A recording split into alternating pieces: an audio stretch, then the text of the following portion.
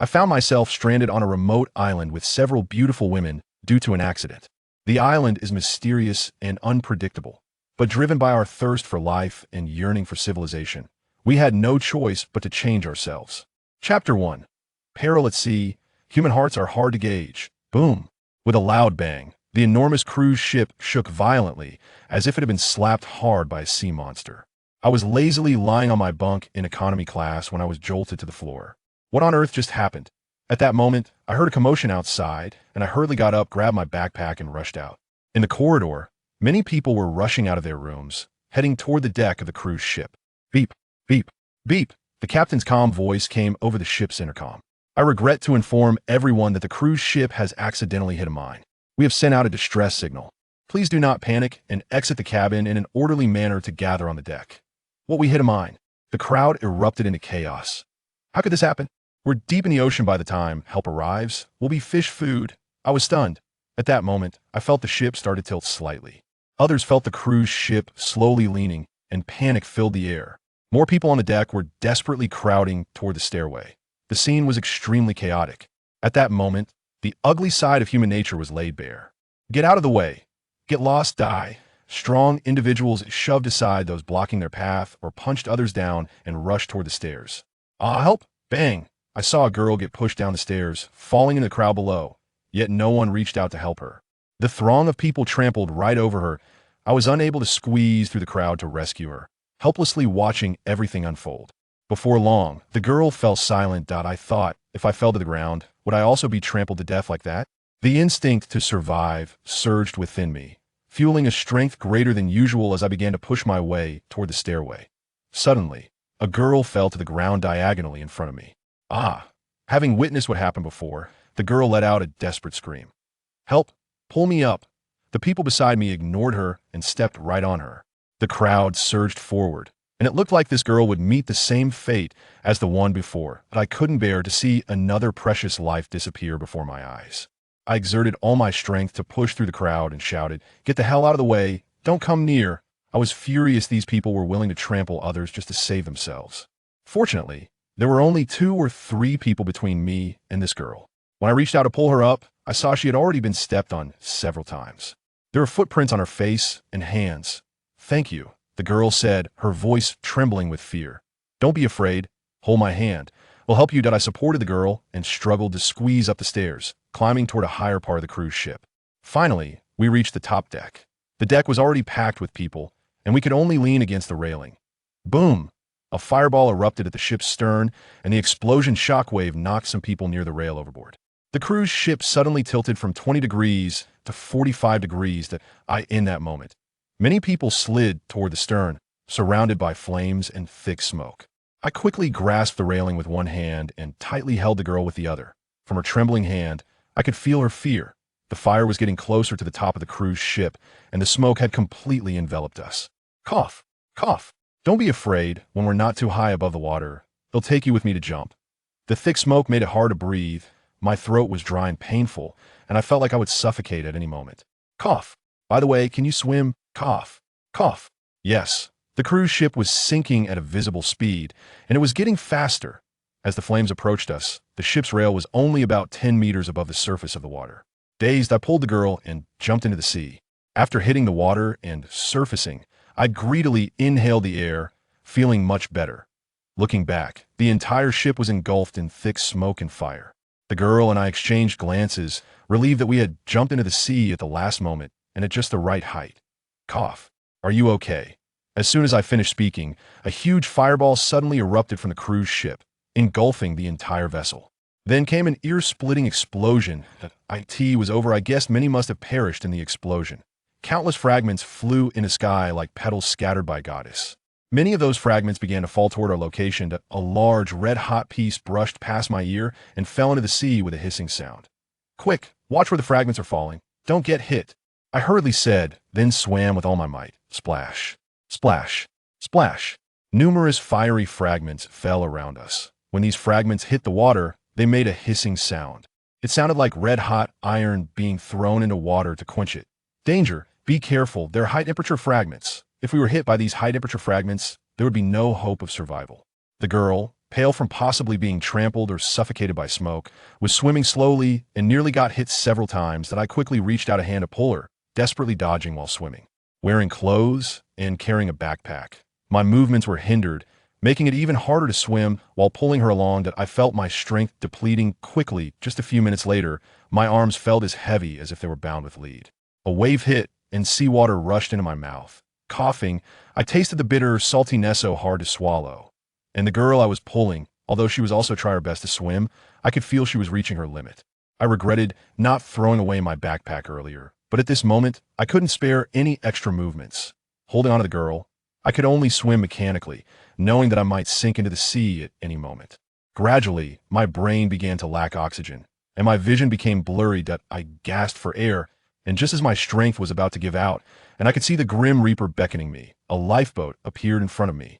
I desperately used all my strength to lift the girl and get her onto the lifeboat. What are you doing? Why won't you let him up? Why? Because he's a man. We're all girls in this situation. How can we let a stranger guy up? It's too dangerous. I clung tightly to the lifeboat's edge with the last bit of my strength. I could not give up this chance to survive. Just as I was about to speak, the girl I saved started to speak again. He's my savior. Without him, I wouldn't survive. I believe he's not a bad person. The girl in front, who had been hitting me with the paddle, hesitated for a moment and said, "All right, you can come up, but I hope you behave yourself. Don't worry, I don't want to die yet." When I climbed onto the lifeboat, I felt like I had been given a second chance at life. Looking up, aside from our lifeboat, there was no one else on the sea. However, at this moment, the lifeboat was still within a dangerous range. The time to prove your worth has come. A wooden paddle was thrust in front of my eyes. Everyone without a paddle, use your hands and row quickly. We're still within the danger zone of the sinking ship. The whirlpool created by the wreck will pull us in. I gritted my teeth against the pain in my arms and paddled desperately. The lifeboat gradually reached a safe distance, and just as I let out a sigh of relief, a sudden explosion behind us was even more violent than the last. The intense blast created waves several meters high, throwing the lifeboat, which was over 100 meters away from the cruise ship, into the air. Then a wave hit, and the lifeboat was slammed down vertically toward the sea. At that moment, everyone felt despair and unwillingness. Chapter 2. A narrow escape with a boat full of beauties. I knew that if the lifeboat was capsized on the sea, we would all be doomed.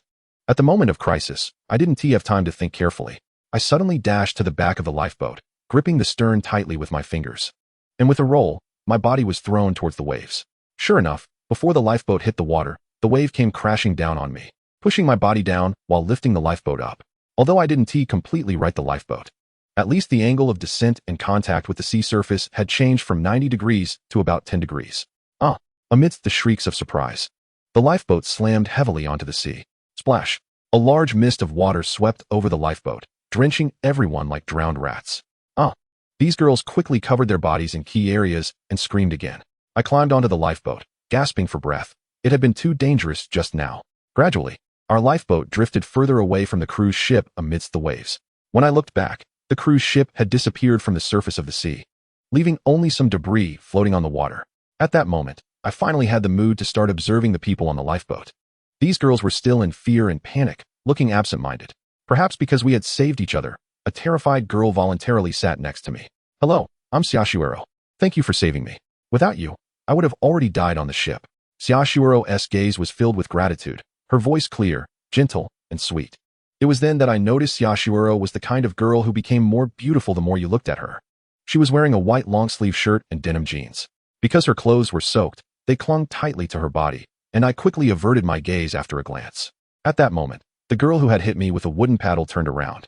She was dressed in a blue sports outfit, had short hair, and looked spirited. "Wenxian, thank you for saving us just now." Wenxian rolled up her sleeves, revealing her tanned skin, and then flexed her arm, showing off her strong biceps. This was a blatant threat. Seeing that I was silent, Wenxian must have thought she had successfully intimidated me. She turned to the others and said, "We have temporarily escaped danger. Let us introduce ourselves. I'm Wenxian, an unlimited fighting coach and former world champion." After speaking, she looked at a beautiful girl next to her dressed in a cream-colored knee-length dress. The girl stood up, forced a smile. But I noticed it was a professional fake smile. "I'm Song Yuan, a librarian. Please take care of me." After Song Yuan finished, she smiled generously at me, seemingly unbothered by her wet clothes being exposed to my eyes. I realized this was intentional, though I didn't know why.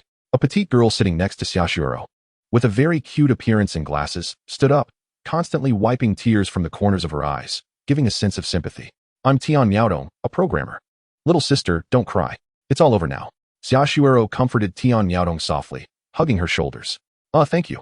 I'm not crying. It's just seawater in my eyes that made me tear up. At that moment, another girl stood up timidly and said, Hello everyone. I'm Xian Yaden, an online writer. Sorry for the trouble. Xian Yaden looked like an intellectual girl with a scholarly demeanor, dressed in a work-like suit. Her eyes were red and watery, looking quite pitiful. Besides Xiaoshuero, there was one more girl who looked very innocent. I'm Li Siyu, a sophomore. Li Siyu wore a short-sleeved shirt on top and tattered jeans below. The torn parts revealed her fair skin inside. Perhaps because I was looking at her. Li Siyu kept covering herself with her hands, looking at me as if I were a pervert. This made me extremely frustrated. Do I look like a bad person? Alright. Seeing you're not vet, I'll temporarily forgive you. Hee. I forced a bitter smile, stood up, and said, I'm Yi Ping'an. Yi is easy. And Ping'an means safe and sound, wishing for peace in life. I'm a car beautician. Besides washing cars, I know a little about other things. I graduated from Yuzhou Martial Arts School, the one often advertised on TV. After introducing myself, I intentionally looked at Wen Qian, the girl with violent tendencies. Humph. What are you staring at? Wen Qian glared at me. What is wrong with being from a martial arts school? I'm a female unlimited free-fighting coach. If you don't behave, I'll turn you into a pig's head. Alright, in front of the violent beauty, I concede. Now only Xiaoshuero has yet to introduce herself. Xiaoshuero stood up, her soft and sweet voice ringing in my ears. Hello everyone, I'm Xiaoshuero, an intern doctor at the Municipal Integrated Traditional Chinese and Western Medicine Hospital. Sister Shuero, you're so beautiful. Tian Miaodong said dreamily. I turned to look at Xiaoshuero, and due to the angle, I found her figure impeccable. Although Xiaoshuero had a bruise on her face from being stepped on, she still looked beautiful and gentle from the side, giving me an impulse to protect her. I then said to Xiaoshuero, not all men are good. Just because he saved you, you shouldn't trust him. He might have ulterior motives. What the? I'm also your savior. The other women looked at me with wary eyes. However, before I could speak, Xiaoshuero took the initiative to explain for me. The eyes are the window to one's soul. I trust Yi Ping'an. Besides, he just selflessly saved our lives. I didn't expect Xiaoshuero to speak for me. But to avoid suspicion, I decided to turn my back to everyone. Thank you for your understanding. I will always protect you. Thank you. When I sat alone at the bow of the boat, looking around, I sensed something was off. Looking at the color of the sea, it should be deep sea. And in the visible area, there was not a single island, nor was there a seagull in sight. According to the route and time, I remembered that there should be 3 connected islands, 2 large and 1 small. But here, there were no islands. Not even a single island. Where's this? Where did the cruise ship go? Suddenly, my stomach growled a few times. Embarrassed, I realized a serious problem. In the vast sea, while waiting for rescue. What are we going to eat and drink? Perhaps it was because I set a bad precedent. Soon, several girls' stomachs also growled, the sounds rising and falling. Everyone looked around, and soon spotted 2 small boxes in the corner of the lifeboat. Judging by the packaging, one was a box of ha purified water, and the other was a box of Hao Shifu instant noodles. This could be the only food available. Everyone's eyes lit up as they walked towards the 2 boxes. I opened the box and saw that it indeed contained 24 bottles of purified water and 24 packs of instant noodles. Not wanting to give up, everyone carefully searched the lifeboat and found 7 life jackets in the bow's partition, a length of nylon rope, a rusty machete, a first aid kit, a powerful flashlight, and a 15-liter covered bucket filled with several large plastic bags. Chapter 3, Drifting on the Edge of Death. After counting these supplies with everyone, I said, we need to rely on these things to survive until rescue arrives. And we must quickly contact rescue ships. I pulled out my phone from my bag, only to find it severely crushed and deformed, and after being soaked in seawater for so long, it had become a piece of scrap metal. The others also searched for communication tools, but all had been lost during the escape. Everyone looked at each other, unable to contact anyone, thinking we could only wait foolishly for rescue. Xiaoshuero glanced at the bottled water and instant noodles, a hint of worry in her voice as she said, to maintain bodily functions, a person needs to drink at least 1 500 milliliters bottle of water a day. This water is only enough for the 7 of us for 3 days. She then picked up the instant noodle packaging, looked at it, and continued. This is 130 grams per pack of instant noodles, with 580 calories. An adult needs to eat 1 pack to walk 10,000 meters to burn off that amount of calories. We are on the ship with almost no activity, so if we eat 1 pack a day, with 24 packs, the 7 of us can last 3 days. 3 days should be enough time to wait for rescue, right? The announcement said a distress signal was sent. It should come soon. Yes, there are often ships passing through this route, Rescue should arrive quickly, right? Several girls said uncertainly. I raised my hand to stop them from continuing. I had to remind them of a harsh reality. We were not on the original safe route, and I didn't even know where we were now. I mentioned the 3 islands on the original route and listed the islands that should appear along the way. At this moment, Sayashiuro, looking tense, asked me, "Are you sure you didn't misremember the islands along the way?" I assured her, "I am certain. This is my 3rd time on this route." Sayashiuro's face suddenly turned very pale. "What's wrong?" I asked, a bad premonition rising in my heart. Sayashiuro glanced at everyone and said, "Since last night's dinner until today, when the cruise ship had an accident, I haven't seen any of the islands Ipingen mentioned." I understood very well what this meant. So, since last night, the cruise ship had deviated from its course. Tian Miaodong gasped in surprise and asked, "By calculating the time, the cruise ship has deviated from its course for at least over 300 nautical miles. Tian Miaodong quickly calculated. I nodded and said, 300 nautical miles, which is over 550 kilometers. According to search and rescue patterns, it will be very difficult for the rescue team to find us within 3 to 5 days. It will take at least a week to locate us.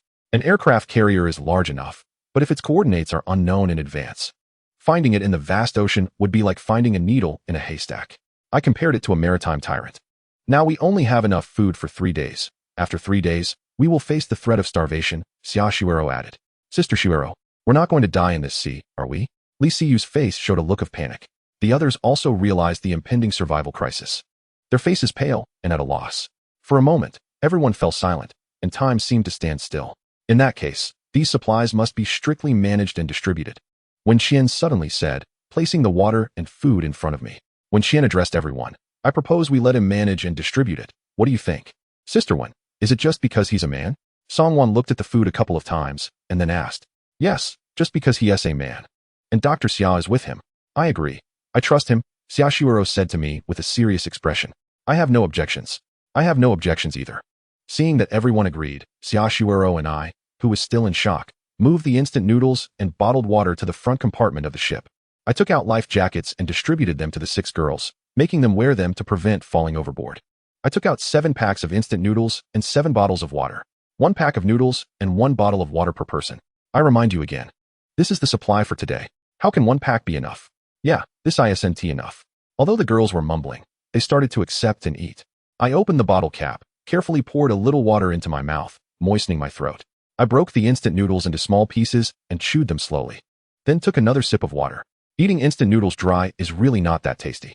After a while, everyone finished their portion. The girls' emotions gradually stabilized. When Qian looked at everyone and said, "These supplies can only last for a few days. What will we do after a few days? Without rescue, we will all die of thirst and hunger." I looked at the sea and said, "For now, we can only try to catch fish to eat. As for water, let us conserve what we drink and collect rainwater when it rains. Yes, fishing is the only option. We can't just sit idly and wait for rescue."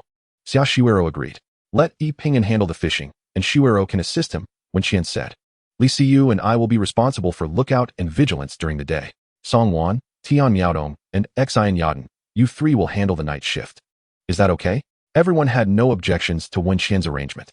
"To fish, we need lines and hooks," I said. I really enjoyed fishing. The fun of it is something only enthusiasts would understand. However, it is hard to cook without rice, and how can we fish without tools? As for the hooks, Sayashiuro made a large hook out of a 3-inch-long metal hairpin from her hair. I found a piece of sausage at the bottom of my backpack and tied a small piece to the hook. I tied an empty plastic bottle to the fishing line as a float. I tied one end of the long fishing line to the boat and the other end to the hook, casting it into the sea.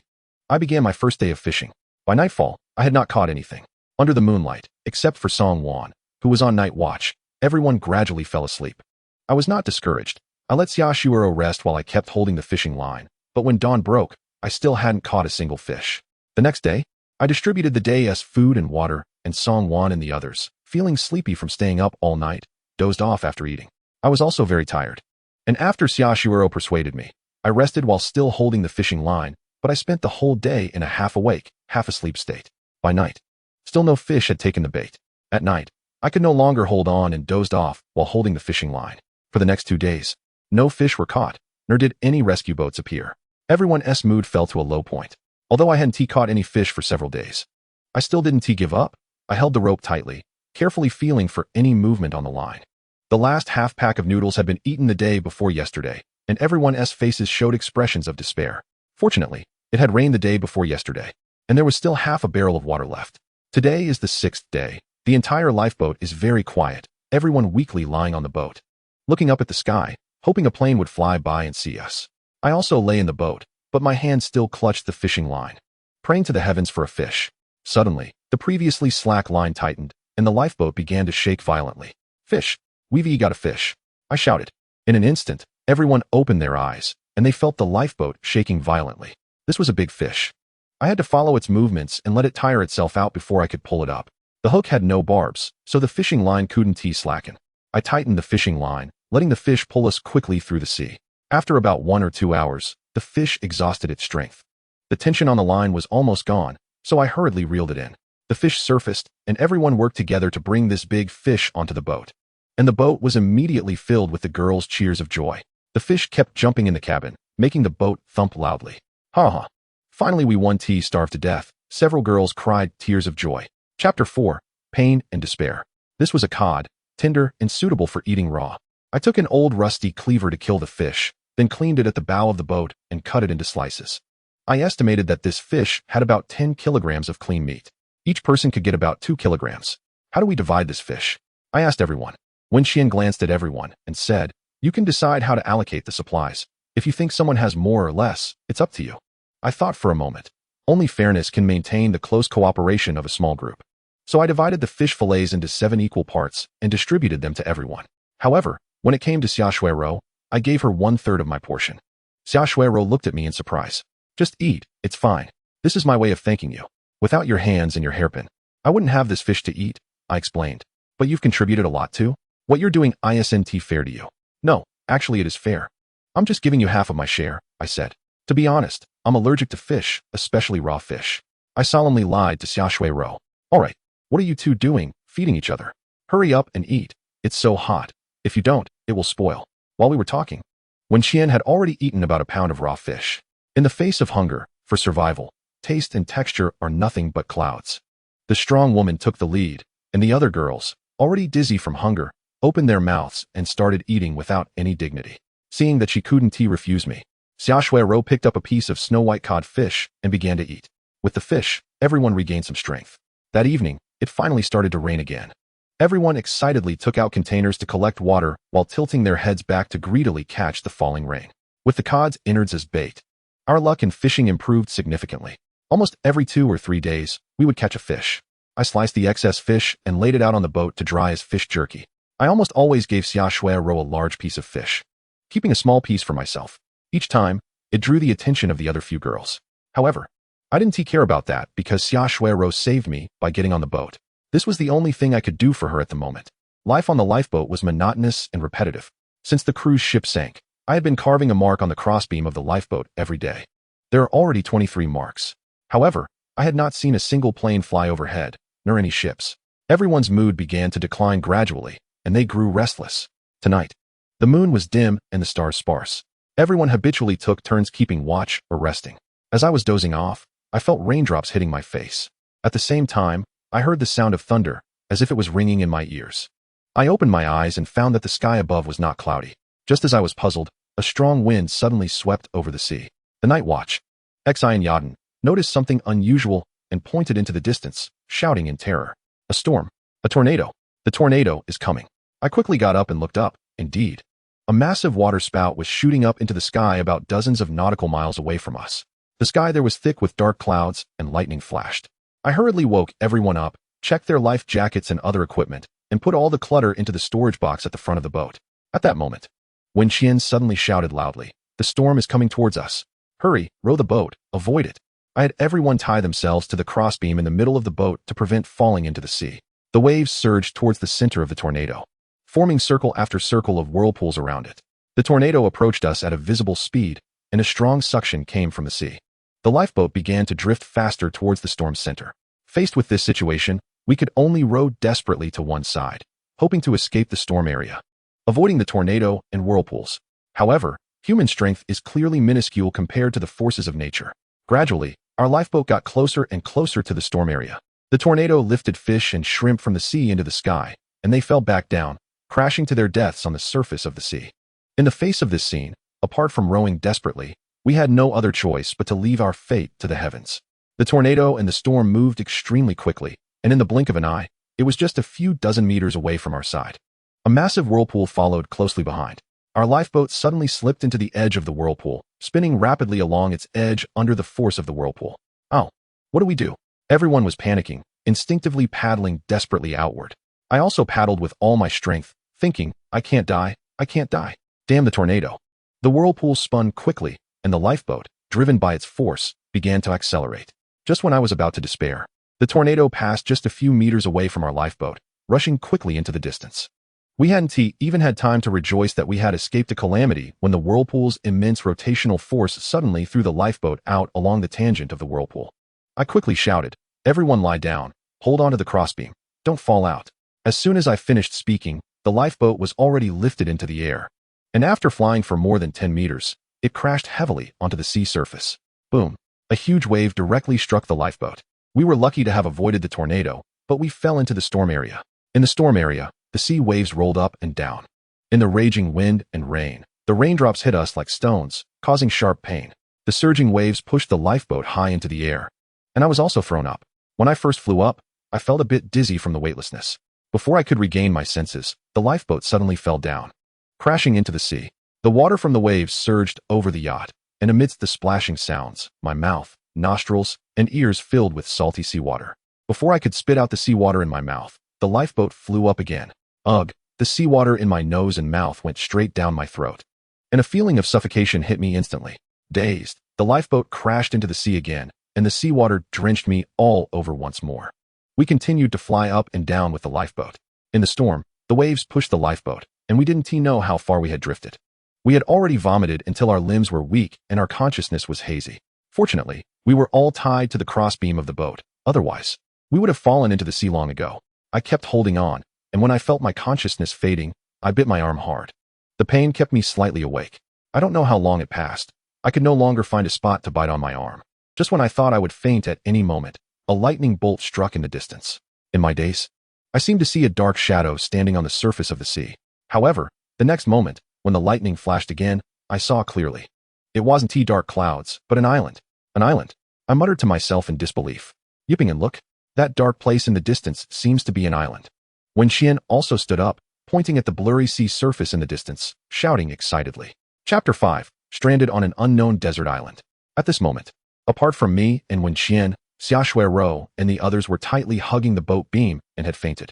I took several deep breaths, enduring the bitter and salty taste in my mouth, and unsteadily stood up. Shuirou, wake up, there's an island, there's an island.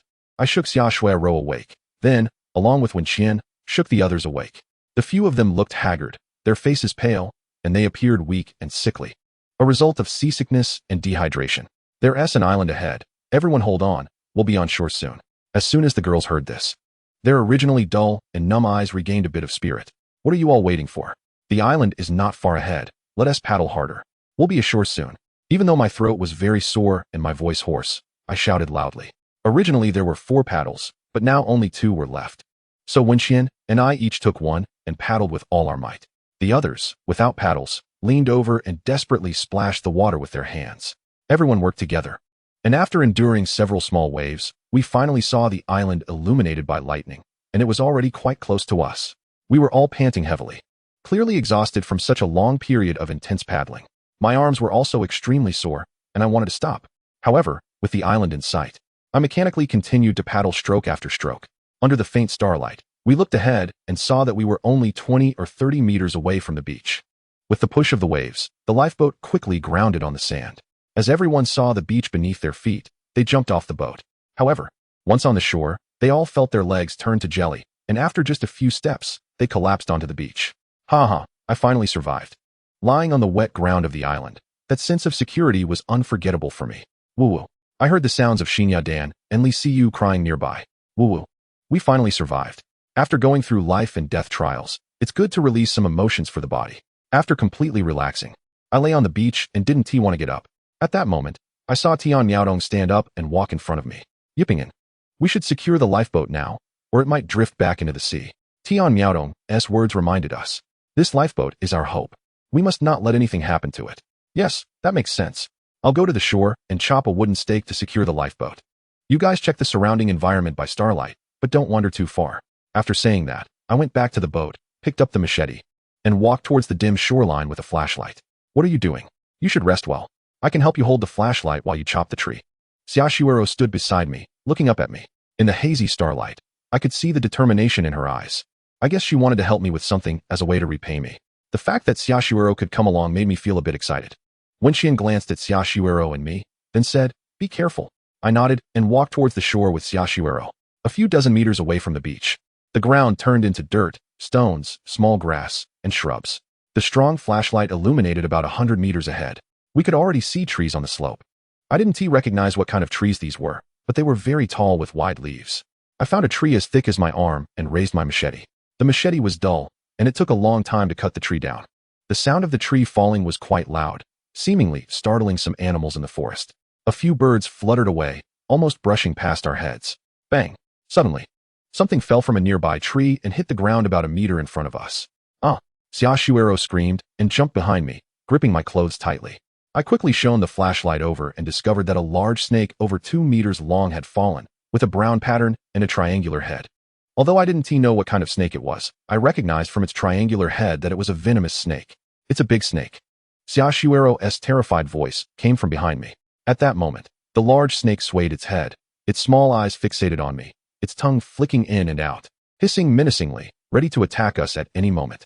I had heard that snakes attack based on smell and heat. If we turned to run, I might escape. But I couldn't guarantee Xiaoshuero would be safe. "Don't be afraid. You back up, I'll cover you." Even though I was very scared, I had no choice at that moment. However, Xiaoshuero not only didn't retreat, but she also clung tightly to the back of my shirt, trembling slightly. "I've been afraid of snakes since I was little. I can't run."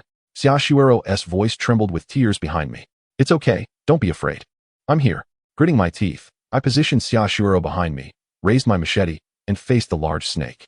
The snake stared at us, its red eyes looking very eerie under the flashlight. I bent my knees slightly, crouching low before the snake. Suddenly, the snake's head recoiled and opened its mouth wide, charging at me like lightning. The snake was too fast. I only saw a shadow rushing toward me. My heart sank. If this snake bit me, without serum or disinfectant, I was doomed. Kill. In fear and panic, I tightly gripped the machete and swung it at the shadow lunging toward me. Bang! The machete was violently deflected, and the snake was knocked to the ground. It turned out that in my nervousness, I had held the machete backward, with the back facing down and the blade facing up. The snake quickly turned its head and lunged at my calf. In a split second, I summoned extraordinary speed, swinging the machete upward, just managing to slice into the snake's neck. The blade penetrated halfway into the snake's neck, and the snake's head almost bit my calf. I slammed the knife down hard, pressing the snake onto the ground with all my strength, finally severing its head. "Ah!" I shouted loudly, continuously swinging the machete to hack at the snake's head until it was completely reduced to mush before I stopped. At that moment, I noticed my back felt cold and my shirt was soaked with sweat. But to maintain my image in front of Xiaoshuero, I stood firm in front of the dead snake, thinking, "Damn it, this dead snake scared the life out of me. I'm going to eat you." Xiaoshuero held the flashlight in one hand and still clutched my sleeve tightly with the other. When we returned to the beach, we found Wenxian and the others coming out from an area surrounded by 3 giant rocks.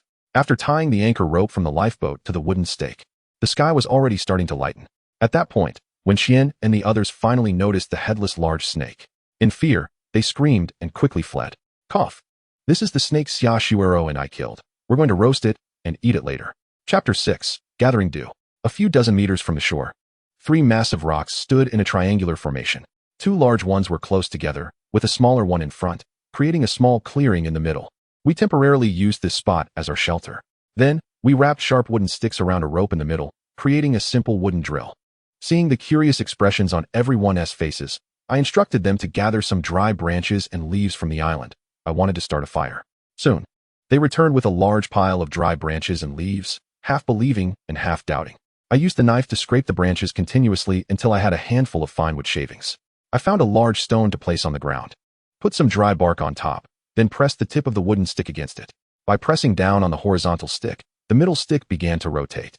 After several minutes of continuous rotation, smoke began to rise. I quickly instructed Wenxian to place the fine wood shavings on top. I also sped up my movements. And soon a spark appeared, followed by many more, and finally a weak little flame emerged. I carefully placed the fine dry grass on top, followed by leaves and dry branches. Soon, the flame grew larger, and in a short while, a large fire was burning. Then, I carefully placed the snake meat near the edge of the fire. Before long, a scent reminiscent of chicken wafted through the air. Everyone's eyes were fixed on the bonfire, unable to help but swallow repeatedly. When the snake meat was cooked, everyone hurriedly pulled out the charred snake meat from the fire. I also picked up a piece of snake meat, blew off the ash on it, and took a bite, oil oozing from the corner of my mouth. As the hot food went down, a warm current instantly rose from within me. Finally, I didn't have to fear dying at sea, and I finally had a hot meal. Just as I was feeling satisfied, I suddenly heard the sound of crying. I looked up to see Xi and Yadin and Li Siyu quietly shedding tears. So I comforted them. Don't think too much. Everything is in the past. Hurry up and eat while it's hot. We need to eat well to wait for rescue. Yes. I want to live well and wait for rescue. Xi and Yadin and Li Siyu wiped their tears, picked up the snake meat, patted it repeatedly, and then started to eat heartily. During the 23 days adrift at sea, I lived in a state of constant tension, fearing every day that I wouldn't see the sun rise the next day. And now, I was sitting on the beach, roasting fire, eating hot cooked food. This was the most at ease I had felt in my heart in the past 23 days. Although we still lacked food and fresh water, I believed this vast island would provide for us. Alas, if only we had a sip of hot water. Wen Qian sighed after finishing the last piece of snake meat. The meat of a large snake was quickly devoured by us, who were suffering from hunger and cold. However, everyone was still rummaging through the bonfire, hoping to find a piece of snake meat that was missed. After eating the roasted snake meat, my mouth felt dry and uncomfortable, just as Wen Qian had said. I really wanted a sip of hot water. I noticed that Xia Shuero's lips were cracked and pale, with hints of blood visible in the cracks. The other few people were in similar condition. At sea, we could only rely on rainwater for fresh water, and every time it rained, it was only for a little while, so we could only collect a small amount of water. We often had to wait 2 or 3 days to drink a bit of water. Now, we had been out of water for more than 2 days. The weather was so hot that we needed to find fresh water quickly, otherwise, everyone would fall ill due to a decline in physical resistance. I remembered reading a wilderness survival manual that introduced some methods of obtaining fresh water in the wild. I looked up at the sun that had just risen above the horizon. There would likely be dew on the leaves in the forest at this moment. So, I went back to the boat and took out empty purified water bottles and several plastic bags. They looked at the bottles and plastic bags I handed over with confusion. Now that the sun has just risen, there will be quite a bit of dew on the leaves. Before we find fresh water, we need to collect this dew as an emergency measure, I explained to everyone. Xia Shuero glanced at me and then said, in these times, this dew can indeed be drunk. Let's go. I shouldered my bag, took the machete, and walked with Xia Shuero towards the broad-leaved bushes on the shore. Behind us, there came a flurry of footsteps. Sure enough, there were small droplets of water clinging to the leaves, shining like crystals. I put the plastic bag underneath, then shook it. Almost all the dew on the leaves dripped into the plastic bag. The others saw this and did the same. Suddenly, there was a tearing sound near my ear. Everyone looked up to see Li Siyu's plastic bag had been pierced by a branch, and because she had pulled too hard, the plastic bag was torn. I didn't mean to. Tears welled up in Li Siyu's eyes, looking sad and guilty. Be careful. How can you be so clumsy? Have you not had enough of the taste of not having water to drink? Songwon stood nearby, scolding Li Siyu while holding the plastic bag and bottle. I frowned and looked at Li Siyu, who was crying, and said, all right, Li Siyu, use the bottle to collect. Be careful next time. Then I asked Songwon, what are you standing there for? Why aren't you using the plastic bag to collect dew? Songwon glanced at me and then said defiantly, aren't I afraid of breaking the plastic bag? So I used the bottle to collect. Hearing this, I felt helpless and said, you give the plastic bag to Li Siyu. Songwon's eyes lit up and immediately handed the plastic bag to Li Siyu. Little girl, be careful this time. Don't break it again. No, it's fine. I'll use the bottle. Li Siyu hurriedly shook her hand. Humph, suit yourself. Songwon crumpled the plastic bag in her hand and used the bottle to collect dew from the leaves. When the sun was high in the sky and the leaves no longer had dew, we had to stop collecting. In the morning, I collected about 200 milliliters. The others collected roughly the same amount. Even Li Siyu's bottle had about 100 milliliters. Only Songwon had the least, with just enough water for a sip at the bottom of her bottle. This amount of water was only enough for us to moisten our throats. Although it was still morning, the sun's scorching rays were already intense. This little water was completely insufficient. We had to find fresh water. Are we all going? Li Siyu asked. I shook my head and said, no need. I, Wen Qian, and Songwon will go find fresh water. You all need to find food. And someone has to stay here on the beach to keep watch.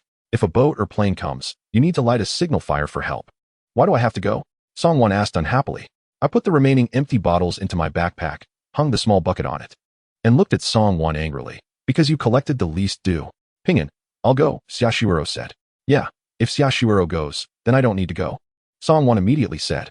You don't have to go, but today you can only drink this little water, which is still less than what you collected. I held up the bottle with less than 100 milliliters of water and said to Song Wan. Chapter 7. The Beauty's Hint. Why should I? Song Wan shouted at me. Don't I collect too? That's unfair. Unfair? I sneered coldly. Li Siyu used the bottle just like you. But she collected twice as much water as you. The amount of water I'm giving you is more than twice what you collected. Do you think that's fair? Wen Qian and the others looked coldly at Song Wan, remaining silent.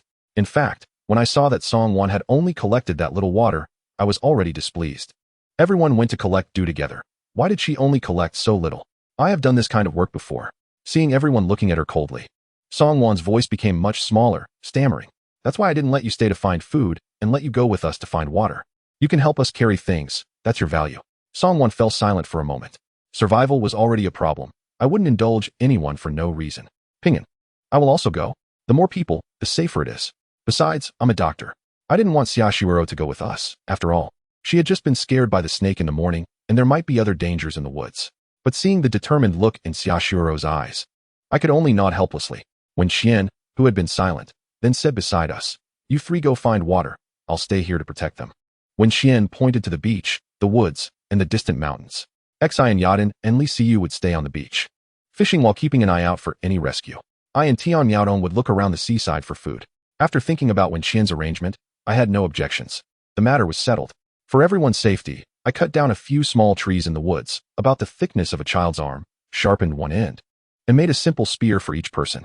There were also some fish jerky I had made in the cabin of the lifeboat. I also took a bottle of water. The rest of the fish jerky and water were left in Wen Qian's care. I took 3 band-aids, a bottle of red medicine, a few cotton swabs, a bit of gauze, a flashlight, and a length of nylon rope from the medical kit, and put them all into my backpack. After everything was ready, we set off. Yippingin, be careful and pay attention to safety. When Qian suddenly expressed concern for me. Don't worry, my name literally means peace, I replied, turning to walk into the island with Xiaoshuero and the very reluctant Song Wan. At this moment, the sun had risen high, and I estimated it was around 10 in the morning. We didn't know how big the island was. On the beach, we could only see the huge trees not far in front of us and the distant mountains on the island. Standing under the giant trees, we felt as tiny as ants at the feet of an elephant. The 3 of us, me, Xiaoshuero, and Song Wan, walked toward the southern part of the island because it seemed the terrain was much higher there. With tall mountains and dense forests, there would surely be water. Once we entered the woods, tall trees, low shrubs, and various vines intertwined. We had to clear many obstacles blocking our way before we could move forward. We walked slowly, stopping here and there. Through the gaps in the trees, we could see the sun in the sky slowly getting closer to the island above. Although there were tall trees providing shade in the forest, the climate was humid and hot, and my clothes quickly became soaked with sweat. Moreover, the various decaying branches and leaves emitted an unpleasant odor, making me feel as if I were in a gas chamber. Hoping to get out of this forest as soon as possible, I led the way, clearing a path with the spear in my hand, striking the surrounding shrubs and grass. Behind me, Xiaoshuero and Song Wan walked side by side. Sometimes they got too close, especially Song Wan, who often made contact with me, and each time her unique scent wafted into my nose. At that moment, Song Wan walked in front of me, her enchanting eyes looking at me. Her sweat-soaked dress clung tightly to her body, outlining her alluring figure. Pingin, how old are you this year? I was taken aback for a moment and replied, 23. Why? I'm 3 years older than you. They say a woman 3 years older can hold golden bricks. What do you think about me being your girlfriend? After saying this, Song Wan reached out her hands to rest on my shoulders, pressing her ample chest against me. Feeling the astonishing elasticity, for a moment, I felt like I was flying in the clouds. After living on a small lifeboat for over 20 days, the measurements of the 6 girls were deeply etched in my mind. Among them, Song Wan's upper body was the most striking, coupled with her beautiful face. I couldn't help but glance multiple times. However, after witnessing her behavior of collecting dew in the morning, I held a certain disdain for her in my heart. Countless thoughts flashed through my mind, but ultimately reason prevailed. What if we can never get out? Let's talk about it later. I took 2 steps back and removed Song Wan's hands from my shoulders. Just then, I heard Xiaoshuero's footsteps coming from behind the tree. I saw confusion and incomprehension in her eyes. Damn, I was seen. This is awkward. But I didn't explain because I noticed a smug smile at the corner of Song Wan's mouth. Hee, let you be proud for a moment. Feeling down, I continued walking. I didn't know how long we walked, but finally, the scenery brightened, and ahead appeared a hill about 200 meters high. At the top of the hill, there was a massive tree that covered the entire summit like an umbrella. Where there are mountains, there is water. As long as we climbed up to see the surrounding mountain ranges and elevations, we would surely find fresh water in the valleys. So, we excitedly began to climb the hill. Though the hill wasn't high, the slope was steep and covered in weeds. Using our hands and feet, it took us several minutes to reach halfway. As I paused to wipe the sweat from my forehead, suddenly 2 colorful spiders the size of human heads appeared a few meters above us on the slope. Terrifyingly, the 2 spiders also spotted us and were slowly turning around to crawl toward us. Common sense told me that the more colorful the animal, the more venomous it is. I grabbed a nearby shrub with one hand and raised my machete with the other, ready to defend against the suddenly appearing giant spiders. Wow, what a beautiful spider! Castaway exclaimed in surprise. Giant spider. Song-won screamed in terror, immediately collapsing to the ground, nearly rolling down the slope. Ah, help! Help! Song-won cried out in panic. I didn't expect Song-won to react so dramatically, with Castaway in between us. I had no time to reach out and pull her back. Castaway reacted quickly. When Song-won fell back, she bent down to grab her, but unexpectedly. In her panic, Song-won grabbed Castaway's ankle. Castaway also fell to the ground, being dragged down the slope by Song-won. However, the combined weight of Castaway and Song-won was too heavy, and my own body was too weak to hold them back. Thus, the 3 of us slid down the slope like a string of candied haws. Chapter 8. Trouble never comes alone. I tried to use my knife to hook onto the branches of the shrubs to stop our slide, but overhead came the sound of the spiders hissing. I turned my head to see 2 spiders opening their mouths wide, hissing as they charged directly at us. Seeing the fierce spiders with their mouths open, revealing sharp teeth, I could only shake the machete in my hand to intimidate them. Hiss! The spiders seemed very angry, their hissing suddenly becoming much louder. Terrified, I could only pray that our sliding speed would increase. The steep slope was uneven, filled with weeds, shrubs, and thorns. When we reached the foot of the hill, our clothes were torn in multiple places, and we had several scratches on our bodies. Run, the spiders are chasing us. Despite the stinging pain of our wounds, I quickly pulled Castaway and Song-won up, and we fled rapidly into the woods. Hiss! The sound of the spiders echoed right behind us. To be honest, it was the first time I had ever seen such large spiders, and also the first time witnessing such terrifyingly aggressive spiders with their mouths wide open, actively attacking humans. The image of the spiders' menacing faces with their gaping mouths lingered in my mind. We ran frantically through the woods, panting heavily. I didn't know how long we had been running, but when we could no longer hear any sounds, the 3 of us collapsed weakly against a large tree. Cough, cough. We all coughed incessantly. Our throats were dry and painful, so I took out some water from my backpack and handed it to Song-won and Castaway, urging them to drink and ease their discomfort. Sitting under the tree, we anxiously watched the path we had come from, fearing that the damned giant spiders would suddenly appear. I took several deep breaths to calm my racing heart. Castaway frowned, looking troubled as she examined the numerous small wounds on her arms and legs. Sigh. It's a miracle we survived. Who has the time to worry about scars? I thought to myself, but I quickly took out the red medicine to disinfect the scratches and thorn wounds on both Castaway and Song-won. Fortunately, none of us had any wounds on our faces. We rested under the tree for a long time, and our clothes were almost dry. That was a wolf spider, the killer of the insect world, fast and agile. The venom of a normal wolf spider can kill a person. Song-won, drawing on her knowledge as a librarian, nervously explained the characteristics of the spider. Generally speaking, if we encounter a wolf spider up close, we would have no chance of survival. Are you saying this wolf spider spared us? I asked. Hee, thank goodness it didn't kill us. I clasped my hands together, murmuring in gratitude toward the path behind us. Pingin, where are we? After taking a sip of water, Castaway handed the bottle back to me. I stood up, surrounded by towering trees. Through the gaps in the treetops, I could see the sun hanging high in the sky. We had been fleeing for our lives all the way, completely unaware of where we were. Now, with no reference points and no memory of the escape route, I was dumbfounded. I thought we must have run too far and gotten lost. I said to Castaway and Song-won. Lost? Song-won exclaimed in panic. This forest is too dangerous. What should we do? I looked up at the sky and then at the big tree beside me, saying, Don't worry. I'll climb the tallest tree shortly to find out our location. Right, that is possible. I decided to climb the tree first to check our position. I chose the tallest tree with the largest diameter, whose top I couldn't see. Castaway looked at the towering tree and said worriedly, It's too high. Without a safety rope, it's too dangerous. Let us wait until the sun shifts before determining our position. I looked at the branches on the tree, estimated the situation in my mind, and felt it would be fine. Don't worry, I have a rope in my bag. I'll tie myself to the tree. The rope was long. I tied one end around myself, leaving a long section remaining, which I wrapped around a branch above and then tied to myself. This created a simple safety harness. After climbing to a branch, I untied the rope and threw the end over the higher branch, wrapping it around and tying it to myself again. This process was slow, but it ensured my safety. In the hot weather, I was drenched in sweat with just a bit of activity. Sweat trickled down my forehead, ran past my eyes, and then into my mouth. I had to stop frequently to wipe the sweat from my forehead and eyes. However, sweat was also pouring from my hands and arms. For every meter I climbed, I had to stop to wipe my sweat. Finally, I was close to the top of the tree, through the gaps in the branches. I spotted the blue sea not far away, with seabirds flying.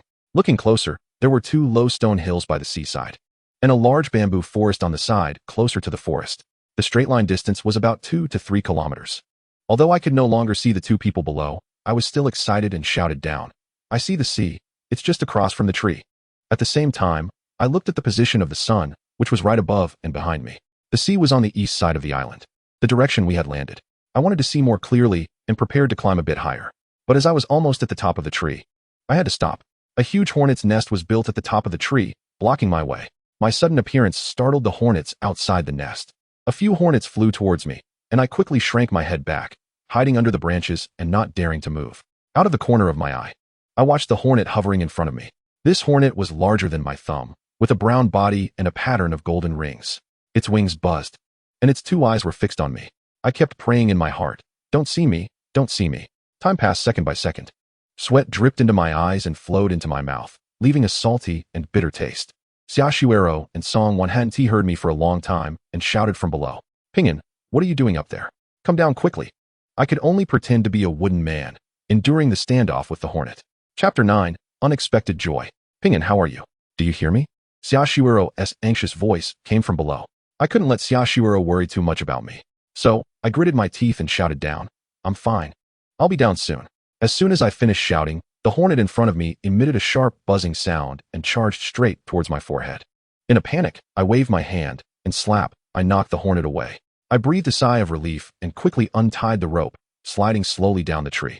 When I was only a few meters from the ground, a loud buzzing sound suddenly came from above. I looked up in surprise to see a swarm of hornets flying around the tree. At that moment, I was only a few meters off the ground, and I hurriedly untied the rope tied to the branch. Taking advantage of the fact that these hornets hadn't found us yet, I quickly used my hands and feet to slide down. Soon, I reached the ground and put away the rope. Just as I was secretly relieved that the hornets seemed blind, Xiaoshuero and Song Wan suddenly screamed in alarm. "The hornets are coming down. Some hornets are diving down. The hornets are coming, run." I looked up and saw that indeed, a few hornets were diving down the tree trunk. "Run," I shouted loudly, pulling Xiaoshuero and Song Wan as we ran towards the seaside. With the experience of fleeing ahead, we deliberately navigated around the big trees in the forest, weaving our way forward. Several times, just as we ducked behind a tree, the hornets would charge past, and 1 or 2 would crash into the tree. Gradually, the number of hornets behind us decreased, and finally, only 1 remained, stubbornly flying above us in pursuit. I swung a branch and quickly drove the hornet away. We exchanged glances, looking at each other's disheveled appearances. Cough, cough. We were exhausted, coughing and gasping for breath.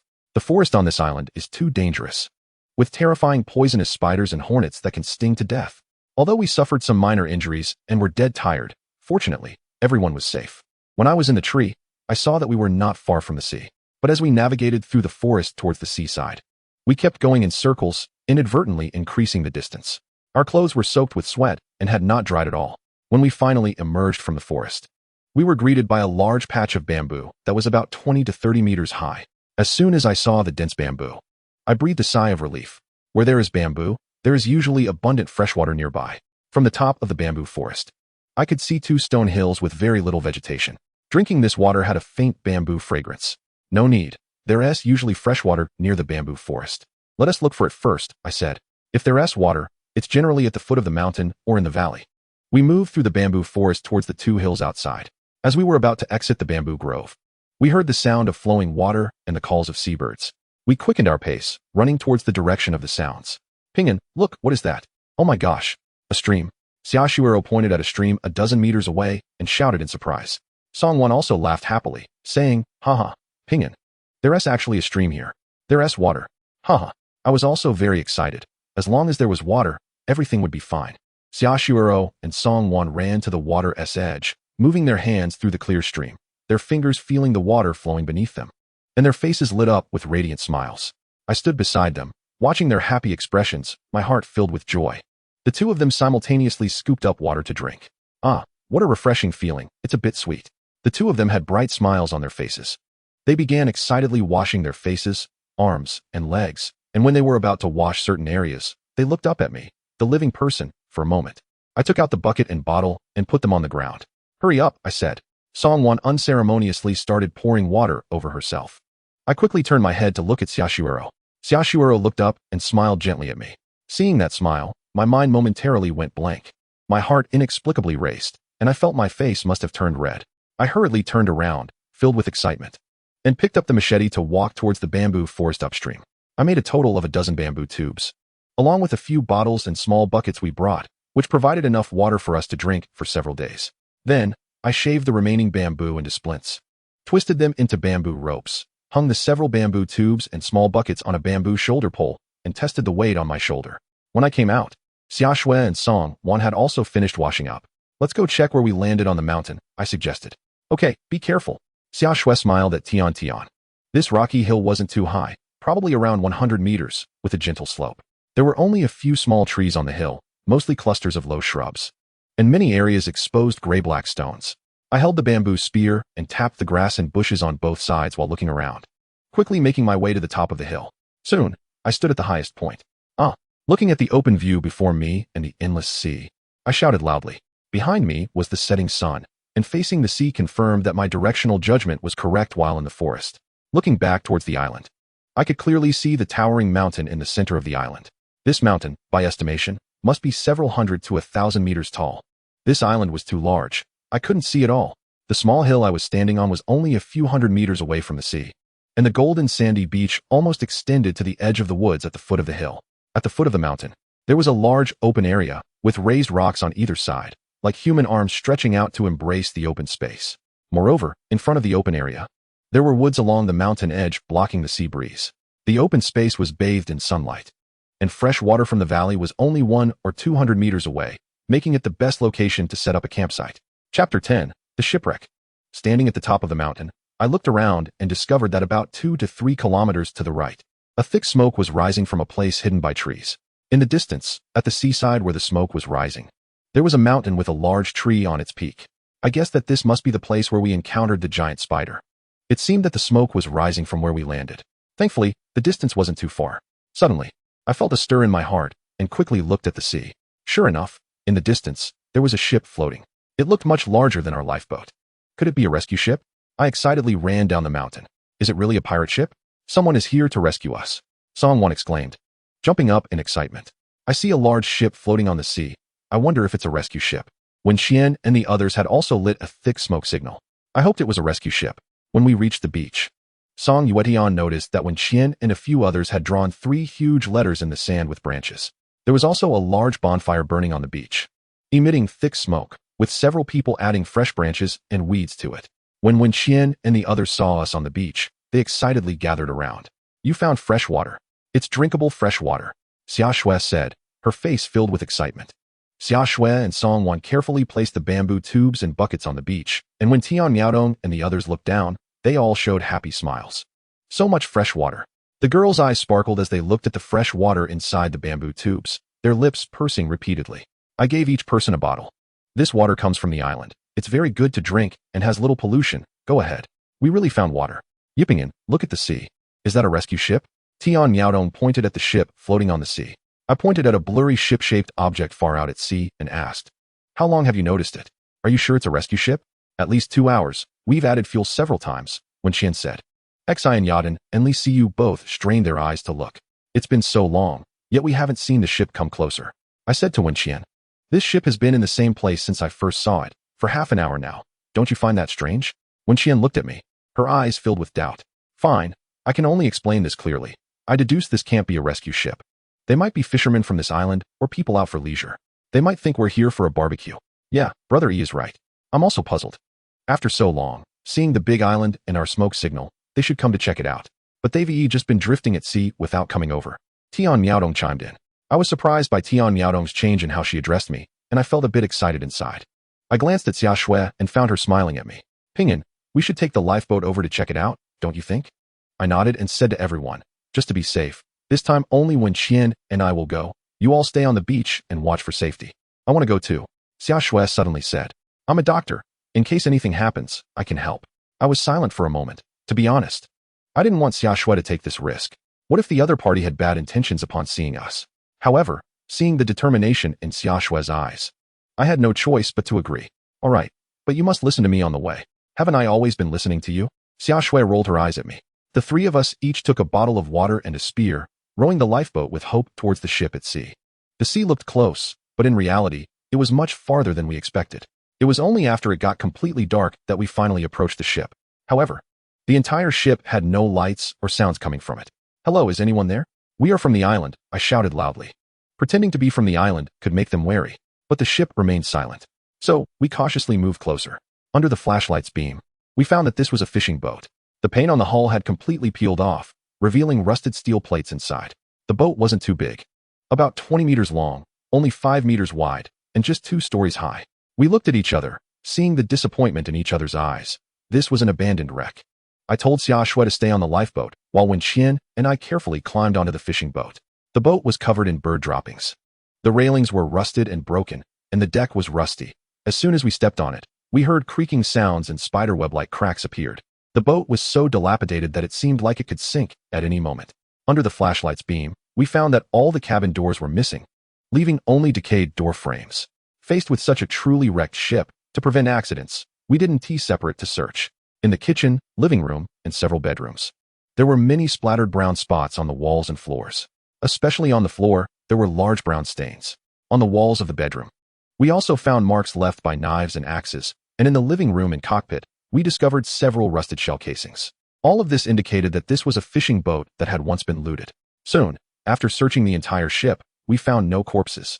Only a layer of fish bones in the lower hold that crumbled to dust when stepped on. In the kitchen, we found a stainless steel boning knife, a stainless steel spoon, a plastic cutting board, 2 plastic buckets, a rusty iron pot, an aluminum steamer, several plates and bowls, and a lighter with only half a tank of gasoline. We also found a fishing net in a plastic bag and a fish spear. In the dining area, we found a simple plastic round table. I even found a bit of diesel in a sealed plastic barrel inside the cabin. Wen Qian and I were overjoyed. These supplies were exactly what we urgently needed. With these materials, our quality of life on the island would undergo a qualitative change. In her excitement, Wen Qian actually grabbed me and lifted me up, shouting and jumping, expressing her joy. Crack! The floor made a breaking sound. Wen Qian calmed down and realized she was actually holding me.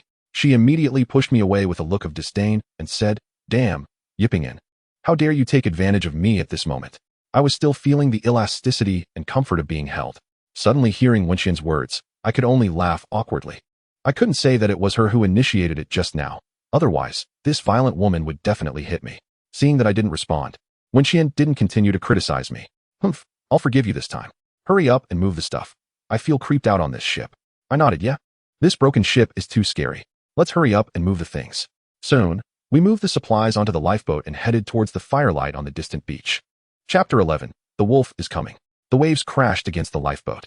The sea breeze brushed against us, and I felt a chill all over. Xiaoyu Rou was sitting next to me, rowing with a stick while saying, "Pingyan, this boat is already corroded beyond repair." When we left, I casually poked the boat, and unexpectedly, it punctured. Luckily, you guys weren't jumping around on it. Wen Qian and I exchanged glances and remained silent. I turned to look at Xiaoyu Rou under the moonlight. She looked ethereal like a fairy. Just then, a gurgling sound came from behind us. I casually poked a hole, and now the boat is sinking. Xiaoyu Rou exclaimed in surprise. Wen Qian and I were both shocked and scared. If the boat had sunk while we were on it, all 3 of us would have been in danger. After returning to the shore, a few girls who had stayed behind came out of the temporary camp by the sea, each holding a sharpened stick. I noticed the sudden relaxation on their faces, showing how tense they had been in the previous hours. "Everyone, please help out and bring the stuff down from the boat," I shouted. "Wow, so many things. And a pot. Now we can cook. Wow, there are bowls too. Look, so many bowls." The girls exclaimed in delight as they started to prepare to bring the items ashore one by one. However, Tian Miaodong's words reminded me. "Brother E, are you planning to set up camp here? Why are you having everyone move these things off the boat? Are you planning to carry them on shore tomorrow?" I realized, in my excitement, I had forgotten about this. Although these 3 rocks could shield us from some sea breeze, it would still be very cold on the beach at night. We lit a bonfire in the middle of the camp. Tian Yaodong and Xian Yaden brought out a pile of clams that had been cleaned with leaves. This was the harvest Wenxian and the others had made at a small cove to the east today. I took a steamer and a few bowls and chopsticks. Boiled water twice to clean the pot and the utensils. Then, amid everyone's eager gaze, I poured water from a bamboo tube into the pot. I found a few small stones to heat by the fire, and once heated, I placed the clams on top. At this moment, the water boiled, and I added some dried cod into the pot. Gradually, the aroma of fish wafted from the pot. Gurgle, I didn't know whose stomach growled first. I'm so hungry, Tian Yaodong said, rubbing her belly while looking at the steamer and the clams on the stones. It'll be ready soon. Just wait a few more minutes. And we can eat clams and drink fish soup. I comforted her. In fact, I was also very hungry. The next few minutes felt like several hours. Finally, the fish soup was ready. I served a piece of fish meat and filled each person's bowl with fish soup. The clams on the stones had also opened wide, splitting in half. Under the light of the fire, Xian Yaden's eyes sparkled as she sobbed. I always wanted to drink a warm soup, and today I finally got to. Her crying immediately triggered the other girls to sniffle as well. All right, Yaden, drink up. It'll get cold soon. Xiaoyu Ro gently patted Xian Yaden's back, comforting her. Just as we were halfway through eating, a wolf howl suddenly echoed across the beach. I put down the half-finished fish soup, stood up, and looked towards the direction of the howl through the gap in the rocks. In the dim night, pairs of green spots appeared on the beach. 1 pair, 2 pairs, 3 pairs. When I counted to 6 pairs, I started to tremble. Wenxian was standing beside me at this moment. What is that? Green and glimmering, is it wolves? Oh, yes, it should be a pack of wolves. Crack. A sound of breaking porcelain came from behind. Oh, whoa. With the howl of the lead wolf, the pack began to spread out, surrounding us. Although I was also very scared, I was the only male here, so I had to stay calm. Everyone, don't be afraid. Wolves fear fire. Let's add some firewood to the bonfire. It's best if everyone has a burning stick in hand. If not, at least one of 2 people should have a torch. This way, the wolves won't dare to come close. After saying that, I handed a bone knife to Wenxian and asked, "Are you brave enough to kill a wolf?" In the firelight, Wenxian's face was a bit pale, but she still decisively said, "Yes, to survive, I dare." I nodded, then turned to the pale-faced Xiaoyu Ro and said, "In a bit, you just stand next to me with a torch. Don't worry, as I said, I will protect you. As long as I am here, nothing can harm you." I understand. Xiaoyu Ro's voice trembled slightly, her right hand tightly gripping my shirt. What should we do? I don't want to die. Xian Yaden sobbed on the ground, holding a spear in her hand. Li Siyu was mumbling something, continuously throwing larger pieces of wood into the fire. Tian Yaodong was also very scared, standing beside Wenxian with a wooden stick in hand, trembling constantly. Songwan suddenly crouched on the ground, staring blankly at us. From her shaking hands, I could see that this woman was also terrified. After looking around, I found that only Wenxian and I had real combat power, and there were 6 wolves surrounding us. These wild wolves were completely different from what is portrayed in movies. They didn't rush at us from all directions the moment they appeared. When these wolves were only 20 to 30 meters away from us, they stopped. They didn't attack. Instead, they quietly surrounded us. With even 2 wolves lying on the ground, watching us, they surrounded us without attacking, clearly trying to exhaust our energy and stamina first. I had everyone step back to the rocks, leaning against them, facing the 2 entrances while pointing my spear at the wolves outside. Time slowly passed in this tense ordeal. There were 7 of us, while they had only 6 wolves, so we had the numerical advantage. Brother E, should we light a firewall at the 2 entrances? The wolves probably won't dare to rush in, right? Tian Yaodong said with a trembling voice. I looked at her in surprise. I didn't expect this seemingly weak girl to maintain a clear mind despite her fear. Yes, Yaodong is right. Let us light a firewall at the 2 entrances. This will prevent the wolves from charging in. One of us can handle 1 wolf, and we even have 1 extra person, as long as we hold our ground. These wolves are not a threat. I continued to encourage everyone, hoping to boost their morale. Oh well. As soon as I finished speaking, a loud wolf howl echoed from the pack across from me. 6 wolves stood up, initially jogging, but soon they accelerated and charged towards us. Chapter 12, A Night of Terror.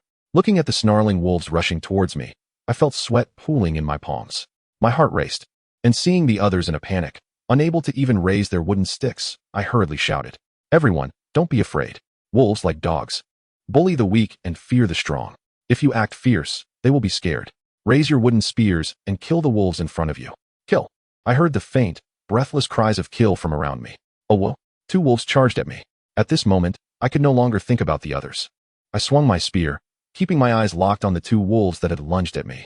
I dashed forward a few steps, aiming my spear at the fastest wolf, fully expecting to strike this fierce-looking beast.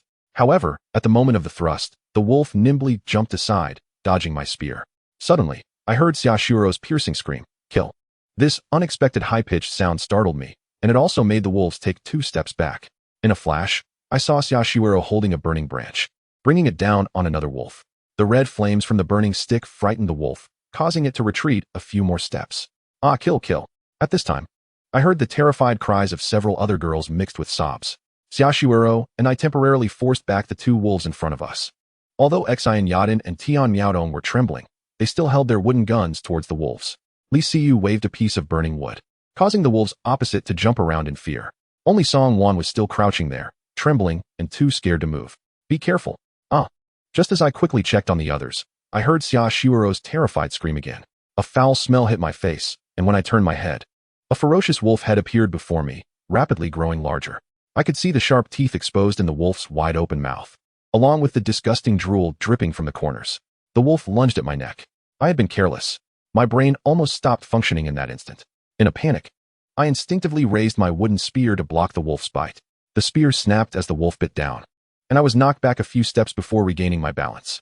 Coming to my senses, I kicked the wolf hard in the stomach, sending it flying, while I also fell backward onto the ground. As I fell, my head nearly grazed the fire pit, and the intense heat singed my hair into curls, filling the air with a burnt smell.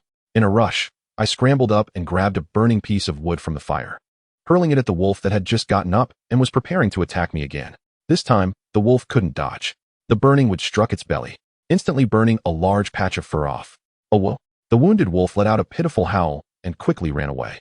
After fleeing about 20 meters, it rolled on the ground to extinguish the flames on its body. "Ah, help! Ping and help!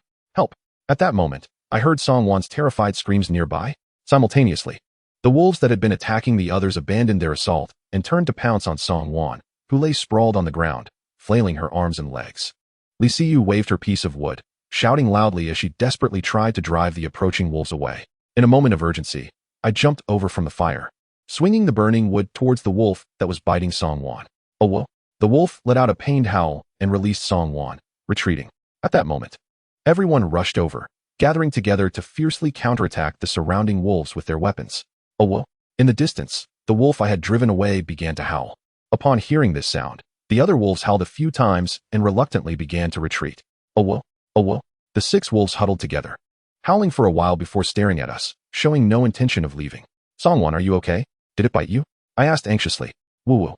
Songwan suddenly threw herself into my arms, crying loudly. I opened my arms, looking at the tearful Songwan in my embrace, then at everyone else, not knowing what to do for a moment. Okay, are there any injuries? If you're not hurt, stop crying. The wolf pack is still outside."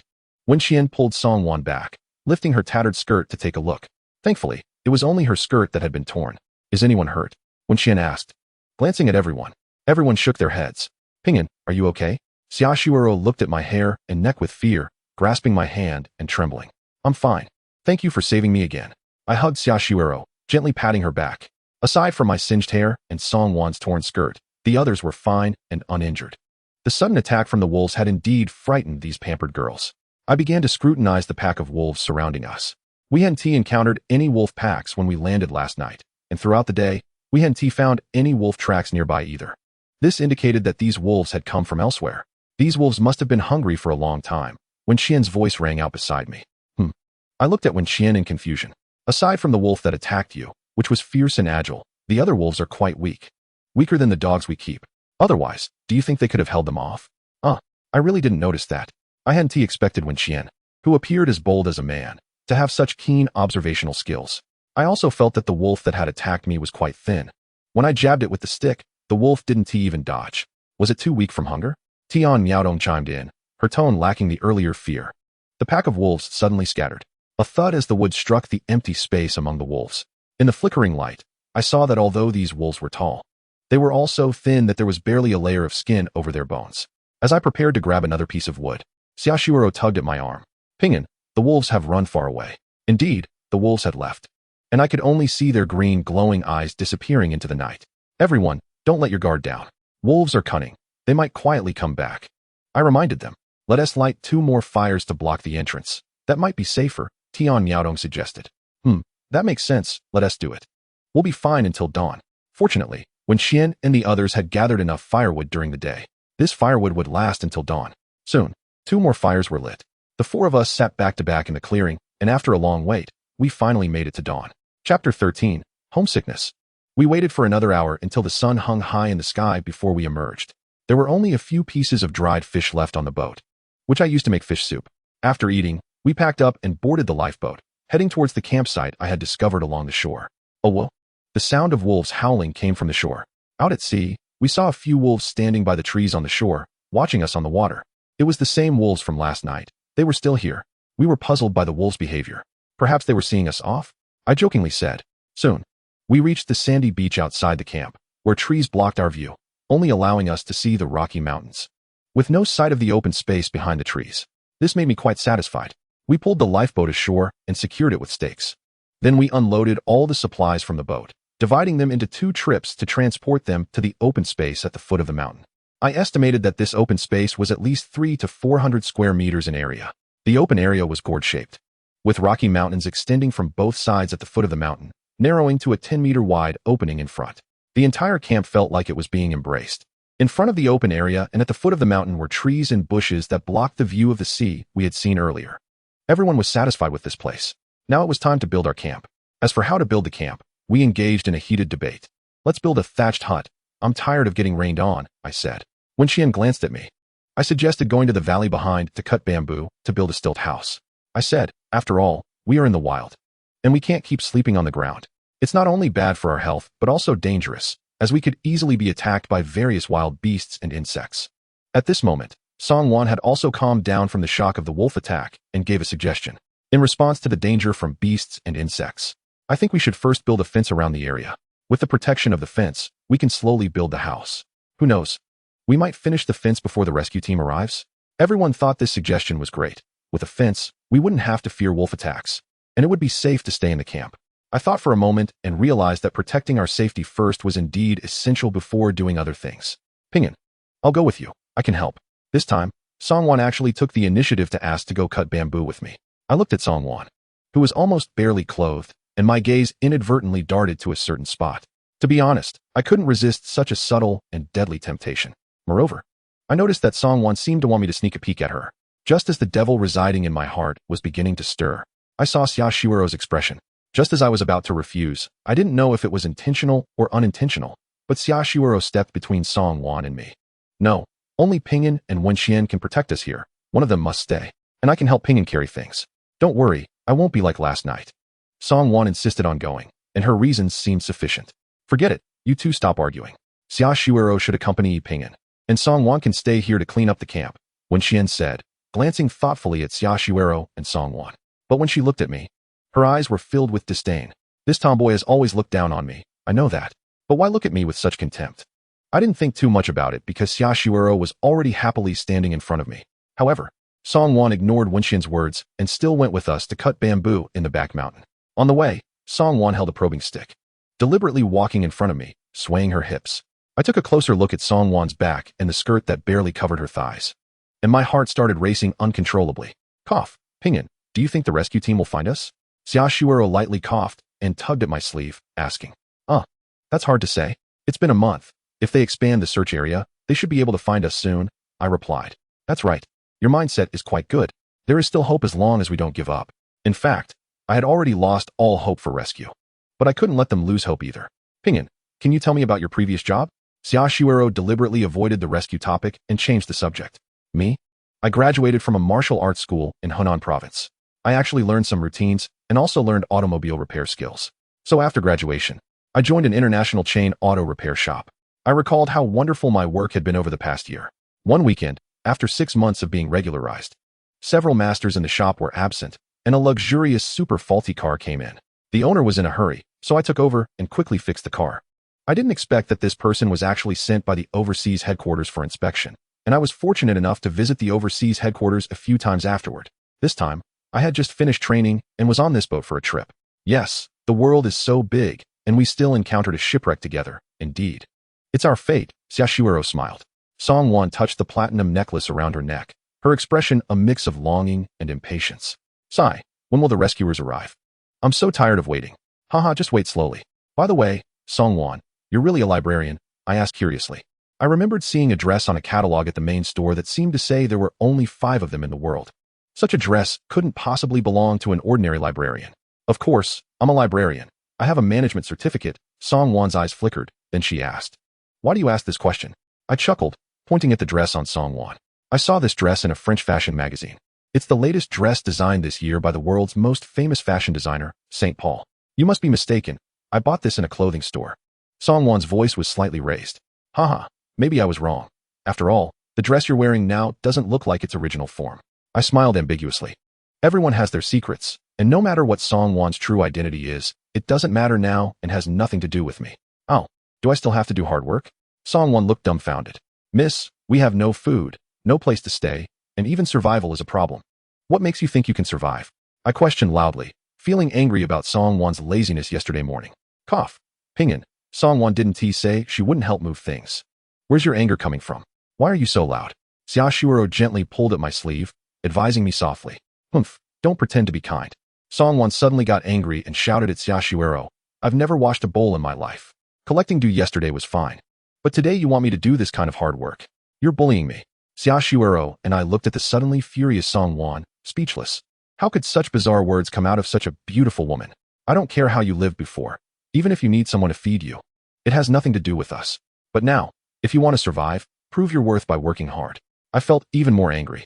Everyone was working hard to survive, and you alone are being lazy while justifying it. How ridiculous. "Humph, I have more right to survive than any of you. Because I am the hope for your rescue." Songwon glared at us, putting on a very arrogant demeanor. "It has been 25 days since the shipwreck, and in a few days, my dad will come to pick me up. And you all, if you want to leave with me. Don't force me to do this hard work. Who is your dad? Why is he taking so long to save you? Do you think we are 3-year-olds? You don't need to know who my dad is. Anyway, he will definitely find me in a few days." As Songwon spoke, her right hand unconsciously tightened around the necklace hanging around her neck. "Then what do you mean by helping me?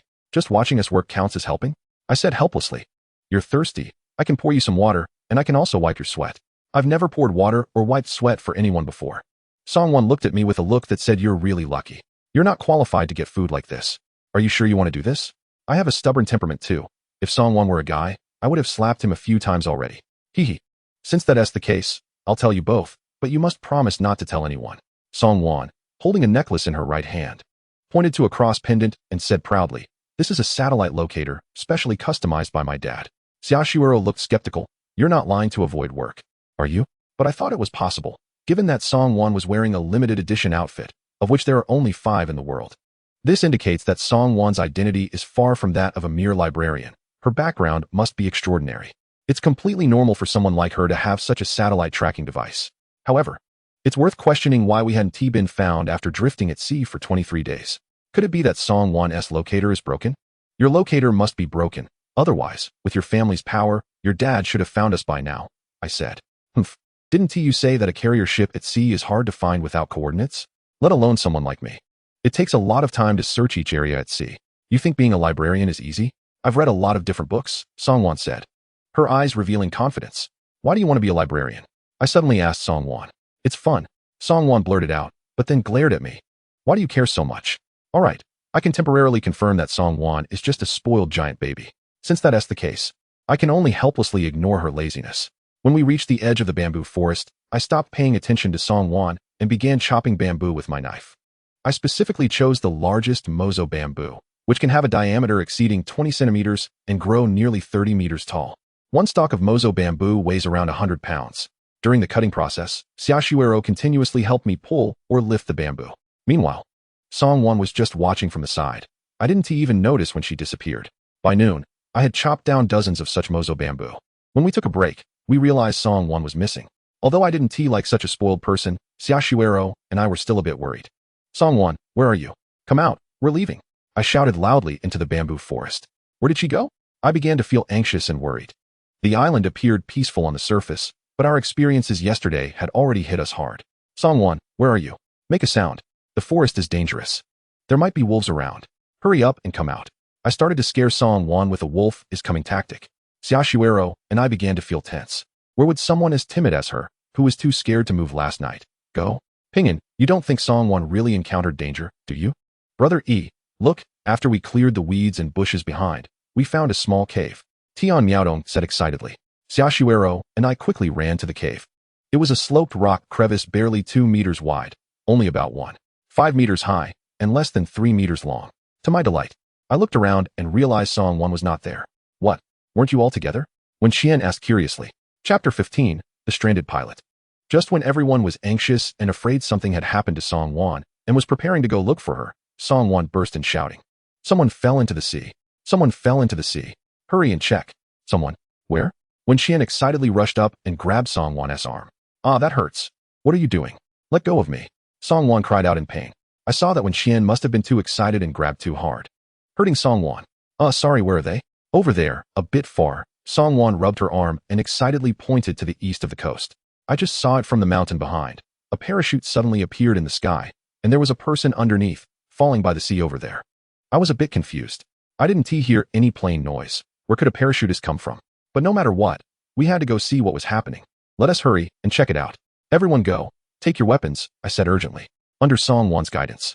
We walked along the beach for quite a distance until we reached a beach where many stones were jutting out of the sea. Each time the waves crashed, they slapped the stones in the water, making a crashing sound. It should be where they fell into the sea, I observed clearly. As Song Wan pointed to an area in front of us filled with stones. You said there was a parachute. Where is such a big parachute? I looked up and saw nothing on the sea. It wouldn't have sunk to the bottom, would it? Song Wan said, pointing to some large stones in the sea. I saw it clearly from the mountain. It fell near those stones. There were no planes flying overhead. Where would a parachutist come from? Tian Miaodong voiced everyone's doubts. Everyone looked at Song Wan, their eyes filled with suspicion. Seeing everyone like this, Song Wan became anxious. Do I really need to lie to you? I already said it fell near those stones. It'll be clear if we go take a look. Splash, splash, bang, bang. A series of splashes and impacts came from the sea. Fish. Big fish. Hurry, catch them. Li Siyu shouted excitedly, sprinting toward the sea. A wave came, and Li Siyu was knocked over into the water. Xiaoshuero and I quickly rushed over to pull her out. Cough. Brother E, don't worry about me. Hurry up and catch the fish. If you're late, they'll get away. I looked at the large stones about 20 meters away, with waves continuously crashing. Everyone stay on the shore. I'll go over alone. Xiaoshuero nodded. Be careful. If you can't make it, don't force it. Don't worry. I'll be careful. You all stay safe on the shore too. I handed my machete to Xiaoshuero, then raised the spear and stepped into the surging waves. A wave hit me, knocking me into the water. I struggled to stand up and continued forward. I raised the spear in my hand and swung it hard. Then, I dove into the water and swam towards the stones. Under the surface, the waves were much smaller. I swam to a midpoint stone. And when I surfaced to take a breath, I heard Xiaoshuero and the others on the shore scream. The fish are getting away, hurry. Wen Xian shouted from the shore. I took a breath and looked at the large stone still about 10 meters away. Each time the waves crashed, the splashes would rise 1 or 2 meters high. I examined the area carefully. There was a way to wade through the water. It was just that the waves today were a bit strong, making it hard to find footing. Bang, bang. A fish was stuck between the rocks. Its head already sticking out of the gap, while its body was still trapped. But judging by the situation, it would likely escape after struggling a few times. This big fish weighed at least 20 to 30 pounds. It would be enough for us to eat for a day, no matter what. I couldn't let this opportunity slip away. I jumped back into the water, grabbing hold of the gaps between the stones with one hand and pushing through the waves. Bang! A wave hit me and knocked me back into the sea. I hit my head against a rock underwater and felt a sharp pain in my forehead. But at this moment, I could only reach out and grab a rock on the shore. I didn't dare to stand on the rocks and could only dive over again. In just a short span of about 10 meters, I was knocked against the rocks by the waves several times, my body bruised and in unbearable pain. Finally, I reached a few massive rocks. They formed a natural depression, and 2 fish happened to fall inside. At that moment, one of the fish had half of its body out, and just as it was about to swim away, I rushed over, raised the spear, and stabbed it hard in the head. It flopped around, and after a while, the big fish stopped struggling. Then I raised the spear again and killed the other big fish. The 2 fish weighed a total of dozens of pounds, and I could only carry them one by one back to the shore. I hadn't paid attention before because I was focused on catching fish, and unexpectedly, there really was someone. Song Wan wasn't lying. There really was a person here. I shouted loudly towards the shore. Ah, there really is someone. Hurry, bring him up. The people on the shore shouted back. I struggled to pull the person onto the beach and found that there were clots of dried blood in his nostrils. His face was pale, and his pupils were fully dilated. The body was already starting to stiffen. Ah, how could it be him? Song Wan looked like she had seen a ghost and screamed. Oh no, it's not him. I recognized the wrong person. Song Wan stood there in shock for a while, shaking her head at us repeatedly. This person must have fallen from a high altitude and crashed into the sea, dying from the impact. Xiaoshuero examined the young man's injuries and declared him dead. He was wearing a leather jacket with a flight insignia and a tattered pair of goggles on his head. From his attire, it was clear that he was a pilot. There was a waterlogged passport on him, and Xiaoshuero and the others translated it, revealing that he was a pilot from an international rescue organization. In his arms, they found a search and rescue map with many markings. From this rescue route map, I discovered that there were no suitable large islands within 1,000 nautical miles from the normal flight path to where our accident occurred. The island we are currently on has mountains, trees, and animals, but we don't know how big it is. This means that the island we are on is outside the search and rescue range. I also found a lighter, a multifunctional dagger with a compass, a pair of worn goggles, a pistol, 3 magazines, and 30 bullets. Because of the wolves, we decided to cremate the deceased pilot. We gathered a lot of firewood on the shore, and in the raging fire, the body was reduced to ashes. Xiaoshuero and Wenqian carried the 2 big fish behind us, while Songwan seemed a bit distracted along the way. Chapter 16. Staying true to oneself. Everyone remained silent as the news brought by the deceased pilot was too disappointing. However, upon seeing the 2 big fish, smiles appeared on everyone's faces. Except for Songwan, who still looked unhappy. You all boil water. I'll go to the seaside to kill the fish. I need 2 people to help me. I took off the parachute, laid everything else on the ground, and then carried the 2 big fish towards the sea to clean them. I'll go with Xiaoshuero and Songwan, they said to me. I was surprised that Songwan suddenly volunteered to help. I noticed a skeptical look in Xiaoshuero's eyes, but I couldn't explain anything. I could only smile at Xiaoshuero and walk towards the sea with the fish. The reason for going to the seaside to process the fish was to prevent the odor from the internal organs and blood from attracting carnivorous animals like wolves, tigers, and wild dogs. At the seaside, I used the dagger to scrape the scales off the 2 fish, then opened their bellies and threw all the guts into the sea. While I was processing one fish, Xiaoshuero cleaned the one I had just finished. Throughout the entire process, Songwan silently stood aside watching, neither speaking nor helping. I understood that, just like in the morning, she was just watching me work under the pretense of helping. Xiaoshuero paused, looked at me and Songwan with a strange expression, then smiled and carried the bucket filled with fish back to the camp. Hey, Shuero, put the bucket down. Where are you going? Stay here and listen to what Miss Song has to say. I hurriedly said. I watched Xiaoshuero's departing figure, feeling anxious, and shot a few hard glares at Songwan. If you have something to say it quickly. My hands trembled slightly. At my age, I had never been actively held by a girl. Although I had held Xiaoshuero's hand, it was under such tense circumstances that I didn't feel anything. Songwan's hand was very cold. After walking such a distance, it shouldn't be like this. I looked at Songwan and said, that rescue route map was translated by you and Xiaoshuero together for us to hear. And now you come to ask me? What if Xiaoshuero asked you the same? I glanced at Xiaoshuero's figure, which was almost disappearing into the woods. Why? Do you want us to maintain hope? Can't you just tell me the truth?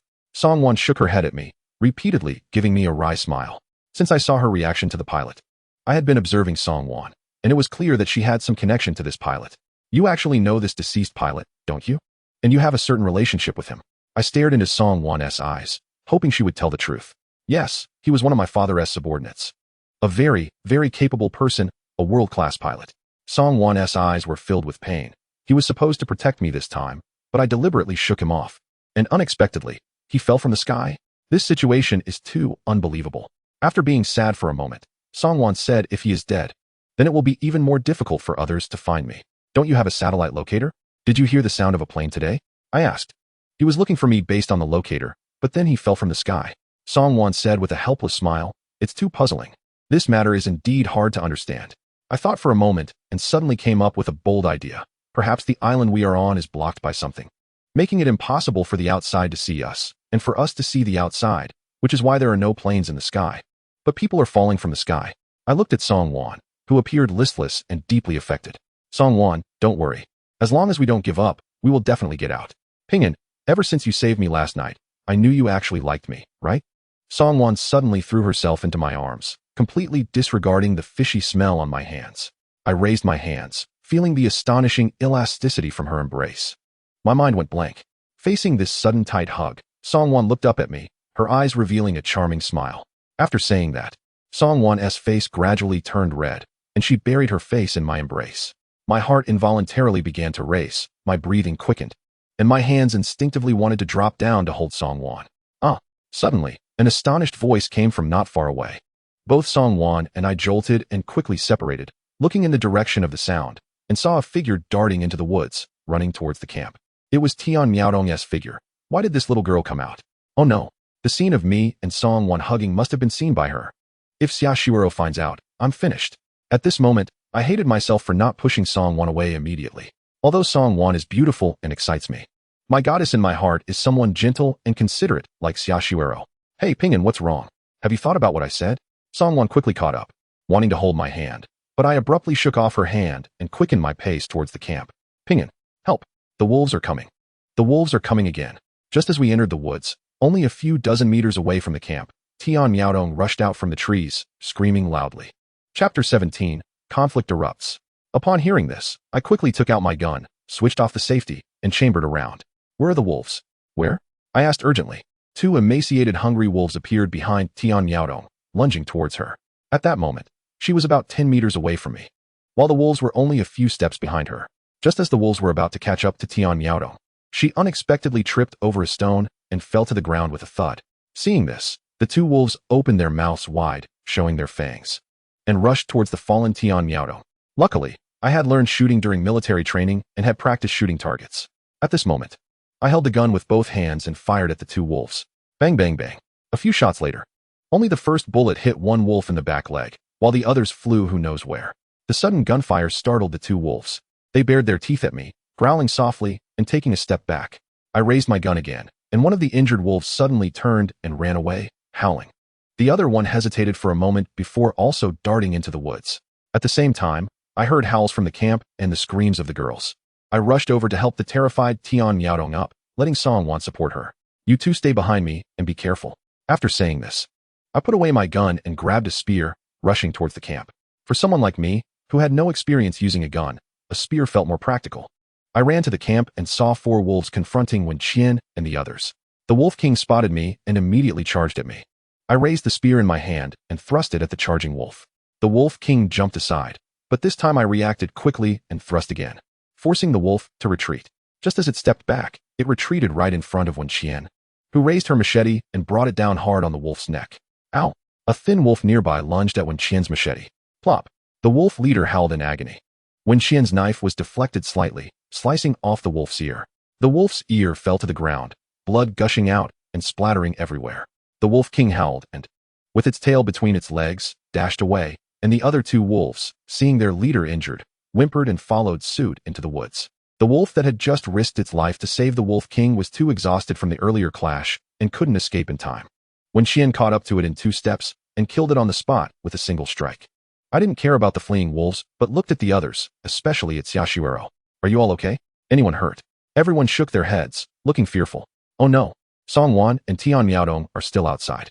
Suddenly, I noticed that Song Wan and Tian Miaodong hadn't come in and hurriedly turned to run outside. In the woods, I found Tian Miaodong and Song Wan, both holding javelins, looking around nervously. When they saw me come out, their expressions visibly relaxed. Ping'an, don't leave me behind next time, okay?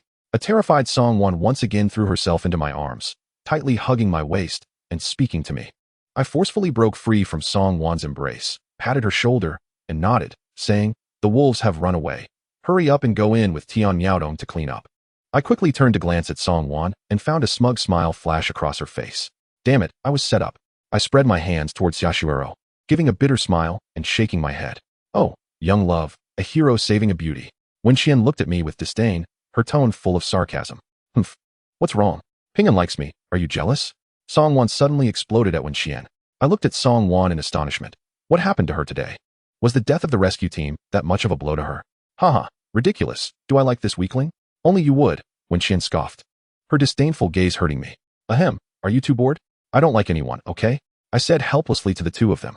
Shut up. There's not a single good man. Wen Qian scolded me fiercely. Song Wan, however, was relentless, loudly stating, you've never liked anyone, right? Then everything you did for Xiaoshuero must have another purpose, right? What the hell did I provoke you? Setting me up. You 2 are simply insane.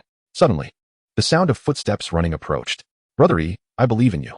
Don't be angry with Sister Wen. She just has a sharp tongue. Tian Miaodong caught up and said to me. I waved my hand, ignoring her. Time will tell. We will be living on this island for a long time. A bonfire was roaring in the camp. Fish soup was cooking in a steamer by the rocks. But for us, this was already a precious good thing. The weather was too hot, We had to dry the wolf meat and the remaining fish to preserve them for a few days. Or else, when we woke up tomorrow morning, the meat would have spoiled. Around the bonfire, I built a large roasting rack using bamboo. I hung pieces of fish and wolf meat on bamboo poles to roast. If we save some, it should last us for several days. Misfortune often turns into fortune. Although the dangerous encounters yesterday and today were perilous, everyone ultimately came through unscathed, and now we still had meat to eat. Wen Xian was the first to actively sit beside me. Yi Pingyan, Tian Yaodong has already told me. I misunderstood you. I'm sorry. I didn't expect Wen Xian to apologize to me, nor did I need her apology. Sister Wen, I really didn't care about your opinions of me. I secretly gritted my teeth, smiling to show that I didn't care about such things. Yi Pingyan, don't worry. I'll make things clear with Xia Shuoro later. A vixen has ruined a nest, Wen Xian said, standing up and preparing to leave. You stop right there. Why are you calling me a vixen? What do you mean? Song Wan stood up like a cat whose tail had been stepped on, baring her teeth and claws, questioning Wen Xian. Wen Xian turned around and looked at the furious Song Wan with a cold smile. What do you want? I'm talking about you. What's wrong? Do you want to fight me? Wen Xian walked arrogantly up to Song Wan and pushed her. As a weaker girl, Song Wan was no match for Wen Xian and was pushed back a few steps, stepping on bamboo and falling backward. Ah, wah wah wah. Song Wan lay on the ground and didn't get up for a long time, sitting there crying. I hurried over to help her up. Lady One, you're a martial artist. Did you know that a casual push can be a critical hit to others? I complained. Wen Xian also wore a gloomy expression. How did I know she was so weak? A light push and she falls. I think some people are just pretending, right? Tian Yaodong said from the side. Yaodong, say less. You're not Song Wan. How can you make random guesses? Xia Shuoro pulled Tian Yaodong and then walked over with me to help Song Wan sit by the fire. Chapter 18, Night. I looked at the others, feeling a bit of a headache. It had only been 2 days since we landed, and they were already causing trouble. Just before mealtime, Wen Xian said, these wolves are the few from last night. Today, these wolves are even weaker than yesterday, and their speed has decreased a lot. If it weren't for protecting these few, I would have killed each one of them long ago. Xia Shuoro and the others listened silently, bowing their heads without speaking. I recalled the image of someone ambushing and slicing a wolf's neck, only to end up cutting off an ear instead. However, I sincerely said, thank you for protecting them right away. After saying that, I looked at Xia Shuoro, but unfortunately, she completely ignored me. It seems Xia Shuoro is still angry. At this moment, Wen Xian put down her bowl and said, no need to thank me. We are actually a family and should take care of each other. Yi Pingyan, you are quite good. I want to invite you to manage this household. Wen Xian's sudden leap in thought left me confused. Manage the household? I looked at Wen Xian in bewilderment. From now on, all material distribution and personnel arrangements will continue to be handled by Yi Pingyan. Do you have any objections? Wen Xian suddenly asked the other girls. I caught a glimpse of her gaze, which contained a hint of coldness. Isn't Pingyan always the one distributing food? Song Wan said softly. What I mean is, Pingyan will be our leader. Understand? Wen Xian stood up with the knife she had just used to cut off the wolf's ear, speaking loudly. The girls looked at the knife in Wen Xian's hand and the recent achievement of pushing Song Wan over, their expressions changing. I support it. A team cannot be without a leader. Tian Yaodong was the first to agree. I have no objections, Xian Yaden said, burying her head in adding firewood and raising a hand in agreement. I also have no objections. Li Siyu glanced around and finally nodded in agreement. I believe Pingyan can do better than on the sea. Xia Shuoro, sitting next to me, expressed her stance under everyone's watch. At a critical moment, Xia Shuoro still supported me. I smiled at her, but unfortunately, she couldn't see it. Wen Xian inserted the knife into the bamboo sheath and said to everyone, all right, it's settled. Yi Pingyan, you say a few words. After Wen Xian finished speaking, she sat down next to Tian Yaodong. I glanced at Tian Yaodong and Wen Xian. Suddenly realizing why this stubborn, violent woman seemed to have taken something today, it turned out someone was behind her. Deep down, I was very willing to be the guardian of these beauties. All right, the food is ready. Everyone hurry up and eat. Only after eating can we have the energy to work. I walked to the 2 pots, one with fish soup steaming and the other with clams. I first scooped fish meat and soup for Xia Shuoro, then did the same for the others. When it was my turn, the bottom of the pot barely held enough for 1 bowl. Everyone watched silently. Xia Shuoro sat next to me, wanting to give me fish meat, but I shook my head. I have some, you eat. There's also clam to eat. Seeing this, Song Wan also wanted to give me a piece, but I similarly refused. I didn't want to get too close to Song Wan, especially with Xia Shuoro around. After finishing the meal, we moved the bonfire to the edge of the low cave, making 2 piles of firewood to keep everyone warm. After a long day of exhaustion and tension, everyone was very tired. I began to assign night watch personnel. 2 people will take the night watch each night, free to pair up and rotate. Tonight, I will take the night watch. Who wants to join me? Xiaoshuiro and Song Wan looked at me. After thinking for a moment, I chose to have Xiaoshuiro join me. Not long after, the girls were all fast asleep, hugging wooden sticks. I let Xiaoshuiro go rest too. Xiaoshuiro sweetly smiled at me, nodded, and said, "I'll sleep first. Remember to wake me up later. I'll take the second half of the night watch." I smiled back at Xiaoshuiro, stood up, and added some wood to the two fires.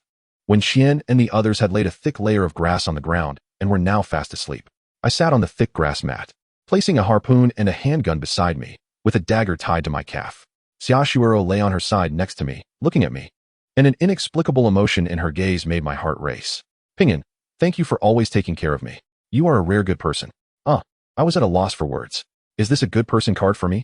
Xiaoshuiro suddenly held my hand and said, "You don't have to say anything.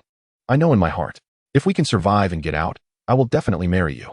I suddenly turned from disappointment to excitement. Xiaoshuiro's face, illuminated by the firelight, turned even redder. "All right, I'm going to sleep now. Remember to wake me up." I watched Xiaoshuiro's sleeping position, her hands under her face, her mouth slightly open, and her cracked lips moving slightly with her breath. Unknowingly, I became infatuated. It wasn't until a warm body leaned against me that I was abruptly awakened. A familiar scent wafted into my nose. I turned my head to see Song Wan leaning against me, my heart racing. Song Wan rested her head on my shoulder, softly blowing into my ear, "Pinyin, you really like Xiaoshuiro, don't you?" I shivered at her breath, feeling a wave of tingling throughout my body. Song Wan's eyes revealed a captivating charm. "Pinyin, what I said today still stands. I am not Lu Xiaohui, not a eunuch, and besides, I'm just a single guy without a girlfriend." I had no reason to refuse the advances of a beautiful woman. Just as the flames in my heart grew larger and more intense, I heard a rustling sound beside me. I jolted awake. "Song Wan, don't play with fire. I'm a very normal man." I lowered my voice and said, "I'm waiting for your decision. I want to wait until we get out alive. I can marry you here on the island." I hurriedly stood up and walked to the steamer, scooping a spoonful of cool boiled water with a bamboo ladle and drinking it. The icy water flowed down my throat into my stomach, gradually extinguishing the fire in my heart. Looking at the others, I noticed Tian Yaodong had already turned over on the grass mat. Seeing everything was fine, I felt a little calmer. For some reason, Song Wan gave me a strange feeling, and I thought it would be better to keep my distance from her. Chapter 19, Building the Fence. One night passed, and I woke Xiaoshuiro at dawn. Soon, the others also woke up. After a night of rest, everyone looked much better. Since we had work to do, I decided that we would eat 3 times a day, once for breakfast, lunch, and dinner. This way, food that could last a week would last us at most 2 or 3 days. We must quickly build the fence to have a protective camp, which would give us more time to search for food. Our only tools for digging were 3 knives. However, the bamboo strips were quite thick, the thickest being 1 centimeter. I made some bamboo shovels and bamboo knives, so that everyone could barely dig some soft soil. There were a few large trees outside the gap, but they were not lined up together. Only one large tree was at the gap, and the others were farther away. I suggested building the fence using this large tree as the midpoint and extending it to both sides. When Xiaoshuiro, and I used the knives to dig a post hole about 20 centimeters in diameter and 30 centimeters deep every half meter or so along the rocks on either side of the large tree. We first loosened the soil with the knives, and then they used the bamboo shovels to scoop it out. The wolf attack yesterday had heightened everyone's sense of crisis to an extreme, forcing us to take the construction of the wall seriously.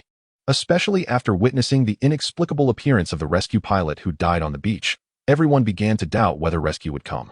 In the short term, this place was our refuge, and we had to build it quickly. The morning sun had risen, and Xi and Yaden started to cook. Breakfast was still fish soup, along with grilled fish. I hadn't worked for long, but I was already sweating all over. When I looked up at the others, I saw that they were also glistening with sweat on their foreheads. There was a gap of more than 10 meters between the rocks on either side of the camp, and we had dug more than 30 stake holes in total. Now we just needed bamboo. "Pinyin, I looked yesterday. Such big and long bamboo. I can't carry it," Song Wan said with a troubled expression. I looked at Song Wan helplessly and thought, "You're not unable to carry it. You just don't want to." I glanced at Tian Yaodong, Song Wan, Xi and Yaden, Li Siyu, and Xiaoshuiro. I quickly made a distribution plan in my mind. I told Wen Qian to give the machete to Tian Yaodong, as I wasn't too confident about one person managing the camp alone. After such a long time, Tian Yaodong and the others had only managed to cut up a dozen or so 2-meter-long bamboo segments. By almost noon, I had cut all the bamboo into poles 2 to 3 meters long. Next, I arranged the other bamboo in the middle and used bamboo strips to twist them into ropes to bind them together with the base poles, just like weaving fabric. I asked Xi and Yaden to make lunch while the others used bamboo shovels to dig a trench about 10 centimeters deep between 2 stakes for placing the bamboo poles. Meanwhile, I used a knife to split the bamboo, stripping it into strips, and then twisted them into ropes thicker than my thumb. From noon to the afternoon, I kept digging holes, cutting bamboo, stripping bamboo, and twisting ropes. When Xian and the others also dug the trench as I instructed, I had everyone place the cut bamboo poles one by one into the trench and then lay a bamboo pole horizontally about a meter off the ground. I used bamboo ropes to bind them together with the horizontal bamboo and secured them with the stake poles. Finally, the initial shape of the bamboo wall was completed. Of course, this was just the most basic first step. The second step required horizontal binding of a thick bamboo pole at a height of 30 centimeters from the ground and also at the very top. The third step was to cross-bind 2 bamboo poles diagonally between every 2 stake bases and inside the fence. Each stake base needed to be supported diagonally with a bamboo pole so that the fence wouldn't collapse. The fourth step was to set up some defensive traps outside the bamboo wall. I planned to place the entrance next to a big tree, setting it as a double gate, similar to the ancient city gates. When I shared my plan, everyone fell silent for a moment. Just when I thought they would oppose it, they suddenly became excited and cheered. Great. That's how the wall should be built. If it's built, we can sleep peacefully. How long will it take? Only Tian Miaodong asked calmly. I thought for a moment and said, excluding the second gate I mentioned, we 7 can probably finish it by tomorrow morning. This construction plan is good, but we also need to build a second fence outside. This fence should be like a chevaux de frise, do you understand? Tian Miaodong added. Understood. Xi and Yadin and Li Siyu nodded. As if it were just like building a camp in a game. Yes, just like playing a strategy game, building a self-protective camp, Tian Miaodong said excitedly. In that case, we need to cut more bamboo. No, we need to cut trees. Songwon added. We can build the first wall for temporary use, but we can expand it using sturdier wood and stones. Ahem, do you want to build a castle to live in for a lifetime? When Xian suddenly asked. Upon hearing this, Xi and Yadin and Li Siyu exchanged glances. Only Xia Shuero, Songwon, and Tian Miaodong had no further reaction. It seemed that only when Xian, Xi and Yadin, and Li Siyu were unaware of our true situation. There was also one thing that only I knew. The compass I got from that pilot was malfunctioning. In the morning and at noon, I had quietly tried many times by observing the direction of the sun. The compass pointed in random directions, giving me the feeling that it wanted to point to the sky. This gave me a very bad premonition, making me feel that my initial thought might be true. This island is blocked off. Outsiders can't discover it, and people inside can't get out. However, no matter what, I must build this camp solidly to become a safe shelter against beast attacks. I strapped on my pistol, picked up my machete, and told everyone. Now we don't have enough bamboo. Let's all go cut bamboo together. At least we need to secure the first wall. Before dark, we rushed and finally built the first wall and the entrance according to my design. Moreover, I used the excess bamboo to set up a row of shelters in front of the cave, covering them with several layers of leaves. This way, we wouldn't have to worry about the sun. Looking at the finished wall, everyone wore happy smiles. Finally, we had a safe home. Chapter 20. Conflicts resurface. My heart sank. Did Tian Miaodong see Song-won looking for me last night? At the same time, I recalled that yesterday on the beach, Tian Miaodong saw me hugging Song-won. Sigh. This is a real mess. From last night to tonight, not only did Tian Miaodong not call me Big Brother E, she didn't even call my name. This shows that this little girl has a big opinion of me. Well, I feel much safer now.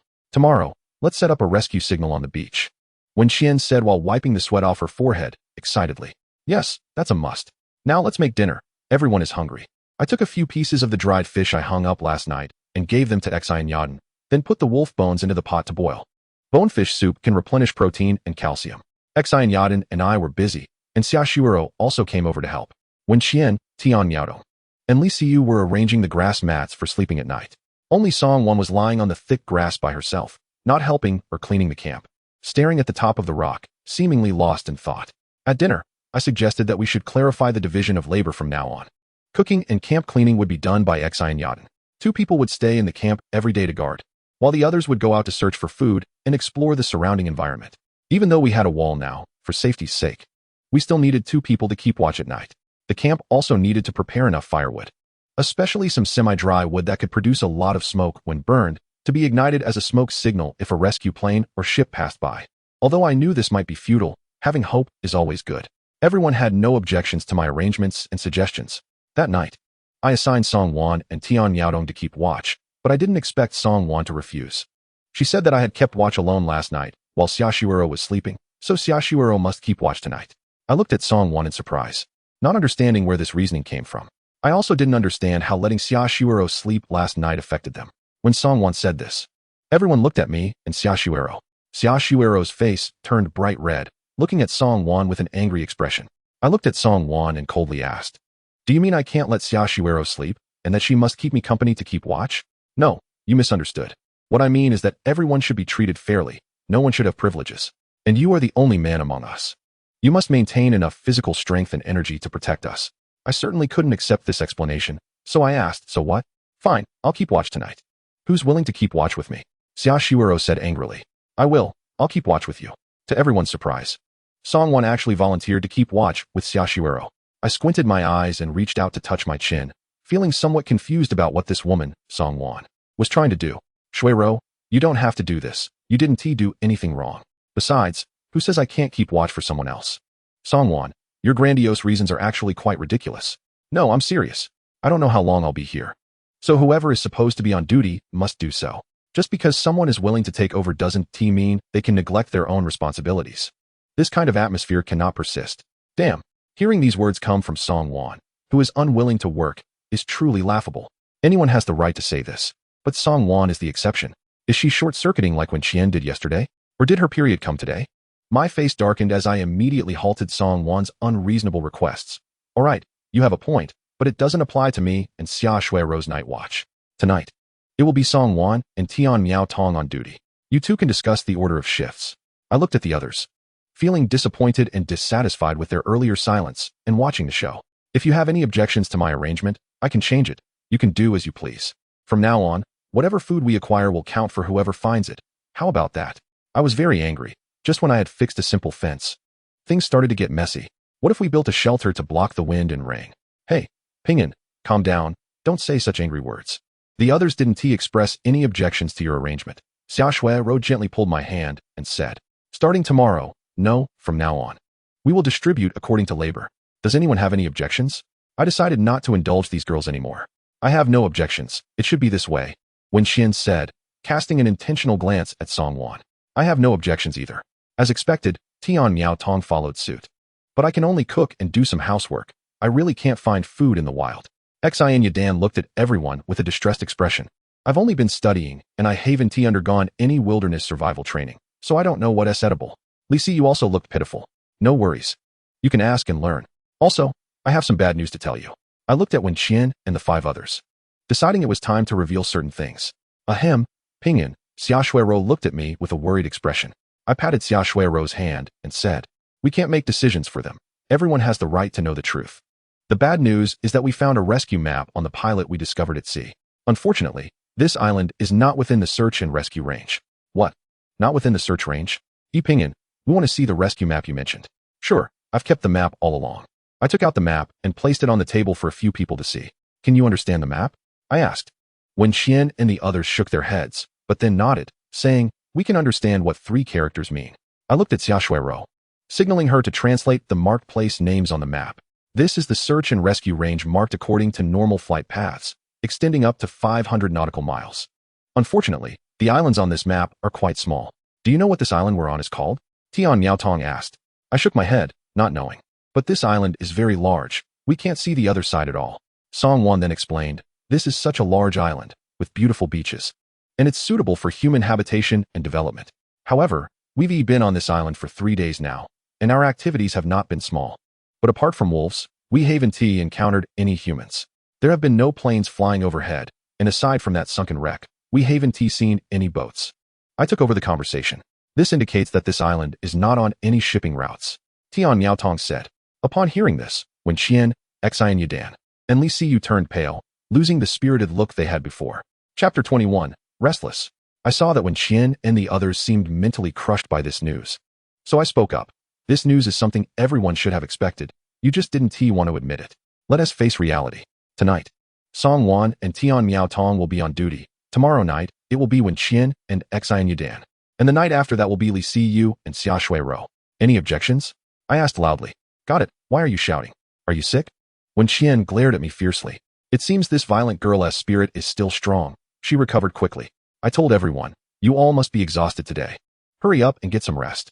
At this moment, Tian Miaotong walked up to me. "Ego, shouldn't we renovate this shelter? It can't block the rain." Okay, let us fix it tomorrow." I overlooked that. "No, everyone has gotten used to it for these past few days, so no one thought of it." Tian Miaotong said. I reminded Song Wan and Tian Miao Tong. Remember to add firewood to the bonfire tonight, and wake us up if anything happens. Song Wan looked indifferent, ignoring me. I couldn't be bothered with her. It was simply absurd. She was flirting with me last night. And now she has a completely different attitude. That night, while resting, I slept at the edge, with Wen Xian between me and the others. In Wen Xian's words, it was to prevent me from being unruly at night. To this, I could only shake my head in silence. A night passed with no conversation. When I woke up, I found someone curled up in my arms, sleeping soundly. I looked down and was startled. When did Wen Xian curl up in my embrace? I gently moved Wen Xian aside and sat up. The others were huddled together. Tian Miao Tong and Song Wan were sprawled on the grass mat beside the bonfire, already asleep. Of the two bonfires, only one was still burning. I stood up speechlessly, added wood to the fire, and then looked at the still dark sky, rekindling the other fire as well. The sound of me adding wood to the fire woke Tian Miao Tong. She rubbed her eyes and, seeing me adding wood, stood up awkwardly to help. Miao Tong, if you're tired, go take a nap. It's almost dawn. I originally wanted to say a few words to Tian Miao Tong, but thought better of it. No, I've had enough sleep. I kept watch the first half of the night, and Song Wan took the second half. Tian Miao Tong explained to me, then turned to look at the still soundly sleeping Song Wan, quietly asking, Igu, do you like Shui Ro Jia or Song Wan? I gave Tian Miao Tong a glance. Why do you ask that? Because I don't like Song Wan. I like Shui Ro Jia. I looked at Tian Miao Tong in surprise and asked, you like girls? I couldn't tell. What nonsense are you talking about? I just wanted to tell you. Igu, you should be careful of Song Wan. Tian Miao Tong shot me a fierce look, then leaned in close to my ear and whispered, why? Because I noticed she was encouraging Li Siyu to keep you company. But Li Siyu is shy and didn't dare to speak up. Song Wan even told me that you like her. It's really laughable. Tian Miao Tong said disdainfully. I suddenly recalled what Song Wan had said. I didn't expect she was already taking action, but it seemed the effect was very poor.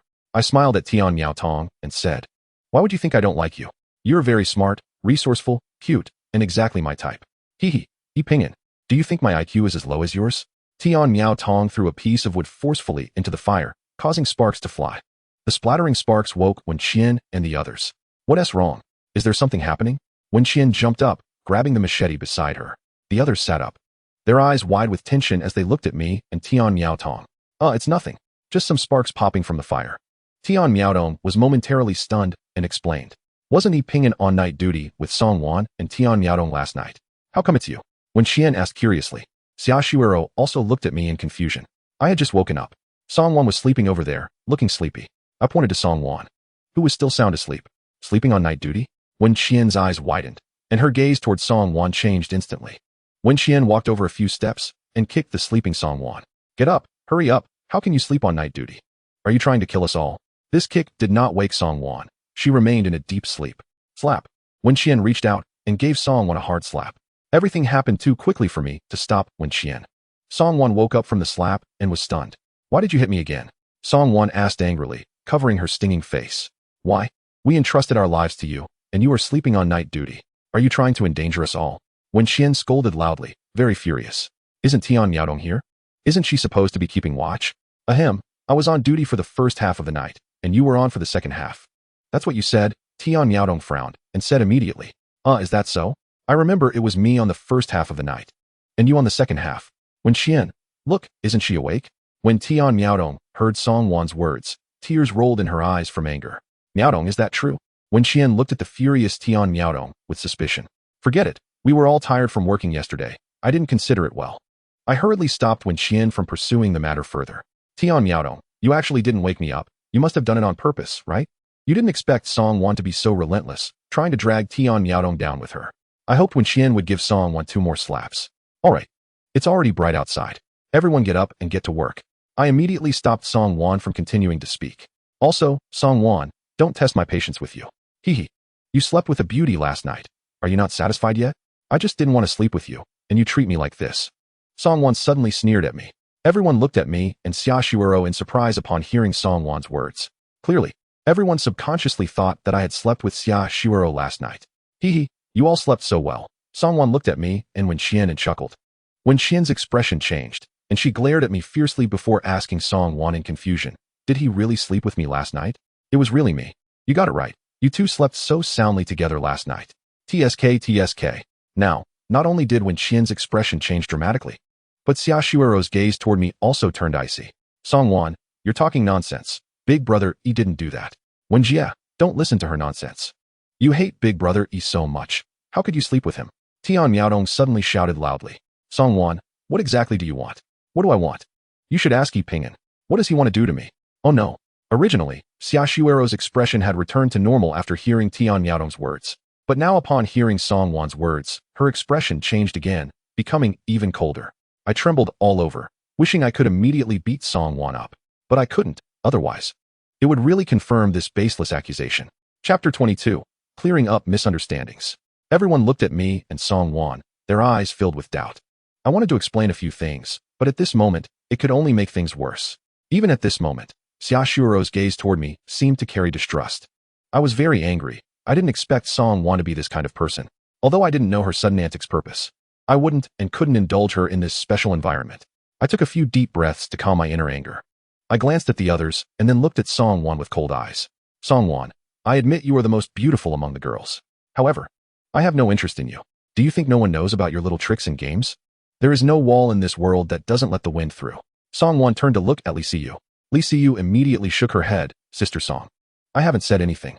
Xia Shuero and Xian Yaden looked thoughtfully at the three of them. Hee. Li Siyu did well. All right, since everyone is awake, Ping'an, you arrange today's tasks. Xia Shuero suddenly said to me, her eyes and tone as gentle as before. I sighed in relief. Thankfully, everyone wasn't foolish. I wanted to hear everyone's opinions. Should we just modify this shed or build a stilted house? In the long run, we should build a house. Moreover, the bamboo in the back mountain is quite large and sturdy, making it suitable for building a bamboo house. Tian Miaodong changed her suggestion from last night and supported building a house now. Let's first modify this shed to keep out the rain. We can take our time with building the house. Songwon, indifferent to everyone's gazes, expressed her opinion. I silently thought about both suggestions and felt that Songwon was right. Building the house should be done gradually. Xia Shuero, Songwon, and I will search for food today. The remaining 4 of you will cut bamboo today, only cutting those with a diameter of about 20 centimeters. Don't take the smaller ones. Regarding my arrangement, Songwon had no objections, and the others accepted it. Xian Yaden is responsible for cooking and cleaning the camp. But does she also have to go cut bamboo? Wen Qian asked. But I also have to gather firewood and fetch fresh water.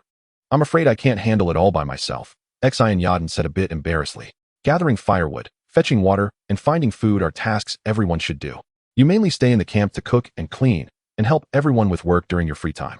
Everyone had no objections to my arrangement for Xian Yaden because her physical condition is the weakest among us. Over the month, she has nearly used up all the cold medicine in the medical kit. As I picked up 2 large plastic buckets to fetch water from the back mountain, Xia Shuero followed closely behind me. I looked at her in confusion and asked, do you need something? What happened to Songwon this morning? She seems like a different person. I don't know what got into her. Perhaps this is her true nature? What exactly happened between you two? Why is she targeting you?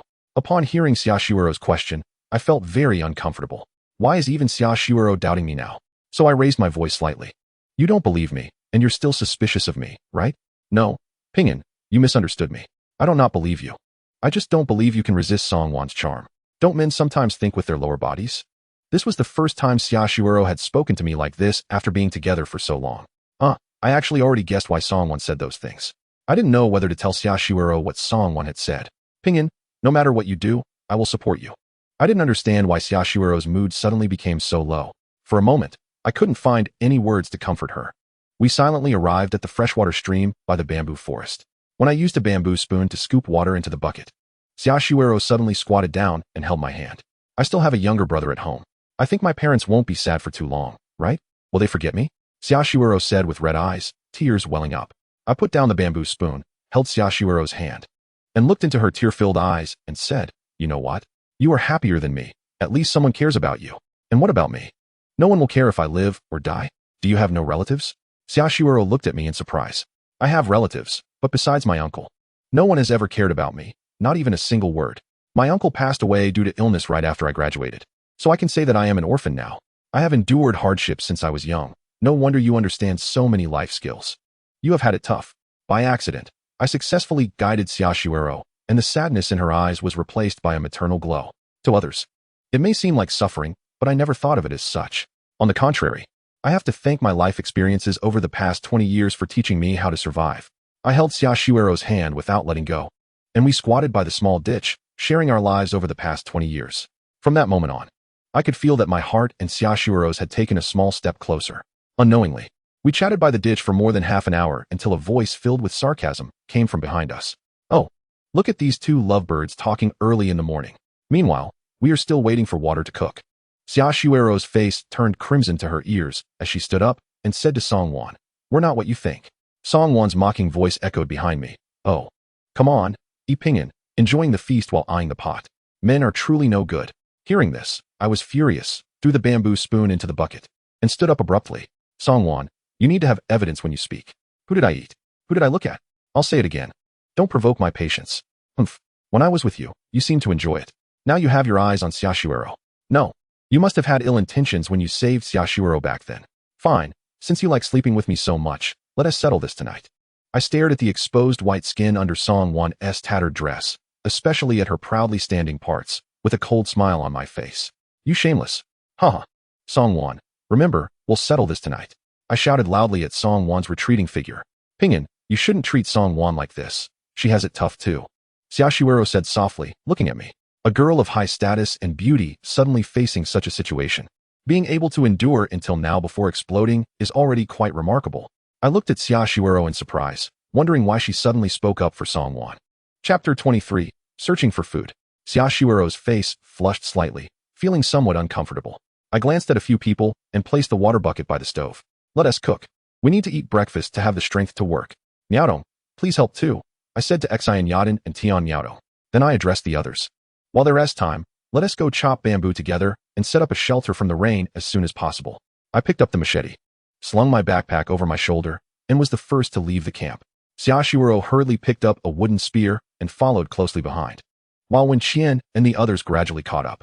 The more than 200 meters from the camp to the back mountain had already been trampled into a wide path.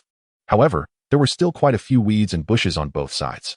As I approached the edge of the bamboo forest, 2 pheasants flew out from a bush. After a flurry of flapping, the 2 pheasants disappeared into the bamboo forest. Watching the pheasants vanish, I slapped my forehead, realizing that there were actually pheasants here. How did I not notice them while fetching water earlier? Could there still be wild rabbits? There are wild rabbits. I saw a grayish-black one running in the woods yesterday. Wenqian said from behind. "There really are," I exclaimed. "Isn't this a tropical area? Where did these animals come from?" I was extremely surprised. Perhaps this is truly a secluded paradise? A small world of its own.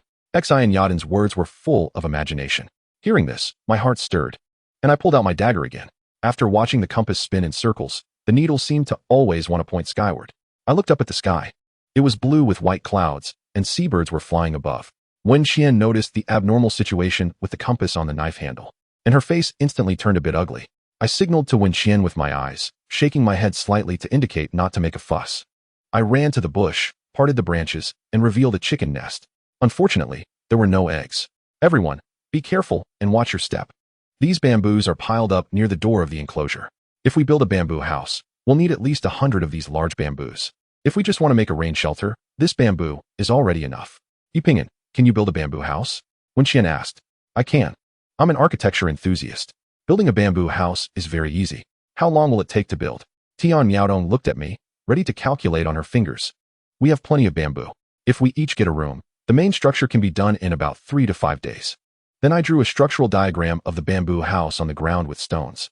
The bottom floor is empty, 2 meters high. Above it is a platform 15 meters long and 6 meters wide. On the platform, there will be 7 rooms, 5 in the front, 1 hanging down on each side, with a large platform in the middle. Everyone looked at the sketch I drew, their eyes revealing a sense of longing. "All right, let's build this bamboo house." Everyone agreed unanimously. Realizing the situation was not good, everyone had already planned to stick it out for the long term. After breakfast, the 3 of us set out to the seaside to search for food. Songwan looked displeased, carrying only a 2-meter-long bamboo spear in her hand and nothing else. I carried a harpoon, a backpack with band-aids, antiseptic, gauze, rope, a lighter, and 3 bottles of cool boiled water. Xiaoshuiro carried an empty plastic bucket in one hand and a wooden spear in the other. This morning, I had given my dagger to Xiaoshuiro for self-defense, leaving the machete for Wenqian to chop bamboo and for her own protection. Along the way, we tried to walk along the seaside. Songwan walked quickly ahead by herself, looking more like she was out for a stroll rather than searching for food. Moreover, Songwan didn't have a good expression towards the 2 of us.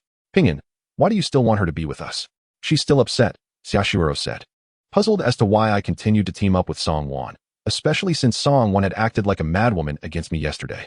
Could she still want to take revenge on Wen Qian and us? I thought that was a possibility. When a person is isolated by the group, no one can predict what they might do. I whispered to Xiaoshuero, right now, we are the only ones who can help her.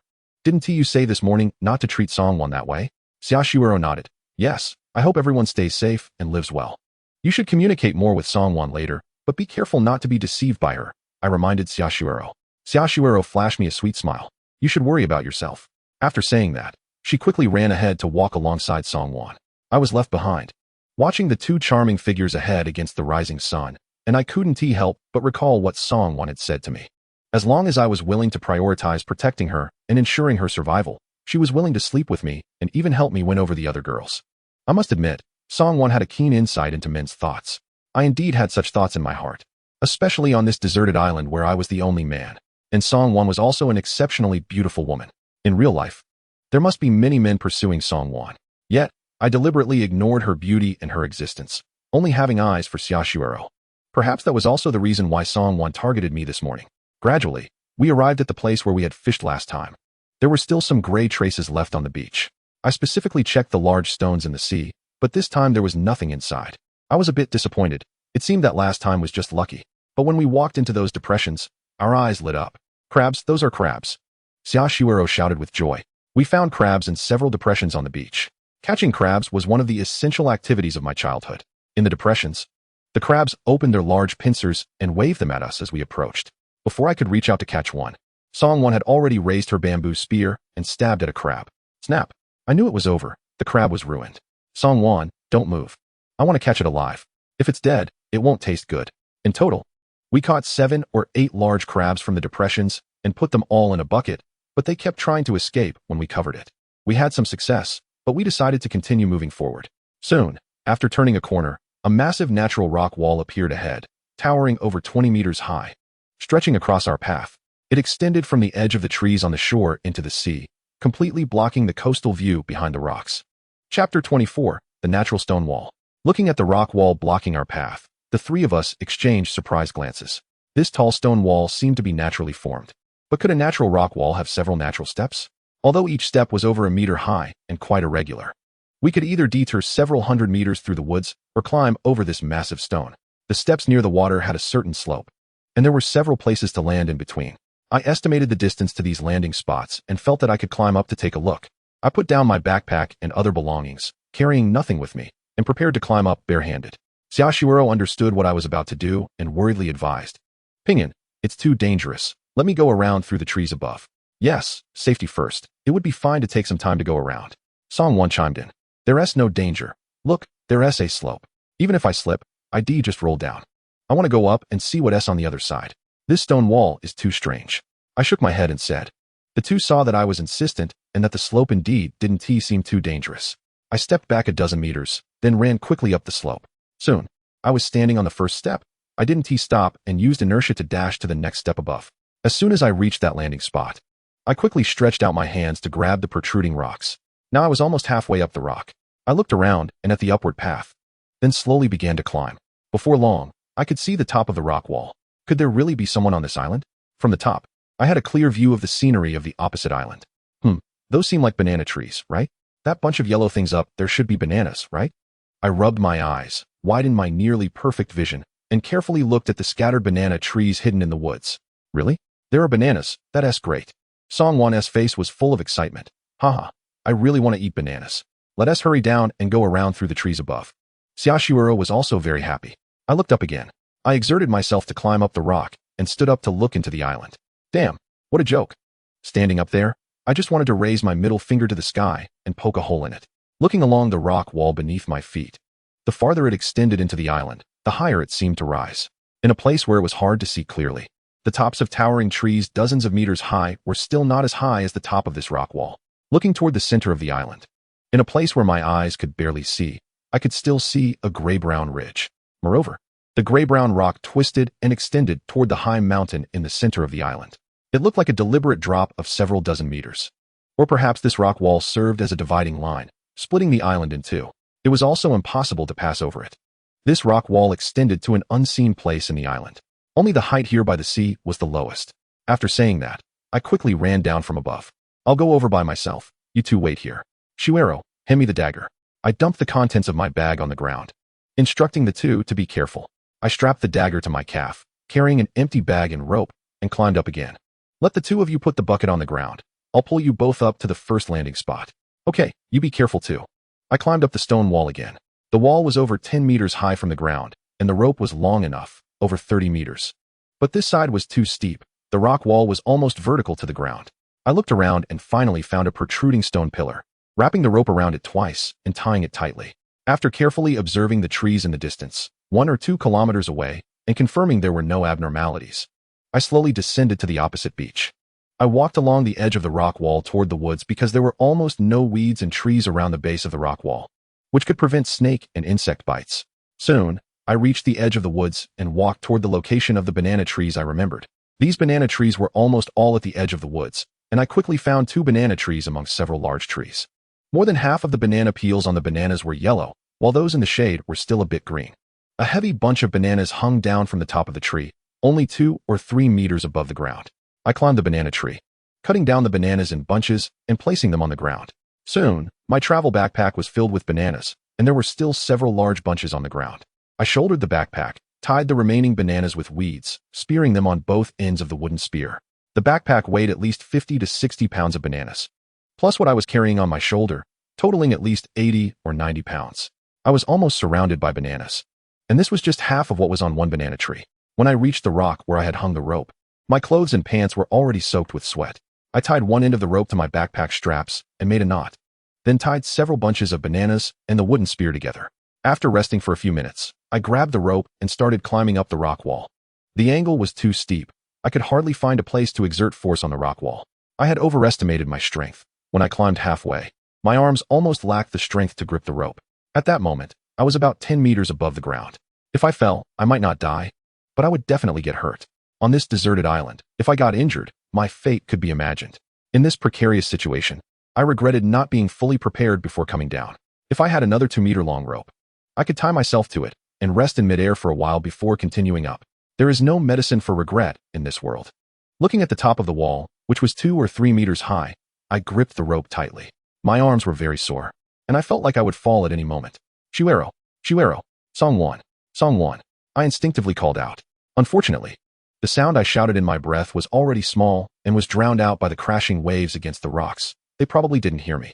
I could only rely on myself to climb up. Inch by inch, my arms trembled continuously, and my fingers could barely grip the rope. Hold on, just a little over a meter. I kept encouraging myself. Just half a meter left. Victory is in sight. At this moment, my arms and fingers seemed no longer mine. I mechanically crawled upward inch by inch. Finally, my hand grasped the stone pillar at the top of the wall. Chapter 25, So Many Bananas. As soon as I climbed over the rock wall, I immediately lay down on it, gasping for breath, not wanting to move at all. I felt a wave of dizziness. At that moment, I heard Xiaoshuro's worried voice from below. Pinyin, what's wrong? Cough, it's nothing, just resting a bit. I turned to look at Xiaoshuero, squeezing out a smile. Xiaoshuero and Songwon were leaning against the stone wall, looking up at me. How is it? See, I told you it's nothing. Songwon looked up at me, saying in different words, but a trace of worry flashed in her eyes. I lay there for about a minute before slowly sitting up. Sitting on top of the rock, I looked down at the view below their necks. The snow-white trench seemed bottomless, with faint glimpses of astonishing details deep below. Hiss. I didn't expect Xiaoshuero's was no smaller than Songwon's. Suddenly, I felt a bit of heat in my nose, startling me, and I quickly turned my head away. Pinyin, are you okay? I'm fine, really. I stammered. By the way, I chopped a lot of bananas, just wait a moment. After saying that, I walked over to where the rope was tied and slowly pulled up the backpack and 3 bunches of bananas that were tied below. As I pulled up a section of the rope, I wrapped it around the stone pillar to prevent the bananas from falling if I exhausted my strength. Slowly, I pulled up dozens of pounds of bananas bit by bit. During the pulling process, it was inevitable that they would rub against the stone wall, and a lot of bananas were scratched or damaged. I looked at the fallen bananas with heartache. These bananas were enough for us to have a meal. When Xiaoshuero and Songwon saw the backpack and long bunches of bananas I pulled up, their mouths dropped open in surprise. Wow, so many bananas. With so many bananas, we can eat for several days, they said while chewing, looking eager to eat one immediately. I didn't expect Xiaoshuero to show such expressions and actions. At that moment, I wished I could be those lips that yearned for the tongue. To prevent any more bananas from being damaged, I put the backpack on my back holding 2 large bunches of bananas in my hands, and rushed down. This time, I miscalculated again. Just as I was about to reach the beach, my foot slipped, and my legs suddenly lost strength. Losing my balance, I fell abruptly towards the sandy beach below. Just as my head was about to hit the ground, I hurriedly threw away the bananas in my hands and covered my head with both hands. Bang! I fell almost flat on the sand, like a wooden stick. A tearing pain shot through my right arm, making me cry out involuntarily. Be careful. Ping'an, be careful. I heard Xiaoshuero and Songwon's startled voices. Ping'an, what happened? Fortunately, the mud and sand here are thick and soft, providing enough cushioning. Other than my right arm being dislocated, I'm fine. I turned over and saw Xiaoshuero and Songwon hurriedly climbing down, and despite the pain, I quickly shouted, "You two take it easy, don't fall like I did." "I'm fine, really." They quickly climbed down to stand in front of me. "You still say you're fine? You're sweating on your forehead. Where did you fall? Sit still. Let me take a look," Xiaoshuero said anxiously as she stood in front of me. "Xiaoshuero, you're a doctor. Hurry up and check on Ping'an." Songwon knelt beside me, reaching out to support my right arm. It hurts. Don't move." This support made me break out in a sweat on my forehead. "Songwon, what are you doing?" Xiaoshuero glared at Songwon and said loudly. Then, looking at me with a mix of reproach and concern, she said, "Is this what you call fine? Your arm is hurt so badly." "Hee, I'm really fine. It's just a dislocation." "Wait a moment. I'll put it back myself." "How can you do it yourself?" "Let me do it." After Xiaoshuero said this, she walked to my right side, glaring at Songwon. "You still won't move? Can you do it?" Songwon, looking annoyed, moved aside to give room for Xiaoshuero. Xiaoshuero, looking nervous, squatted in front of me, carefully feeling my shoulder and arm. "Songwon, you squat in front of Ping'an and hold his waist." Xiaoshuero instructed Songwon, who stood beside her. "Don't let Ping'an move. I'm going to put his arm back in." Hearing this, Songwon looked puzzled at Xiaoshuero and me, but she still knelt in front of me, leaning over and tightly grabbing my waist. My arm had dislocated before, almost every year at school due to competing with others. But I had never heard of needing someone to hold the waist when putting a dislocated arm back. I looked at Xiaoshuero in confusion and saw her looking seriously at me and Songwon. "Ping'an, don't look at me. Look at Songwon in front of you. Don't take your eyes off her," Xiaoshuero instructed me. Why? I was even more confused. But I followed Xiaoshuero's words and looked at Songwon in front of me. As I looked, I noticed the problem. Because Songwon was leaning forward, her neck was almost right below my eyes. Oh my god, my eyes couldn't help but want to see what was below her neck. Just then, Xiaoshuero's grip on my arm suddenly exerted force. The intense pain made me unable to stay calm, and I screamed again. "Okay. I didn't expect you to also be afraid of pain." Xiaoshuero looked at me, her face showing a fox-like smile. "I guess only beautiful women can distract you men," Xiaoshuero suddenly exclaimed. What does Xiaoshuero mean by this? Suddenly, Songwon's hand fiercely pinched my waist. "Humph, I said it. Neither of you is a good person." I looked at Songwon in confusion, then at Xiaoshuero. Suddenly, a light bulb went off in my head, and I realized why Xiaoshuero wanted me to focus on Songwon. I chuckled awkwardly a couple of times, stood up, shook my arms a few times. Feeling only a slight pain, the entire campsite instantly turned into a world of rain and mist. The rain came quickly and left just as fast, within 10 minutes. It had stopped. Although we were sheltered in the cave and didn't get wet, the rainwater seeped into the rock wall, soaking the grass where we slept. Our campsite was a mess. The fire had gone out, and the ground was covered with mud and sand flowing down from the rocks due to the rain. I must build a building. I mumbled to myself. Yes, we definitely need to build a house that can shield us from the wind and rain, everyone said, looking at the chaotic campsite. Chapter 26, A Wave of Dog Food. We had been caught in the rain several times at sea and were used to sleeping in the rain. Each time it rained was a blessing from the heavens for us. But now that we were on land, I didn't want to get wet anymore. Now that we had food and water, building a proper house that could shield us from the wind and rain was what I wanted to do most. However, besides building a bamboo house, there were many other areas in the campsite that needed to be fixed.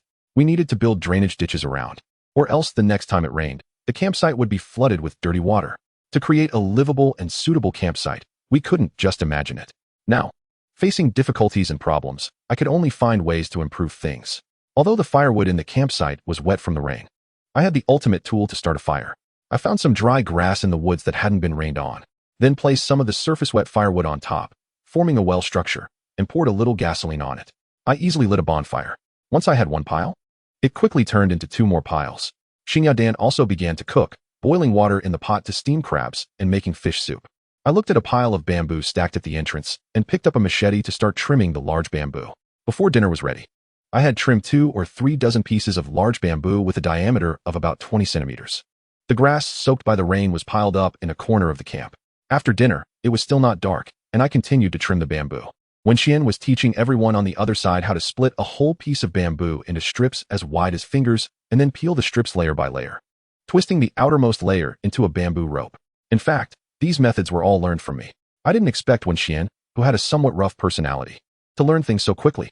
When it was completely dark, we continued to do our own tasks. Of course, throughout the process, Songwon did not lift a finger other than adding firewood to the fire. Although everyone occasionally glanced at Songwon, she seemed completely unconcerned. I cut dozens of large bamboo into 5-meter-long sections for future use. I drilled different holes about 2 meters from the thicker ends of each piece. These holes were for tying and securing the crossbeams. After finishing this, I realized that my right arm could hardly be lifted anymore. Suddenly, a pair of hands pressed on my shoulders and began to massage me. I turned my head in surprise to see Xiaoshui Ro looking at me with a pained expression. "You're tired, take a break. It's already late. Besides, your right arm was just injured. You shouldn't be doing strenuous labor." "Cough, I'm fine. Look, my arm is perfectly fine," I said with a big smile, feeling a burst of happiness in my heart. "What happened to Yi Pingyan? How did your arm get injured?" Wenxian shouted, and everyone heard her. "Brother Yi, you're injured?" "Yes, Brother Yi, you look fine." Tian Miaodong called me Brother Yi, and I had gotten used to it. However, when Li Siyu suddenly called me Brother Yi, my heart couldn't help but skip a beat. I knew that the two of them had started to accept me. And of course, this was the normal kind of acceptance. Only Wenxian and Xinya Dan had not made their attitudes clear yet. Xinya Dan was too introverted and not good with words, but from the way she looked at me these past few days, I could tell that this homebuddy was always secretly observing me. Whenever I looked up at Xinya Dan, she would hurriedly lower her head and then deliberately turn her head to the side, but her slightly flushed cheeks revealed her thoughts. It was the same this time. Her eyes showed a worried expression, but as soon as she noticed me looking over, she quickly turned her head away. Hee, my vanity was satisfied. "You reap what you sow." "Haha, it's nothing, just a dislocated arm, but Xiaoshui Ro fixed it for me. Look, I can move it freely. No problem at all." "Oh, be careful. You're our pillar now," Tian Miaodong said, glancing at Wenxian, then added, "Sister Wen is also our pillar. You two are just a pair of pillars for us." "Cough, Miaodong, he is he. I am I, don't say weird things." Wenxian glanced at me with disdain. I was curious as to why Wenxian always looked at me with disdain whenever my name came up with hers, but I couldn't ask her. "Cough, it's getting late. Everyone rest. Tonight, Wenxian and Xinya Dan are on night duty. Be careful to keep an eye on the bonfire, don't let it go out." After saying this, I glanced at the two of them. The night after the rain was a bit chilly, and we all couldn't help but huddle close to the fire. I lay at the edge, and since Wenxian was on night duty, Xiaoshui Ro lay beside me. Before long, the camp was filled with the sounds of snoring. I lay flat on the soft grass, feeling no sleepiness at all. I recalled the scene of climbing up the rock wall today, still feeling a bit scared. I didn't expect my physical condition to have declined to such a terrible state. I turned my head to see Xiaoshui Ro leaning against me, looking at me. "Pingyan, do you have something on your mind?" "No, why would you think that?" I felt Xiaoshui Ro's body temperature, and her body inadvertently pressed against my arm. In that moment, my heart raced, blood rushed to my face, and I began to stutter. Ever since seeing Xiaoshui Ro's true essence on the rock wall, I had been comparing her to Songwon, intentionally or not. Now, with this contact, I felt Xiaoshui Ro was even more elastic than Songwon. Perhaps my rapid breathing and flushed face caught Xiaoshui Ro's attention. Her face turned red, and she silently shifted a little distance away. At that moment, I felt a bit disappointed. However, in less than 2 seconds, Xiaoshui Ro took the initiative to hug my arm and rested her head on my shoulder. I was stunned, staring foolishly at Xiaoshui Ro. The happiness was too sudden, and I couldn't believe it. "Pingyan, if you have any problems you can't solve, say it out loud, and we will face it together, okay?" "Oh, what?" "No illness, just a bit dizzy from too much physical exertion today." I smelled the fragrance from Xiaoshui Ro and felt her warmth, and my heart floated away. "Rest well, don't put too much pressure on yourself." After Xiaoshui Ro finished speaking, she suddenly kissed me on the cheek, her face turning red, then she turned away from me. I was momentarily stunned. Today, as surprises were coming one after another. I touched my cheek where Xiaoshui Ro had kissed me, feeling a bit dazed. Looking at Xiaoshui Ro's back, I really wanted to reach out and hold her in my arms. However, I knew I couldn't do that, and Xiaoshui Ro wouldn't let me either. Our movements had already attracted the attention of Wenxian and Xinya Dan. "Xinya Dan, you should go to sleep first. I'll call you in the second half of the night," Wenxian said to Xinya Dan, then deliberately hummed a couple of times. I was stung by the dog food. Perhaps it would be fine in the second half of the night. Uffed. Xinya Dan couldn't help but laugh, then quickly covered her mouth and looked at me. I helplessly glanced at the two of them, awkwardly smiled, closed my eyes, and began to sleep. Chapter 27. Building the bamboo house. Today is the 5th day on the island. As soon as it got light, I was shaken awake by Wen Qian, whose eyes were bloodshot. I thought something bad had happened and quickly got up. After looking around, I found everyone was fine. Tian Miaodong and Li Siyu were cooking breakfast, while Xiaoshui Rou and Song Wan squatted to one side, whispering while holding a decayed fishing net. I looked at Wen Qian in confusion and asked, "Why are your eyes so red?" Then I noticed that Xinya Dan was still fast asleep nearby. "You kept watch all night alone." I looked at Wen Qian in surprise. I didn't expect the usually irritable Wen Qian to have such a kind side. She's weak, so I let her sleep a bit longer. Actually, I couldn't sleep at all after midnight. Wen Qian said helplessly, "I could barely hold on until dawn, but then I suddenly heard some birds chirping in the forest, which woke me up." I had experienced this situation as well. Sometimes, even after midnight, I wanted to sleep but couldn't. This kind of insomnia is very frustrating. And the next day, my head feels heavy. Then you should rest this morning. Anyway, we're building the bamboo house today, and one TB going out. I said thoughtfully. Haha, thanks. After Wen Qian said this, she crawled into the cave, lying on her side to sleep, and soon the sound of snoring began. As for what Wen Qian said about hearing bird calls in the middle of the night, I didn't pay much attention because there are often bird calls in the forest. For breakfast, everyone had a bowl of fish soup and 2 bananas. Today we start building the bamboo house. The bamboo house was designed with 45 columns arranged in a square layout of 22 meters on each side. This was explained to a few people earlier.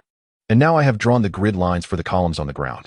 I then instructed everyone to dig the foundation pits for the columns at the intersection points, in the manner of building a fence. I also used a knife to start digging, and after a while, after digging about 20 centimeters deep, I uncovered a stone slab. Without iron rods or hammers, I couldn't possibly drill into the hard stone. Fortunately, I had considered this issue during the design phase.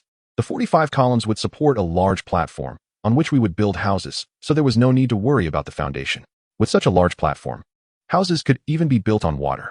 This time, I kept Song Wan busy, continuously instructing her to fetch various small items. Song Wan seemed to be in a much better mood and wasn't averse to doing some light tasks.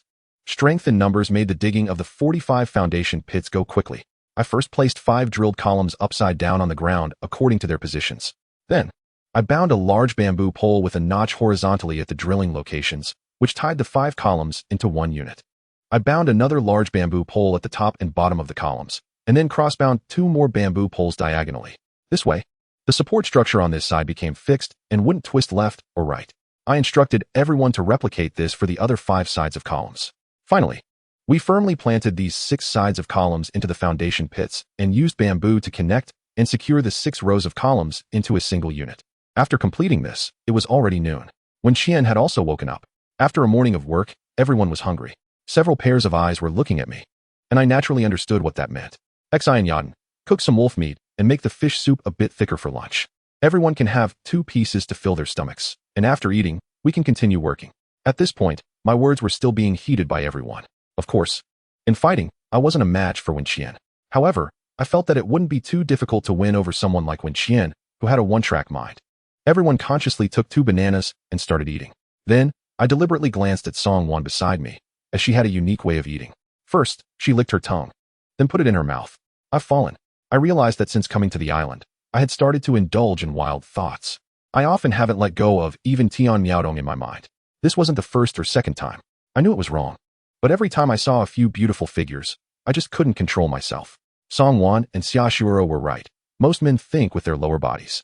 Just as I was lost in my own imaginary scenarios, I felt something elastic pressing against my arm. Damn, can they even notice this? Ahem, everyone finished eating. So let's get back to work and try to set up the frame today. Tomorrow we can put on the roof. I quietly took a step back and turned to speak to everyone. At that moment, I heard Song Wan's voice like a mosquito buzzing near my ear. Umph. A man with lust, but no courage. Coward. I turned and stared at Song Wan, calmly saying, "It won't be long before you won't say that anymore." Xiaoshui, on the other side, looked at me and Song Wan with a puzzled expression. I smiled at Xiaoshui and then directed everyone to continue with the framework. By the time the fish soup was ready and the wolf meat was tender, the base platform was completely set up. We had also propped up a few bamboo poles around for stabilization. During the meal, Tian Miaodong looked at the 2-meter-high platform and curiously asked, "Pingyan, isn't this too high? 2 meters, how do we get up there? Just make a ladder. Tonight, we can just pull the ladder out. And everyone can sleep soundly without needing to keep watch." Making a ladder is very simple. I finished a simple bamboo ladder in an hour. On top of the ladder, I also specially made a hook that could latch onto the platform's crossbeam to prevent slipping. with the platform frame in place. We laid bamboo poles with a diameter of about 10 centimeters closely together on the crossbeams and secured them tightly. When the sun set, the entire platform was covered with bamboo. I stood on the platform and jumped a few times. It hardly moved at all. If it doesn't rain tonight, we can just lay some hay on top, and everyone can sleep on the platform. As for the fire, it can burn underneath the platform. As long as it's controlled properly, the 2-meter distance won't let the fire reach the platform. Everyone happily looked at the platform they had built with their own hands. I didn't expect that I could also be a construction worker. Songwon looked at her hands, her face full of excitement. Hee, people are forced to adapt by life. As long as you're willing to work hard, your life will surely change for the better, becoming more meaningful. I smiled at Songwon. Humph. Don't feed me that kind of motivational talk. Boring. Songwon rolled her eyes at me and then jumped a few times on the platform like everyone else. Now it's great. We can finally sleep soundly at night. Tian Miaodong exclaimed with excitement. Yes, we won't have to fear wild animal attacks anymore. Songwon also laughed happily. Chapter 28. The compass is ready. The bamboo house platform is 15 meters long, 6 meters wide, with an area of 90 square meters. On this deserted island, it's already big enough for us to stay for now. If time permits, I actually want to build a bigger one. Before it got dark, we also tied a few roof beams. When night fell, we laid a rectangular parachute on the roof beams, just covering the front roof. Everyone moved the food onto the platform, leaving only the cooking pots, table, and benches on the ground. Now this platform is only temporarily usable. Looking at the uneven rows of tightly bound bamboo on the crossbeams, I remembered seeing straw and clay plastered over these bamboo to create a flat surface. Then, soft wild grass could be laid on top, making it comfortable and warm to sleep on. If the soil is thicker, we could even cook directly upstairs. I shared this idea, and everyone became expectant again. Big brother E, I didn't expect you to know so much. Tian Miaodong said with a face full of admiration. That's nothing. I know a lot more. Feeling somewhat proud from the praise of the young girl. Cough. Yipingyan, thank you for taking care of everyone this past month. But mainly, we should thank Xia Shuero. Without her, there wouldn't be you. Wenxian said to me seriously, but I don't think my initial decision was wrong. After listening to Wenxian's words, I took a moment to digest it and understood her meaning. I didn't expect this violent woman to say such things.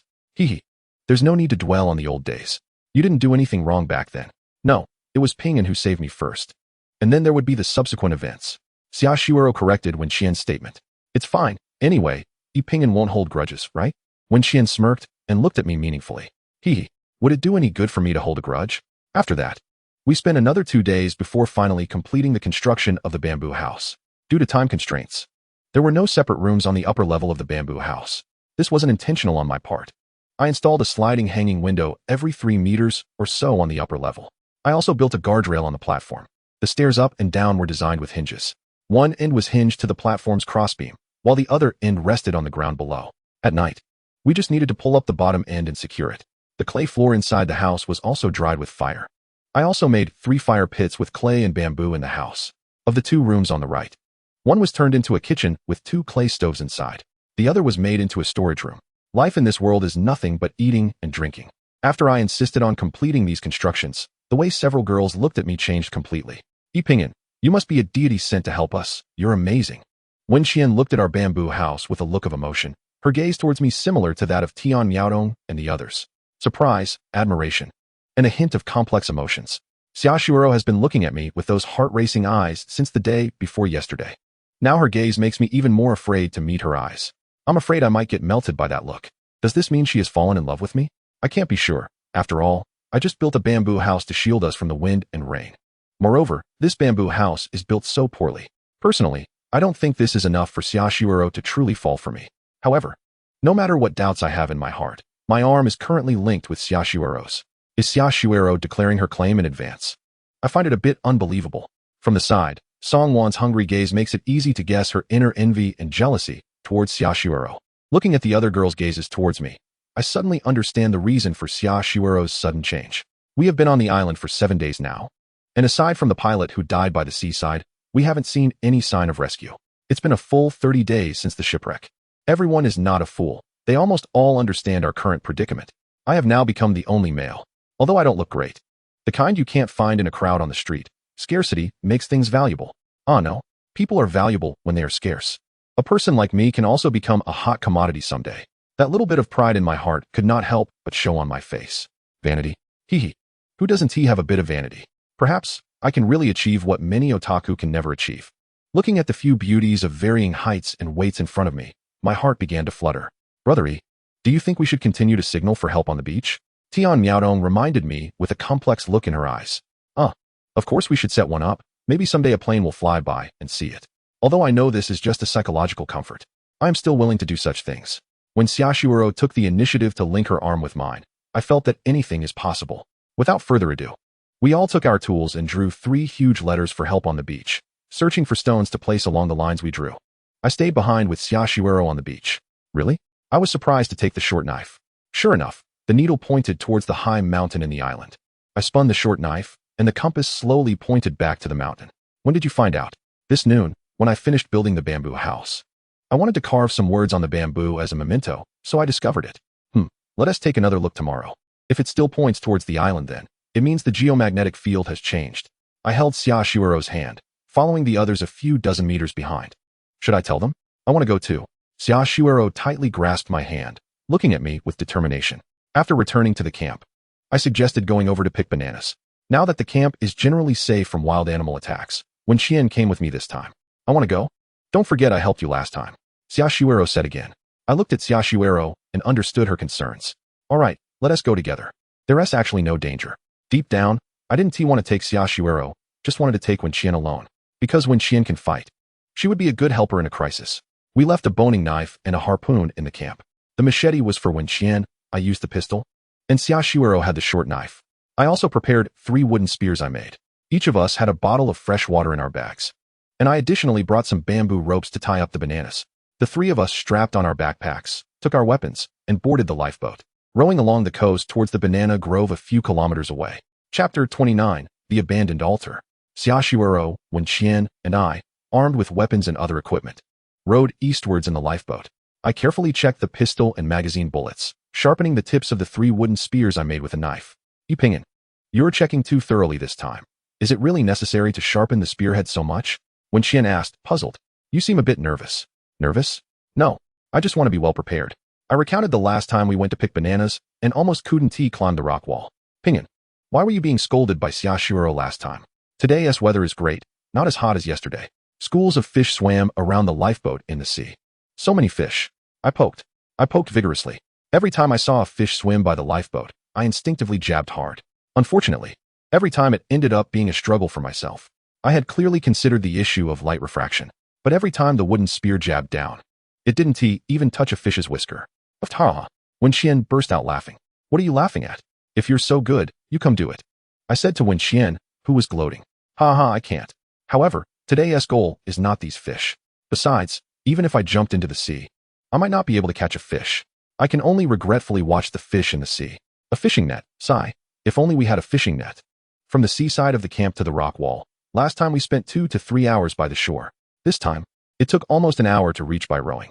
When we rowed past the rock wall extending into the sea, we clearly heard a sound like a balloon being inflated, only for it to burst halfway. The 3 of us were startled by this sound and stopped the boat, looking around. Everything in the sea and our boat seemed fine. The banana trees were just a few hundred meters into the woods on the shore. We pulled the lifeboat onto the beach and took our tools and weapons towards the shore.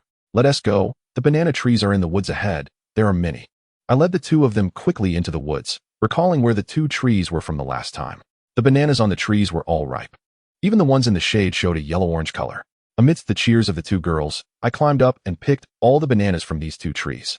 One tree had 5 or 6 long bunches of bananas, and together the 2 trees had over 200 to 300 pounds.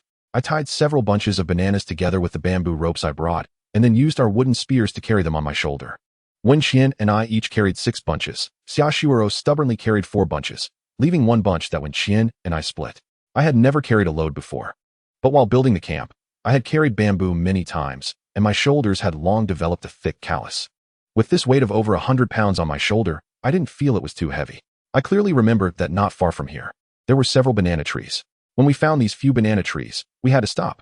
Next to the banana trees, a large flat area revealed a trapezoidal stone platform standing out. We exchanged glances, all showing surprise and suspicion. Let us take a look. Be careful. The flat area was about 100 square meters, covered with green stone slabs. The slabs were covered with moss, and over a foot high. Weeds or shrubs sprouted from the gaps between the stones. We walked towards the stone platform through the stone slab ground. In the middle of the flat ground, there is a stone platform over 3 meters high, built of blue stone slabs. The platform is also covered with moss, and the steps are overgrown with weeds. When we reached the top of the stone platform, we found that the stone steps on the side facing the island had collapsed. The collapsed area is also filled with various weeds and shrubs. The area at the top of the stone platform is about 8 to 9 square meters, with a stone incense burner at the center. The incense burner is rectangular, about 50 centimeters long, 20 centimeters wide, and 50 to 60 centimeters high, filled with wild grass. 1 meter behind the stone incense burner is a low stone altar. The altar is very short, only 30 centimeters high. The flat ground, stone platform, incense burner, moss, and weeds, all of it appears so dilapidated and desolate. It is evident that no one has been here for a long time. It is an abandoned place. I curiously looked at the stone incense burner. I casually pulled out the weeds inside the burner and pried a piece of silt with my knife. It's silt, not ash. Oh, there seems to be a pattern on the incense burner. I scraped off the moss on the surface, revealing cloud patterns and characters. What kind of script is this? Is it oracle bone script or seal script? I pointed to the ancient characters on the incense burner and curiously asked Xiaoshiro and Wenxian. I don't know, you asked the wrong person. Wenxian replied with a look that said she didn't understand and didn't want to be asked. I guess that is true. I looked at Xiaoshiro, hoping she would recognize it. Xiaoshiro walked around the incense burner, then squatted down and carefully touched the inscriptions on it. A few minutes later, she said, "These inscriptions are in seal script, and I only recognize a few simple characters. For example, this character is heaven, this one is king, and this one is person." Xiaoshiro pointed out the 3 characters she recognized. "You look like an expert for so long, and all you recognized were 3 characters. What good is that? It seems that someone once lived on this island. Perhaps there are still people here now." Xiaoshiro stood up and touched the incense burner, saying, "The platform and the incense burner, it looks very much like an altar. It might have been used for worshipping heaven or the sea.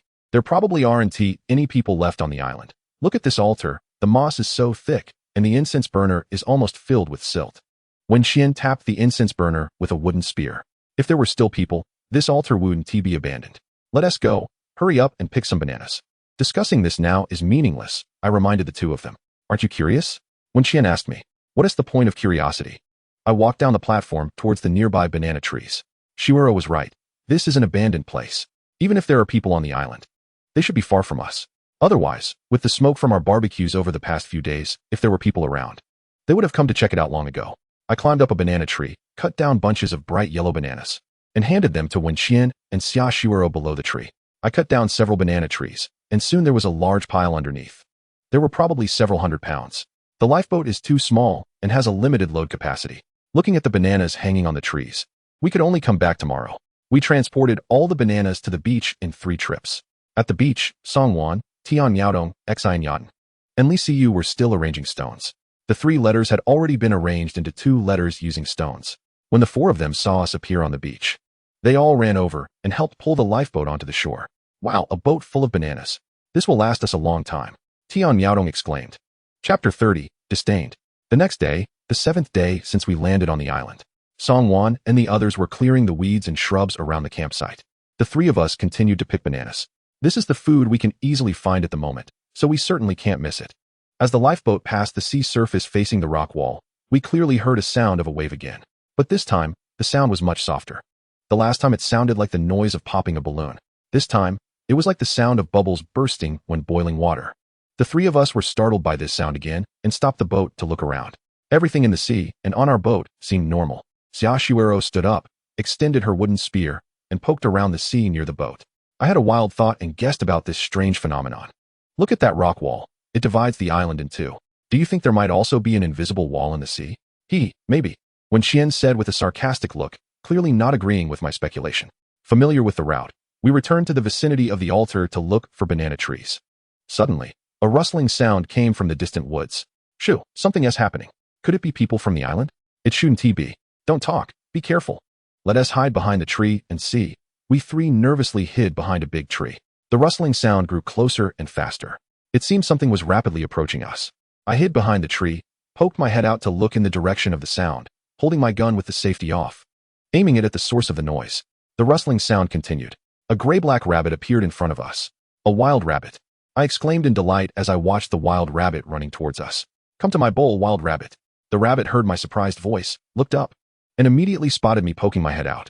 The running wild rabbit instantly stopped, twisted its body, and ran in a circle in front of us before heading towards the rock wall. The rustling sound almost instantaneously came from behind the tree on the opposite side. The branches parted to reveal a young bronze-colored face. Then a figure flashed in the woods, and that face suddenly appeared in front of us. Damn! I was so startled that I almost pulled the trigger and shot him.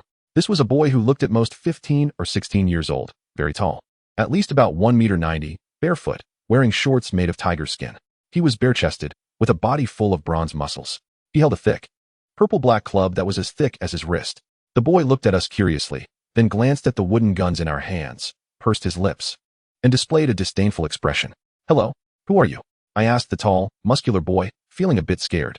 The boy looked at me, stared for a while, then slapped his forehead and pointed at Xiaoxiuero and Wenqian, saying, "Which tribe are you from? I've never seen you before." The boy spoke with an accent from the Galau region. Xiaoxiuero was so scared that she hid behind me. Wenqian stepped forward with her machete and said, "Little brat, which tribe are you from?" "Little brat, I'm Wang Hung from the Xia tribe. Don't you know me?" The boy was taken aback, then looked at us with a shocked expression. What do you mean by that? Why should we know you?" Even if you're famous." "We wouldn't know you," I said, looking at this innocent big boy. "Hey, you're Wang Hung. I've heard of your great name. It's truly well known. I didn't expect you to be so tall and mighty." I tried to flatter Wang Hung with some nice words. Wang Hung's face turned the color of pig liver, looking quite embarrassed. I'm not as amazing as you say. The most impressive one is your Luo tribe's Luoshan." "Oh right, which direction did that rabbit run off to?" "The rabbit ran that way." I pointed towards the rock wall. "Thanks. After your training, come visit me in the Xia tribe to play." As soon as Wang Hung finished speaking, he dashed away with a whoosh, disappearing from our sight. Finally, I managed to send him away. It was so hard for me. At first, I could still hear the sound of quick footsteps, but after a few seconds, the sound disappeared. I rubbed my eyes and widened them, looking in the direction where the boy had vanished. Unfortunately, there was nothing but a forest. Damn, so fast. Is he even human? The three of us exchanged glances, surprised to find that there were not only people on this island, but apparently quite a few. We picked several hundred pounds of bananas again. Once back on the boat, we immediately set sail for home. As we passed the rocky shoreline, I listened carefully but heard no sounds. Could it be that everyone on this island is as formidable as that boy? Wenqian looked at me with a somewhat dazed expression. If they are all like him, wouldn't we be in great danger? We had already driven off the wolf pack. Are we really afraid of humans? I tried to reassure the anxious Wenqian. "Pinyin, the most terrifying thing in this world is not animals, but humans." Xiaoxiuero said with a worried expression. That person's speed was too fast. We didn't even see a shadow before he disappeared. Yes, his speed was incredible. When he ran away, I only saw a figure vanish into the woods. He was so tall and strong that he must weigh quite a bit. Yet when he ran, there was no thumping sound. Clearly, he had excellent control over his strength. "Pinyin, I think that boy has a simple mind and means us no harm. We could try to befriend him," Xiaoxiuero suggested. "Befriend him?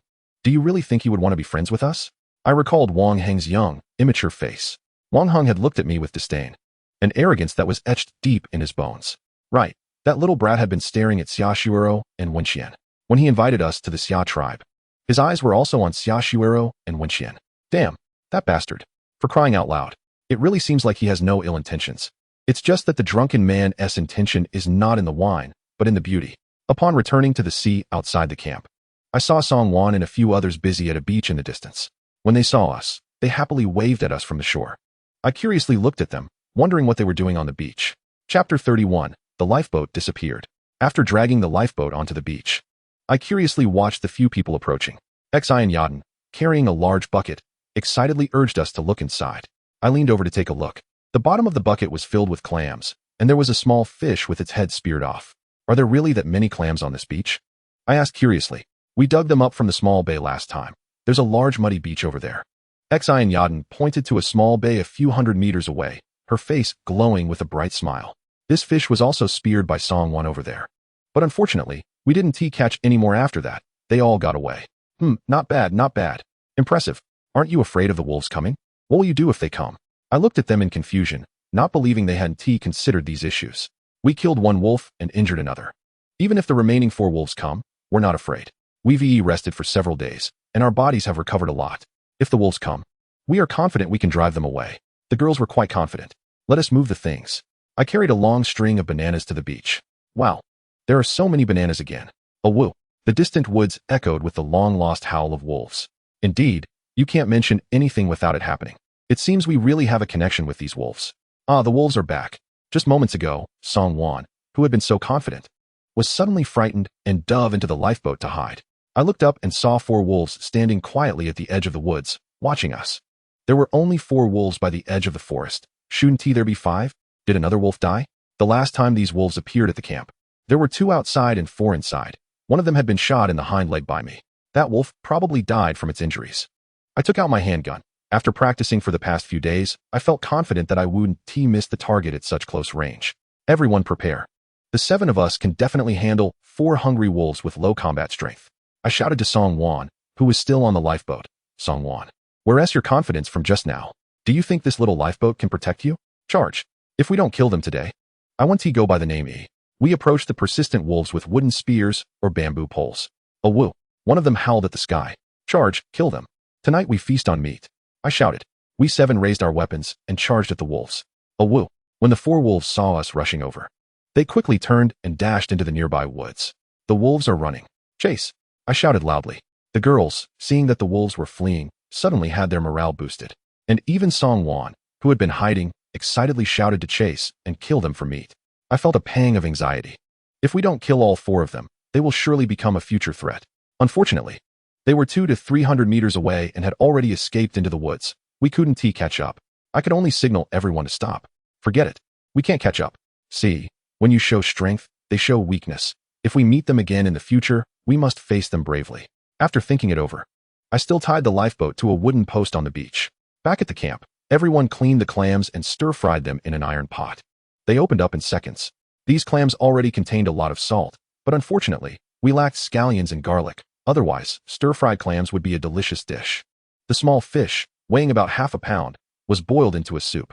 Dinner was quite rich. Stir-fried clams, fish soup, roasted wolf meat, and bananas. Everyone sat around on the platform, eating until they were stuffed.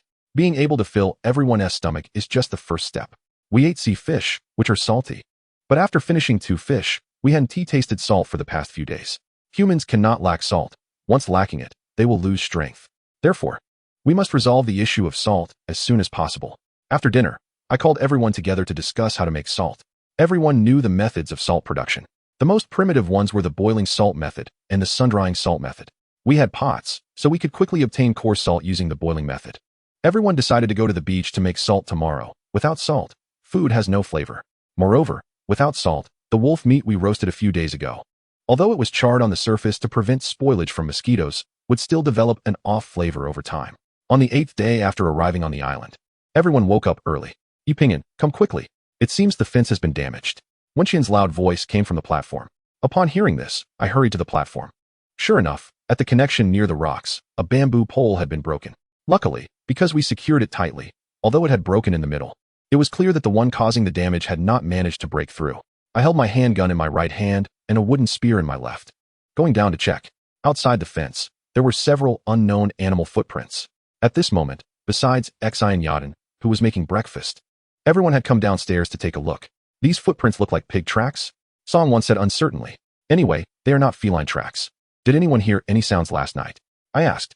I seemed to hear a cracking sound outside in a daze, thinking it was a branch breaking in the woods. Besides, I was very tired, so I fell back asleep. Xi and Yadin said apologetically. We all fell asleep, and no one can blame anyone for that. After all, it was the first night, and we were able to rest at ease. I slept very soundly as well. All right, it's not a big problem. Just take a bamboo pole and reinforce it securely. What? Is it really that powerful? In an instant, everyone disappeared. Could these people be murderers? We are outsiders. What if they don't let us stay? I'm just afraid these people will capture us as laborers. Upon hearing this, I shook my head. These girls are indeed naive, unaware of the darkness of society and the despicable nature of humanity. Humph, if it comes to hard labor, it might just be me. As for you all, being so beautiful, you're likely to be taken as wives by bandits. The girls looked at each other in disbelief. Now that unidentified creatures have appeared, I reminded everyone to be cautious. Each action should have at least 3 people. All right, just knowing this is enough. Worrying too much won't change our situation. Today's task is to boil salt, enough salt. Everyone took their weapons and various tools, and when we arrived at the beach, everyone was stunned. The beach was empty. Our lifeboat was gone. Only a wooden stake remained, slanted in the sand, with half a rope tied to it, proving that a small boat had once been tied here. Judging by the rope, it must have been bitten off by something. Damn it. This was our only boat for going out to sea. Who did this? Chapter 32, Boiling Sea Salt.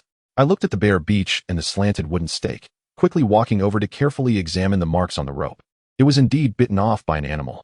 After looking around, I discovered 4 rows of disordered wolf paw prints from the western coastline to the beach.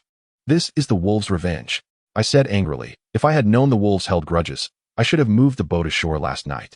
Without the lifeboat, going out to sea has become much less convenient. I gritted my teeth and said fiercely, "Those damned wild wolves, I hope I don't encounter them again. If the wolves don't leave this area and keep lurking nearby, it will limit our activities and pose a serious threat to us." Tian Miaodong adjusted her glasses with her left hand and said to everyone. I fully agreed with Tian Miaodong's words. The wolves have set their sights on us. It's either they die or we die. But today, we must first obtain enough salt. As for dealing with the wolves, that needs to be planned slowly. Well, everyone must be careful. Don't run around alone, or if the wolves set their sights on you, no one can save you. I raised the bamboo shovel in my hand and suppressed my anger. Now, everyone, let's dig the stove as I said, hoping we can boil salt today. In the following time, everyone got busy on the beach. When Xian, Xiaoshui Ruo, and Li Siyu went to the woods to gather firewood. Tian Miaodong and the others dug the stove in the sandy slope by the sea, according to the lines I drew.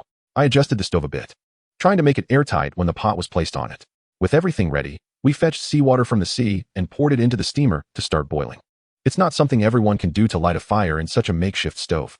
Xi and Yaden ignited the dry grass and then put in wooden sticks. But after a puff of blue smoke, the fire in the stove went out. Xi and Yaden was not convinced and tried again, but the fire still extinguished. I stood by without helping, wanting to see who would manage to start the fire.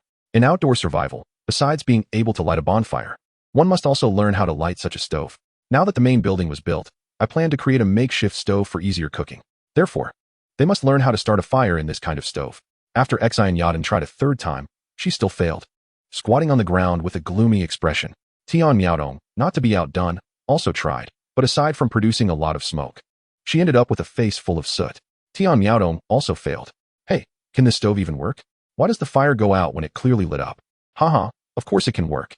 In the countryside, almost every family uses this kind of stove for cooking. I chuckled a few times, then looked at the others. Whoever lights the wood today will get an extra meal from me tonight, with 2 extra bananas. Really? I want to try again. When Tian Miaodong heard she could eat more, her eyes sparkled. I thought for a moment, I shouldn't dampen their enthusiasm, so I said, each person has 2 chances. And Xi and Yaden can try one last time. Except for Song Wan and Li Siyu, everyone else had a turn. Aside from getting their hands and faces dirty and producing a lot of smoke, no one succeeded. Finally, it was Xi and Yaden's turn again. And I noticed she was full of confidence. Did she find a trick to starting the fire while waiting? I watched Xi and Yaden with hopeful eyes. She calmly squatted in front of the stove, first igniting the dry grass, then adding small, dried branches. Once they caught fire, she added slightly larger branches. Between the branches, she also built a small structure. Slowly, a roaring fire ignited in the stove. I nodded repeatedly. The others slapped their heads, looking frustrated. Wow, it's so simple. Why didn't I think of that? Gulu gulu. Soon, the water in the pot began to boil, and a large amount of steam rose. To evaporate a full pot of seawater and concentrate it into brine, it takes a very long time. We 4 continued to gather firewood in the woods, while Xi and Yaden and the others stayed to add wood to the 2 stoves. Time slowly passed. After we 4 had piled up a large amount of firewood by the sea, it had already been 2 hours. The water in the iron pot was almost boiled dry. I could see white crystals forming at the edges and bottom of the pot. I used the bamboo shovel to stir the pot, speeding up the evaporation of the seawater.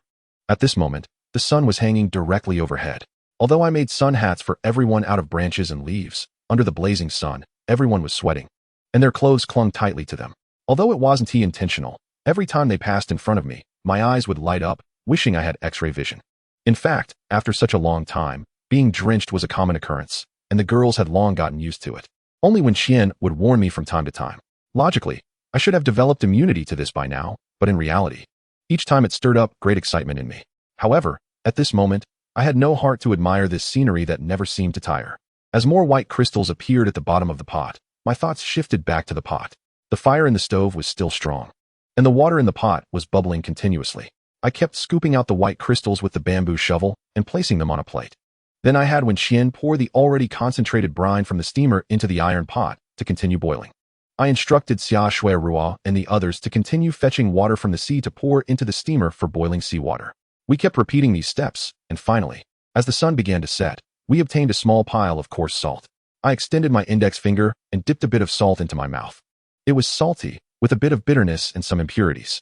I told everyone, "This is coarse salt. It's already pretty good." Xiaoshuirua said. Washing the coarse salt with fresh water should dissolve the potassium chloride and magnesium chloride impurities inside. How do we wash it? I, a poor student, had to humbly seek advice. Xiaoshuirua thought for a moment, then squatted down in front of me and began to draw in the sand with a small tree branch. Cough. I tried my best to control my gaze and not look below Xiaoshuirua's neck, focusing on what she was drawing. Filtering is quite simple. All you need is gauze. We can do it this way. There's gauze in the first aid kit, but the problem now is how to make a filter. A piece of bamboo. A large piece of bamboo can serve as a tube. Tie 2 layers of gauze at one end, and you have a simple filtering tube. Tian Miaodong adjusted her glasses and spoke up while looking at what Xiaoshuirua was drawing. At the bottom end of the bamboo tube, which is the outside, I carved a few grooves with a knife, and then, following Tian Miaodong's advice, I wrapped the gauze around and tied it securely with string. I put coarse salt inside, then placed it in the heated steamer with fresh water. After shaking it a few times, I was left with a small handful of finer white sea salt. The bitterness in this batch of salt was within an acceptable range. Looking at the small package of salt in my hand, weighing less than half a pound, I couldn't help but smile. We went to the bamboo forest to dig bamboo shoots, and in the evening, I cooked stir-fried bamboo shoots with wolf meat and boiled fish for everyone. Chapter 33, The World Champion Afraid of Mice. The bamboo forest on the back mountain was vast, and there were many bamboo shoots. The 7 of us had 3 knives, searching everywhere for newly sprouted bamboo shoots about a foot long. I was under a cluster of bamboo, prying at the soil around the bamboo shoots with my knife. Xiaoshuirua and Song Wanza were using bamboo shovels nearby, continuously shoveling away the loosened soil. Soon, we had piled up several bamboo shoots beside us. "Hey, Ping'an, look, there's a hole here." Song Wanza pointed at an empty space among the bamboo. The droppings were very small. These few pieces were about this big, so they should belong to a bamboo rat. Which means this hole is probably a bamboo rat's den, Song Wanza explained after taking a look. A mouse hole. My eyes lit up, and the image of Jerry the mouse appeared in my mind. Let's catch bamboo rats. This island has no industrial pollution. And bamboo rat meat is not only highly nutritious, but also very delicious. I've had it before when I visited the bamboo sea in the south, Xiaoshuirua said, her eyes sparkling. I stood up and called out to Wen Qian and the others not far away. Come over quickly, there's a mouse hole here. There might be bamboo rats. Let's catch them together. Where's the old mouse? Wen Qian's face changed when she heard the word mouse, and she looked around nervously with the knife in her hand. Seeing Wen Qian's reaction, I was taken aback. I never expected that a world champion would be afraid of mice. What surprised me even more was that Xian Yadin and Li Siyu came over excitedly, raising their bamboo shovels to start digging at the mouse hole. We exchanged glances, and I suddenly noticed a sly smile flash across Song Wanza's eyes. When I looked again, her expression had turned as excited as before. I hoped I wasn't seeing things. I muttered to myself. Tian Miaodong stood beside Wen Qian, looking around nervously, and said to Wen Qian, "Sister Wen, there are no mice around here. Brother, he said it's a mouse hole. There might be bamboo rats." Cough. "It's an old bamboo rat hole. You go help catch them.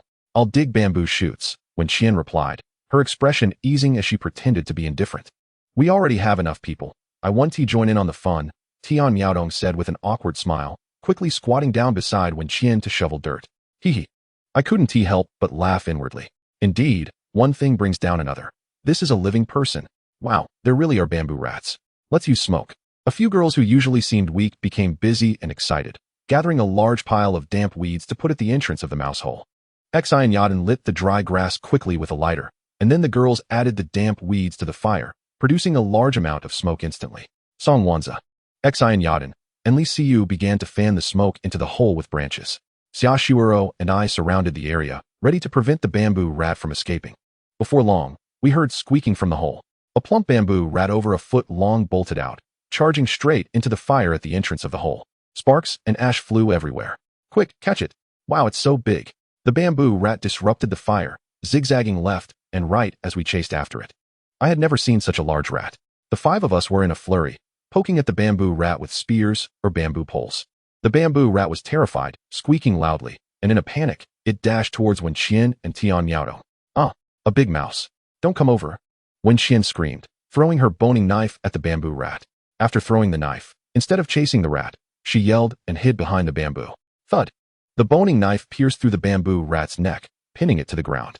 A few seconds later, the bamboo rat kicked its legs and then lay still. "Is it dead?" Wen Qian peeked out, her hand still trembling while gripping the bamboo. It's dead, definitely dead. I walked over and said to Wenxian, wow, Sister Wen is amazing. None of them could catch it. And Sister Wen took it down in one blow. Tian Miaodong praised as she peeked over Wenxian's shoulder at the deceased bamboo rat, giving her a thumbs up. There's another one coming out. Quick, surround it. Xi and Yadin and Li Siyu suddenly yelled. This was an adult bamboo rat, at least 30 centimeters long, with its mouth open, revealing sharp teeth. Song Wanza immediately became timid and jumped to the side. The bamboo rat dashed out from the gap exposed by Song Wanza and fled into the bamboo forest. Stop! Don't run, that is my meat. I hurriedly ran after it, raising the spear in my hand to throw. I threw too hard, and the spear struck the ground in front of the bamboo rat, scaring it into jumping up and twisting in midair to escape sideways. Bang!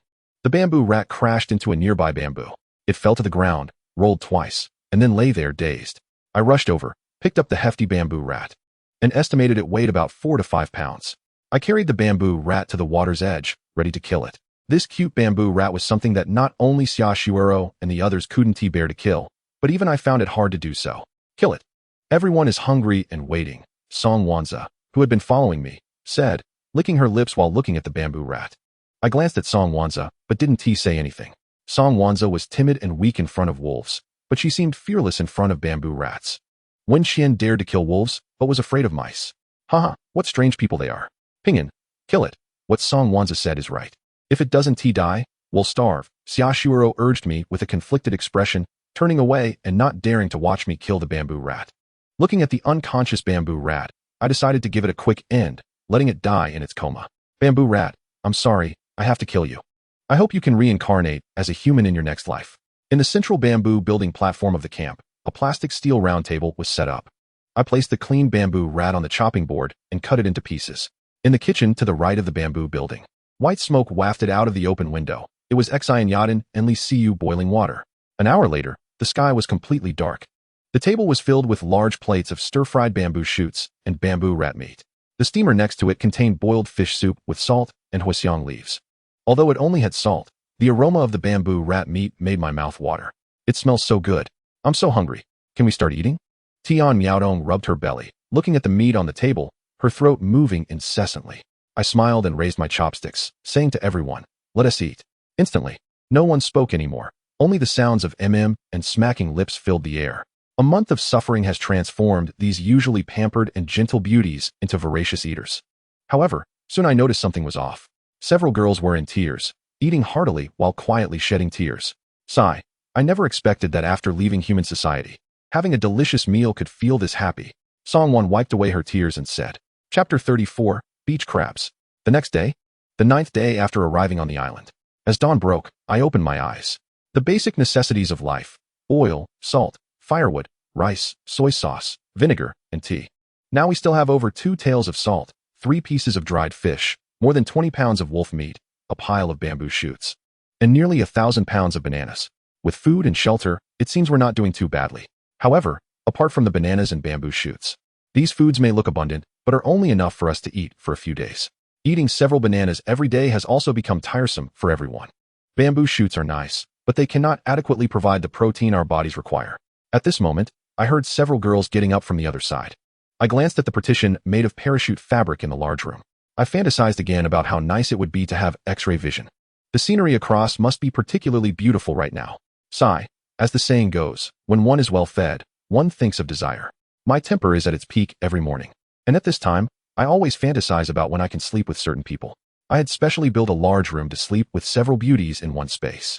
Unfortunately, while the idea was good, the reality is that under Wen Qian's leadership, not only is there a partition in the room, but I've also been pushed to sleep in the corner near the kitchen. The reason is quite sufficient. It's warmer over here.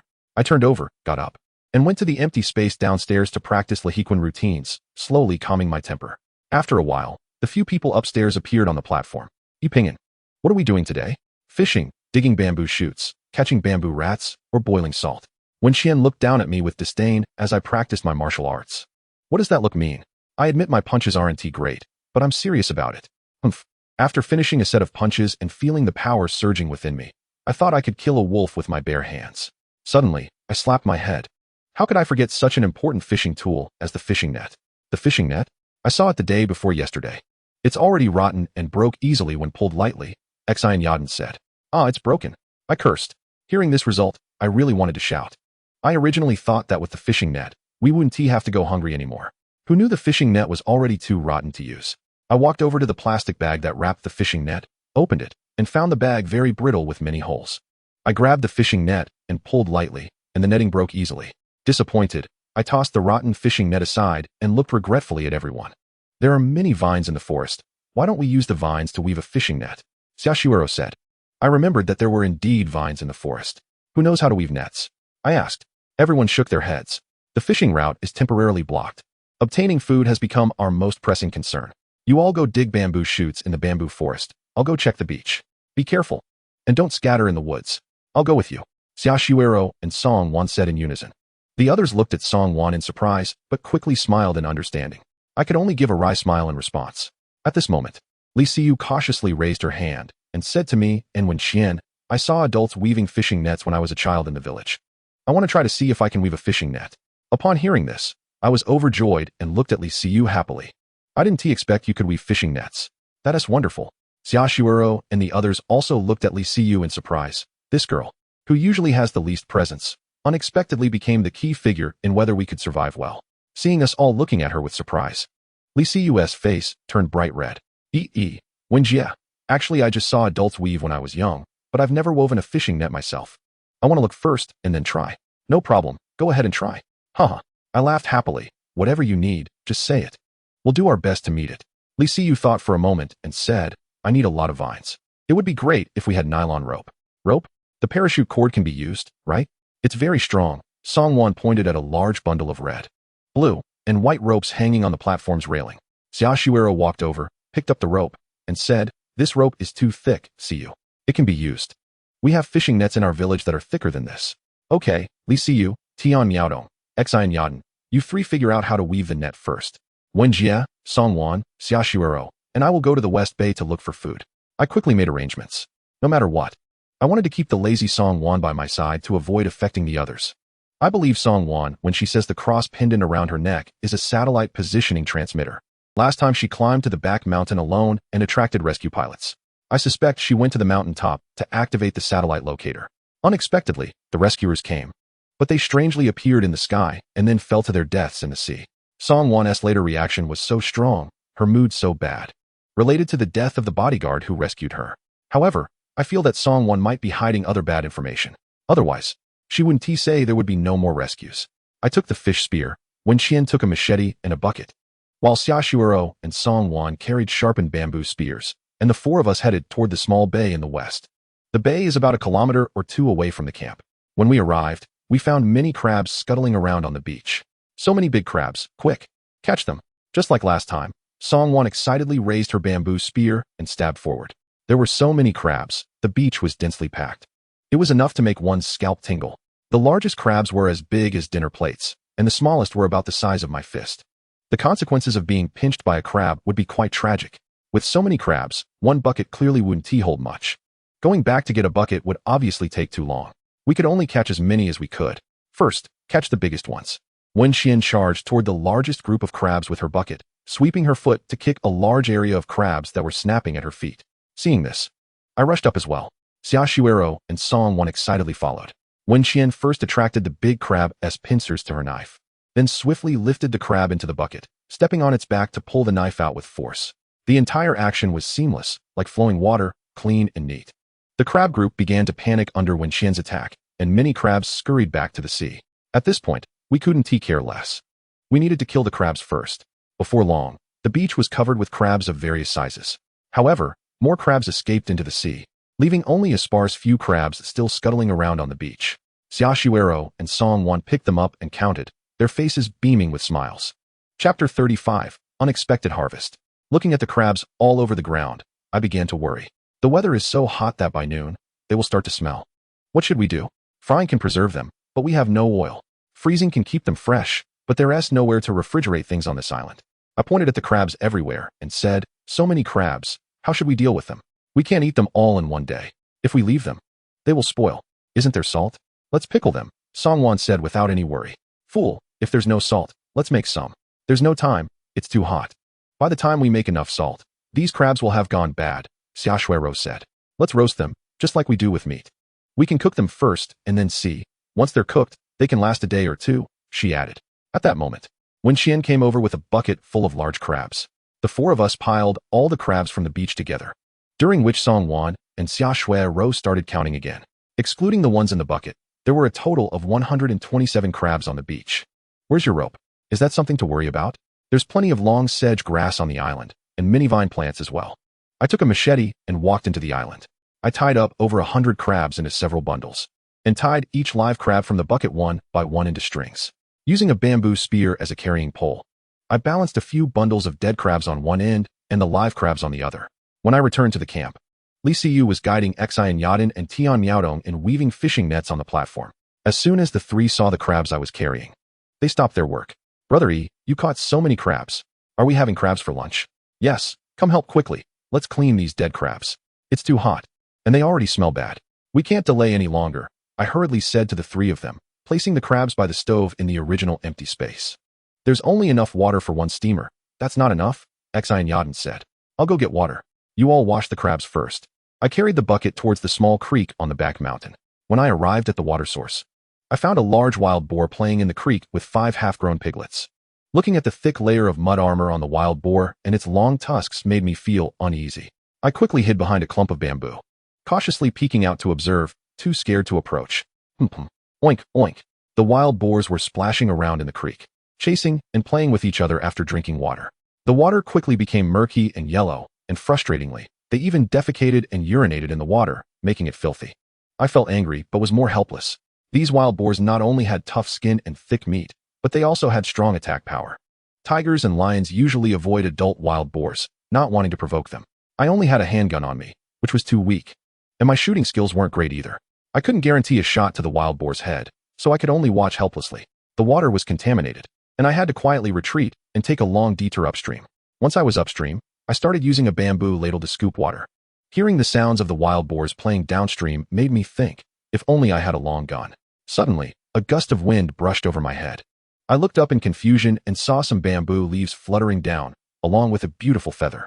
Looking around, there was nothing unusual, so I continued to focus on scooping water. After a while, I filled the bucket and was quietly walking through the bamboo forest when I suddenly heard a wild boar's scream, followed by the sound of it running away. It was very ominous. From the sound, the wild boar was clearly running in my direction. Damn, I've been careful enough. How can I be so unlucky? I hurriedly hid in the nearby bamboo grove. Oh woo! Just as I hid in a clump of bamboo, 4 half-grown piglets rushed past me, quickly running towards the island. I looked on in confusion, not knowing what was happening. I had just heard the wild boar's sudden scream, and then I saw 4 wild boars fleeing for their lives. Where was the big boar? Had it been killed? Did the big wild boar encounter something even more powerful and was taken down in an instant? I really wanted to see what happened, but perhaps due to my sixth sense, I felt that it would be dangerous to go out now. I suddenly remembered Wang Heng's words about training. Could it be that someone like Wang Heng came to train here? Thinking of this, I felt as if someone was secretly watching me. This feeling was like walking on a mountain road at night, with a chilling wind blowing, as if there were people with ill intentions hiding in the darkness around me. Feeling scared, I could only choose to huddle in the bamboo forest, not daring to move. Even trying to suppress my breathing, not daring to breathe heavily. Time passed for about 10 minutes, and everything outside returned to calm. As the feeling of being watched slowly faded, I quietly ventured out. When I finally circled back to where the wild boars were playing in the water, I looked through the bamboo cover and found that the entire creek had turned red. A light breeze blew, bringing a strong smell of blood to my face. A large and a small wild boar lay motionless in the water, seemingly dead. I waited a moment longer, seeing that there was indeed no movement around, and then bravely took out my handgun, switched off the safety, chambered around, and cautiously approached. Hiss! What the hell? The tops of the 2 pigs' heads were smashed in, looking terribly gruesome. What kind of animal did this? I looked around cautiously. There was still no movement. Gathering my courage, I pulled the smaller wild boar onto the shore. Upon closer inspection of the wounds on the pig's head, it seemed like it had been clawed by something. I couldn't help but think of the infamous 9-in white bone claw. Damn, that's terrifying. The surroundings were quiet, and the killer seemed to have disappeared. I carefully examined the crime scene. Aside from the wild boar's footprints, there were no tracks from other large animals. What kind of animal did this? Could it be a ghost? I shivered and looked around. Oh, a beautiful feather. So familiar. Isn't that the feather I saw earlier? No. I looked up at the sky and saw a large rock flying towards the center of the island high above. So that's it. Just as I was about to move the big boar, I heard faint wolf howls coming from the woods. Damn, I forgot there were a few wolves lurking nearby. What to do? I could only carry one half-grown wild boar, and the other big boar I really couldn't manage. But I couldn't bear to let such a big pig be eaten by wolves. That pork would be enough for us to eat for a month. Oh woo. The wolf howls were getting closer. You have to give up something to gain something. I could only ignore the stench of the pig's blood staining me. Hoist the half-grown wild boar, grab the water bucket, grit my teeth, and head back to the camp. Chapter 36. The rock-stealing meat. The half-grown wild boar weighed at least over 100 pounds, making it hard for me to stand up straight. And I was still carrying the water bucket. I didn't dare to put it down. The smell of blood was too strong. Besides the wolves, I didn't know if it would attract other large animals. I had to prepare defenses quickly after I got back. Therefore, I wouldn't be able to check in a short time. Although I suspected that the wild boar was killed by that large rock in the sky, I couldn't be sure. A bird that big flew over, and I hadn't heard a sound. That was unreasonable. To be able to silently kill a wild boar almost instantly indicated the opponent's strength. If the opponent had not killed the wild boar, but me instead, just thinking about this made me feel even more frightened. When I appeared at the gate of the enclosure, Wen Xian and the others exclaimed, "Wow, a pig, a wild boar. Brother E, you are amazing." Several girls rushed over, surrounding me and excitedly shouting. It was still Xiaoshui Ro who noticed something was off and immediately told me to put down the wild boar. "Peace, what happened? What killed this wild boar?" Xiaoshui Ro asked with a worried look. The other girls, upon hearing this, began to examine the wild boar closely. "Yipingyan, you didn't kill this. What animal did? The head is so mangled. How cruel." Wen Xian also noticed something unusual. A woo! A wolf's howl came from behind the mountain. The faces of several girls changed instantly. "Did you find anything unusual?" I asked, recalling the unsettling feeling in the bamboo forest. I recounted the incident I encountered while fetching water from the back mountain, and everyone felt it was very strange. Looking at these wounds, they do seem like claw marks.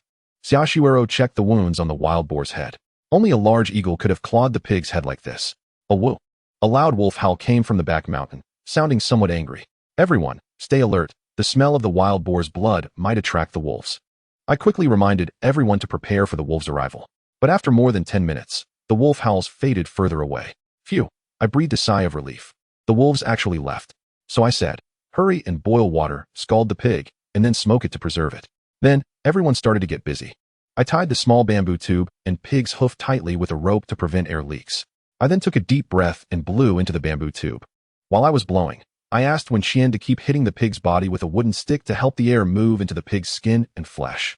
The girls were curious about what I was doing and looked at me with strange expressions. Half an hour later, the whole pig had been blown up like a ball, and Li Siyu was the first to react. I remembered that when I was very young. They did this in the village when killing pigs to make it easier to remove the hair. At this time, the water also boiled. Fortunately, this wild boar had just bathed in the water, and there was little mud armor left on it. I poured boiling water over the pig, dousing it several times. Then I picked up a cleaver and quickly scraped the hair off the pig's body. This half-grown wild boar, once processed, had over 100 pounds of meat, plus several dozen pounds of meaty bones. This wild boar meat, because it had not been castrated, had a strong gamey smell. However, on this island with no clothes or food, having something to eat was a blessing.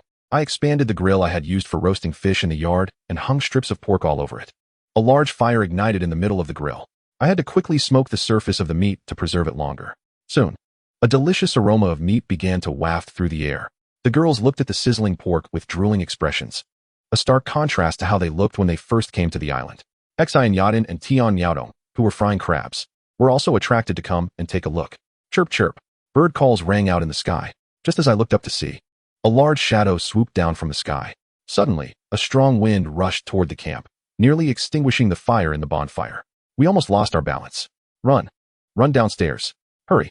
In a moment of panic, I grabbed one person with each hand and ran toward the bamboo house. Although I couldn't see clearly what was coming down, it definitely wasn't a good thing. The others were also startled, darting under the bamboo house like frightened rabbits.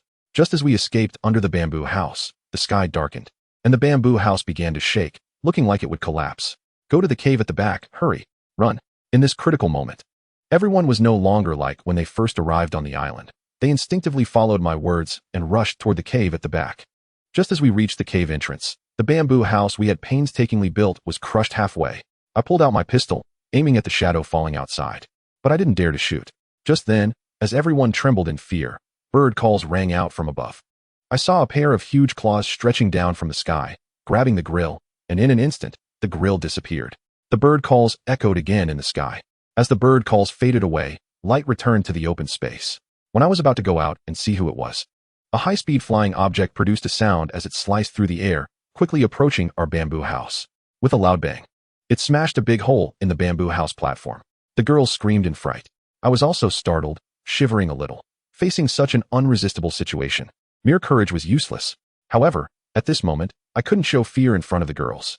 If I showed fear too, they would become even more terrified. Don't be afraid, let me see what it is. I walked cautiously to the edge of the bamboo house and looked up at the sky. There were no signs of large birds in the sky. Looking down, a pig's leg lay on the ground. It turned out that what had fallen and hit the platform was a pig's leg. Damn, that cursed big bird. I curse you to be struck by lightning from the sky. I kept cursing that thieving bird in my heart. Now that I think about it, the strong wind that suddenly swept over the bamboo forest was most likely caused by this enormous bird. The one that killed the wild boar was also this giant eagle. Damn, didn't that bird fly toward the center of the island? Fortunately, this bird only stole our roast meat and had no intention of harming us. I looked at everyone with a bitter smile. What kind of island is this? There are mutated wolf spiders, wolves, wild boars, and now even giant eagles have appeared. It's so unsafe. Sigh. The bamboo house we worked hard to build couldn't withstand the attack of this giant eagle and was almost destroyed. I checked the bamboo house. Only the roof of the kitchen was damaged and needed repairs. The platform had a hole from the falling pig meat, but was still usable. Next, there was work to do. Chapter 37, A Crisis Looms.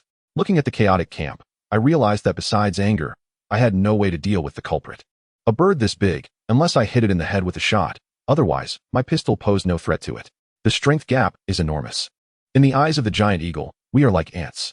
Giant eagle, you better not let me catch you. Otherwise, sigh, let's face reality. For now, let's clean up our camp and ensure our survival. That's the priority. Beside the camp, the pot frying crabs was still making popping sounds.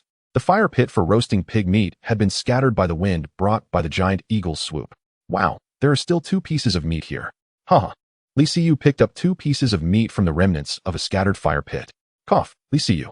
That's the pig's head that hasn't been hung up to roast yet. I looked at the excited Liu with a mix of laughter and tears. Has this girl's mindset improved to this extent? Wen Xian and I went to the back mountain to chop bamboo to make a new grill. You all tidy up the camp first. I saw everyone still occasionally looking at the sky, looking fearful, so I could only keep them busy to calm their frightened hearts. Don't worry, the giant eagle should just be stealing things. It has no intention of hurting us. Everyone, focus on tidying up the camp. I reassured the girls again. Hee. I'm really looking forward to encountering those wolves. If I do, they'll be unlucky. Wen Xian waved the harpoon in her hand, full of fighting spirit. I picked up the cleaver and went to the back mountain bamboo forest with Wen Xian. The place where I fetched water was swarming with flies, and a strong smell of blood hit me. The 300 to 400 pound wild boar lay by the water, its body already mangled and torn apart by the wolves, leaving only half of its flesh. Clearly, the wolves might have only eaten half before being scared away by the giant bird. Truly, heaven does not completely abandon us. This time, the pig had been shredded and was no longer suitable for blowing air to scald off the hair. I, Wen Xian, and Xiaoshuoro directly cut the pigskin off with knives, and then we also removed the parts that had been bitten by the wolf. No one knows if the wolf carries any viruses or bacteria. Soon, a new grill was set up, and the fire was reignited, with strips of pork hanging by the fire to smoke. A few girls rummaged through our belongings in the destroyed kitchen. The already few bowls and plates were all shattered. Not a single one left. Around 100 pounds of bananas were also damaged. Our losses this time were indeed very heavy. However, fortunately, everyone was safe. And that is the greatest luck. More than 100 crabs were all cooked in the pot thanks to the efforts of Xinya Dan and Tian Yaodong. It was around 2 or 3 in the afternoon, the hottest time of the day. Everyone was hiding in the cave eating crabs. The crabs had no dipping sauce, no soy sauce or vinegar, and no salt, so they didn't have much flavor. But I could tell that after more than a month. Everyone had already gotten used to this tasteless food. Everyone ate silently, with no one speaking. What happened today had exceeded our understanding of the real world. Have we entered another world? Xinya Dan frowned and said that this situation has never been recorded or reported throughout history. Sigh. Yes, I've only heard of eagles catching chicks, but never of a giant bird stealing meat. I sighed and said, moreover, we can be considered to be in a brand new world. A few girls looked at me in surprise. Xinya Dan looked even more astonished. Brother E, I was just saying it casually, and you took it seriously. No, E Pingyan is not wrong. We are equivalent to being in another world, or in a closed place. Wen Xian shook her head and said to Xinya Dan. Wen Xian glanced at me, then took the multifunctional short dagger from Xiaoshuoro's hand, spinning it a few times and playing with its tricks. Just when everyone was puzzled and didn't know what Wen Xian was going to do, She handed the short dagger to Xiaoshuero. I certainly understood Wenxian's intention, but I still glanced at the compass above. Oh, the compass is broken again. I saw the needle still struggling to point skyward. Damn. I smiled bitterly at the bewildered Xiaoshuero. The compass is broken again, or rather, the geomagnetic field here is chaotic again. I took the compass and said to everyone, the day before yesterday, the compass was usable again, but unfortunately, it was short-lived, and now it can't be used. What does this mean? Except for me, Wenxian, and Tian Miaodong, the others looked at it with puzzled expressions. The compass should point north, but it seems to always want to point skyward. Xiaoshuero spun the short dagger and observed carefully, saying, first, when Song Wan said that the crashed pilot fell from the sky, we all thought it was very strange because no one heard the sound of the plane. I thought for a moment and said, second, there are giant birds here that we have never seen before. This is impossible in our world. Third, the boy we encountered on the opposite rock wall is also very powerful. From his mouth, we learned that there are many people on this island. I listed 3 points to prove my statement. Tian Miaodong adjusted her glasses on her nose, her eyes sparkling as she looked at me.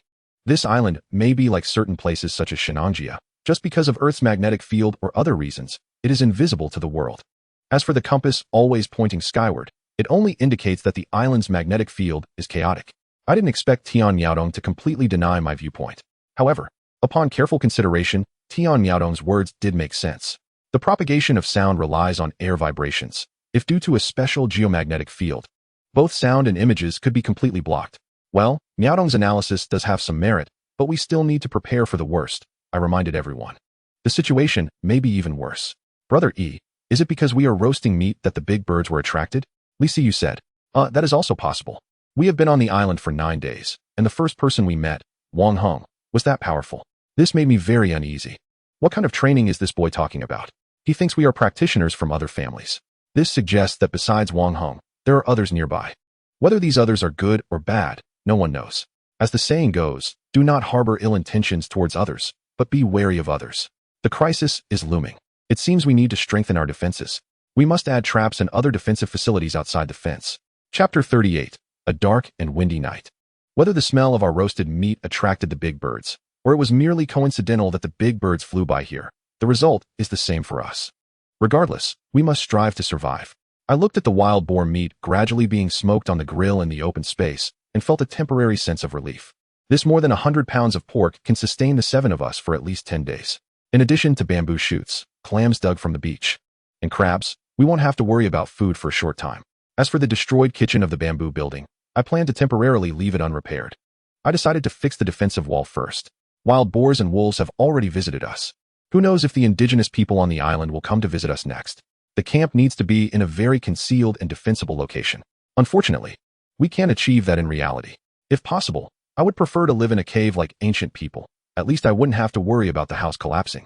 And if I blocked the entrance, I wouldn't have to worry about attacks from fierce beasts.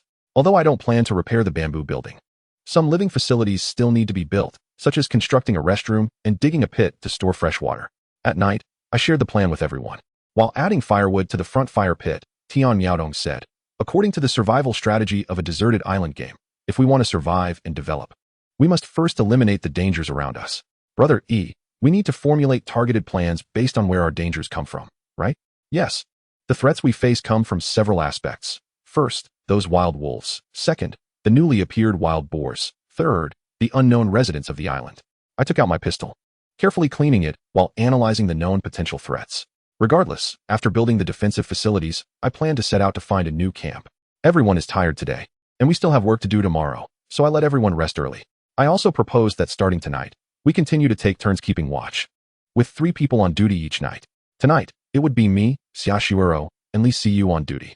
The tropical rainforest island climate is hot during the day, but the temperature drops significantly at night with the sea breeze blowing. Our camp, aside from its poor defensiveness, is ideal in many other aspects. It is very close to the beach, and fresh water is right next to the camp. The sea breeze is blocked by the trees in front, making it negligible when it blows into the camp. It's really a bit reluctant to give up such a good camp. Unfortunately, the entrance to this camp is over 10 meters wide, making it unsuitable for defense. If next time a few wild boars or other fierce beasts attack the fence, we would have almost no power to fight back, and wouldn't that mean certain death for us? We should wait another month. If after a month, rescue still hasn't come, then we need to prepare psychologically for the possibility of living on this island for the long term, or even for a lifetime. I said to Xiaoshuero. In fact, We are already mentally prepared. Xiaoshuero leaned against me at the cave entrance. Brother E, Sister Shuero, you should rest first. I'll call you in the second half of the night. Li Siyu was holding a sharpened bamboo spear, leaning against a rock and watching the two of us. All right. Thank you for your hard work. Remember to wake us up. I thought for a moment. Indeed, two people were needed during the early morning when people were most drowsy. In the middle of the night, I felt the ground shaking. At the same time, someone was gently pushing me. I opened my eyes to see Li Siyu looking very tense, her eyes slightly panicked. Brother E, it seems like there's an earthquake. Right, just before the earthquake. I heard footsteps outside in the woods. I was still a bit dizzy and sleepy, but hearing Li Siyu's words made my drowsiness disappear instantly. Shoo.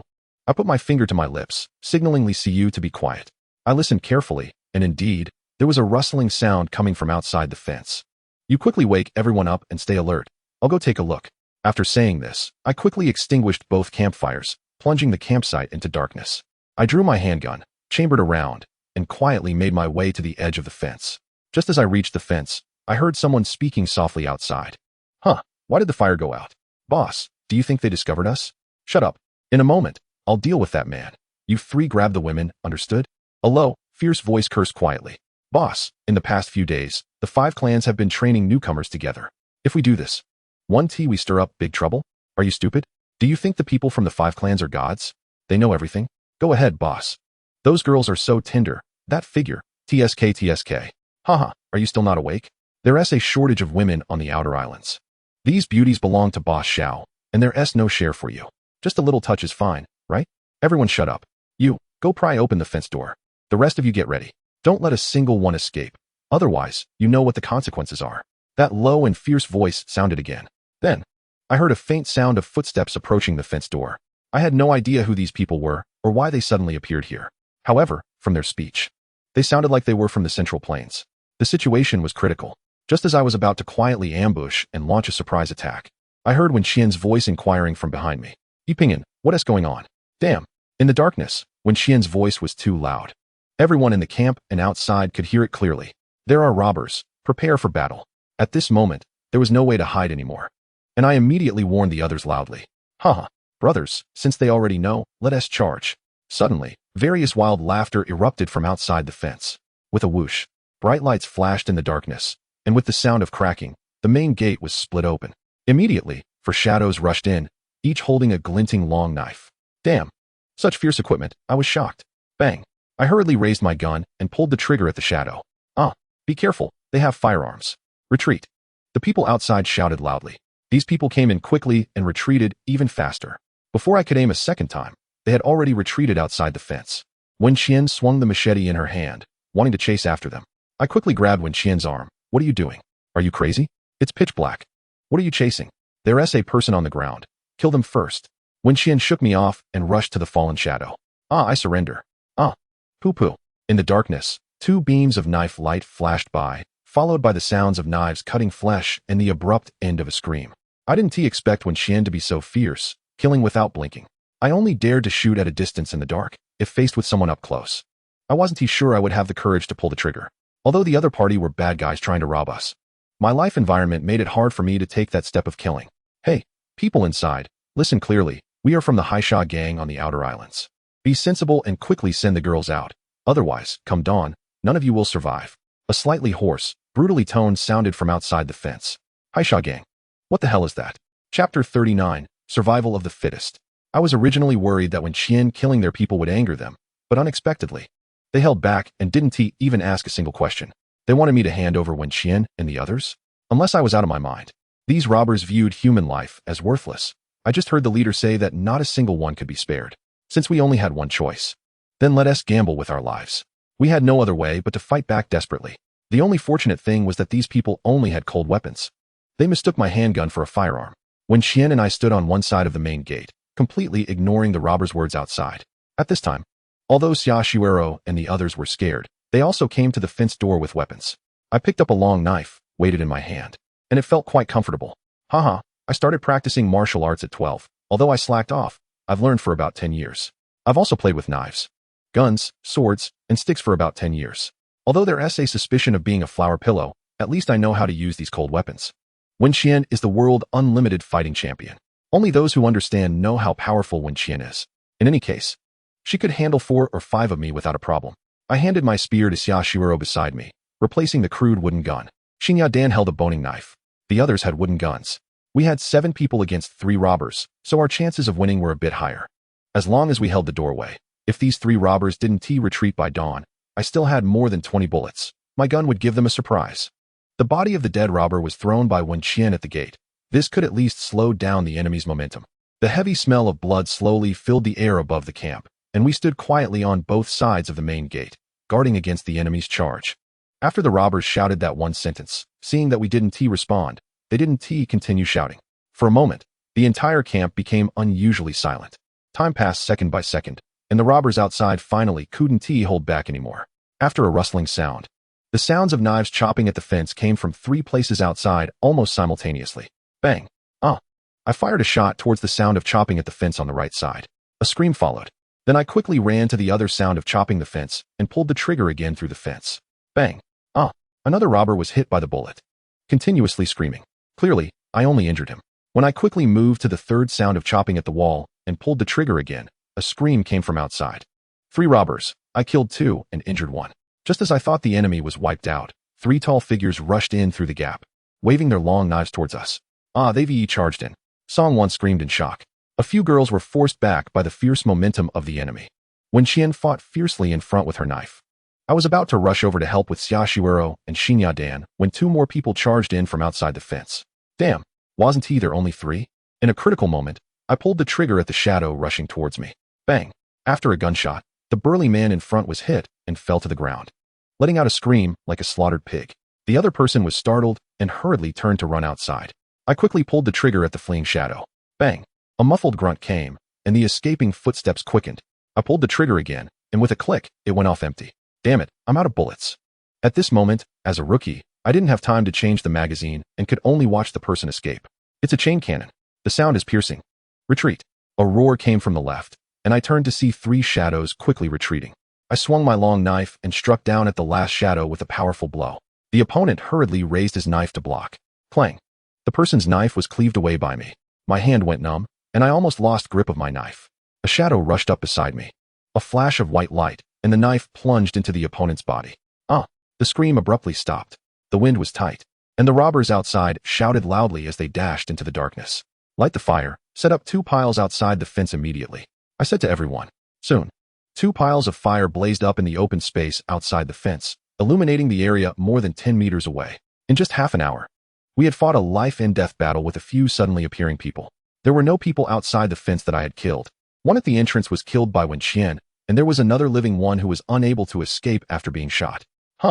Weren't there 2 that I shot down? Damn it, they pretended to be dead. These robbers are so sinister. 2 corpses were dragged into the camp, and the injured robber was thrown on the ground. The clothes of the 3 men were very tattered, patched layer upon layer. They looked like beggars to me, but the style of the clothes could still be recognized. This was a small-sleeved hanfu worn by lower-class laborers. This person wore hu clothing, which looked somewhat like hanfu, but was actually different. Song 1 glanced at the opponent's clothing by the firelight and said, "You understand these?" I looked at Song 1 in surprise. Although I am a librarian, I am also a costume designer.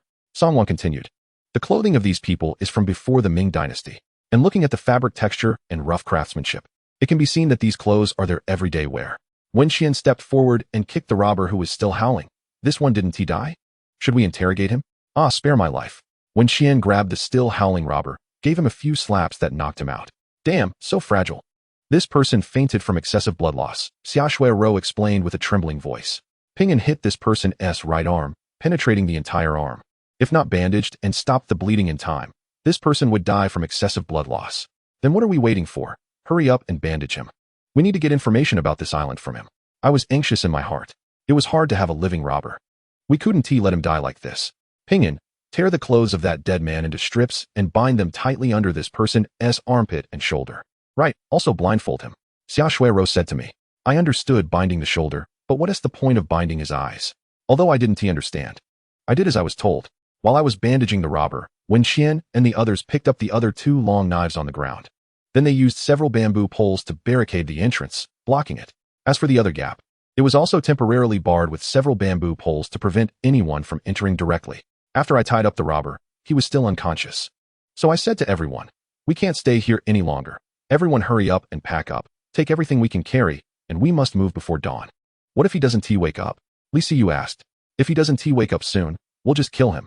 Wen Qian held the long knife and swiped it back and forth on the robber's body, making me feel a chill down my spine. Cough, don't kill me. I was forced to do this. I have an old mother in her 60s at home. Shut up. Do you have a little child waiting to be fed? Wen Qian asked fiercely. No, I'm poor and can't afford a wife.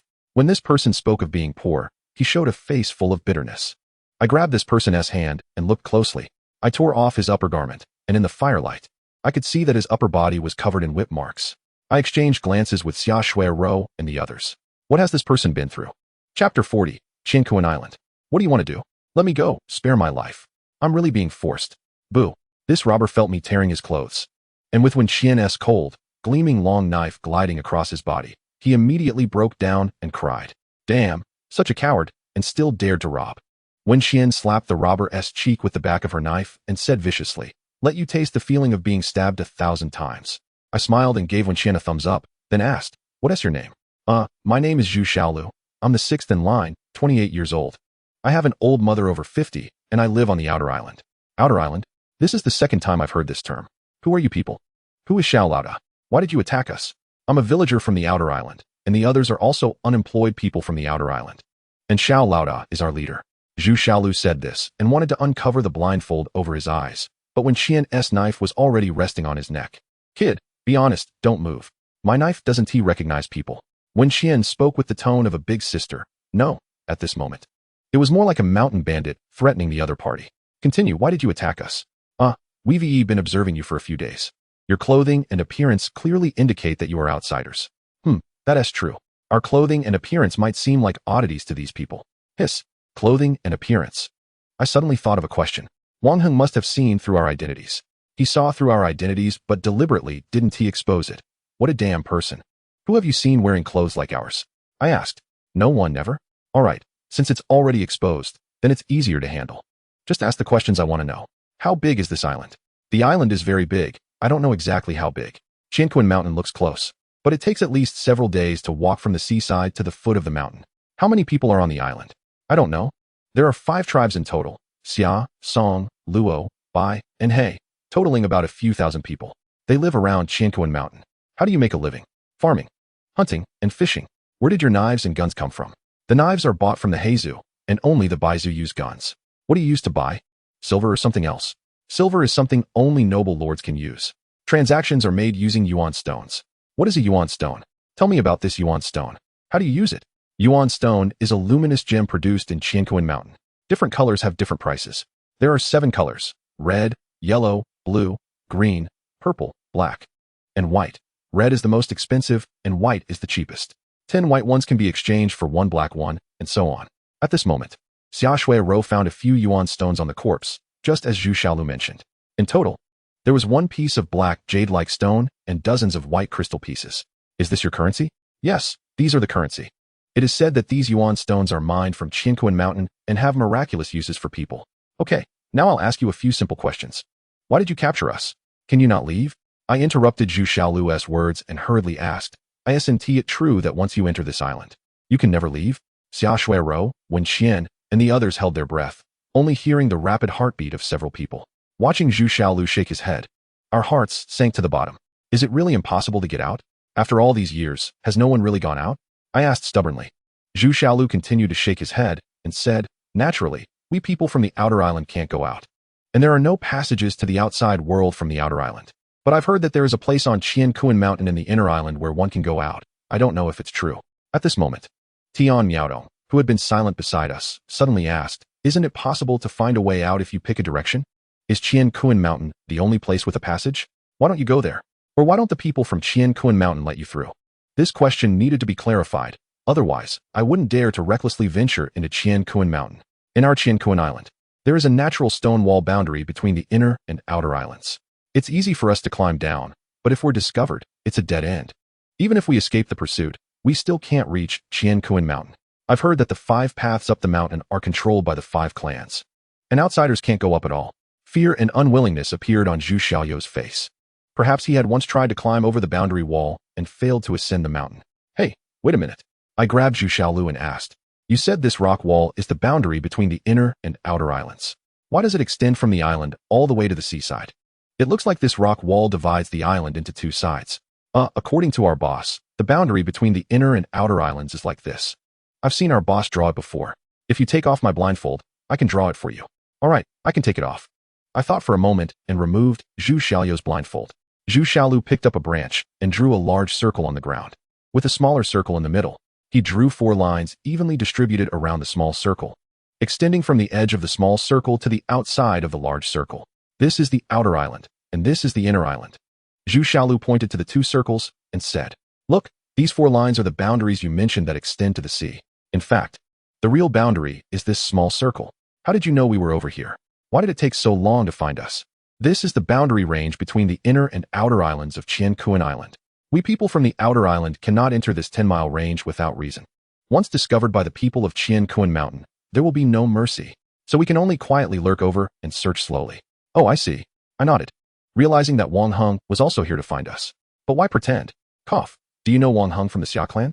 He invited us to be guests in the Xia clan. Wang Heng. The Wang Heng from the Xia clan is here. Oh no, we're doomed. It's over. This demon king has come. We're dead. Please, let me go. What? Zhu Xiaolu seemed to suddenly go crazy. Is Wang Heng that terrifying? Zhu Xiaolu was so scared that he was incoherent. Chapter 41. Temporary Withdrawal. Zhu Xiaoyu's fearful appearance was not feigned. Hiss. I remembered Wang Heng's strong and tall physique, his abnormal speed, and his mastery of power. All of it indicated that Wang Heng was a master. Alas, I was deceived. When Wang Heng asked which outer clan we were from and why he had never seen us before, he already knew we were outsiders. Damn, I acted like a clown, pretending to know him. Wang Heng is here. I beg you, let me go. Zhu Xiaolu kept pleading with us. Let you go? That's not impossible. After all, we haven't lost anything. I chuckled. Tell us in detail about the Xia, Song, Luo, Bai, and He clans. Let me go? How naive. How could we possibly let you go before we've squeezed everything out of you? These robbers were a selfish and chaotic bunch. My gun scared them off as soon as it went off. Zhu Xiaoyu's voice became a bit hoarse, and he started coughing. I hadly see you fetch a bowl of water for Zhu Xiaolu. Thank you. Zhu Xiaolu took the water and drank it all in one go, smacking his lips as he began to talk about the 5 clans. Beneath Qiankuan Mountain, there are 5 major clans: Xia, Song, Luo, He, and Bai. It's said that the Xia clan has the strongest military power, the Song clan is good at business, the Luo clan loves to collect beautiful women, the He clan excels at weapon forging, and the Bai clan specializes in formations and beast taming. These 5 large clans together have thousands of people. It sounded like a lot of people, but on an island of over 10,000 square kilometers, it averages only 1 person per square kilometer. It's like a county with a diameter of 100 kilometers having only a few thousand people. How sparse that must be. It's said that the 5 major clans often fight and bleed over the mineral resources of Qiankuan Mountain. Zhu Xiaolu and his group had to retreat to the outer island to avoid disaster after their ancestors lost in the fights. Oh, how many gangs like yours are there on the outer island? How many? No, there's only our Sea Shark gang. We have over 200 people. Why haven't the people from the inner island wiped you out? Hehe, they do want to. But unfortunately, the outer island is too vast. It's not that easy to find us. Zhu Xiaolu looked quite proud. Hehe, a bandit gang, a presence that everyone wants to eliminate. What is there to be proud of? Zhu Xiaoyu's status was too low. Although he provided us with much needed information, it was clear that much of it was hearsay. Not everything could be trusted. But not everything could be disregarded either. I thought for a moment and suddenly realized that despite asking so much, I hadn't asked a more critical question. How are criminals punished on this island? Punishment? Here, it's all about who has the biggest strength. Whoever is strong gets to decide. As long as you're strong, you can have many things. What? Is it completely a primitive society? No rule of law, no regulations. Everything relies on one's own strength. Are you saying that you can rob and kill freely? Don't you all live in constant fear? No, not really. In the inner island, killing costs a life, and debts must be repaid. But once you leave the inner island, out in the wilderness, if you kill someone and no one sees it, naturally, no one will care. How much yuan stone is needed to buy a knife? How about for food? What other uses does it have? When Qian asked, 2 white yuan stones buy 2 pounds of rice. A knife costs 10 blue yuan stones. As for other uses, only a few people in the inner island know. Actually, 100 years ago, we traded directly with items on our island. Bartering is something that only primitive or slave societies would have. This yuan stone is so valuable. When Qian and Xia Shuoro looked at the yuan stones we found, turning them over and over. This is money. It can buy food and clothing. Zhu Xiaolu seemed to sense that we had no intention of killing him, and his initial panic had disappeared. This young man, and several young ladies, please let me go. If you don't let me go now, I'm really dead. Although I didn't care about his life or death, I was still curious and asked, will Wang Heng really come here to kill people? I thought, in such a wide space, where can't someone hide? What problem can killing someone solve? Yes. If he knows we are here, he will come looking for us no matter how far away he is. And he's nearby. My eyes lit up. Oh, really? I exchanged glances with Xiaoshuero and Wenqian. Wenqian raised her tang knife, ready to chop down, but I quickly reached out to stop her. What are you doing? Since this person dares to come out to rob and kill, he should be prepared to be killed. Cough, big sister. You're even more suited to this social environment than I am. This person is useless. It doesn't matter whether we kill him or not. Let him go, I said. I can't bring myself to kill someone who has no ability to resist. I'm not that ruthless. Yes, this young man is right. Let me go? And I will tell them you went to the inner island, so no one will come looking for you. Hee, you are quite clever. We do plan to go to the inner island after dawn. I looked at the corpse on the ground and felt the changes within myself. I didn't dare to kill someone face to face, but I was bold enough to question others nonchalantly beside a corpse. What surprised me even more were the several girls. Except for Xinya Dan and Li Xiu, who looked a bit pale and dared not approach the dead body. The others surprisingly showed no signs of fear at all. Xiaoshuero was a medical student, used to seeing dead bodies. Wenqian practiced martial arts, frequently leaving people bloodied, so she was accustomed to the sight of blood, and had just killed 2 people outright. I was impressed by the performances of Song Wan and Tian Miaodong. They were a bit scared at first, but when they saw Xiaoshuero rummaging through the corpse, they surprisingly went over to help. Indeed, for survival, a person's transformation is inevitable. All right, Zhu Xiaolu. Leave your clothes and money behind. You can go wearing a pair of nasal pants. I brought Zhu Xiaolu to the door and pushed him out. I kicked Zhu Xiaolu in the butt, sending him flying. Has everyone packed up? Let's quickly move and hide while it's dark. Let us take a temporary shelter, I said while stripping the dead body of its clothes. Why are you stripping the dead body? Xiaoshuero asked. Hee, to wear. Your and Song Wan's clothes are ruined. You can only make do for now. I looked at Song Wan and chuckled. The 2 girls turned green upon hearing they had to wear the dead person's clothes. No, I won't wear it. I'd rather die than wear it. Song Wan shouted loudly. Quiet down. Everyone hurry up and grab your things. Let's retreat. Wenqian ordered. For this relocation, each of us carried a large package. Wenqian and I had 2 big bundles of food, and also pots and other items. Reluctantly, we left the camp where we had lived for a few days, and by the time dawn broke, we had reached the rock wall. Looking back, we saw thick smoke rising over our camp. Xiaoshuero and the others looked despondent. Chapter 42, The Deal. Brother E, is that our dwelling? Li Xiu asked me, looking at the distant billowing smoke with some reluctance. Yes, that was our former camp. Let it burn, we can rebuild after it's gone. I pretended to be unconcerned and said, let us go, on such a big island. If they can really find us, they're quite capable. What should we do next? The girls looked at me. Sai, what to do? How would I know? I'm just an ordinary person, with an ordinary IQ and abilities. Over the past month, I've already exceeded my limits, haven't I? But, here I am, half pushed into being the leader of the team in front of a few beauties. Under Wenqian's martial threat. When others have issues, their little brothers handle it, they take the blame. When I have issues, I deal with it myself and take the blame myself. All right, facing the inquiring gazes of the beautiful girls, peace, where are we going?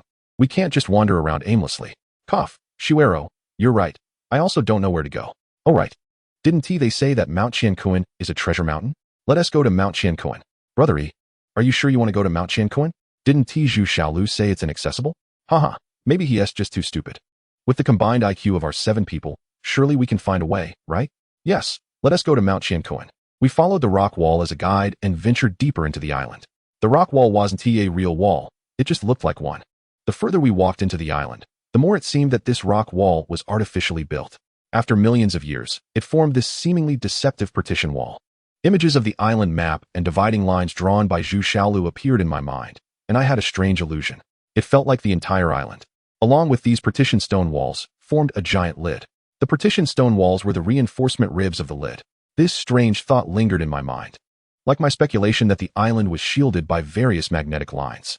Just when I was lost in my thoughts, a person suddenly appeared in front of us. I looked, and wasn't he that Wang Heng from the Xia tribe? Brother Wang Heng, why are you still here? Hee, I'm here waiting for you all, of course. Waiting for us.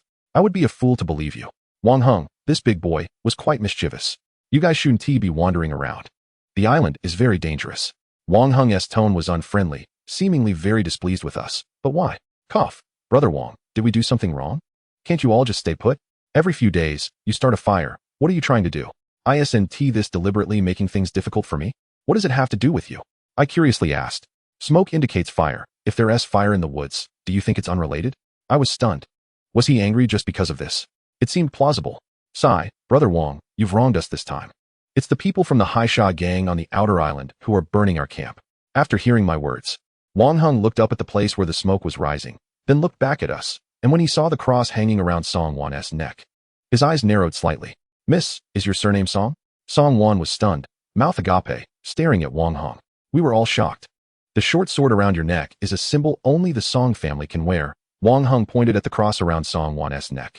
Wang Heng pointed at the knives in our hands and asked me, you were robbed. Where did your knives come from? Last night, we snatched them from the bandits. You actually managed to get them back. Where are you going? Wang Heng suddenly stopped talking. What's with that look? Can't you see we're fleeing with all our packages? No, wait. I saw a hint of complexity in this boy's eyes. Brother Wang, our dwelling was burned by the Haisha gang, so we had to move. That's why we asked you to help us get to the inner island. After I finished speaking, Wang Heng's expression suddenly became conflicted. My heart sank, and I quickly asked, what's wrong? Is there a problem? Wang Heng looked at us with a complicated expression, especially glancing again at the cross around Song Wan's neck. You came from the outside. I welcome you to my Xia tribe as guests. However, having a Song family short sword can be troublesome. We exchanged glances, speechless. This was too unfair. We had just entered the island, and we didn't know anyone. Cough. Brother, you are the first person we met. No need to say more. As long as this miss puts away the item around her neck, there's no problem visiting my Xia tribe. We welcome you. However, Wang Heng suddenly jumped down and ran toward our former dwelling, his voice echoing. Inner island. You shouldn't go there for now. I'll help you once. I didn't know how Wang Heng would help us. For now, we could only wait here. I once again experienced Wang Heng's incredible running speed. Wang Heng disappeared from my sight in an instant. Perhaps it was just my illusion, but I felt that the color of Wang Heng's stick darkened a bit. All right. The threat has been eliminated. Consider this a gift from me to you. Wait for my good news. Hey, this is for you. At some point, Song Wan took out a very delicate small round mirror and a beautiful scarf and placed them in Wang Heng's hand. Little brother, tell me how I can become as powerful as you. This cross was bought by me. Many people wear this kind of cross outside. After speaking, Song Wan decisively tore off the cross necklace and put it in her bag. Decisive.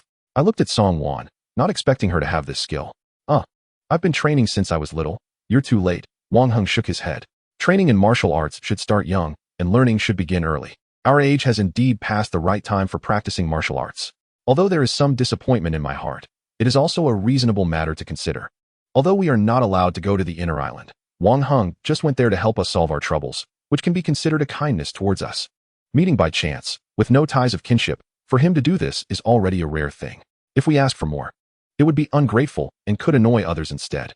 Therefore, I followed the ancient customs, clasping my fists in respect to Wang Heng, and sincerely said, thank you, Brother Wang, for your chivalrous assistance. If we meet again in the future, I will surely repay you generously. Haha, it's just a small effort, don't take it to heart. By the way, this is a basic manual for cultivating qi, and this one is for fundamental martial arts skills. Consider it an exchange between us. Practice diligently. I hope to meet you all soon. Wang Heng took the mirror and scarf from Song Wan's hands, placed the two thin books into her hands, then leaped up and instantly disappeared from sight. Song Wan held the two books foolishly, clearly not expecting Wang Heng to act like this. Haha, thank you, Brother Wang. I'm definitely keeping this friend. I shouted loudly. However, when Qian had already snatched one book from Song Wan's hands and started flipping through it, revealing a sneer. Haha, isn't this a book on cultivating qi? I've seen too many of these common goods. Chapter 43, Common Goods. Young man, this Ruli divine palm. You must practice it well to eliminate evil and uphold righteousness. Remembering this movie, I couldn't help but laugh out loud. Ha ha ha, the Rui formula. Rui. According to my wishes, quickly reveal your powers. What kind of nonsense is the Rui formula? Even the Qingyun formula or the Chaos formula sounds better than this name. Haha, you've forgotten your lines. You should also learn the snake spirits blowing technique from the Calabash brothers, Wen Qian said with a chuckle. Song Wan looked at me and Wen Qian with disdain, as if she were looking at two fools. Hey, what's with that look? Lighten up the atmosphere, okay? I shot her a glare. Humph, con artist, trying to fool us with this common stuff. If this thing can be cultivated, I'll live stream eating it. Wen Qian exclaimed angrily. All right, everyone stop the antics and check the content. Wang Heng's skills are so impressive. This book shouldn't be too bad. Xia Shuoro gently patted my shoulder, giving me a reproachful look. Opening this so-called basic qi cultivation book, I recognized almost all the traditional characters inside. But what did they mean when combined? Didn't they say that protagonists encounter fortuitous events and can easily learn profound skills from stone walls or secret manuals? Why is it that when it comes to me, I can't even understand the meaning? When Qian was even worse off than I was, unable to recognize many characters, and had long discarded it as trash. The six of us, undeterred, sat around the rock wall and began to study the contents of the book. When the sun was high in the sky, we moved under a big tree. What does the three burners of the human body mean? What are the Shaoyang meridians and the Shaoyin hidden meridians? My head was spinning. I just couldn't comprehend it. Throughout the process, no matter how much everyone complained and sighed, Xia Shuiro remained silent. Gradually, everyone noticed Xia Shuiro's unusual behavior. Hey, Shuiro, can you understand it? I asked curiously. Xia Shuiro looked at me and everyone else, her confused gaze gradually becoming clearer. What are you guys talking about? I was asking if you can understand this. I pointed to the characters and the rough anatomical drawings in the book. I can understand it. I didn't get it at first, but once I saw the descriptions of the meridians, I understood right away. The content here isn't complicated. It can be cultivated, Xia Shuiro said happily. I didn't expect Xia Shuiro not only to understand, but also to be able to cultivate. This confirmed the saying, every length has its shortness, and every shortness has its length. No one is born perfect. However, everyone will always have one or two strengths. When Qian is skilled in martial arts, and Xia Shuiro excels in medicine and knowledge. What is wrong with you all? Why are you looking at me like that? Can't you see? You're actually the legendary martial arts prodigy. Even this world champion, When Qian, is outshone by you. Quickly tell us, what does it say in there? Can we all practice? I was so excited that I wanted to hug Xia Shuiro and give her a kiss. This news was too uplifting, especially on this strange island. Only by becoming stronger can we ensure our survival.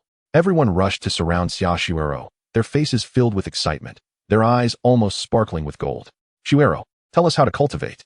Sister Shuiro, I want to learn. I want to be a heroine. Sister Shuiro, I'm ready. Once I learn, I'll protect you. One by one. They urged Xia Shuiro to explain how to cultivate, showing that it wasn't just the boys who harbored such martial arts dreams. Xia Shuiro was momentarily surrounded by everyone's enthusiasm. Her mouth opened several times without saying a word. When everyone quieted down, Xia Shuiro finally began to speak. Actually, this is just a very ordinary breathing and meditation method. Not the kind of martial arts you imagine.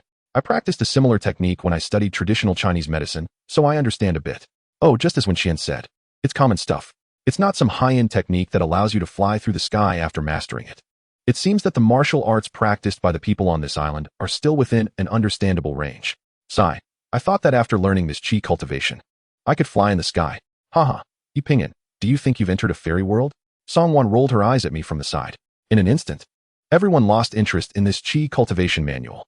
As for the basic martial arts manual, after flipping through it once, it was tossed aside. Thus, only when Qian and Xia Shuiro were still studying the two thin booklets. Brother E, are we really not going to the inner island? Li Siyu pointed to the distant mountains and asked. What do you mean?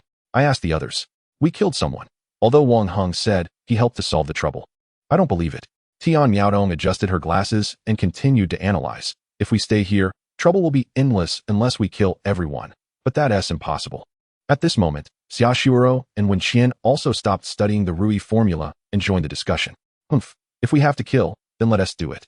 Those bandits deserve to die, Wen Qian said nonchalantly. I think it's better to avoid the conflict. This time it was at night. And the other side didn't use bows and arrows. It was Pingyan's gun that scared them off. Otherwise, we wouldn't have one, Xia Shuiro said after thinking for a moment. Then where should we go? Should we head west or follow this wall into the inner island? Tian Miaodong asked. From Zhu Xiaolu. Everyone learned what kind of place this was. In fact, it would be the same no matter which direction we went. However, I believe it's better for us to go to the inner island. Counting from the day we arrived on the island, today is already the 11th day. Right now, apart from the roasted meat, crabs, and fresh water in each of our backpacks, we have no other food. We have no clothes, no shelter, and lack food. We are essentially a group of distressed individuals still struggling to meet basic needs. We have nothing, so we're not afraid of losing anything. Pingyan, although I don't believe in ghosts and gods, our inexplicable arrival on this island is full of strangeness, Xia Shuiro said softly. If it's really as Wang Heng said, we aren't suitable for the inner island, what will we do then? Haha, that kid Wang Heng is probably just trying to scare us, at that time. I could see the conflict on his face, which means we can go to the inner island. I stood up and looked at the high mountains deep within the island. The food is enough for us to eat for about 10 days, and the fresh water we brought can only last us for 5 days. So we can explore this mysterious island briefly. What if Wang Heng comes to stop us? Whoever doesn't let me live, I will make them die. Actually, I might be a bit boastful. Wang Heng's speed is just too damn fast. If I really dared to shoot at Wang Hong, in the end, it might not be me who suffers. Chapter 44, Bears Appear. Our best destination is a human settlement. However, we have obvious characteristics of outsiders, which makes me hesitant to take this risk. Human hearts are complex, and in this strange and dangerous island, I have to be fully vigilant. Any mistake could lead to irreparable consequences for us.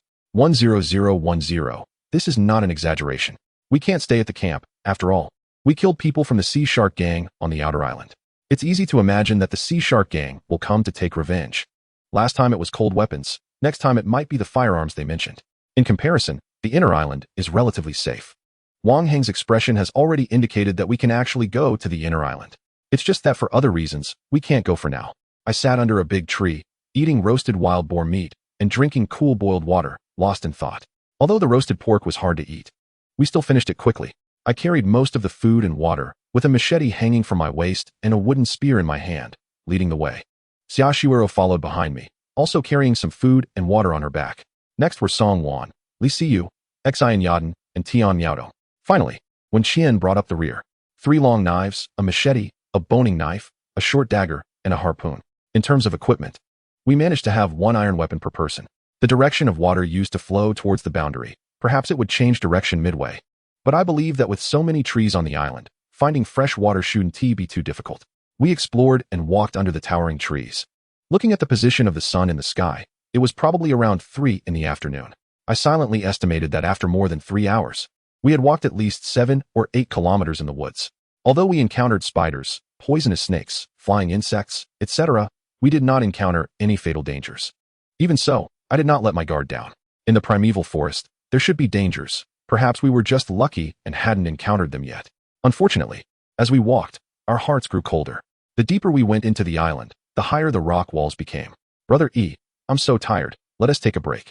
Xian Yadan hadn't recovered her strength yet. Yeah, my feet are numb. Let us rest for a bit. I'm so thirsty. I really want to drink some water. I also really didn't want to walk anymore. Everyone was too exhausted, and we all sat down to rest under the rock wall. Cough. We should find a place to camp, I reminded everyone. Camping in the wild is very dangerous.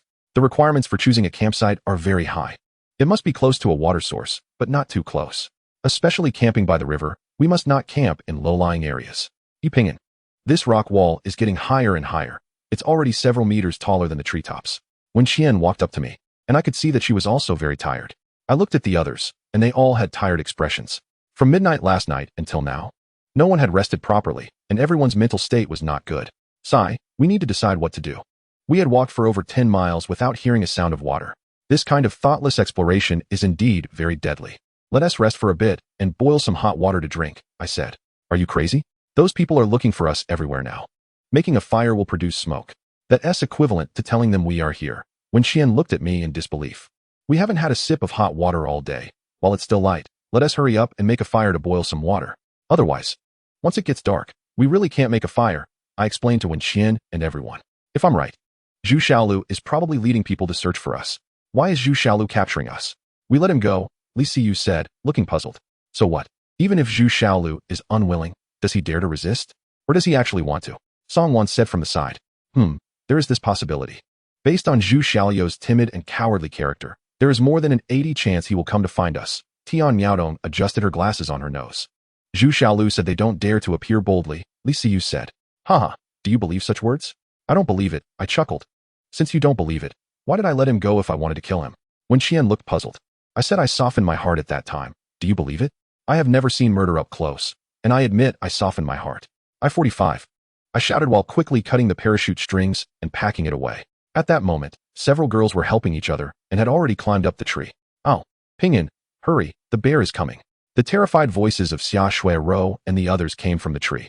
Roar. Suddenly, the black bear slammed its paws against its chest and roared at me. The deep, angry voice of the black bear echoed above the forest. Flap flap. Countless birds around were startled and took flight. This was the black bear warning me. You all climb higher. I'll lead the black bear away first. I shouted to the people in the tree. After shouting, I turned around and was about to run when I heard a growling sound under my feet. Looking down, I saw 2 little bears opening their mouths, ready to bite my pant leg. When I touched the little bears, they were fluffy and felt great. I inexplicably bent down and picked up the 2 little bears, then dashed out of the woods. Why did I take the little bears with me? Actually, it was just a subconscious action like picking up my teddy bear. Thud, thud, thud. Behind me came the sound of footsteps like drum beats. Roar, roar, roar. The big black bear was chasing me at full speed. I turned my head and saw the big black bear galloping towards me with its hindquarters bouncing. Fast, too fast. The big black bear was on all fours, rapidly closing the distance with strides of 2 or 3 meters. I desperately fled through the woods, grass, and bushes. But the black bear was getting closer and closer. Oh no, this is bad. Running away, I definitely couldn't outrun the big black bear. What to do? Use a gun. No way, I don't have the skill to hit the fast-moving black bear's head with a shot. Fire. Bears, like wolves, should also be afraid of fire. But where would I find fire at this moment? The lighter. I held the 2 little bears in one arm and fished out my lighter with the other hand. At that moment, the black bear was even closer. I could already hear its grinding teeth and breathing. I could vaguely feel the bear's breath on the back of my head. My heart raced, and I gasped for air as I ran towards a nearby big tree. I zigzagged around the big tree, then around another one, and then another. Roar, roar, roar. The angry roar of the black bear came from behind. I circled around a few big trees in my escape. The black bear was quickly chasing me around the trees. However, the black bear wasn't as agile as I was. And after a few rounds, I finally managed to create a bit of distance. I felt like I was about to suffocate. Each breath felt like pulling on a bellows. And my throat was extremely uncomfortable. Roar. The little black bear in my arms added to the chaos by actually biting my arm. Ouch, that really hurts. I looked down at the little bear in my arms and suddenly realized I had unconsciously done the right thing. No wonder the black bear was recklessly chasing after me. It was the revenge of a parent. I didn't know how far I was from the campsite, but I thought it must be several kilometers away. It was definitely more than the distance I had run to escape the wolf spider. Okay, that's enough. I was almost out of energy. After turning around a tree, I shook my hands and threw the 2 little bears on the ground. After tossing the bears away, I didn't stop and continued to flee. The big black bear seemed not to have stopped, still chasing me from behind. Damn, didn't I just return your kids to you? Why are you still chasing me? After circling another tree, I opened the lighter. A small flame appeared. I held up the lighter and shook it at the black bear. Damn, the black bear didn't even blink and charged straight at me. Roar, roar, roar. The black bear roared and swung its massive paw down towards my head. In a split second, I instinctively dove to the side. Bang! A loud sound echoed as the black bear's paw slammed into the ground. Dust and dirt flew everywhere. I was so scared I nearly lost my mind, scrambling to get up and hide behind a tree. Bang! The black bear's second paw hit the tree. The tree, thick enough for a person to hug, trembled slightly from the impact, and leaves fluttered down from above. The hatred of losing one's child. It seemed the black bear did not intend to let me go. I was exhausted, gasping for air, my heart nearly leaping out of my chest. But I still gritted my teeth and continued to circle among several big trees with the black bear. Roar, roar, roar. The little bear's cries finally caught the attention of the big black bear. The black bear finally stopped chasing me. Roar, roar. The black bear stood up on its hind legs, its crimson eyes fixed on me, its paws thumping against its chest. While licking the little bear, it didn't forget to turn its head and roar at me a few times. Watching the black bear comfort the little bear from a distance. It seemed like it would no longer chase me, and I suddenly felt drained of all strength, collapsing against the tree trunk and gasping heavily. Cough, cough. I kept coughing. It was really self-inflicted. There were other ways to lead the black bear away. Why did I have to take the little bear? I didn't even know what I was thinking at the time. After resting for a moment, my heartbeat almost returned to normal. Cough. The black bear is gone. It's safe now. You can come down, I said to the others. It really left. When coming down, Xian Yadan lost her grip on the branch and fell from over 2 meters high. I happened to be standing under the tree and hurriedly reached out to catch her. I managed to catch her, but I was too exhausted and fell to the ground as well.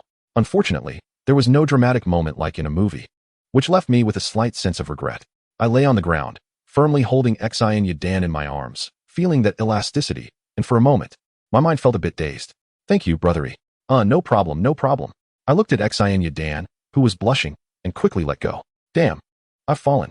I actually started to fall. I was saving a damsel in distress. How could I have such thoughts? Form is emptiness. Emptiness is form. I kept muttering in my heart. Brothery, what are you talking about? Tian Miao Tong asked curiously as she came over to help Xian Yadan up. Nothing. Just a bit hungry and tired, I said, my face turning red as I hurriedly explained.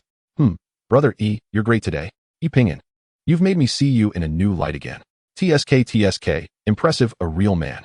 Pingin, I think I really like you. What should I do? Cough. Pingin, are you okay? Are you hurt? Summer Shui Ro was quite considerate. Chapter 46, A Big River, Many Crocodiles. Breakfast, grilled meat, lightly salted boiled water. I don't know why, but I felt that the grilled meat this morning was particularly fragrant, and even a bowl of boiled water tasted very refreshing. After breakfast, we shouldered our bags and continued walking into the island. There were many birds chirping in the forest. It used to sound annoying, but today it sounded beautiful.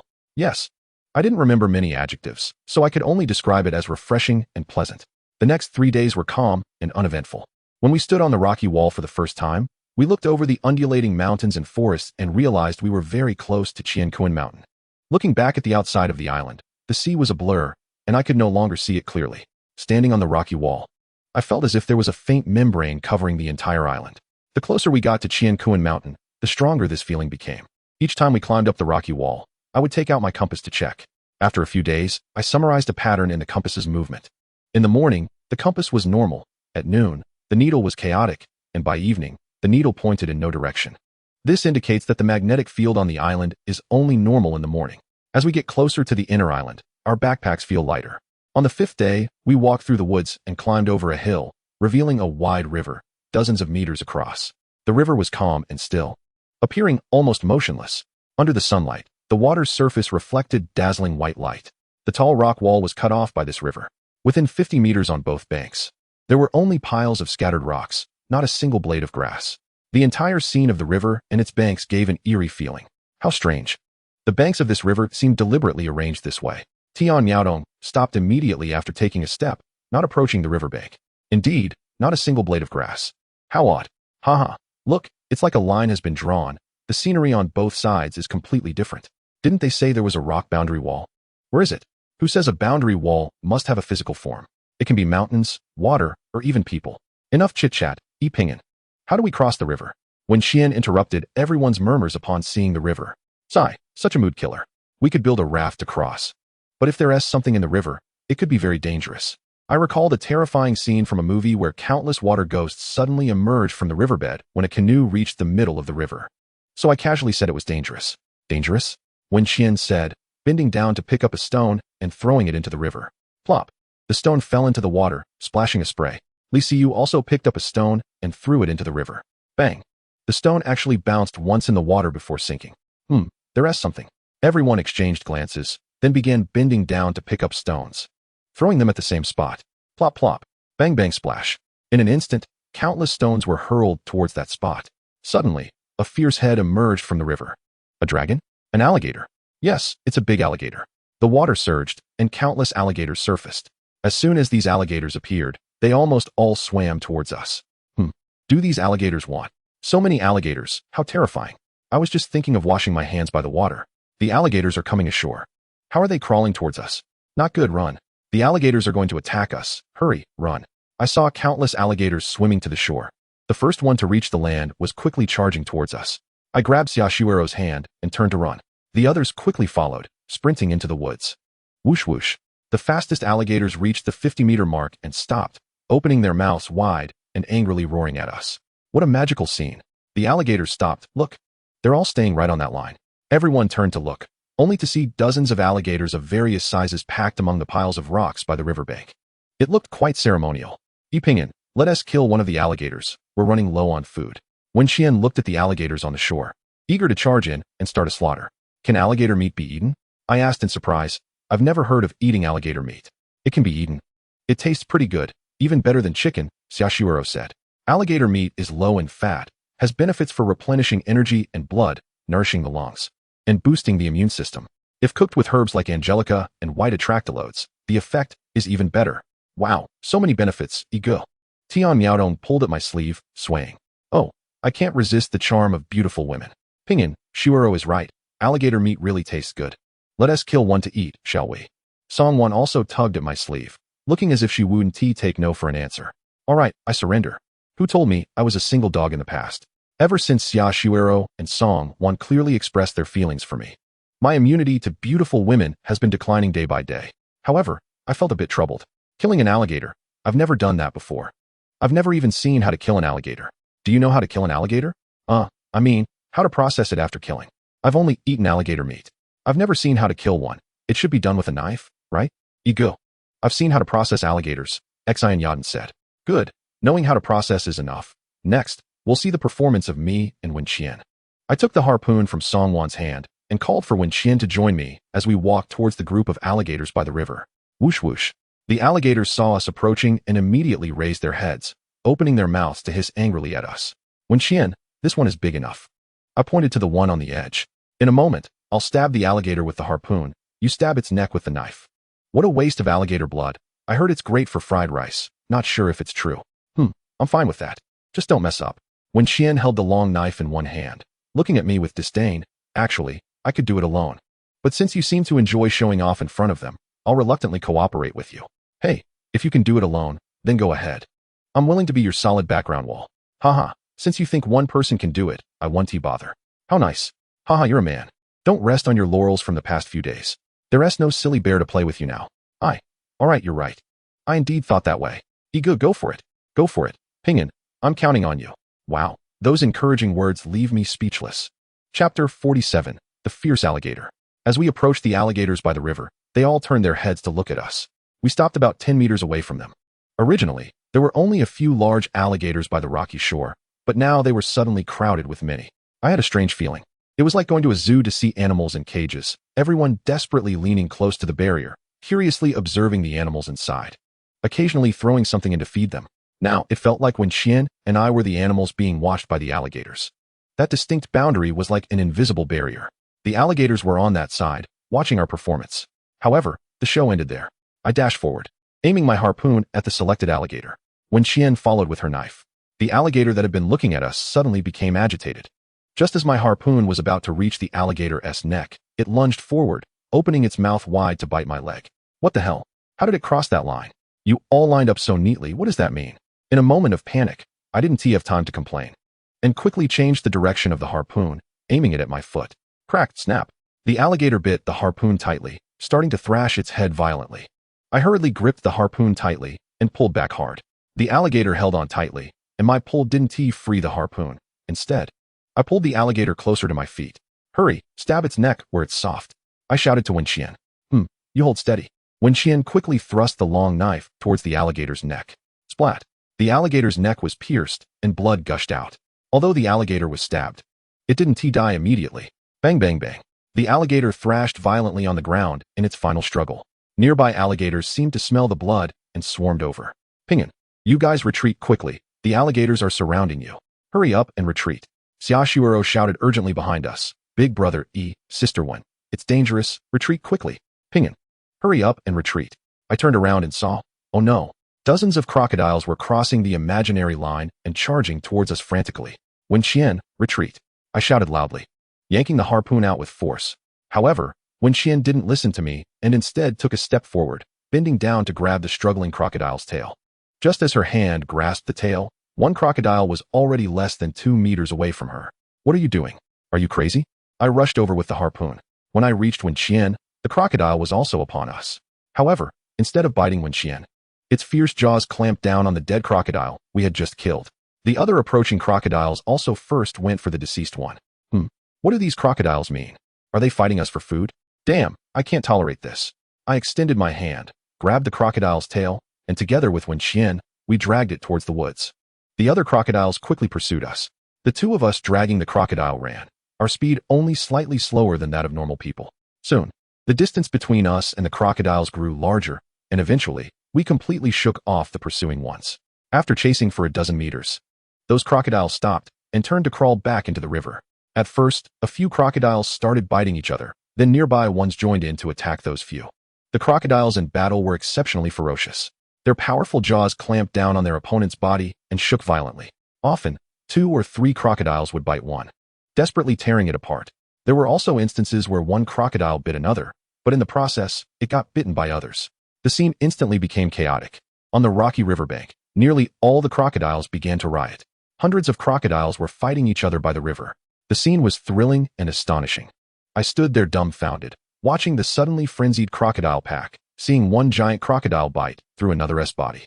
Looking down at the similarly sized crocodile at my feet made my spine tingle. So brutal. My God, is this what they call a camp howl? The usually quiet Xian Yaden suddenly chimed in. Hee, if these crocodiles were soldiers, I guess it could be considered a camp howl. I turned to look at Wenqian and found her lips tightly pressed, her face incredibly serious. Humph, you were so arrogant earlier, and now you're dumbfounded. What are you looking at? What do your eyes mean? Wenqian glared fiercely at me. Hee, weren't you very powerful? Go on, Kill a crocodile and surprise me. You're crazy. Xiaoshuero coughed lightly and tugged at my arm. The battle by the river was becoming increasingly intense, with the fighting among the crocodiles reaching a boiling point. Various severed limbs and blood were scattered everywhere. As more and more crocodiles were injured, the smell of blood grew stronger. Even from dozens of meters away, we could smell the thick stench of blood. More and more crocodiles swam from afar, crawling onto the bank to join the fight. Gradually, the battlefield was slowly expanding. The blood of the crocodiles flowed into the river, dyeing half the water red. Are these crocodiles going to fight until the last one is left? How many crocodiles will die? Once they've killed enough, they should stop. This is the law of the jungle, right? After everyone adapted, discussions began. Sigh, their combat power is formidable, but there are too many of them. Look, there are quite a few crocodile heads popping up in the upstream river, slowly swimming over here. I was astonished by the crocodiles' fighting power and their numbers. I had already seen more than a dozen crocodiles being attacked and killed, and just a second ago, those crocodiles were attacking others, only to be bitten to death themselves in the blink of an eye. It was chaotic, very chaotic. There were no friends or foes, only enemies. Brutal and cold-blooded. They were a group of mindless animals that only knew how to kill. If I were in the midst of them, I would be eaten to bits in an instant. The battlefield was extending both upstream and downstream, and its width was gradually widening. The nearest few crocodiles were now only about 30 meters away from us. Too dangerous. I can't watch anymore. We must retreat immediately. We began to slowly back away into the forest. I kept an eye on the crocodile fights as we retreated. Gradually, even near the forest's edge, crocodiles were being killed. Scattered crocodile corpses lay at the forest's edge. I looked at Wen Qian and asked, "I'm fine. Let us go?" Wen Qian nodded decisively, picking up her long knife and walking towards the dead crocodile. "Hey, wait a minute. Be careful." I hurriedly followed. "We should take as much crocodile meat as we can. Their essay saying, if heaven provides and you don't take it, you must suffer the consequences." Just as we were walking towards the crocodile, the ground suddenly shook violently. An earthquake. Everyone, get to the open ground. Be careful. I shouted loudly as I stopped in my tracks. The ground shook even more violently. The river water was already shaking towards the edge of the forest. Crack. A fissure appeared in front of us, and it kept widening. In an instant, the crocodile in front of us fell into the gap. Wen Qian and I were standing right beside the crocodile and almost fell in too. This fissure ran along the edge of the forest, suddenly separating the forest from the river. The next day, everyone had no time to think about anything else and quickly ran towards the forest. Chapter 48. The Silver Wolf King. Behind us came the thunderous sound of landslides. When we distanced ourselves from the fissure and hid in a clearing in the forest, the ground returned to calm. The earthquake came without warning and left just as quickly, not giving us any time to think. Once the ground stopped shaking, we slowly walked out of the forest. Standing at the edge of the cliff-like fissure, we discovered that it had vanished. What appeared before us was a river that had widened at least 3 times. The original river was only about 50 to 60 meters wide, but now it was at least 200 meters wide. Terrifying, just a few minutes, and the river had changed dramatically. We couldn't cross anymore. Look in the river. There are still plenty of crocodiles. In the murky water, countless crocodile heads appeared and disappeared on the surface. What a pity, so much crocodile meat. Fortunately, there is still one crocodile left. Let us find a place to process it. The crocodile Wen Qian and I killed weighed at least 300 pounds. There were even larger crocodiles in the river. Sigh, if only we could kill an adult crocodile, there would be at least 1,000 to 1,200 pounds of meat. Songwan said while watching us process the crocodile, arms crossed. Hee, no one replied to Songwan. An hour later, we obtained nearly 200 pounds of crocodile meat. We gathered firewood to roast the meat. At this moment, the sun was right overhead. Thus, our lunch became roasted crocodile meat. When the aroma of chicken began wafting through the air, I couldn't help but swallow several times. Smelling this scent, it should be better than the snake meat we had before. Finally, when the meat was ready, everyone eagerly reached out to grab it and eat. One bite, and the juice flowed out. I closed my eyes and carefully savored the crocodile meat. It really did have a taste like chicken, but that was about it. After we finished eating, we divided the remaining meat into 7 portions, each taking one. Each of our backpacks now had dozens of pounds of food. With food in our packs, we felt secure. Shall we head upstream? Wen Qian asked. Let us go upstream. I looked at the wide river and the crocodiles in it, only able to nod helplessly. The earthquake came at such an inopportune time. It felt as if it was deliberately targeting us. As we walked, we talked about the earthquake. Wow. We hadn't walked far when we heard howls coming from the nearby forest. Wolves, could it be those same few wolves again? Songwan, who had been lagging behind, walking listlessly, immediately darted to my side upon hearing the wolf howls. I glanced at Songwan, who was tugging at my clothes, her pretty face showing signs of tension and fear. The others were also a bit nervous. just a few wolves. We had dared to fight them when we were unarmed. And now that we had weapons, there was no reason to be afraid. I'm not scared, just a little tense, Song Wan said softly. Rustle, rustle. A few wolf heads poked out from the forest. We quickly huddled together, each raising our weapons to face the wolves emerging from the woods. One wolf, two wolves, wait. These aren't those few hungry wolves. These are a few robust adult wolves. Damn, I felt frustrated. It seemed we had an unexplainable connection with wolves, encountering them every few days. There were a total of 8 wolves in this pack. After they came out and saw us, they seemed momentarily stunned, then stood at the edge of the woods, watching us without moving. A high-pitched wolf howl echoed through the forest. A wolf that looked as big as a calf slowly stepped forward. This wolf was exceptionally large and powerful, with silvery gray fur, and only a tuft of white fur on its paws. Once the Wolf King appeared, the rest of the pack instinctively took a step back, positioning themselves behind the Wolf King. The Wolf King's cold gaze bore into me, devoid of any emotion. When our eyes met, I surprisingly felt as if I was being looked down upon by the wolf. My first impression was that all of us combined were no match for this Wolf King. A bead of sweat slid into the corner of my eye, and when I tried to lift my hand to wipe it away, I found I didn't have the courage to do so. I was actually afraid that raising my hand to wipe my sweat would give the Wolf King the wrong idea. I didn't understand why I felt so helpless in front of this Wolf King. The pressure from the black bear hadn't felt this intense. Everyone, come closer. Tighten up, quickly. I shouted at the girls, my heart racing. This Wolf King felt like a prehistoric beast, capable of tearing me to shreds in an instant. We could only gather together to possibly confront this silent, cold-eyed pack of wolves. To my left and right, Xiaoshuero and Song Wan were already positioned closely beside me, both pressed tightly against me. Facing a group of ruthless wolves, I could clearly feel Song Wan and Xiaoshuero's bodies slightly trembling. Li Xiu was right next to Xiaoshuero, Xi and Yaden next to Li Xiu, followed by Wen Qian and Tian Miaodo. The 7 of us huddled tightly together. Although the knives in their hands trembled continuously, they were still pointed at the wolves ahead. This was already much better than our initial encounter with the wolf pack. Don't be afraid. As long as we don't scatter, they can't do anything to us. Once I saw everyone huddled together, I encouraged them while pulling out my pistol and aiming at the Wolf King. Ahow woo. The Wolf King, noticing me aiming with the gun, perhaps sensing a threat, began to bark angrily at me. That's right. I saw it clearly. This Wolf King actually displayed a human-like expression. It looked very much like it was warning or cursing me. Yes, it must be cursing. I had seen videos of huskies arguing with their owners, and it was almost that expression, with a similar tone as well. I decided to try communicating with the Wolf King. Hey, Wolf King over there. Let us not mess with each other. We'll go our separate ways, okay? I shouted, looking into the Wolf King's eyes. Ahow woo. The Wolf King seemed momentarily stunned. Then its eyes revealed a mocking expression, and its mouth actually curled up like a human's, as if it was laughing at me. Uft. Pingin, has your brain gone numb? When Qian couldn't help but laugh at the side, I felt the Wolf King was mocking us. Pingin, stop talking. This is a wolf. It can't understand human speech, Xiaoshuero whispered beside me. No, I think this Wolf King understands us. Didn't you see its mouth curling up? Wen Qian laughed from the other side. I noticed that the moment when Qian's words fell, the Wolf King immediately closed its mouth and glanced at Wen Qian. Is this Wolf King becoming intelligent? My heart skipped a beat. If this wolf had the same intelligence as a human, what should we do next? If only Wang Heng were here, with his skills. It should be a piece of cake to deal with these wolves. Unfortunately, reality has no ifs. We must save ourselves, if these wolves don't retreat. I decided to strike first. I gripped my pistol tightly, aligning my aim at the Wolf King 20-odd meters away. Wolf King, we have no grievances or grudges. Why must we both suffer? I'll count to 10. You leave first. How about that? Otherwise, I won't hold back with the gun in my hand.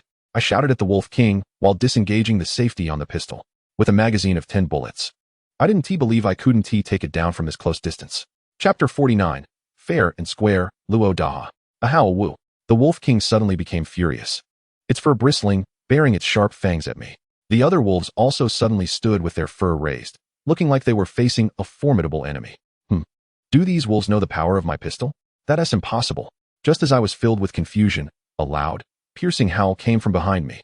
The sound was so shrill that it made my eardrums buzz, and my brain felt momentarily dizzy. Thankfully, this dizzy feeling lasted only a few seconds. The wolf pack in front also seemed startled by this howl. Their previously raised tails immediately tucked between their legs. Although the Wolf King's tail didn't tuck, it did droop down, revealing a wary expression in its eyes. I didn't know who made that howl, not even whether it was a person or an animal. However, the fact that even the formidable Wolf King felt wary indicated that the source of the sound was likely a very powerful being. Haha, we're saved. These wolves are scared. Wen Qian laughed happily. Saved? Who told you that the one coming is our savior? What if it's an even more ferocious being? I sensed that the previously tense bodies of Xia Shuero and Song Wan beside me had relaxed at this moment. However, I didn't let my guard down. The muzzle of my gun remained aimed at the Wolf King, not daring to slacken my vigilance. A howl woo. The Wolf King raised its head to howl at the sky a few times, then coldly glanced at me several times before turning and running into the woods. The other wolves silently following behind it into the forest. Oh my god, that scared me to death. Song Wan plopped down on the ground, looking like she had survived a disaster. The other girls also had expressions of relief. Even the black bear from a few days ago, and the crocodile we faced today, hadn't made me feel such a great threat. Even facing Wang Hong, this super expert, I hadn't felt this scared. Whoosh. A strong wind blew wildly overhead. I looked up, and the sky above was completely covered by a large dark object. Caw. A loud bird call rang out. A large bird. I suddenly understood why the Wolf King howled at the sky. One was in the air, the other on the ground. Although the Wolf King was powerful, against the large bird in the sky, it was at a disadvantage on the ground. The Silver Wolf King was indeed clever. Upon seeing the situation was not right, it immediately fled to avoid confrontation. Although I had just spoken with the Wolf King, I was merely forcing myself to remain calm. My heart had already been trembling. Instead, Wen Qian is much better than me. She can even laugh in the face of a wolf pack. Whoosh. A large white bird landed on a nearby open space. It was a giant white rock, standing at least taller than a one-story building. Its large head had two blue eyes that were curiously looking at us. Sitting cross-legged on the back of the rock was a big fat man, shirtless and wearing only knee-length shorts, holding a tattered palm fan, and sporting a small tuft of hair tied into a top knot. His Mithrael-like smiling face gave a sense of honesty, reliability, and trustworthiness. Haha, fellow friends, nice to meet you. I am Luo Daha, a fair trader, honest to the young and old. The big fat man struggled to slide off the rock and cupped his fists in greeting to us. This big brother, nice to meet you. Oh, I have long admired you. Who is this person? His surname is Luo. Could he be the Luo tribesman mentioned by Wang Hong? Is Luo Shan him? May I ask, what is your relation to Luo Shan? I curiously asked. Luo Shan is my brother. Haven't you seen us before? Oh, indeed, haha. Luo Dahan began to show a hint of surprise, but soon his face was filled with smiles again. The bamboo house by the sea is yours, right? A few days ago, my little flower accidentally collapsed your house, so I came to compensate you today. However, you all seem to have moved. Haha, that is great. So, I guess I don't need to compensate you after all, right? The rock let out a dissatisfied squawk at Luo Dahan. No need. It's just a bamboo house, not worth much. I just suspect that the wild boar meat was eaten by this fat man. Meat? What meat? Do you have meat? If you do, we can trade.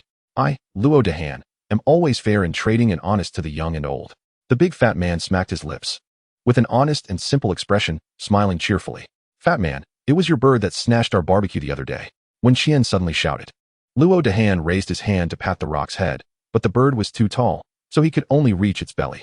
Haha, you must have misunderstood. My little flower is very well behaved and never steals from others. If it did, it would be because someone stole from my little flower first. After saying this, Luo Dahan looked at me, his round face and eyes filled with deep meaning. But why do I feel that something is off? Well, these are all trivial matters. The big fat man is definitely not here just for these things. Ahem, brother Luo, may I ask what brings you here? Haha, nothing. By the way, I don't call myself brother Luo, I call myself Luo Dahan. The big fat man Luo Dahan blinked and smiled at me. Do you still have barbecue? Shall we trade? Don't worry, I, Luo Dahan, am always fair in trading and honest to the young and old. His simple smile indeed gave a sense of trustworthiness. However, I come from a society filled with fraud, moral decay, where people smile at you and stab you in the back once they turn away. These superficial tricks of the big fat man can't fool me. Sigh, my name is Luo Dahan. Your memory is too poor. Luo Dahan shook his head at me. Young friend, I see your forehead is full, and your eyes are spirited. You should be a blessed person. Unfortunately, you are about to face a hurdle. If you can pass it, you will have 3 wives and 4 concubines, countless descendants. If you can't pass it, everything will just be a beautiful dream. What the hell? What exactly is this big fat man here for? I looked at the sky. The sun was already blocked by the treetops, and it wouldn't be long before sunset. And we still hadn't found our campsite. Time waits for no one. Ahem, Luo Dahan, there was an earthquake today. We still need to find a safe place to set up camp. If you have no other business, we'll take our leave. Oh dear, young friend. You're really impatient. Well, what is meant to come will come. I'll give you this knife as compensation for your house. Oh, this is my first time doing such a loss-making business. Luo Dahan handed me a sheathed long knife and turned to pat the rock's belly. The rock immediately crouched down, allowing the big fat man Luo Dahan to climb onto its back. Chapter 50. Fair Trade. Hey, brother Luo. Is this knife really to compensate us? When Qian took the long knife from my hand, looking excitedly at Luo Dahan. Haha, this young lady. I said it's a gift for you, not compensation. Why would I need to compensate? Luo Dahan sat on the back of the giant bird, looking down at us. The setting sun shone on Luo Dahan's back. Bald head, beaming smile, sunset glow. It created a Buddha-like appearance. Was this intentional? This is quite impressive. When Qian drew out the gleaming long knife, examined it carefully for a moment, then looked up at Luo Dahan and asked, "Do you happen to know any sword techniques? We are willing to trade something with you." I smacked my forehead. Yes, sword techniques. I've only learned forms. Although I've practiced some genuinely practical sword techniques, they are far from comparable to these masters. Personal martial prowess is the foundation for survival here. This Luo Dahan's brother must be someone whom Wang Heng admires. And Luo Dahan can use the rock as a mount. His skills must be considerable. My handgun is decent, but bullets are precious. Every shot counts. And I only have 20 left. Once I learn some truly practical sword techniques or martial arts, we can have self-defense on this island dominated by cold weapons. So, I opened my backpack, took out some barbecue, and showed it to Luo Dahan, who was already sitting cross-legged on the bird's back. Luo Dahan, look, this is barbecue. But unfortunately, there are no seasonings. Otherwise, it would taste so good you'd bite your tongue off.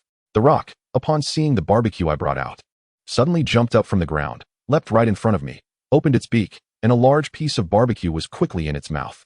Luo Dahan, who was originally sitting cross-legged on the bird's back, almost fell off if he hadn't reacted quickly and grabbed a feather on the bird's back. Damn bird. Are you trying to kill me? Luo Dahan shouted loudly. Don't all experts remain unmoved while the winds blow from all directions? Shouldn't experts behave like this? I looked at the somewhat embarrassed Luo Dahan in confusion, my mind racing in circles. I recalled that Luo Dahan had slid down from the bird's back. It must have taken effort to climb up too. I stroked my chin, looking at the now composed Luo Dahan, filled with doubts and confusion. Haha, this knife is a gift for you because of our fate. Sword techniques? Haha. Luo Dahan spoke generously, but I noticed his chubby face involuntarily twisted for a moment, showing a hint of pain. My doubts deepened. If you care so much, why give it to us? Did your brain get flooded? At this moment, Xiaoshuoro quietly said in my ear, Pinyin, I feel that Luo Dahan doesn't seem like a top expert at all. Instead, he seems like a con man. I was startled. Indeed, he resembled those who smile on the surface but stab you in the back. Earlier, he even mentioned I would face a calamity. The desire to catch and then release is indeed a trickster. But then again, that doesn't make sense. If he is a con man, what would he want to con us out of? We are alone, with nothing. In an instant, I was confused. This big fat man felt increasingly mysterious to me. The rock's head nudged in front of me, its pair of emerald eyes filled with a longing for food. This bird is so cute. Several girls quickly surrounded me, gazing at the adorable rock, their eyes sparkling with excitement. Before I could react, Songwon had already taken a piece of meat from my backpack and offered it to the rock's mouth. Whoosh! Without seeing me open its mouth, the meat in Songwon's hand disappeared. Cough! I'm not paying for this second piece of meat. At this moment, the chubby guy Luo Daha, sitting on the bird's back, hurriedly spoke up, saying, this piece was given by you voluntarily, so it doesn't count. I, Luo Daha, always engage in fair trade, with no deceit towards young or old. It's okay, this piece is for Xiaohua, Songwon said, reaching out to stroke this head. Damn, Songwon is such a spendthrift. I quickly tightened my backpack and moved it behind me. This meat was hard-earned. Cough, what was it? Young friend, you just mentioned a simple request. What is it? The chubby guy looked at me with a smile, but I could see the seriousness in his eyes. It really is fair trade, no deceit. I originally wanted him to take us to a safe place on the inner island. But then I thought that the other party wouldn't take us there just for a piece of meat. To survive on this island, one can only rely on oneself. I would like you to help me check if there are any people within a few dozen miles of our seaside camp. And by the way, can you take a look at these two books? We're not young anymore. Can we still practice? I tried to speak in a nonchalant tone so that this calculating expert wouldn't think we cared too much about these things. Haha, young friend, that's not really a request. How about this? You need to add more money. No, add 2 pieces of roasted meat. Luo Daha held up his chubby fingers and gestured to me. Adding 2 pieces of roasted meat is of course not a problem, but in trading, one must ask for sky-high prices and pay back on the ground. So I raised a middle finger, but then quickly realized it was inappropriate and changed it to an index finger. Food is hard to come by, I said, raising my finger. Luo Daha, you're out riding your brothers again to cause trouble. Suddenly, Wang Heng's voice appeared behind us. I hurriedly turned my head to see Wang Heng, standing on a rock, chewing on an unknown fruit. Wait. Wang Heng just said that this chubby guy rides his brother's bird to cause trouble. Hiss. A liar. This fat guy is indeed a liar. I looked at Luo Daha in astonishment. How could this person be a liar? How could he be a liar? Are you a liar? Wen Qian couldn't help but ask first. No, I'm not a liar. I'm Luo Daha, who engages in fair trade with no deceit. The chubby guy argued, his face flushed. These 2 books are just common goods. Anyone can practice. As for whether one can succeed, it depends on your own talent and fortune, the chubby guy said, slapping this neck and loudly commanding. Xiaohua, don't be soft-hearted when eating people's food. Let's go play around where we were yesterday. Chirp, chirp, chirp. The called out a few times, snatching the roasted meat from my hand, then flapped its wings and quickly disappeared into the treetops. This big liar. Wen Qian cursed at the empty sky. Cough. Luo Dahan is not a liar. He just likes to take small advantages. You guys didn't suffer any loss, right? No. We didn't suffer any loss. We have so many people here. I hurriedly said. Just as I finished speaking, a sharp pain came from my waist. I reached out to grab, and a gentle little hand was caught by me. What are you doing? Let go, Xia Shuiro whispered in my ear. Our bamboo house was destroyed by him, and the hard-earned roasted meat was also snatched away by the bird. Sigh. I guess I'm just too kind-hearted. Chapter 51. Are we too weak? Looking at Luo Dahan riding the disappearing into the sky, I shook my head speechlessly. I originally thought the fat guy was an expert. But in reality, he was a crooked businessman. This big fat guy is too bad, a smiling tiger. Tian Miaodong walked up to Wang Heng and looked up at him. Luo the liar said these 2 books are common goods that everyone can practice. In fact, they are almost useless books, right? Wang Heng's expression changed. Looking at Tian Miaodong with a strange face. These are the most basic things, of course, everyone can practice. If you don't have a foundation, you can only learn the most basic. That's not wrong. I nodded, lightly coughed to stop Tian Miaodong and the others from asking further questions. Brother Wang, when we first met, you already knew we were from outside, right? So you don't have to hide, just say what you have directly. Wang Heng's originally calm face suddenly changed color, turning pig liver colored. Sorry. Actually, we just want to know some of the latest information from outside. We have no other intentions. In fact, we can go to the inner island, right? But why do you always hope we won't go to the inner island? I don't know why. Wang Heng has always hoped we wouldn't go to the inner island. Well, actually, not letting you go to the inner island is also for your own good. Some things are beyond your current imagination. Wang Heng had a serious look on his face, giving me the feeling of a kid warning an adult not to play with fire. Cough. Brother Wang, aren't your 5 clans also on the inner island? I asked curiously. Wang Heng looked at me in astonishment. Who said the 5 clans are on the inner island? We are just near the inner island. So that's the case. Zhu Xiaolu lied to us. Wang Heng glanced at all of us and said, since you want to know the details, then I'll slowly tell you. Qiankuan Island was previously called Taoyuan Island. The island is very small, about 1/10 of the current size, and there were no boundaries. Later, some events occurred, and these natural walls appeared, dividing Qiankuan Island into 10 areas. The outermost circle has 4 areas, while the inner circle has 5 areas, and in the center, there is another circle, which is the inner island. Every year, Qiankuan Island automatically increases in area a little bit, and on the inner island side, some things that never existed before will appear. When I heard this, I was somewhat dumbfounded, feeling like I was listening to a story from a fantasy world. I saw several girls looking at Wang Heng with skeptical expressions. Wang Heng gave us a wry smile and said, I know you don't believe it, but that's the truth. These stone walls not only divide the island into 10 areas, but also isolate dangers. On the outer island, apart from humans and some snakes, insects, and ferocious beasts in the mountains and forests, there are no other threats. However, on the inner island, the threats we face are far more than these. Hiss. This situation completely exceeded our expectations. Then what is this so-called training for? I asked. Training is actually just patrolling. I am responsible for the eastern part. The mysterious power of the inner island is gradually weakening as the island expands. Our patrol is to prevent some incapable people from entering the inner island to die, and to stop any fish that slip through the net from entering the outer island to harm humans. By the way, I heard from people on the outer island that there is a passage out on Qinkuan Mountain on the inner island. Is that true? It is said that the 5 paths up the mountain are controlled by the 5 clans, and outsiders can't go up at all. Whoever dares to go up, you just kill them. Is that so? At first, that was false. This was to prevent people from the outer island from casually going to the inner island to die. But later, as time went on, people on the inner island could enter the outer island. While ordinary people from the outer island found it very difficult to enter the inner island, only those who practiced to a certain level could enter. Wang Heng also looked puzzled. What do you mean by practicing to a certain level? What is the standard for entering the inner island?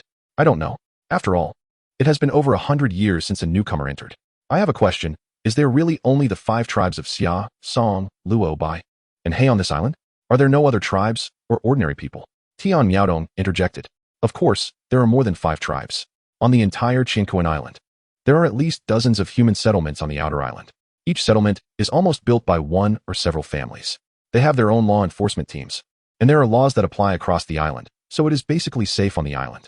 Do these outposts have any requirements? I asked. Almost no requirements. As long as you have the ability. By the way, this is how money works here, Wang Heng said, pulling out several green yuan stones from a pocket at his waist for us to see. From Zhu Xiaolu, we learned that yuan stones come in red, yellow, blue, green, purple, black, and white, and this green yuan stone is worth 1,000 white yuan stones. These yuan stones are not only used for trading, but more importantly, they are a source of energy. When you hold a yuan stone while cultivating, it will yield double the results with half the effort. The higher the grade of the yuan stone, the better the effect. Once it turns into a white yuan stone, it needs to be stored for over 10 years before it can become a black yuan stone, which can then be used for cultivation. Hearing this, I felt as if I had entered a world of immortals, but fortunately, Wang Heng's next words overturned my assumptions. Martial arts training to the extreme is like Luo Dahai's brother, who can leap into the air and run across the water without touching it. He can jump several zhang high from the ground. His entire body is like a diamond, impervious to blades and guns. Wang Heng spoke with a look of admiration. Wow, that's amazing. Can one achieve immortality? Xian Yadin asked, voicing our thoughts. Haha, immortality? You think too much. Humans are not stones. How could they possibly achieve immortality? At most, one can live 100 years longer than an average person.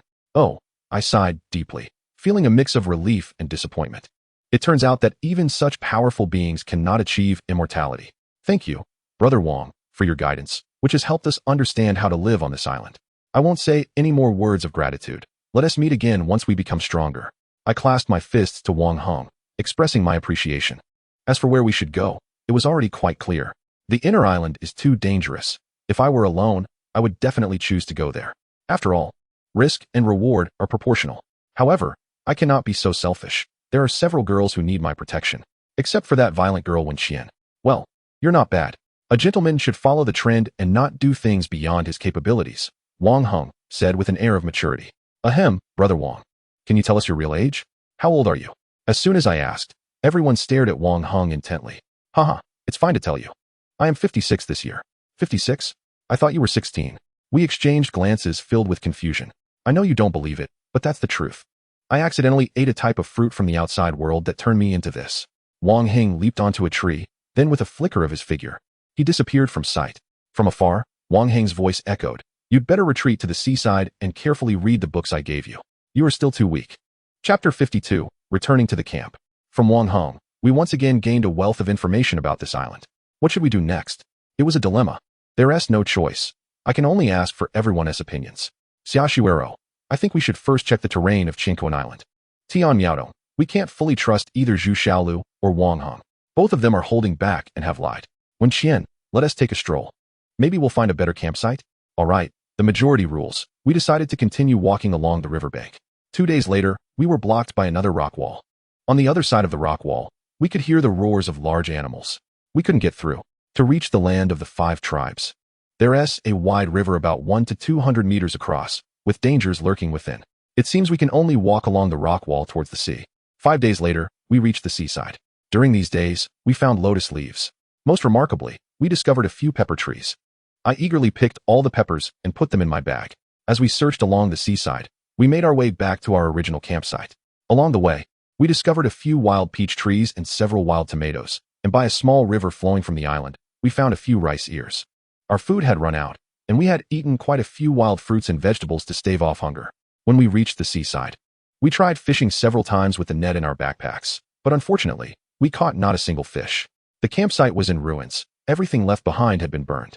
The bamboo house had turned to ashes, the fence was destroyed, and even the makeshift stove we built with stones was smashed. The small cave was blackened by the fire. Touching it left my hands covered in soot. Seeing our camp, where we had lived for 10 days, destroyed like this, everyone's expression was grim. You all prop up the fence first. Wen Qian, Xiaoshuero, and I will go to the back mountain to fetch water and cut bamboo. I quickly made arrangements. We didn't have time to be angry. Although the fence was damaged, it could be repaired quickly.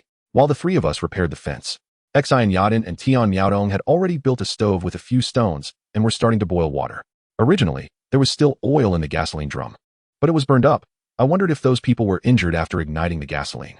Xiaoshuero and Wenqian used the clothes of the dead they had collected to wipe the black soot off the cave walls. After nearly 2 hours of effort, the campsite finally looked somewhat restored.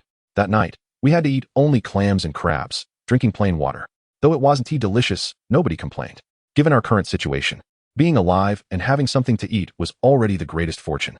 Big Brother E, I think we should make a few more spears for everyone. None of us know how to use knives, Tian Yaodong suggested after dinner. Yes, I think harpoons are better than knives. If we encounter wolves, I can just poke them. Xi and Yaden expressed her thoughts as well. I looked at the others, asking for their opinions. Except for Wenqian. Everyone agreed that using sharpened wooden poles was better than knives. Alright, I was presumptuous. Before we learn how to use knives, it's indeed more practical to use sticks. Perhaps it's a good choice for the 5 of them to use wooden spears, and for Wenqian and me to use knives. Okay, I'll make them for you tomorrow. Tonight, let us take turns keeping watch in the original order, and be careful not to let anyone sneak in. I spent almost the entire night in a half-asleep state, always fearing that if I fell asleep, something might happen, and Wenqian and the others wouldn't be able to wake me in time. Fortunately, the night passed peacefully, and I only dozed off a little as dawn approached. After Wenqian shook me awake, I felt sore and fatigued, wanting to sleep a little longer. But seeing that everyone was already up, I had to slowly get up. Ping'an, you don't look well. You didn't rest well last night. Why don't you rest a bit longer? Xiaoshuero pulled me, placing her hand on my forehead to check my temperature.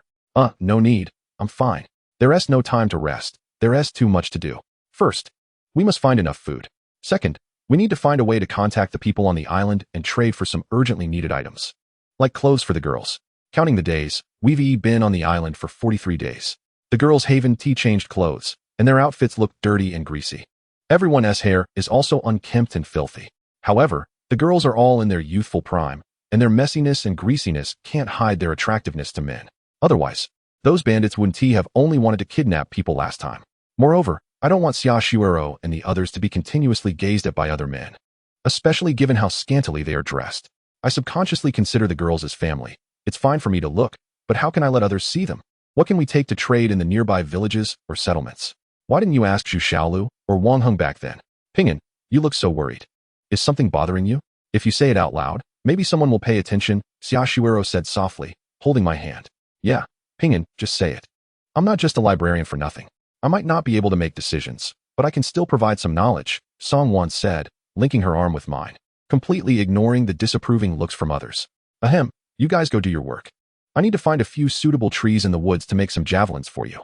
I calmly pulled my arm from Songwan's grasp, inevitably brushing against someone who was intentionally standing too close. Xiaoshuero gently said, be careful. As I walked out of the enclosure with my machete, I heard Wenqian deliberately asking Xiaoshuero and Songwan loudly from behind, are you too interested in him? He's got no looks, no height, neither funny nor smart. And he's just a broke guy, not exactly short and ugly, but not far off either. Upon hearing this, I hurried outside, cursing in my heart. Damn you. You old hag. No one wants a man like that, no matter how good-looking he is. I'm not interested. Walking in the woods. I was already dozens of meters away from the camp, yet I could still hear Wenqian's voice. Sigh. If only I could take down that violent woman. I would definitely take you. Chapter 53, The Clam Fight. I walked out in a fit of anger, heading straight for the woods on the island. Haha, little brother. With such good luck written all over your face, why do you look so angry? The voice of the chubby Luo Daha came from the side. I turned my head to look and saw that this fat guy really knows how to enjoy life. Between 2 large trees, he had set up a hammock in midair. At that moment, the big guy was peeking out, grinning at me. Seeing his honest and cheerful smile, my anger slowly dissipated. Thinking about it, it really is quite ridiculous to argue with someone like Wenqian, who speaks without thinking. My own intelligence is indeed concerning. Luo Daha, where's your big bird? I curiously asked, as I hadn't seen such a big bird nearby. Ahem, Xiaohua has something to do. Then why are you still here? Your skills can't be that great. Aren't you afraid of robbers? Little brother, be kind with your words. I'm here to bring you good news. How can I be cursed with robbers the moment we meet? Luo Daha said with a silly grin.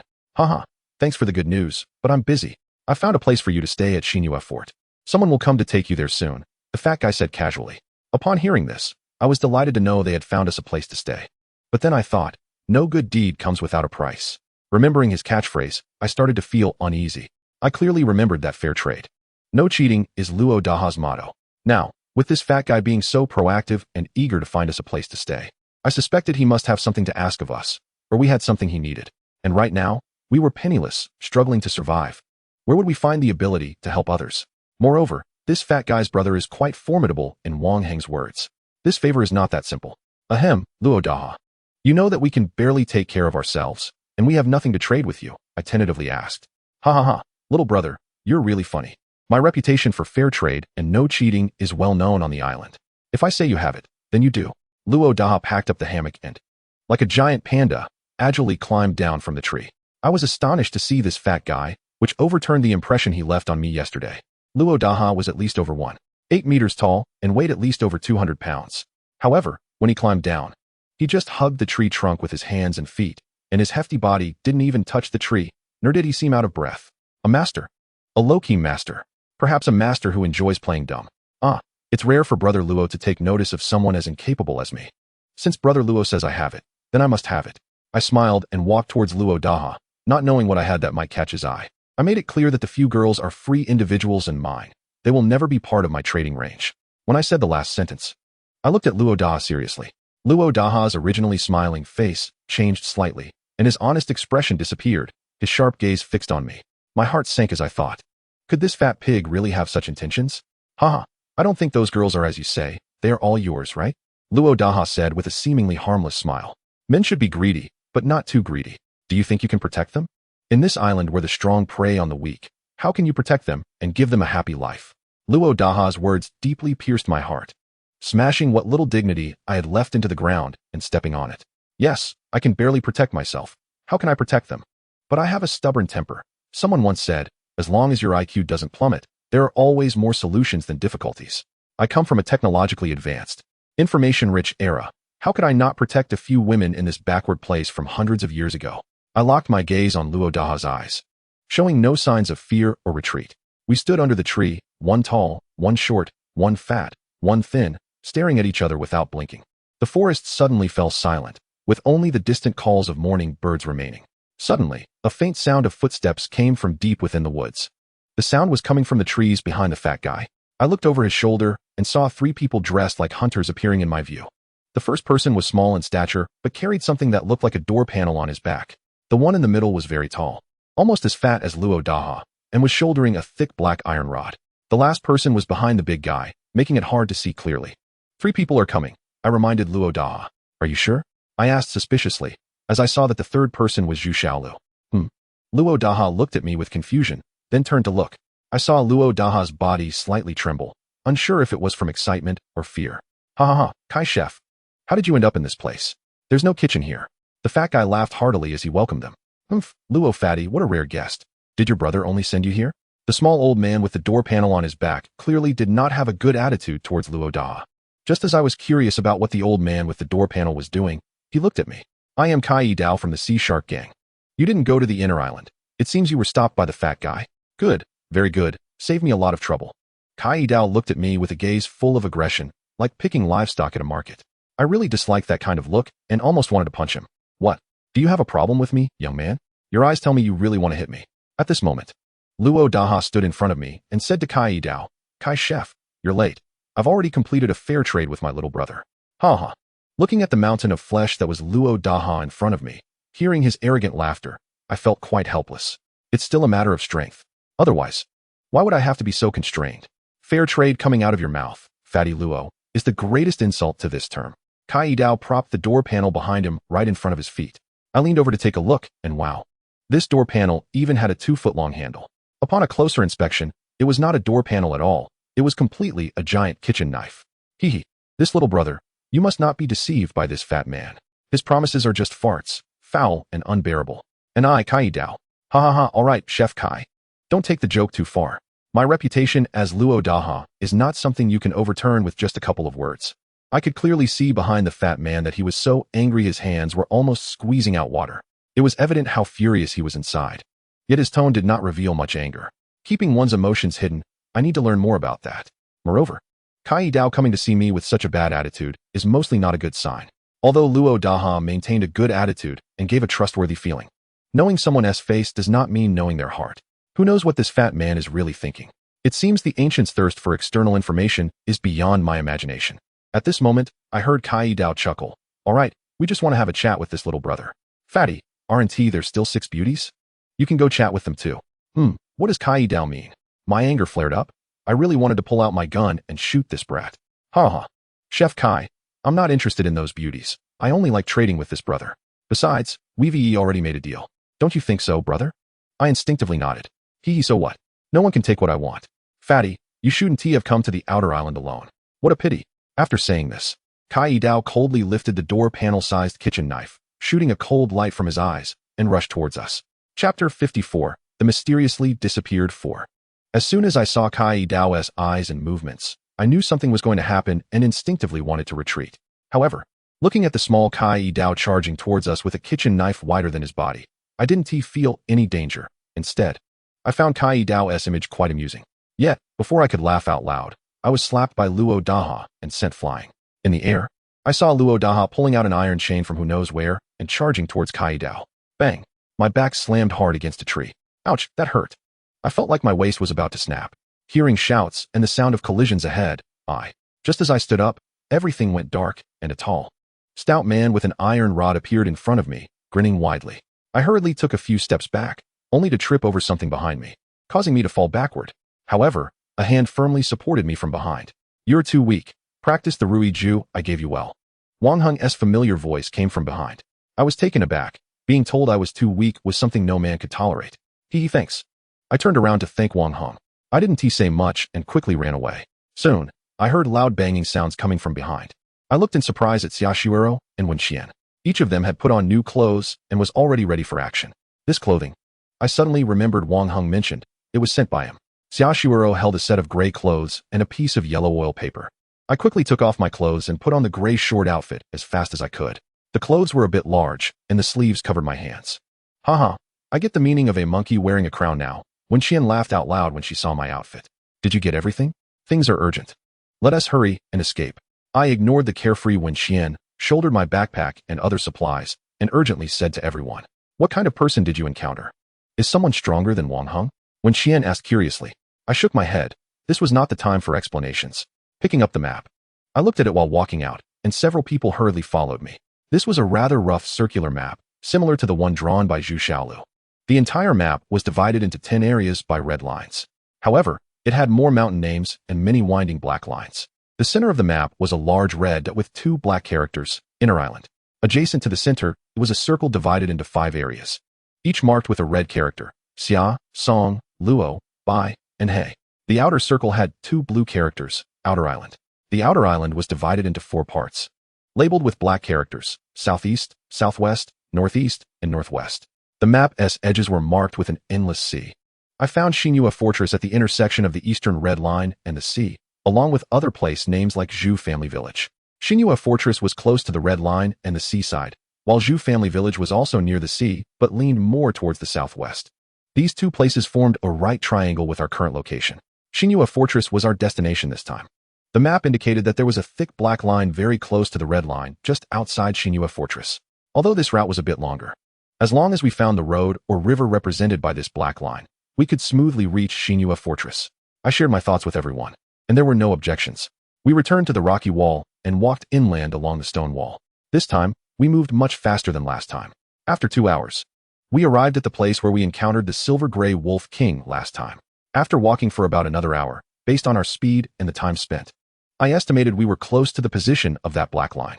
We should be nearing the position of that route. Tian Miaodong, who was walking in the middle, suddenly said, we are indeed close. It should be nearby. I nodded in agreement, heading further in to look for this black line. About half an hour later, after turning a mountain pass, we heard the sound of rushing water and the continuous loud banging. What appeared before us was a river channel over 10 meters wide. The river flowed around the mountains and into the island. The water rushed from afar, crashing against the rocks at the mountain's front, making a huge noise and splashing countless water droplets. What to do? Should we cross the mountain and walk to the opposite side? Xiaoshuero asked. No. Let us stick to this side and walk upstream along the river. I thought for a moment and said. The river's flow seemed slow, but the depth was unknown.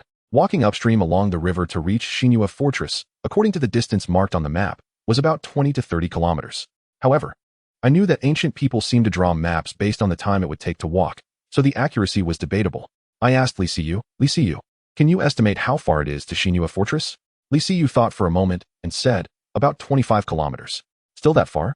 My feet are numb from walking. Let us take a break. Songwon looked at me pitifully, pulling at my sleeve and leaning against me. Oh no, it's happening again. After that morning, I've been wary of this crazy Songwon. I quickly took a couple of steps forward, creating distance between us. Everyone is tired. And we haven't eaten anything in the morning. Let us find a place to rest and fill our stomachs first. We walked along the river for about 10 more minutes and found an ideal campsite. The camp is surrounded by two huge stones forming a triangle.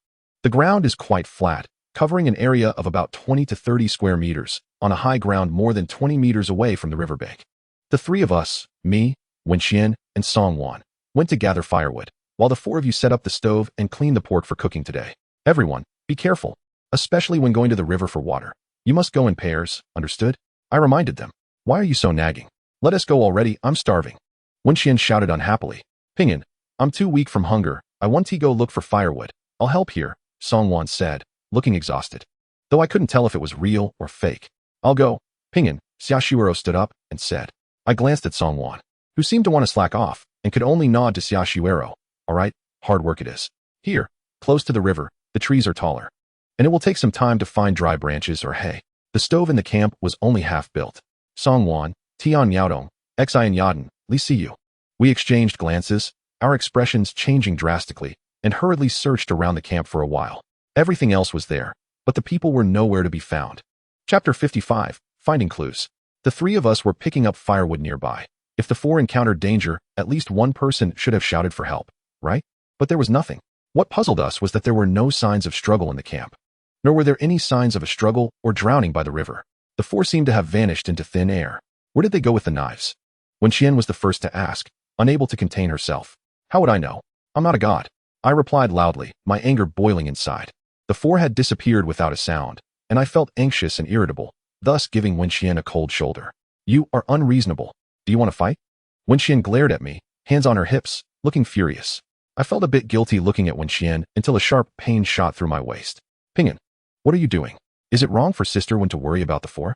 What's with your attitude? Xiaoshuero defended Wenxian from the side. I was taken aback, slapped myself mentally for being such a fool. I'm sorry, sister Wen. I was just too worried about the four of them. I'm really sorry. I kept apologizing. Forget it. I won't hold it against you. Considering Shuero's face, Wenxian shot me a disdainful look and said, where on earth did they go? It's really worrying. I should have stayed back to protect them, Wenxian said with self-reproach. In the dozens of days since the shipwreck, it was the first time I saw Wenxian feeling guilty. I looked at Wenxian more carefully for the first time. Unexpectedly, this violent girl actually had a nice appearance. An oval face, a pair of heroic eyes, a straight and sharp nose, and a mouth that was neither too big nor too small. In short, her facial features were well proportioned. If her complexion were a bit whiter, she would be even prettier than Songwon. I'm asking you a question. What are you staring at? Wenxian glared at me angrily. Xiaoshuero also looked at me with reproachful eyes. Sorry, I was just thinking about where they went, I hurriedly said. Having checked the area for hundreds of meters and found nothing. Where could they have gone? I still hadn't discovered any valuable clues, indicating that Tian Miaodong and the others were controlled in an instant, not even able to call for help. The only four people capable of doing this, as far as I know, should also include Luo Daha's brother and Big Bird's owner, Luo Shan. For people, could they have flown away? Wenxian said helplessly. Fly away. I suddenly thought of Luo Daha's giant rock. Such a big bird could easily carry more than 10 people. Hey, Shuero. What if Luo Daha's giant rock quietly carried them away? That bird flew right over our heads without us knowing, I said. Well, that is possible, she replied. At least the four of them should have left a message, right? Wenxian said unhappily. That's just a guess, I said to Wenxian. The rock is too heavy, but there are no footprints on the ground around. Hey, I just remembered, the rock is too large, and this place is too narrow, surrounded by big trees. Xiaoshuero said as she looked up at the two huge stones of the camp. Shall we go up and take a look? I suggested. Yes. Let us check it out, Xiaoshuero agreed and stood up, going around to the back of the giant stone and climbing up a slope.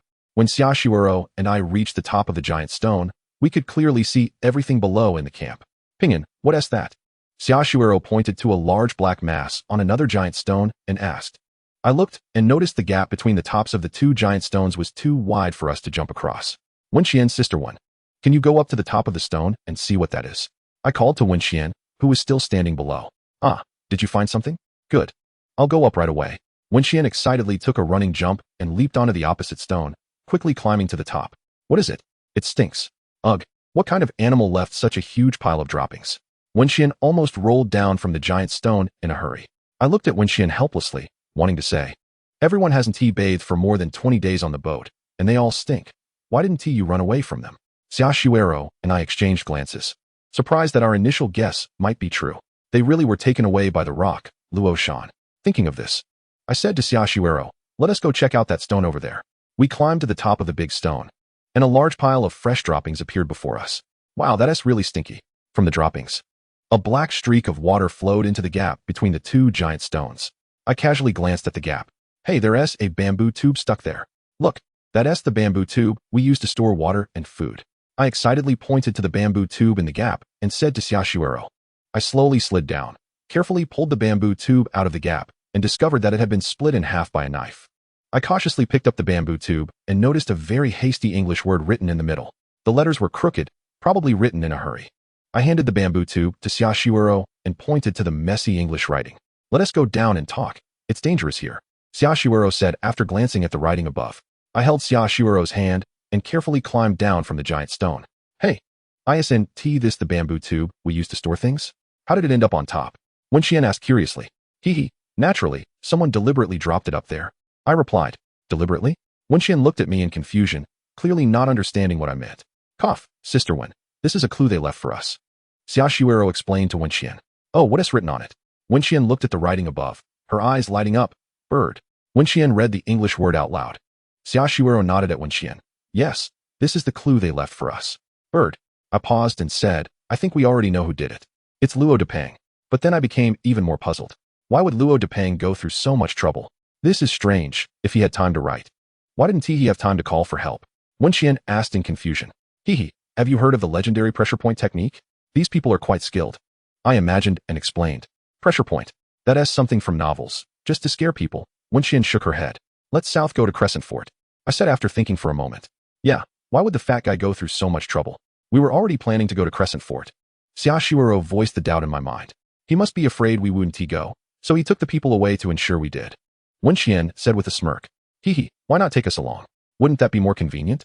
Luo Daha's brother doesn't know how many of us there are. He probably thinks there are only 4 people, Xiaoshuero speculated. "Let's cook first. We need to eat well to have the strength to go to Crescent Fort," I suggested.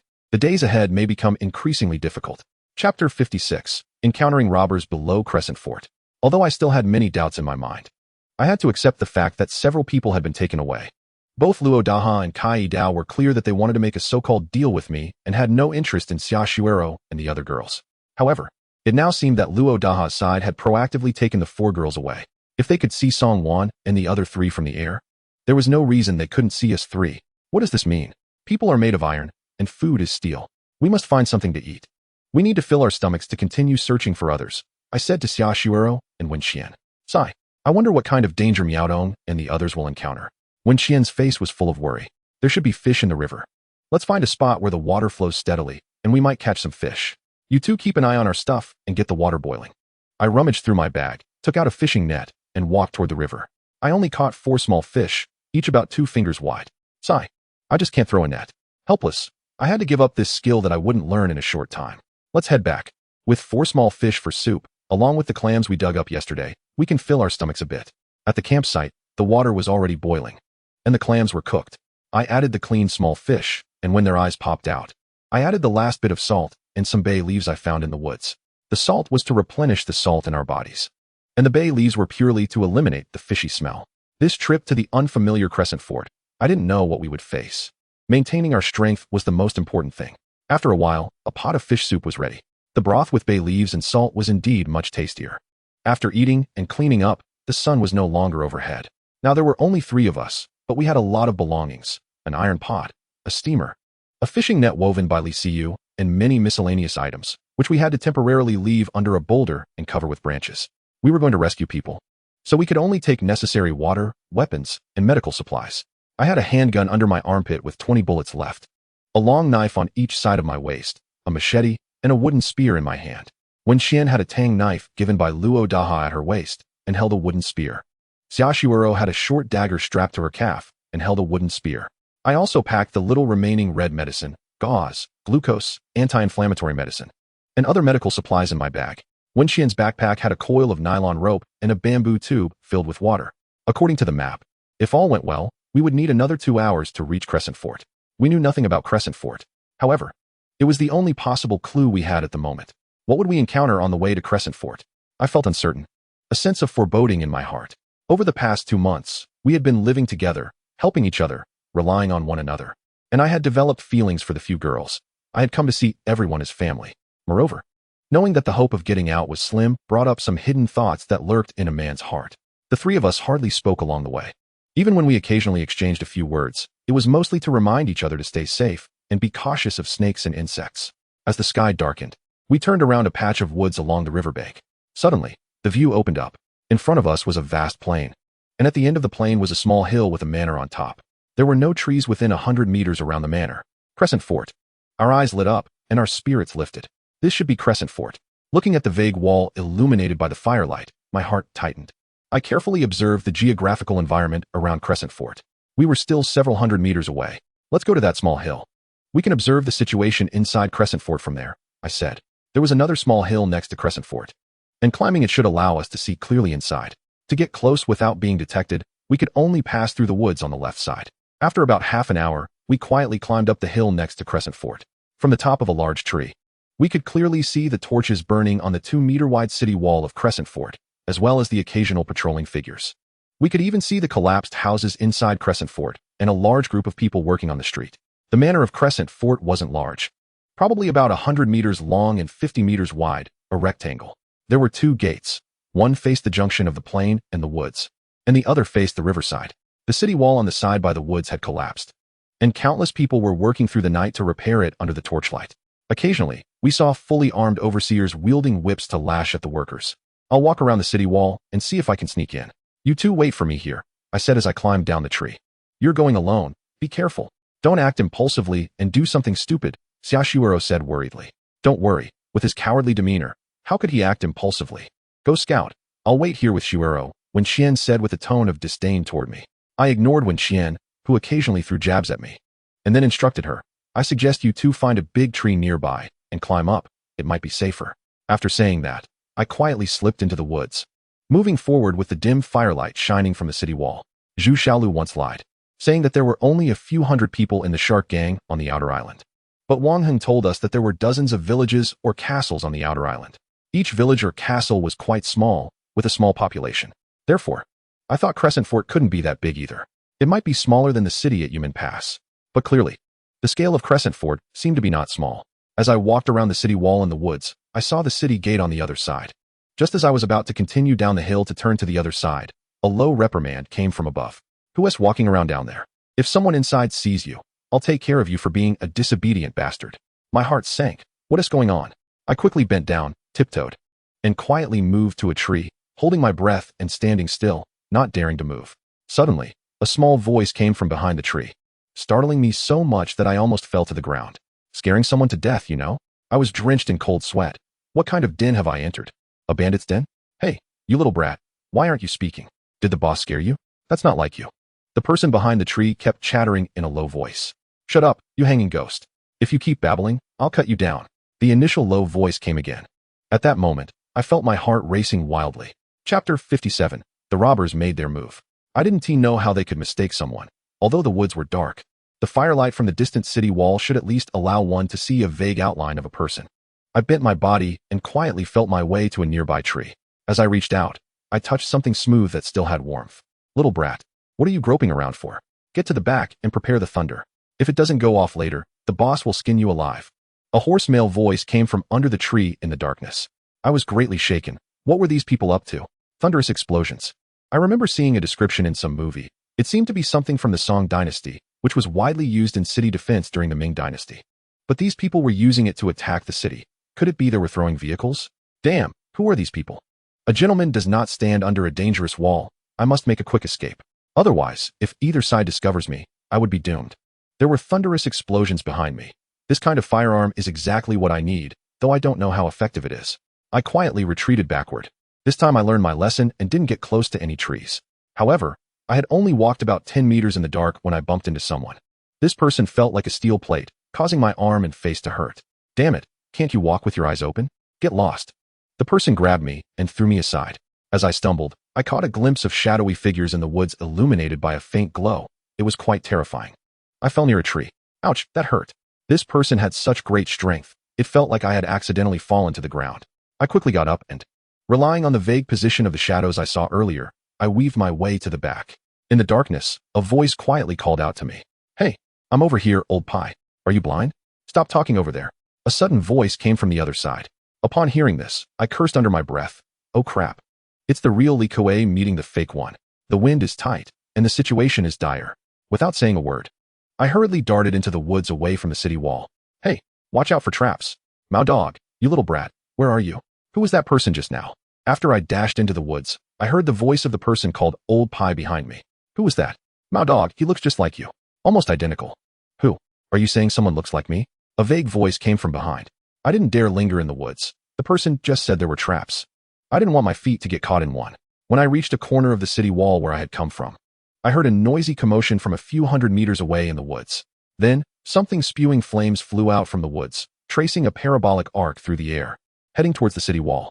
The next moment, there was a flash of fire on the city wall, followed by a violent explosion. Ding ding. The sound of gongs echoed in the city, followed by loud shouts. Enemy attack. Enemy attack. At this moment, I saw thunderous bombs continuing to fly out from the woods. Unfortunately, only 1 or 2 out of 10 hit the city wall. The rest either landed outside the city or fell into the city. I shook my head. With such mediocre power and poor accuracy, they dreamed of breaching the fort. Watching this ridiculous attack, several methods of sneaking into the city flashed through my mind. Hey, these people shouldn't be this stupid, unless... Just then, the sounds of fighting erupted from inside the fortress, along with the clashing sounds of swords and guns. The noise gradually approached the direction of the bandits in the woods. A coordinated attack from inside and outside. This is indeed a clever move. It seems these living ancient people are quite cunning. I didn't stay to watch the excitement, but hurried back to my original position. The woods were eerily silent. An unusual quiet compared to the massive fighting a few hundred meters away, making this place feel like a private room in a cinema. I looked around for Xia Shuero and Wen Qian, but didn't see anyone. After thinking for a moment, I had an idea. I softly hummed a line. The sky blue awaits the smoke and rain, but there was no response around me. I turned to the other side and slightly raised my voice. The sky blue awaits the smoke and rain. Are you sick? Still have the leisure to sing. Wen Qian's low, angry voice came from beside me. I was just worried there were people nearby, right? Singing like this could numb others. Wen Qian snorted coldly a couple of times and ignored me. A group of people came to cause trouble for the New Moon Fortress. They seemed to be bandits. We quietly went over to see how strong these natives were in battle. It's rare to experience a real battlefield with live ammunition. I never thought I would have such an opportunity, so of course, I wanted to observe closely. What to do if we get discovered? Xia Shuero said worriedly. It's fine, we're in the woods, just stay away from them. If there's a chance, we can blend in. Maybe we can find Song Wan and the others. Yippingen, you just said these people are bandits. How did you know? Cough, speaking of it, it's all tears. Are you sick? Hurry up and say it. Wen Qian interrupted my mood to complain. I quickly finished telling them about the fright I experienced over there. Oh, do these people have such poor eyesight? One person mistakes you, but how could several people make the same mistake? Xia Shuero asked in confusion. Unless you look really similar to that person. Only this reason would explain it. Upon hearing this, I thought, hey, it really is quite possible. An idea popped into my mind. If I eliminate that person who looks like me, I could impersonate him and learn more information. Hiss, how did I become so evil? This isn't me. I shook my head. I must not harm unrelated people just to save Song Wan and the others. Otherwise, I would become the kind of demon I despise and hate. At this moment, the fighting inside the fortress became even more intense. The people outside the fortress continued to launch so-called thunderous bombs. Others also began to use bows and arrows to attack those on the city wall. The people on the city wall retaliated with bows and arrows. Occasionally the sound of gunfire could be heard. Both sides shot at each other, creating quite a commotion. Shadows moved on the city wall. Many people were running and shouting. From 200 to 300 meters away, their voices clearly reached our ears. It's the people from Zhu family village. It's the people from Kai family slope. Hurry, don't let anyone in. Come quickly, these workers are escaping. Stop them, don't let them run away. Haha, brothers, charge in and loot. Kill. Chapter 58, The Scheme of Fatty Luo. We were too close to where they were fighting. Let us back off a bit for safety first, I said. Our current position was in the woods to the left of the New Moon Fortress's main gate, about 200 meters from the city gate. Roughly 200 meters from that group in the woods, and only a little over 100 meters from the corner of the city wall here. Without firearms, this position was still quite safe. However, now that one side had a catapult and gunpowder guns had appeared on the fortress, If a raised gun or a homemade cannon showed up, this distance would be a bit dangerous. Back off, but where to? If we can't see their fighting situation. We 1T grasped the opportunity when Xian said, "You said you want to find a chance to blend in. Once we're too far away. Even if an opportunity arises, we 1T be able to seize it." When Xian made a valid point. To gain a lot, one must take a lot of risks. However, once we expose ourselves in the dark, we would likely become targets for both sides. Therefore, I insisted on retreating and not standing at the edge of the woods. No, it's just beginning. Opportunities 1T appear so quickly. As soon as I finished speaking, I saw 3 red fireballs flying out from the fortress. One flew towards the group in the woods, one flew about 100 meters away from us, and the other flew to the other side of the group in the woods. This was firepower reconnaissance. The people in the fortress weren't stupid either. A moment later, 3 more red fireballs flew out, one of which flew straight towards our standing position. I went, and the 3 of us quickly dispersed. Boom. A fireball exploded, instantly igniting a cluster of bushes on the ground. In the firelight, the 3 of us were completely exposed to the eyes of the guards on the city wall. To the left, in the woods 100 meters away, there were enemies. The people on the wall immediately shouted loudly, "Run, run!" I shouted urgently. As soon as I finished speaking, a sharp whistle came from the wall. I looked in surprise, and in the darkness, a shadow shot towards us like lightning. A crossbow. "Get down, it's dangerous." In a critical moment, when Xian reacted quickly, leaping and rolling behind a large tree. But Xiaoshuero stood there foolishly, not knowing what to do. My heart raced, and in a split second, I pushed off the ground and dove over to tackle Xiaoshuero to the ground. There was a tearing sound of fabric, and I felt a slight pain in my back. Damn! A fiery sensation came, and I realized I had been grazed by a crossbow bolt. Xiaoshuero and I lay on the ground, very conspicuous in the firelight, completely exposed to the range of the crossbows on the nearby city wall. A sharp whistle came again from the wall. At that moment, I couldn't care about anything else. I hugged Xiaoshuero and rolled towards the roots of a nearby large tree. Bang! With a loud explosion, a bolt the thickness of a thumb, at least 1.5 meters long, landed where we had just been lying, trembling and buzzing. Xiaoshuero and I quickly got up and hid behind the tree. "Hey, are you two okay? Hurry and run into the woods. Don't hide behind the tree." When Qian shouted loudly nearby, I certainly knew we couldn't hide behind the tree anymore. I pulled Xiaoshuero and hid behind the trunk of the large tree, quickly running towards the woods. When Qian was also running on the other side, and soon we were at least 200 to 300 meters away from the city wall. When I saved Xiaoshuero, my long knife had fallen in the middle of the open ground. Xiaoshuero also had a worried expression. I looked at the 2 of them and said, "Don't worry. I know what I'm doing. There won't be any danger." I looked up at the city wall, carefully observing the position of the crossbows. Suddenly, a familiar fat figure flashed at the battlements. I rubbed my eyes and looked again. This time, a door panel passed by the battlements. Luo Daha Kaidao. Aren't these 2 enemies? How could they be together? Just today, they had fought in front of me. No, I didn't actually see them fight. I was driven away by Wang Hong. This situation could it be that I had fallen into a trap set by a few people? Why? Since when did this start? The Doping bird snatched the roasted meat and conveniently destroyed our bamboo building. Could it be that they had already been plotting against us since then? But that doesn't make sense. I'm a man, and there are 6 weak women. They are so powerful. In front of them, we have almost no power to resist. Why go to such lengths? Even though I have a gun, the bullets are limited. That's not right either. The robbers that night just wanted to capture us by force, but they failed. So, they set up a cunning trap to lure us in. No, I have to find out if it's as I suspected. At this moment, I wasn't in a hurry to pick up the knife. Using the cover of bushes and weeds, I crawled forward and quietly approached the base of the city wall. After lying in ambush for more than 10 minutes, I heard a familiar voice from the wall.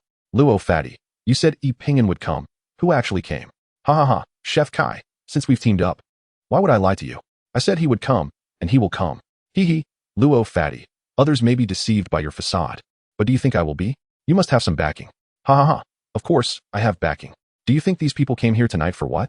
"They came to capture the 4 girls who are with Yi Pingyan." "Hee hee, a few women. What are they to be captured for?" Kai Dao asked in confusion. "Haha, because we found out that Yi Pingyan cares very much about these girls, so we invited the 4 girls here." "Humph." Kai Dao snorted and fell silent. After a moment, his voice came again. Something's wrong. How did these people know you brought the 4 girls here?" "Hee hee, of course, it was leaked by your people. And I deliberately let your people leak it." Sure enough, he didn't let me down. I hid in the shadow at the base of the city wall, quietly listening to the conversation between the 2 on the wall. I hoped that this Luo Fatty would quickly reveal the location of the 4 girls. Unfortunately, the 2 of them stopped discussing that, and instead talked about an internal traitor, Zhu Xiaolu. I saw my knife lying next to a large arrow. Under the firelight, The dark arrow shaft gleamed with a metallic sheen. I dashed out, gripping the arrow shaft with both hands, using all my strength to yank it out of the ground. At that moment, the people on the wall noticed me. 2 crossbow bolts shot towards me like lightning. Chapter 59. I just want to save people. Hearing the sound of the crossbow bolts coming, I didn't have time to pick up the long knife on the ground and quickly dodged behind a tree.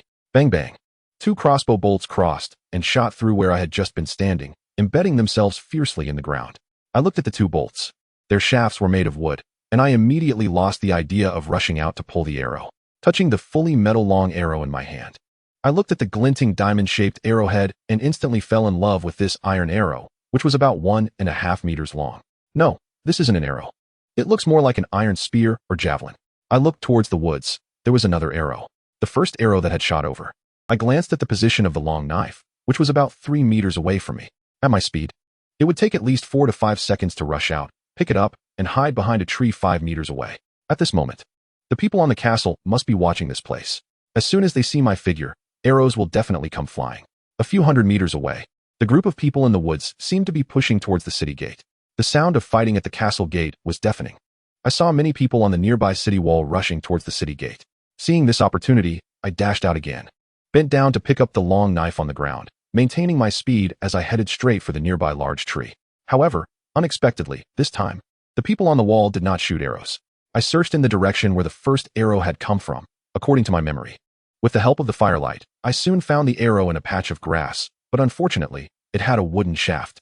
Not long after, I found Xiaoshuero and Wenqian back in the original place. How is it? Did you encounter any trouble? If you don't come soon, we will come looking for you. Wenqian asked in a flurry of questions. Xiaoshuero also looked worried. Are you okay? I'm fine. I've gathered information about them, I said. They are really inside. Wenqian and Xiaoshuero looked at me in surprise. Yes, they are inside, taken away by the fat guy's brother. The fat guy has teamed up with the people who attacked us that night. They are all in the New Moon Fortress. My expression became serious as I recounted how I had been plotted against by Luo Daha. Using Song Wan and others to threaten me, although it was despicable, was indeed a clever move. Unfortunately, I would rather die fighting than be led by the nose. Since today just happened to have people attacking the New Moon Fortress, I could take this opportunity to sneak in and rescue Song Wan and the others. Although there were insiders in the fortress, the insiders' actions were too early. The 2 groups of people inside and outside are not cooperating at all. Now, the sounds of fighting inside the castle have almost ceased. Only at the city gate are there still clashes happening. If nothing unexpected occurs, the people outside will eventually be defeated. This is not the outcome I wish to see. I hope the outsiders can breach the castle so that both sides can engage in chaos inside, giving me the chance to find Song Wan and the others. The enemy's enemy can be an ally. The collapsed city wall has only been rebuilt to a height of 2 meters, which does not provide real defensive capability. I noticed that the wall has been compacted layer by layer with clay. Weeds have also grown on top of the wall. This is why I can hide at the base of the wall and eavesdrop without being discovered. If someone quietly climbs up and disperses the people at the city gate, then the gate can be opened, allowing the outsiders to rush in. I have a pistol with 20 bullets. Wenqian's skills are decent.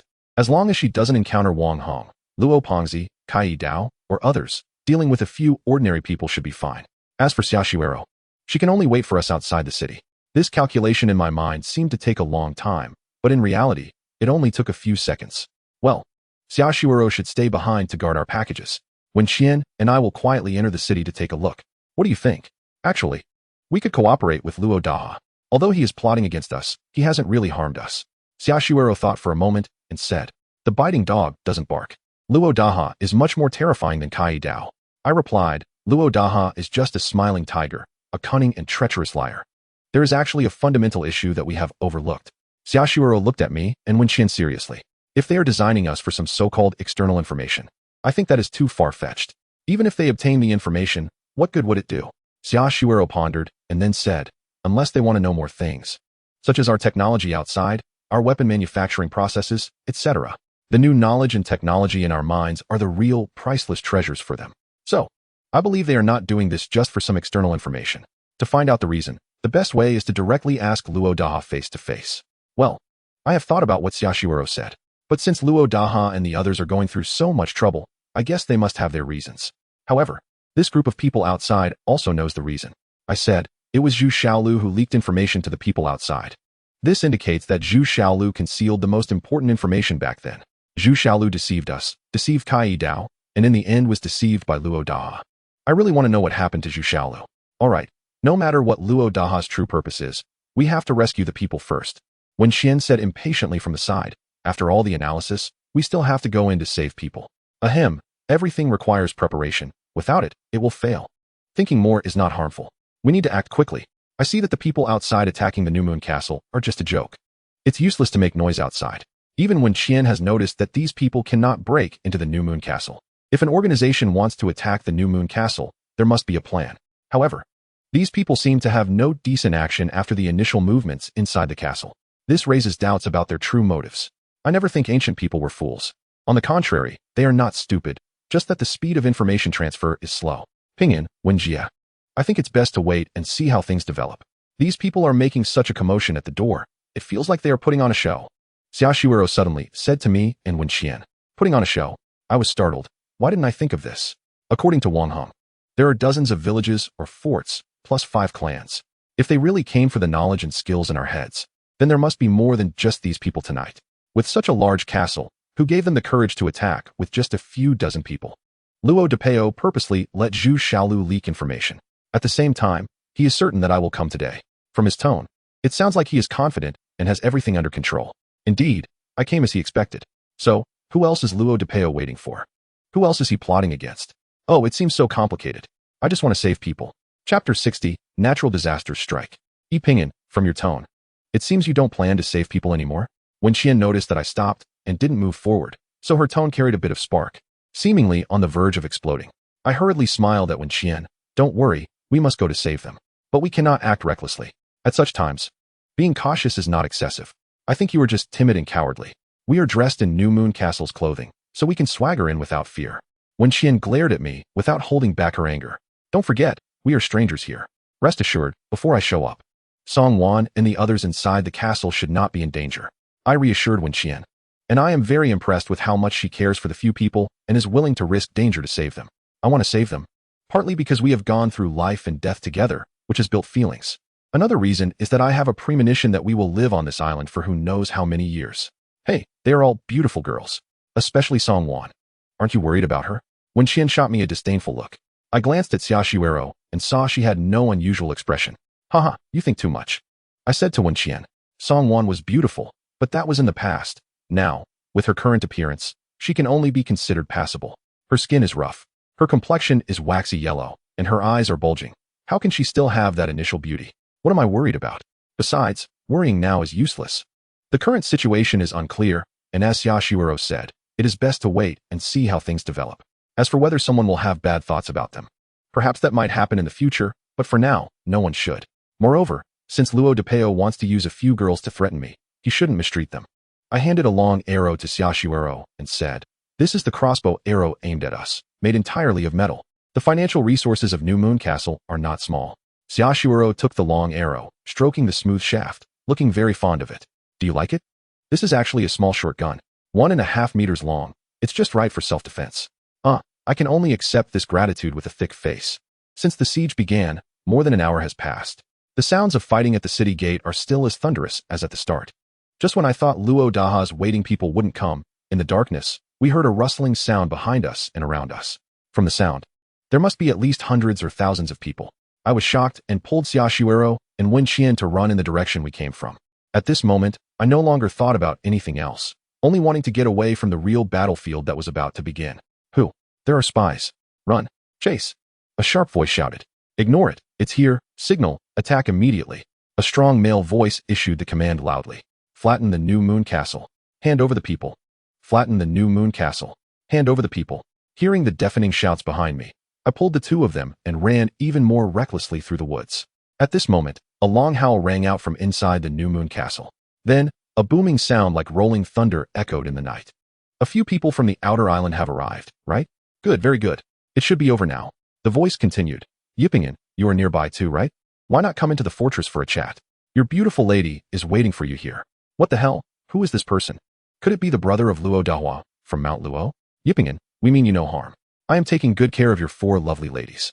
The voice lingered in the night sky, carrying a magical tone that made one feel an urge to kneel and worship immediately. Cold sweat broke out on my back. Damn.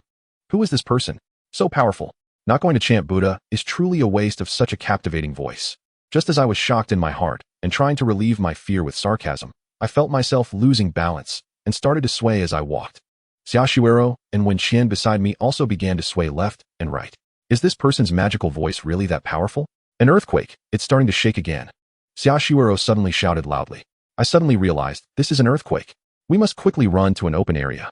The only open area is the flat ground in front of the Crescent Fortress. Hurry, let us go outside the woods.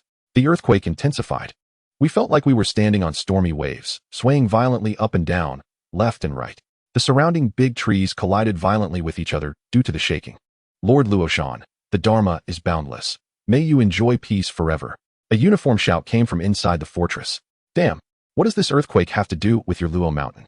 Suddenly, a loud bang came from the direction of the fortress. A huge rumbling sound echoed around us. Crack, crack. Immediately after, the big trees around us began to topple down. Not good. I hurriedly pulled the two of them to the nearest big tree, pressing close to the trunk. Pinyin, are we going to die? Xiaoshuero clung tightly to my waist, her voice trembling, her whole body shaking, revealing how terrified she was. Wen Qian was not much better. The hand I was holding was slightly trembling. The earthquake is much stronger than last time. Is this the end of the world? Wen Qian muttered. At this moment, I suppressed my fear, relying on the swaying tree trunk, praying that we could safely get through this calamity. However, the rumbling sound grew louder, and the ground shook even more violently. The originally dark night now revealed a red glow. We felt like we were on a trampoline, being thrown high up and then crashing down hard onto the ground. Oh, Pinyin, save me. Xiaoshuero was thrown up by the tremor, and when she collided with the swaying trunk, her hand that was holding my waist loosened and flew sideways. In the chaos, I instinctively reached out to grab Xiaoshuero's ankle. At the same time, Wen Qian had already wrapped her arms around my waist when she was thrown up. Crash, bang. The collapsing tree suddenly pinned the three of us underneath. The rolling ground shook even more violently, and my head hit the trunk hard. A sharp pain surged, and my whole body instantly became weak. Is this how it ends? I am so unwilling. I still have so many things to do. I haven't rescued Song Wan and the others yet, and I promised to protect Xiaoshuero. It seems I will have to break my promise. In the last moment before I lost consciousness, all I heard was the deafening roar and the cries around us. Chapter 61, Surviving Calamity. In a daze, I felt as if I had a very long dream. In the dream, I was in a resplendent palace. I was wearing a yellow robe embroidered with 9 dragons, a crown made of purple gold and pearls, and a milky white golden-laid ring on my thumb. I was sitting upright on a wide dragon chair that emitted a faint sandalwood fragrance, carved with 9 dragons with bared fangs and claws. In front of me was a dragon table piled high with documents. On both sides of the table, many people with indistinct faces were kneeling. I scanned left and right.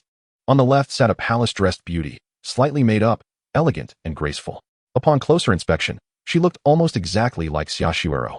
On the right sat another beautiful woman, but she was wearing bright silver armor, her hair styled atop her head with a golden phoenix hairpin glowing brightly. This is Wen Qian, just as I was puzzled. For beautiful women in various colored dresses entered from the palace door. The first beauty had an enchanting figure, her eyes like autumn waves captivating the soul, walking with a sway, exuding the charm of a ripened woman. I stared at her as she walked closer, unable to help but swallow several times. When she got closer, I realized it was Song Wan. Following her were Tian Miaodong, Xian Yaden, and Li Siyu. Seeing all this, I was even more confused. Where is this place? I remember that to save Song Wan and the others, I, along with Xiaoshuero and Wen Qian, encountered a strong earthquake at Crescent Fortress. And then we were buried under the trees. Then my head hurt so much. Oh, I wanted to scream, but then I realized I couldn't make any sound. At that moment, the scene in front of me was rapidly becoming more and more blurry. Until finally, I was left alone, mouth agape, clutching my head, enduring immense pain. The pain in my head intensified, and finally, I closed my eyes and completely lost consciousness. Until Yippingen. Hey, Pinyin, wake up, wake up. In the midst of a splitting headache, I heard a continuous voice calling me. I struggled to open my eyes. The intense light hurt my eyes a bit, so I quickly closed them again. He is awake. Pinyin is awake. A familiar voice shouted beside me, followed by a flurry of footsteps. Thump, thump, thump. It sounded like many people were rushing over. I slightly opened my eyes again, after slowly adapting to the light. The first thing that came into view was Xiaoshuero's tear-stained face. Cough, your voice is so hoarse. My head was still foggy. My last memory was the ground shaking violently. We were thrown up, crushed by the trees, and then my head hit the trunk, along with the cries of people. Now, I'm not dead, and neither is Xiaoshuero. I looked at Xiaoshuero and smiled. Haha, we're not dead. Pooh, bad guys live 1,000 years. It's not that easy to die. Xiaoshuero laughed through her tears. I wanted to sit up but found myself completely weak, my whole body in pain. And I almost cried out. Don't move. You're injured, pinned under the tree, almost buried by the overturned soil. TSK, you have such a big life. After so long, you can still wake up. Wen Qian's voice of amazement came from the side, but from the way she spoke, it seemed like I shouldn't have survived. Hey, surviving a calamity brings blessings. My name is well chosen, Pingyan, safe and sound. I said with a smile. Brother E is awake. That's great. This was Li Cu's voice. Yes, we're all fine. Only brother E almost didn't make it.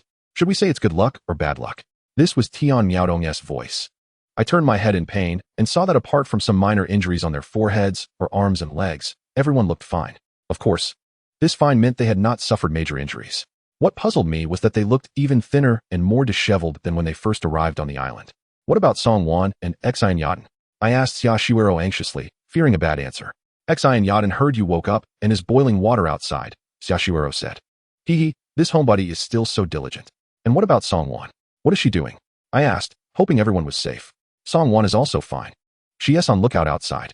Xiaoshuero hesitated for a moment and said, I could see some complex emotions in Xiaoshuero's eyes, including a hint of sadness. My heart sank.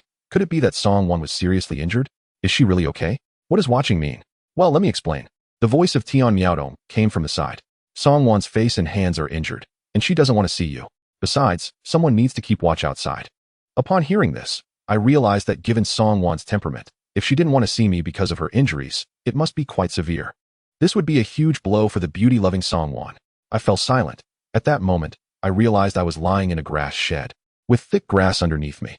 Could you help me sit up? I said to Xiaoshuero. However, Xiaoshuero didn't move, showing a bitter smile on her face. I looked at Xiaoshuero in surprise. At that moment, a strong hand reached out and helped me up.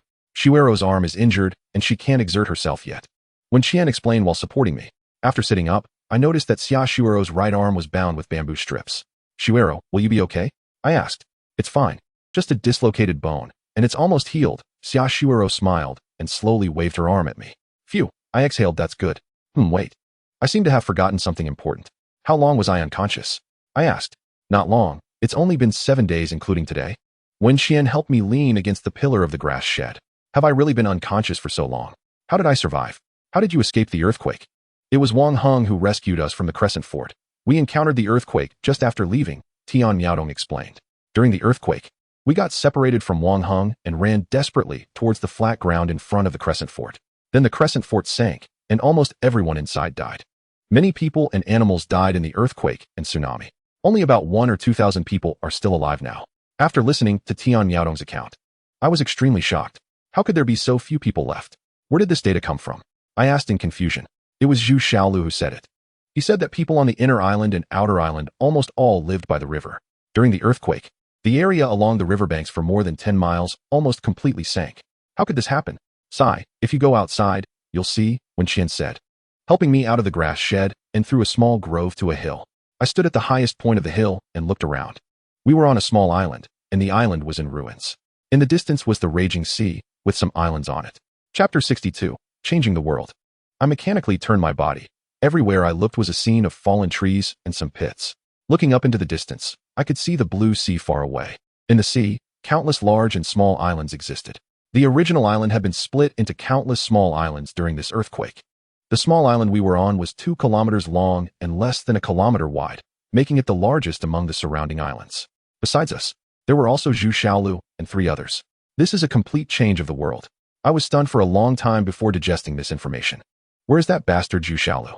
Zhu Xiaolu and the other 3 also suffered some minor injuries during the earthquake. They're on the other side of the island. Wen Qian said as she helped me walk to the back of the hill. We were at the highest point of the small island. When we reached the edge of the hill, I saw a 2-meter-wide slope leading straight down to the foot of the hill, while other places were steep cliffs. Upon closer inspection, I noticed that the surrounding cliffs were newly formed after the ground collapsed. The slope hadn't collapsed possibly because it was part of a large rock. At the place where the slope leads to the top of the hill, Wen Qian and the others had built a stone wall over a meter high, leaving a small door in the middle that was just big enough for one person to pass through. Above the door, there was a makeshift grass shed. At that moment, a lonely figure was sitting inside the grass shed. Songwan. I immediately recognized her. When I called out to Songwan, her back trembled slightly. This was a stark contrast to her previous reactions when she saw me. I asked Wen Qian to help me over. I wanted to know what was wrong with Songwan. Ping'an, let's take a look at our camp first. You should understand the geographical environment of the island. Xiaoshuero, who had followed behind, suddenly suggested. This raised suspicions in my heart. Songwan, what's wrong? Why don't you want to see me? I shouted, trying hard to walk towards Songwan, who was about 10 meters away. Ping'an, you are too self-righteous. Why should I want to see you? Huh, how ridiculous. I was taken aback. It seemed that Songwan was in a bad mood today, so it was better not to provoke her. Hey, I'm just concerned about you. After all, I saw everyone when I woke up, but we haven't met yet, I explained, stroking my chin while looking at Songwan's back. However, Songwan clearly ignored my explanation and continued to turn her back to me. Haha, now that you've seen me, you can go. Songwan's tone was icy, as if I owed her several billion and hadn't paid it back. All right, then I'll leave. Oh, this time I got hurt pretty badly. The King of Hell almost crossed my name off the death list. It was really dangerous. As I spoke, I quietly moved closer to Songwan. Xiaoshuero wanted to stop me, but when she saw the worried look in my eyes, she darkened her expression and stepped aside. I noticed Xiaoshuero's expression and immediately realized I might have made a big mistake. In front of a girl I liked. Showing too much concern for another girl was simply asking for trouble. In fact, I just wanted to care about Songwan purely. Ahem, Songwan. Then I'll go take a look around. After saying this, I exchanged glances with Wen Qian, and we decided to take a look around. The entire island was indeed only a few square kilometers big, just as Wen Qian had said. At the other end of the island, on a small hill by the sea, there was a grass shed among the collapsed trees. 3 people were moving around the grass shed, seemingly cleaning up the surrounding debris and some animal carcasses. When I saw them cleaning the animal corpses, I remembered that the animal corpses around us also needed to be cleaned up. Otherwise, the rotting animal bodies could easily cause an epidemic. We should clean up the corpses around us, I said to Xiaoshuero and Wen Qian. We've cleared everything around this hill, but we can't clear the ones far away because we need to guard against Zhu Shaolu and the others trying to seize our territory. Seize territory. They really can't change their ways, I scolded. This place is easy to defend and hard to attack. They tried to seize it once, but were driven away by us. If they hadn't run fast and made it to the other side, they would have been killed by Wen Jia. When Xiaoshuero said this, she looked at Wen Qian with gratitude. When she said the last sentence, Wen Qian had a proud expression. Isn't my gun here? You're not going to tell me you don't know how to use a gun, right? I looked at Wen Qian suspiciously. It happened so suddenly. And you were lying on the ground. We didn't think of it at the time. Afterward, we remembered that you had a gun at your waist, Xiaoshuero explained. Besides, there are 6 of us, and they only have 3, and they're injured. These 3 must be dealt with quickly. Otherwise, when their injuries heal, we will be in danger. I said after thinking for a moment. It's not that I'm ruthless, but Zhu Shaolu seems timid and afraid of trouble. In reality, he's someone who dares to do anything. I don't have the time and energy to guard against thieves every day. At the same time, Luo Dapeng also taught me a lesson, deepening my understanding of the saying that one cannot judge a person by their appearance. Zhu Shaolu is a significant threat. He must be eliminated. Otherwise, I wouldn't be able to sleep soundly. After returning to the thatched hut, I leaned against the thick grass. I had been hit in 2 places. One was the back of my head, and the other was my lower spine. Despite these injuries, I surprisingly managed to survive. I have to say my name was well chosen. Brother E, have a drink, Xian Yaden said as she carefully walked in with a bowl made of bamboo. Looking at the bamboo bowl, I was curious about who made it. The craftsmanship was quite good. It was made by Li Siyu. Her handiwork is excellent. Even my splint was made by her, Xiaoshuero said, lifting the splint on her arm and looking at Li Siyu with admiration. I didn't expect this girl, Li Siyu, not only to weave fishing nets, but also to make these things. Indeed, everyone has their strengths. I held the bamboo bowl and drank the water in big gulps. After drinking, I felt much more comfortable all over. When I handed the bowl back to Xian Yaden, I saw her gaze linger on the bowl for a moment, and her tongue subtly licked her lips. I suddenly realized something. Are we still short on water? Is the fresh water insufficient? I asked Xian Yaden. Yes, too many animals have died, and the surrounding water is polluted. Luckily, there's a stone crevice at the bottom of the hill where water seeps out, providing about 2 liters of fresh water each day. Hiss. Unexpectedly, we encountered a situation similar to when we first arrived on the island. In fact, the current situation is much more difficult than before. Looking at the pale and emaciated faces of the few people, it was easy to guess that not only was fresh water insufficient, but food must also be in short supply. I stared blankly at everyone, thinking about how much they must have suffered for me to survive. A life-saving grace. This debt may never be repaid. Chapter 63. A great favor is not to be thanked. I was unconscious for a whole 7 days. During these 7 days, it was entirely thanks to the care of several girls that I was able to wake up. According to Xiaoshuero's medical knowledge, I should have been beyond saving. However, as long as I had not breathed my last, they would not give up on me. They rescued me from under the tree, took turns carrying me, and found this place before the tsunami hit. Moreover, the girls even repelled the attacks from Zhu Xiaolu and others, although they didn't mention the hardships.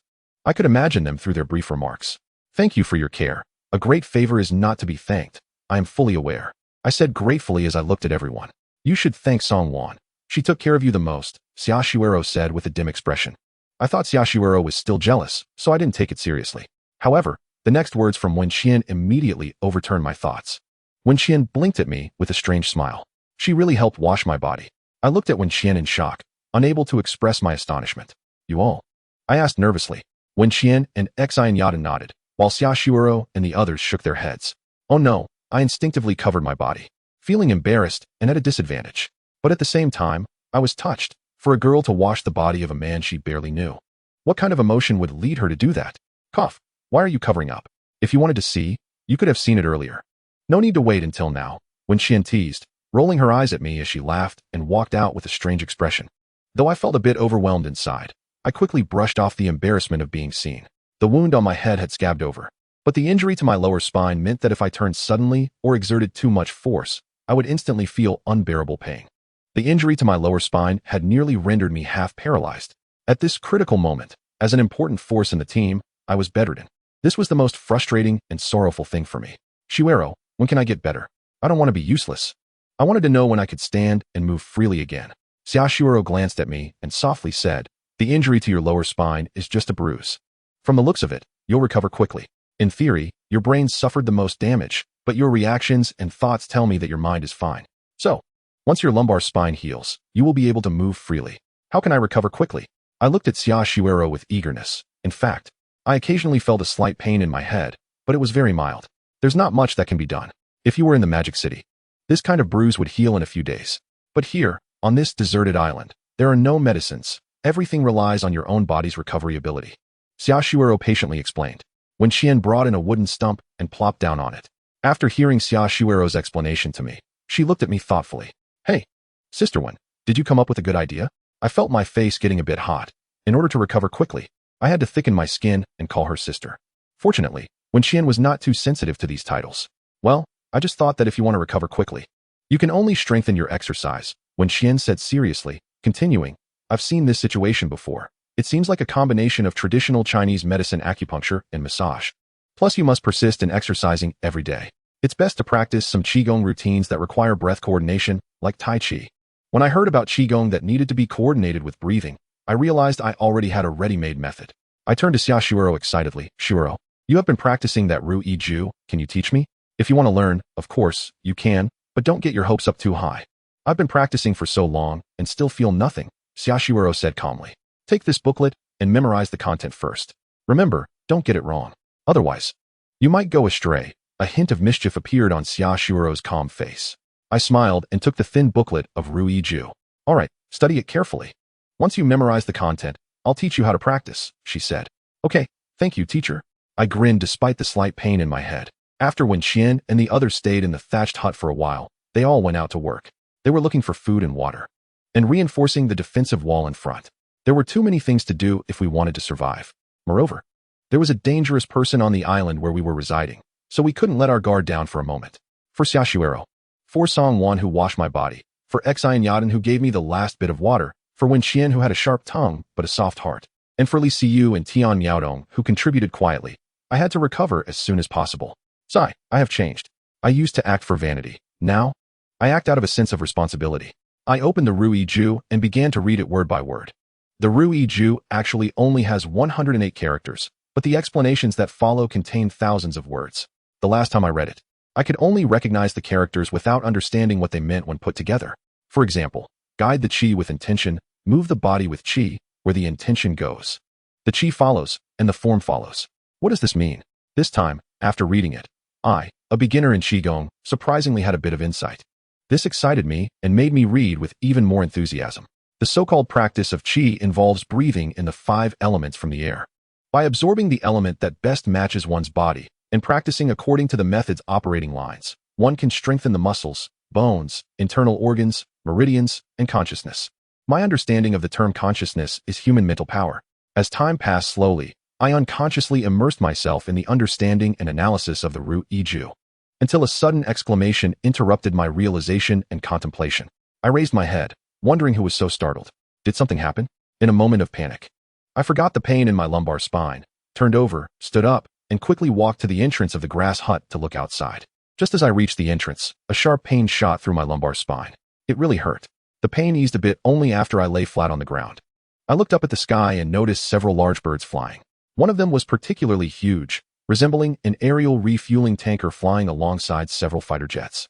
Damn, why are these dead birds here? Wenchuan's voice reached my ears. That bird, the fat one. Tian Miaodong shouted. Hurry, hide under the trees. Don't let the birds see us. Song Wan's voice was urgent and panicked. I heard several people running, and what frustrated me was that not a single person was running toward the grass hut. Chapter 64, The Threat of the Rock. I lay on the ground in front of the grass hut, quietly watching the giant rock circling in the sky. As I watched, I suddenly craved roasted chicken wings and legs. I thought of the delicious roasted chicken wings and legs from the barbecue stall, and my mouth began to water. With such a large bird, I wondered how many people it would take to finish it if it were roasted. Just as I was lost in my thoughts about roasting the giant bird, a warm current rose from my abdomen to my eyes. In that moment, I felt my vision suddenly sharpen significantly. The rock flying in the sky seemed to grow larger in my eyes. This feeling was strange. When I tried to carefully feel that sudden warm current, it disappeared. However, the giant rock in the sky appeared to be getting larger and larger. I thought my eyes had undergone a mutation due to this incident. Before I could fully embrace the excitement in my heart, Wenchuan's voice called out from not far away. Not good. The giant bird is flying toward us. Gun. I'll go get the gun. Tian Miaodong hurriedly ran toward the grass hut. Hey, big brother E. Why are you lying out here? I chuckled helplessly, as I could see the blue sky through the gaps in the leaves. Tian Miaodong zipped past me like a gust of wind. A few seconds later, she ran past me again. Big brother E. Be careful. There are no trees above you. While there were no trees directly above me, there were dry branches sticking out from the roof of the grass hut. Chirp, chirp, chirp. The calls of the giant rock echoed in the sky. The sound grew closer. The shadow of the giant rock in my eyes also became larger. Everyone hide well. Don't get spotted. Wenchun shouted again, urging everyone to remain silent. Big brother E is still lying on the ground outside the grass hut. Tian Miaodong's weak voice sounded. Why didn't you say that earlier? Wenchuan's tone suddenly rose sharply. I thought it was more important to give you the gun first. Well, that reason is sufficient. I also thought Tian Miaodong's actions were correct. Danger was approaching, so we had to be prepared, prioritizing what is important. I thought Tian Miaodong was doing well. Thud, thud, thud. A rapid sound of footsteps approached. Tian Miaodong appeared in front of me again. Miaodong, can you help me up? I looked at her petite frame and couldn't help but smile wryly. Humph, let us give it a try. Tian Miaodong wrinkled her nose, pushed her glasses up, and crouched down effortlessly to help me up. Wow, I didn't expect such a small frame to contain so much strength. After lying on the ground for a while, my lumbar pain had subsided a bit. Yeah, I also think it's safer under the big tree. Tian Miaodong agreed wholeheartedly. Just as we reached the big tree, the giant rock had already flown to our island, circling at a low altitude. Was it searching for food? Tian Miaodong and I hid under the tree, straining to see the rock circling above us through the tiny gaps in the tree branches. Chirp, chirp. Suddenly, several small rocks in the sky began to call out loudly and shot toward a certain spot on the island like arrows. Are there still animals on the island that can be hunted? I asked Tian Miaodong curiously. Perhaps there are still some. Animals are very sensitive to natural disasters, and many should have escaped this calamity. Just as Tian Miaodong finished speaking, Wenchun and the others suddenly let out a low exclamation. The giant rock killed someone. What? I thought I misheard. However, the terrified shouts of Xia Shuero and the others came again. Danger! Hurry and hide. Don't stick your head out. No sooner had the words left her mouth than a gust of wind swept overhead. With our experience, we immediately lay flat on the ground, praying that the tree wouldn't be blown down. The big tree swayed violently in the wind, and we were almost blown out from under it. Whoosh! The giant rock flew past the top of our hill at high speed. Ah, no help! The distant voice of Zhu Xiaolu called out in terror. I really wanted to see what was happening, but unfortunately, I couldn't get up due to the injury to my lumbar spine. When I finally stood up slowly like a snail, I naturally saw nothing. I only saw the giant rock circling above a few small islands with several little birds before finally disappearing into the sky. Phew, that rascal finally flew away. Tian Miaodong patted her chest, looking relieved as if she had survived a disaster. I also breathed a sigh of relief. Fortunately, there were still many large trees on this hill that survived the earthquake. These trees provided us with cover from the threat of the giant rock. Miaodong, help me up to see if Zhu Xiaolu and the others have all been killed, I said to Tian Miaodong, who was about to run ahead and leave me behind. When did Tian Miaodong become so impatient? She used to be a very steady and careful girl. Oh, sorry, big brother E. That giant rock is too despicable. I was so scared that I forgot about your existence. Tian Miaodong stuck out her tongue, apologizing to me. Hee, I was scared too. I chuckled, as I could tell that Tian Miaodong had indeed been very nervous and frightened just now. We walked to the edge of the cliff behind the mountain, looking toward the place where the giant rock had thrown people. In the midst of the chaos and disorder on the island, we opened our eyes wide, trying our best to search for the fallen people. Unfortunately, after looking for a long time, we still couldn't find anyone who had fallen. Let us go down and take a look, Wenshun said. We haven't gone down to find food or fetch fresh water today, Wenshun added. Let us wait a bit. I insisted. After all, our bamboo house was destroyed by the giant rock when it came and went. When we were preparing to go to the inner island, we found that the giant rock was not less intelligent than humans. It shamelessly cooperated with Luo Depang to snatch our roasted meat. For such a thinking high IQ, almost spirit-like bird, we must maintain a high level of vigilance. Why do you think the giant rock suddenly appeared? To find people or food? Songwon, who had been facing away from me and silent for a long time, suddenly asked. I think it's probably looking for people. I thought for a moment and said, after it captures people, if they aren't the ones it's looking for, it immediately lets them go. Knowing one's mistakes and correcting them is still commendable, but the height at which they release people is not quite appropriate. While Wenshun was still searching for Zhu Xiaolu and the others, it was clear that she hadn't found anyone. After searching in vain, Wenshun handed me the handgun. You should keep this gun. Men should carry guns to protect us. Chapter 65. This is our island. I didn't take the pistol that Wenxian handed over. What a joke. I'm already disabled and still need Wenxian to protect me. What do I need the best weapon for? To show off? Cough, Wenxian. You can use the gun for now. Everyone still needs you to protect us. I can manage with a knife. Of course. I can't admit that I'm currently useless. So I found a reason that I thought was sufficient. Wenxian looked at me with deep meaning in her eyes. 2 hours later, the sun was about to set. Wenxian took Song Wan, Tian Miaodong, and Li Siyu to look for food and fetch water. Xiaoshuoro told me that finding food actually meant searching for the carcasses of animals that had just died on the island. The island is very small, only a few square kilometers. There aren't many animals left that survived the earthquake. Then came a tsunami, and even fewer animals could survive. Carcasses can be seen everywhere, but it's really hard to find recently dead animals. If you're lucky enough to find a puddle by the sea with fish in it, then that trip would be worth it. In these 7 days, everyone on the island only found 2 rabbits, a wild boar weighing over 20 pounds, and about 10 pounds of fish in several depressions. If it weren't for the past couple of days, when we could catch 1 or 2 fish in a small bay's rocky beach, everyone would have starved long ago. Even with such a lack of food, everyone only ate once a day and didn't give up on me. Fortunately, I finally woke up. No one has to stay behind to take care of me anymore. Freeing up hands to look for food. Originally, they were supposed to continue in the afternoon, but I woke up, and then the giant bird came. If we couldn't find food today, everyone would have to roast that 1-pound fish for dinner. Thinking of roasted fish, I remembered a question. By the way, where did you get the fire? Can you make fire? Well, we watched you make fire by rubbing wood that night, and we experimented many times before finally learning it. Yes, Brother E, it was Wenjia who made the fire. Now we all know how to start a fire by rubbing wood. Xian Yaden said happily as she looked at me. Not bad. Congratulations to everyone for learning a survival skill. Did anything major happen while I was unconscious? I really want to know what happened during my days of unconsciousness. An earthquake turned a good island into countless small islands overnight. Most places became a vast ocean. It's amazing and terrifying. Well, except for Zhu Xiaolu who kept trying to take our little mountain. Nothing else happened. Xiaoshuoro's face showed a look of fear. You saw those trees leaning over below, right? They all fell during the earthquake. We were really lucky. Although everyone was injured to varying degrees, we all survived. By the way, how did Wang Heng save you back then? We were trapped in the basement, in complete darkness, thinking we were doomed. We didn't expect that just a few hours later, the basement was opened. Then we saw Wang Heng appearing at the door.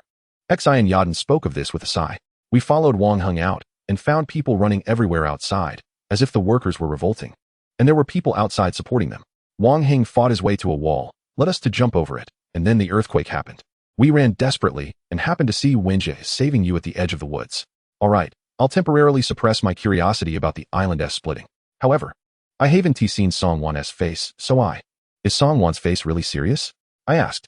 Xian Yaden looked at Xiaoshuoro, and seeing that Xiaoshuoro had no other reaction, she began to tell me about Songwan. It turned out that during the earthquake, Songwan was hit in the face by falling debris, and later during an aftershock, her face was scratched by branches. Now Songwan's face is really terrifying. At that time, Zhu Xiaolu and the others had already attacked the mountain, and Wen Qian barely held off the assault alone. Later, Song Wan rushed out from behind with a wooden spear, and then Zhu Xiaolu and the others fled in panic. Finally, Xi and Yaden made a gesture to mimic their shouting. I instantly understood what that gesture meant. It's really that serious. Oh, poor Song Wan. I felt a strange pain in my heart. It felt like something beautiful was suddenly destroyed and could never be repaired. A sense of helplessness and regret arose in my heart. Ping'an, you must not show your pity in front of Song Wan. She doesn't need it. She has changed a lot. You will understand slowly.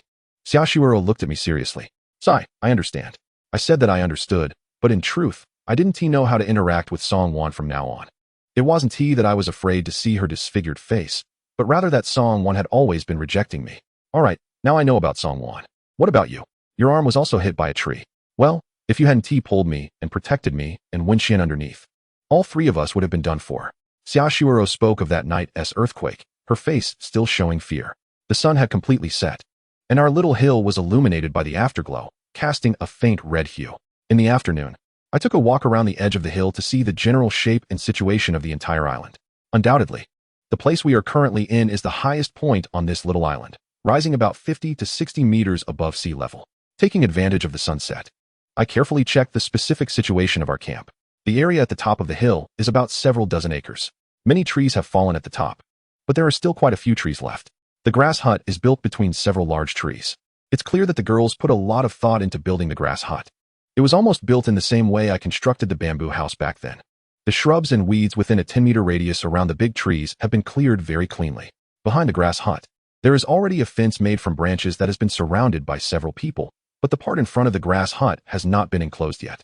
The grass hut is only a few dozen square meters, and even after surrounding it with a fence, it's only a few dozen square meters. But everything is built according to the model of our original camp.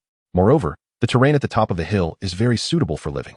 Surrounding it are tall trees. If we build a wooden house in the middle, cultivate the surrounding land, and plant some grains or vegetables, I believe that about 10 people can survive. For a moment, a wooden house with several dozen acres of crops and fruits appeared in my mind. That pastoral scene is simply beautiful. This is our island. I remember I have seeds for chili peppers and tomatoes in my bag, and it seems I also have a few bundles of rice ears. I looked hopefully, but found that the faces of a few people were tired and lacked the expression of having harvested anything. I knew that tonight everyone would go to bed hungry. I saw Song Wan walking at the back. I wanted to conceal the shock in my heart, but I couldn't do it. What kind of face was that?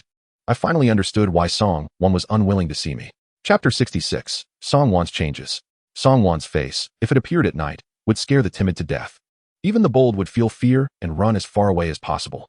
Her face was covered with crisscrossing scars, like a spider web spread across her entire left cheek.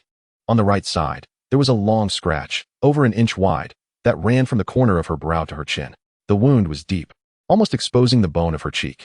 The flesh around the wound was slightly turned outward, and due to the lack of medical treatment, it looked like it was healing poorly.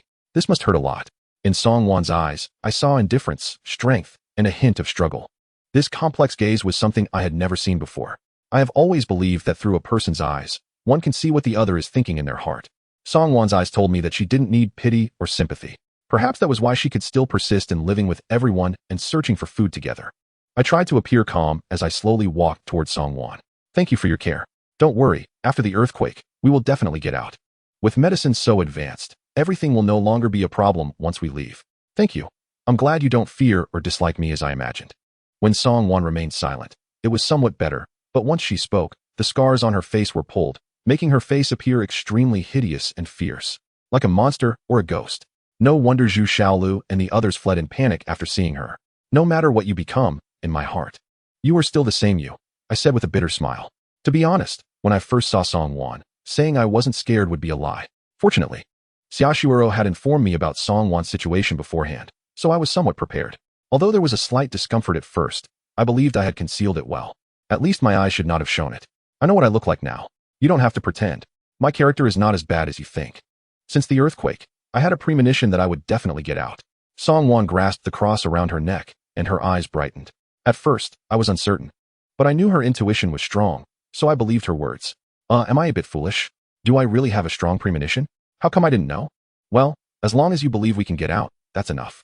Perhaps the island was previously blocked due to geomagnetic or other reasons. Now, 7 days had passed since the earthquake, and the large island had split into countless small islands.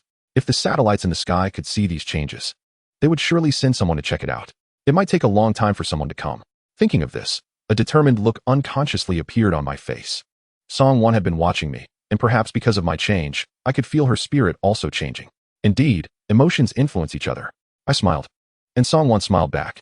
As she smiled, she miraculously pulled out a large fish from behind her. This fish weighed about 5 or 6 pounds and looked like it had just died not long ago. Wow, such a big fish. Where did you catch it? Xi and Yadin and Xia Shuero instantly surrounded her, excitedly poking the fish's belly with their fingers. We found a rocky beach behind the island today, and there were fish in it. It was too late today, so we only caught this one. Li Siyu stood beside them and spoke in a rush, as if she had been holding it in for a long time. I looked at the few of them thoughtfully. Haha. So the earlier expressions were all fake to give us a surprise. You guys have become bad. I laughed. We lost our steamer, iron pot, and so on. So after cleaning the fish, we can only cut it into pieces to roast and eat. We dare not eat it raw. After the earthquake, many people and various animals died. After so many days, those that should have rotted have rotted. The surrounding sea has probably been polluted as well. The absence of an outbreak does not mean it doesn't exist. For safety, all food must be cooked before eating. As for water, we can only drink the fresh water that seeps out from the cracks in the hills every day. There are other freshwater sources on the island, but they have been polluted after the tsunami. At night, we first blocked the entrance and inserted many sharpened wooden sticks around the entrance in our grass hut. This was to guard against potential sneak attacks and also against possible wild animal attacks on the island. After dinner, we sat in the grass hut. Did you see clearly? How many people did the rock take to the sky? I asked. I didn't see Zhu Xiaolu and the others this afternoon, Wen Qian said. I saw 3 people fall down, Tian Yaodong said. You saw them? How is that possible? I looked at Tian Yaodong doubtfully. We were together when the rock grabbed people. I didn't see clearly. How could you, with your nearsightedness?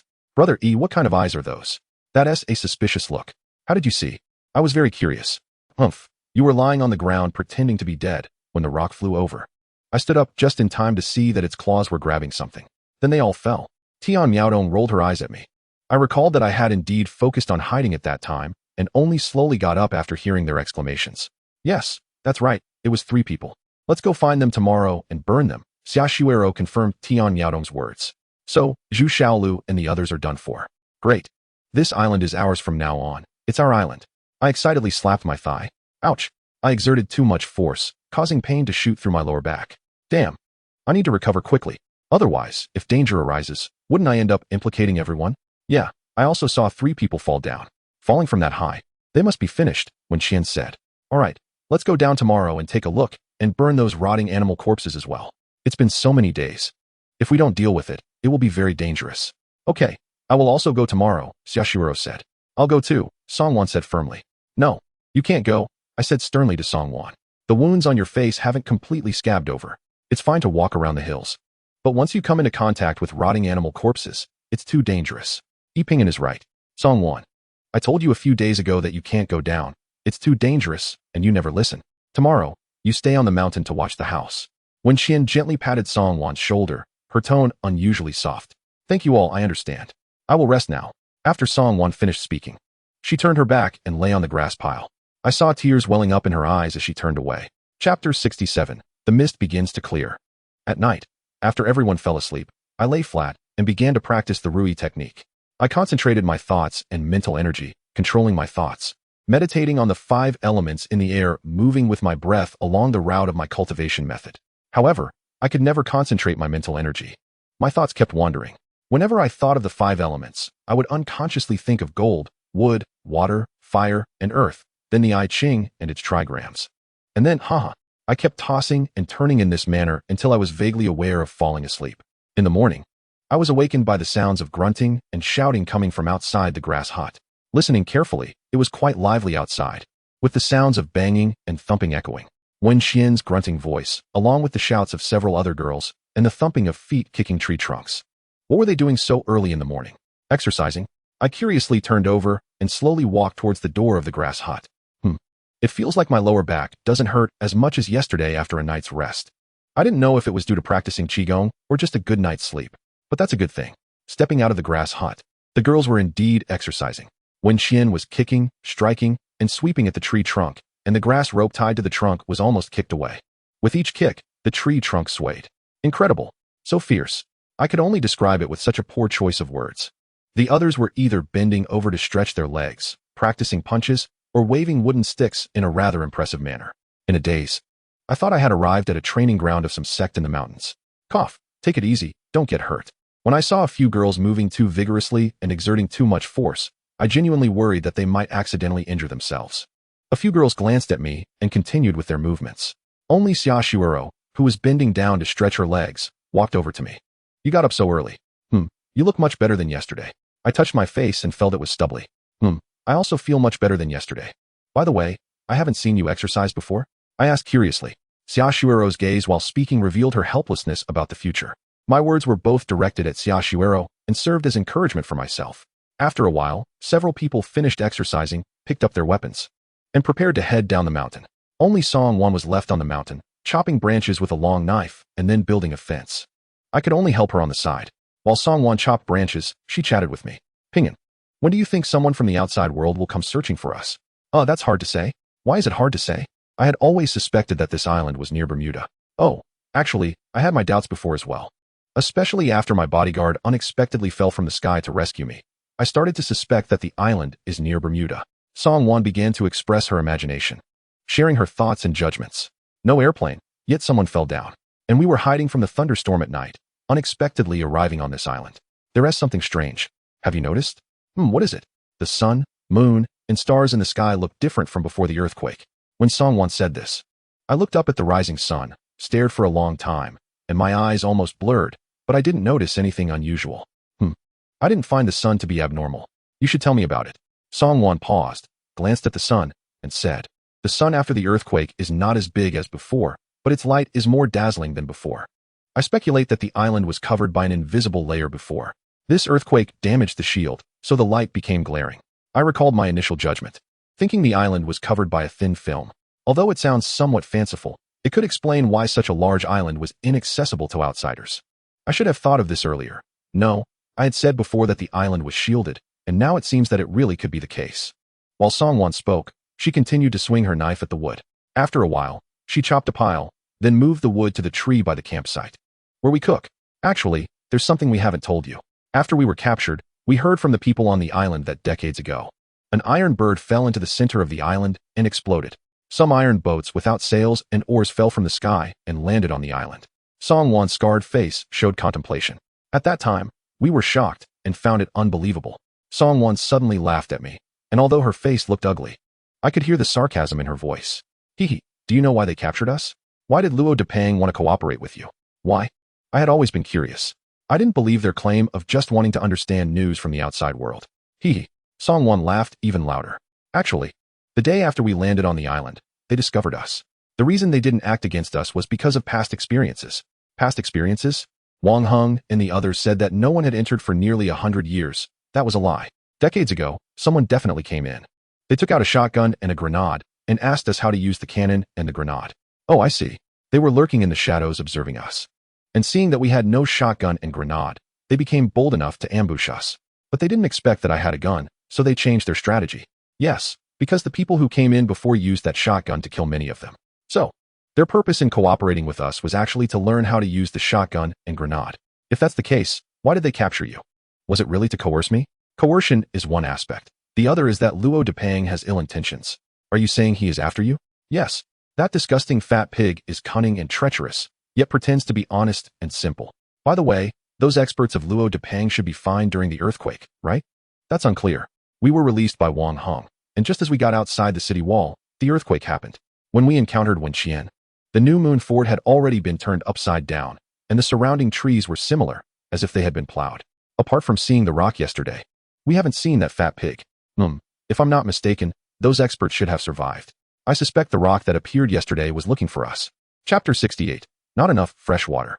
The rock wouldn't fly here for no reason, capturing people and then discarding them. Perhaps next time, it will be Luo Depang and his people. Fortunately, animals are still animals. Despite their intelligence, it is limited. Has anyone been on the nearby island recently? I asked Song Wan. The nearest island is only a few hundred meters away, but it's small, only a few hundred meters in length and width. I don't know if there are people on it. There probably aren't. At this moment, I remembered a question. After the earthquake, how far did you leave New Moon Fort? And where did you go? I asked this to gauge the likelihood of there being people on the nearby islands.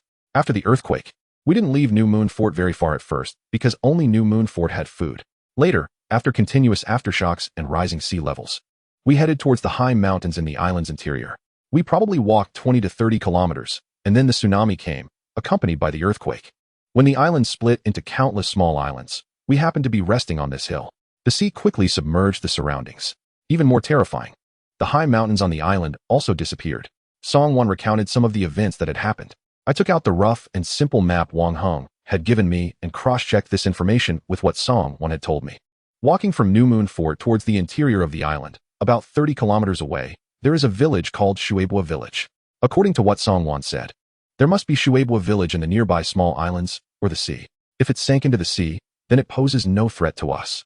If it hasn't sunk but has only been damaged, then Shueibua Village must be on some nearby island. There must also be survivors on that island.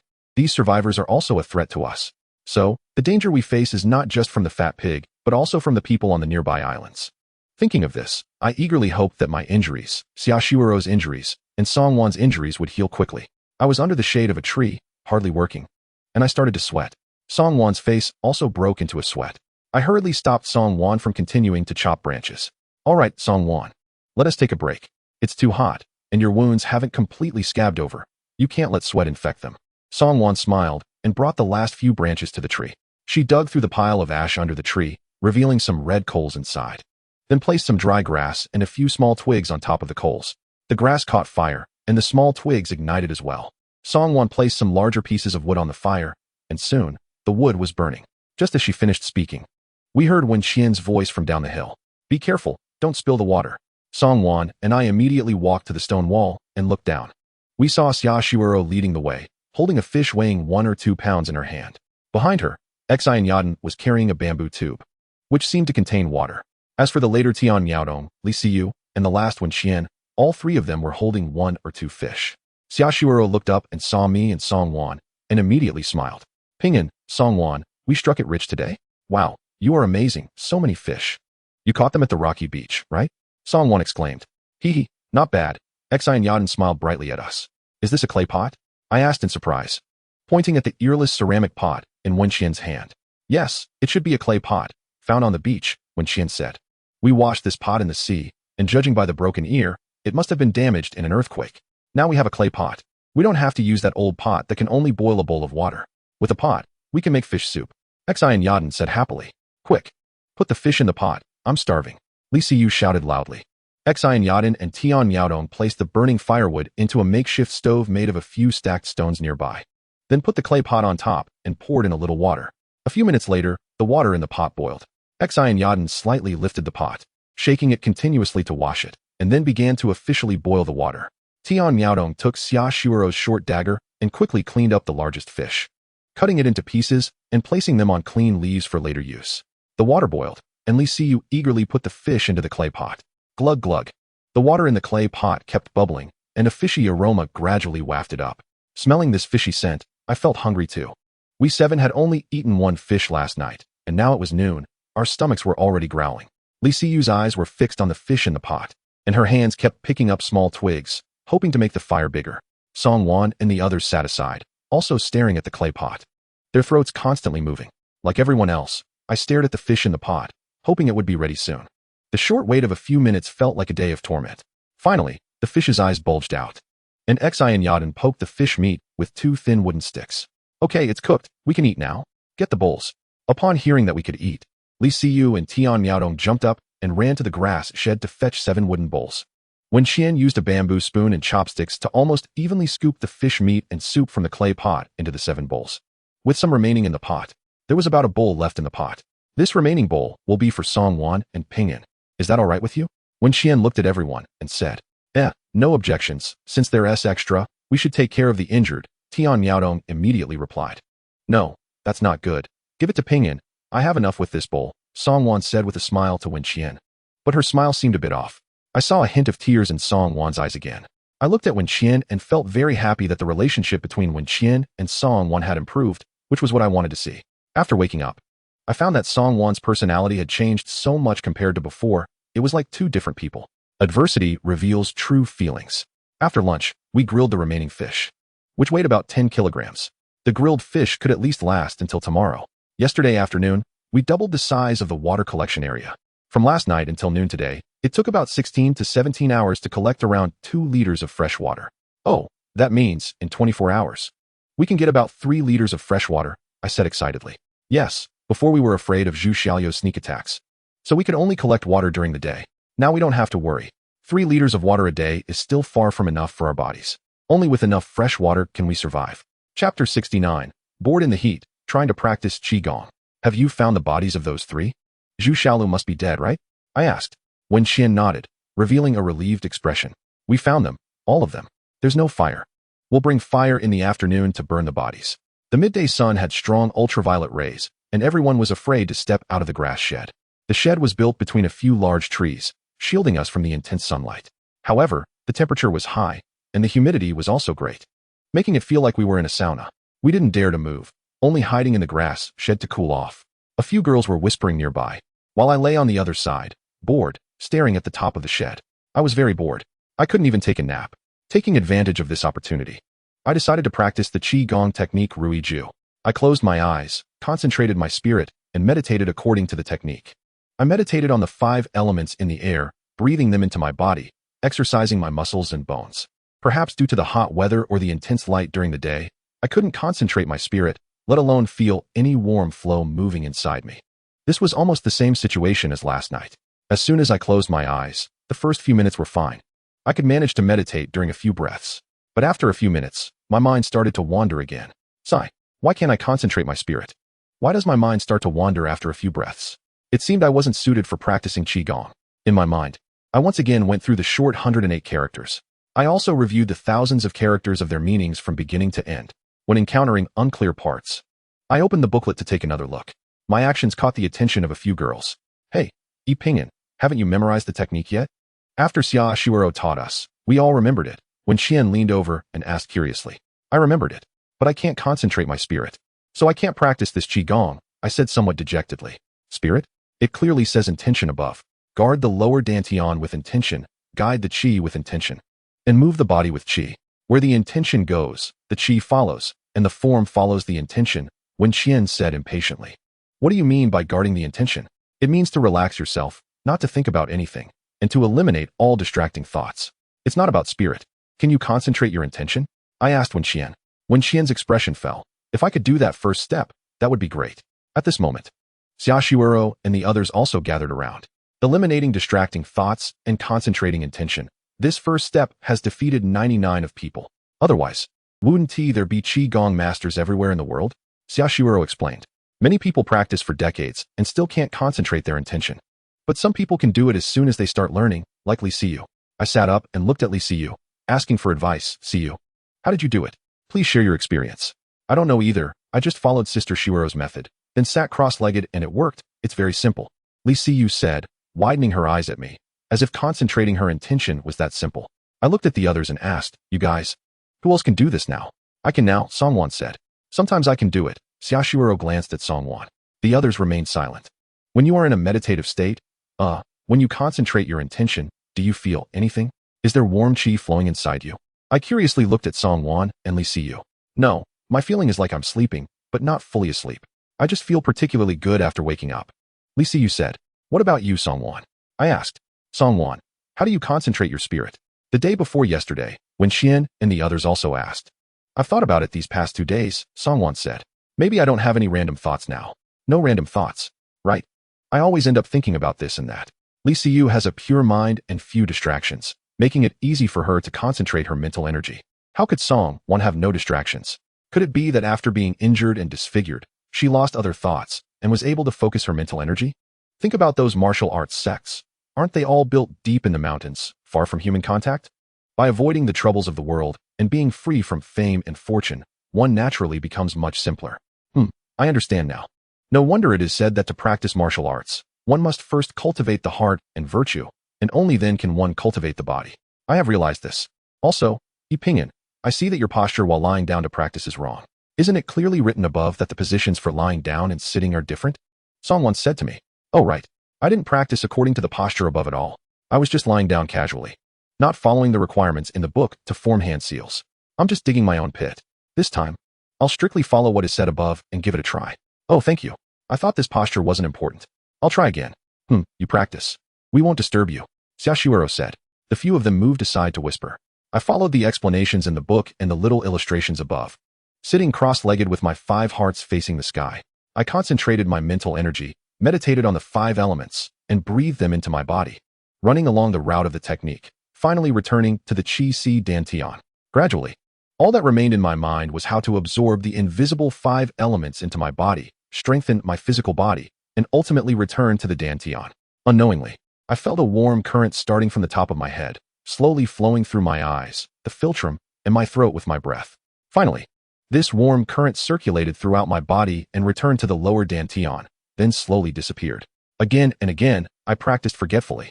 Time, I had already forgotten. Slowly, the warm current in the Dantian no longer disappeared and began to gather more and more. With each breath, the warm current in the Dantian started to circulate along the route of the technique. When the warm current reached my lumbar spine, it stopped and couldn't pass through.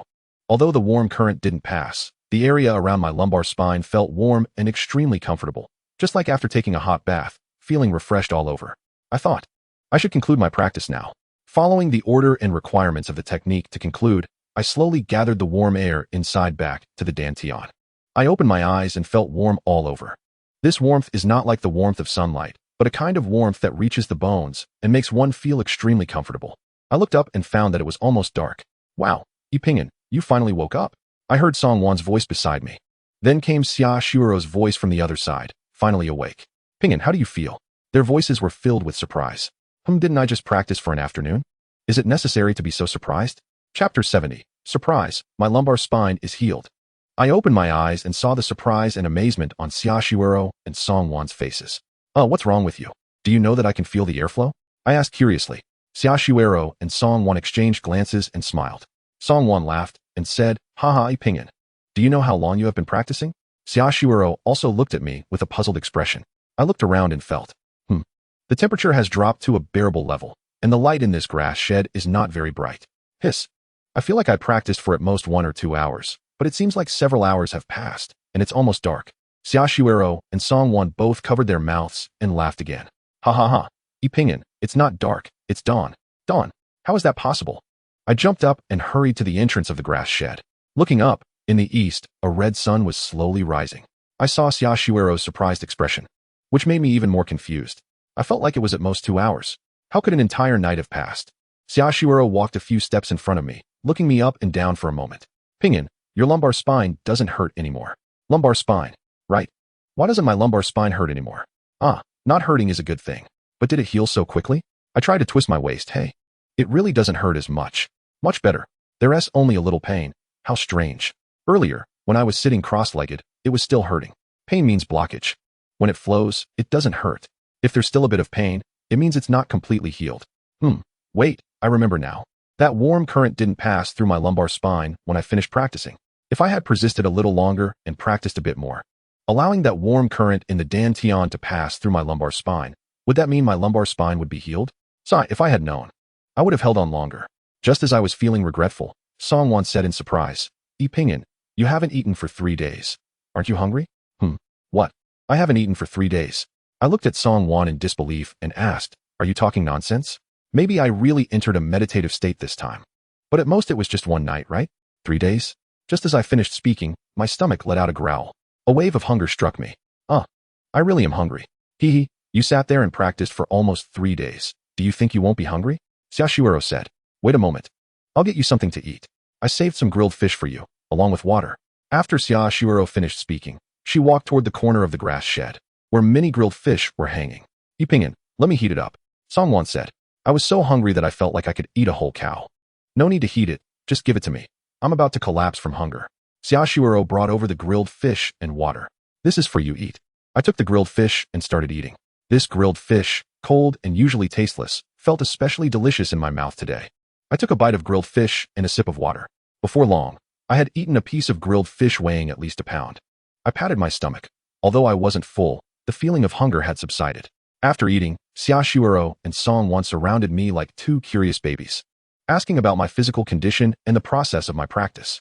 Of course, I shared everything without holding back, telling them about my experiences and insights. Why don't you two try it now? After all, you have already entered a meditative state. The next step should be to feel that warm air. I suggested. I think we can give it a try. Xiaoxiuro was eager to try, rubbing her hands together. By the way, where are Wenqian and Tian Yaodong? I asked. They went to the seaside, Xiaoxiuro said, to see if they could find any other supplies. I'm almost done. I'm going to find Wenqian and the others. You practice by yourselves. I picked up the long knife that was placed aside and said to them, you go ahead, but be careful. There's a wolf on this island, a silver-gray wolf king. Xiaoxiuro reminded. What? The silver-gray wolf king. I remembered that tall wolf king, the one that had already become a spirit. This situation is troublesome.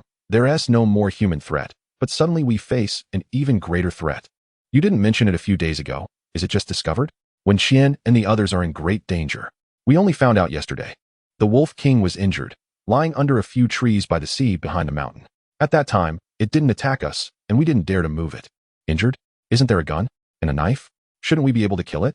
At first, we wanted to kill it. But Songwan said that there was no killing intent in the wolf king's eyes, only a look of vigilance. I looked into the wolf king's eyes, and indeed. As Songwan said, moreover, the wolf king is just injured in one hind leg, but it still moves very quickly. We dare not act recklessly. As soon as I heard this, I felt a headache. How could a wolf not eat people? Have several girls' brains gone to water? I could only complain about their unreliability in my heart. This threat is too great. It must be eliminated. Just because it didn't hurt anyone yesterday, doesn't mean it won't in the future. A wolf is a wolf. It's not a domesticated dog. I have to find Wenqian and the others. It's too dangerous. I grabbed my knife and headed outside. Don't worry. Just take a look and you'll see that the wolf can't come up, Xiaoxiuro said. Look at the entrance. We've made some renovations these past 2 days. I looked puzzled as I walked with the two of them to the corridor entrance. Not bad. It should indeed be improved like this. Although it's inconvenient to go up and down, it's safe.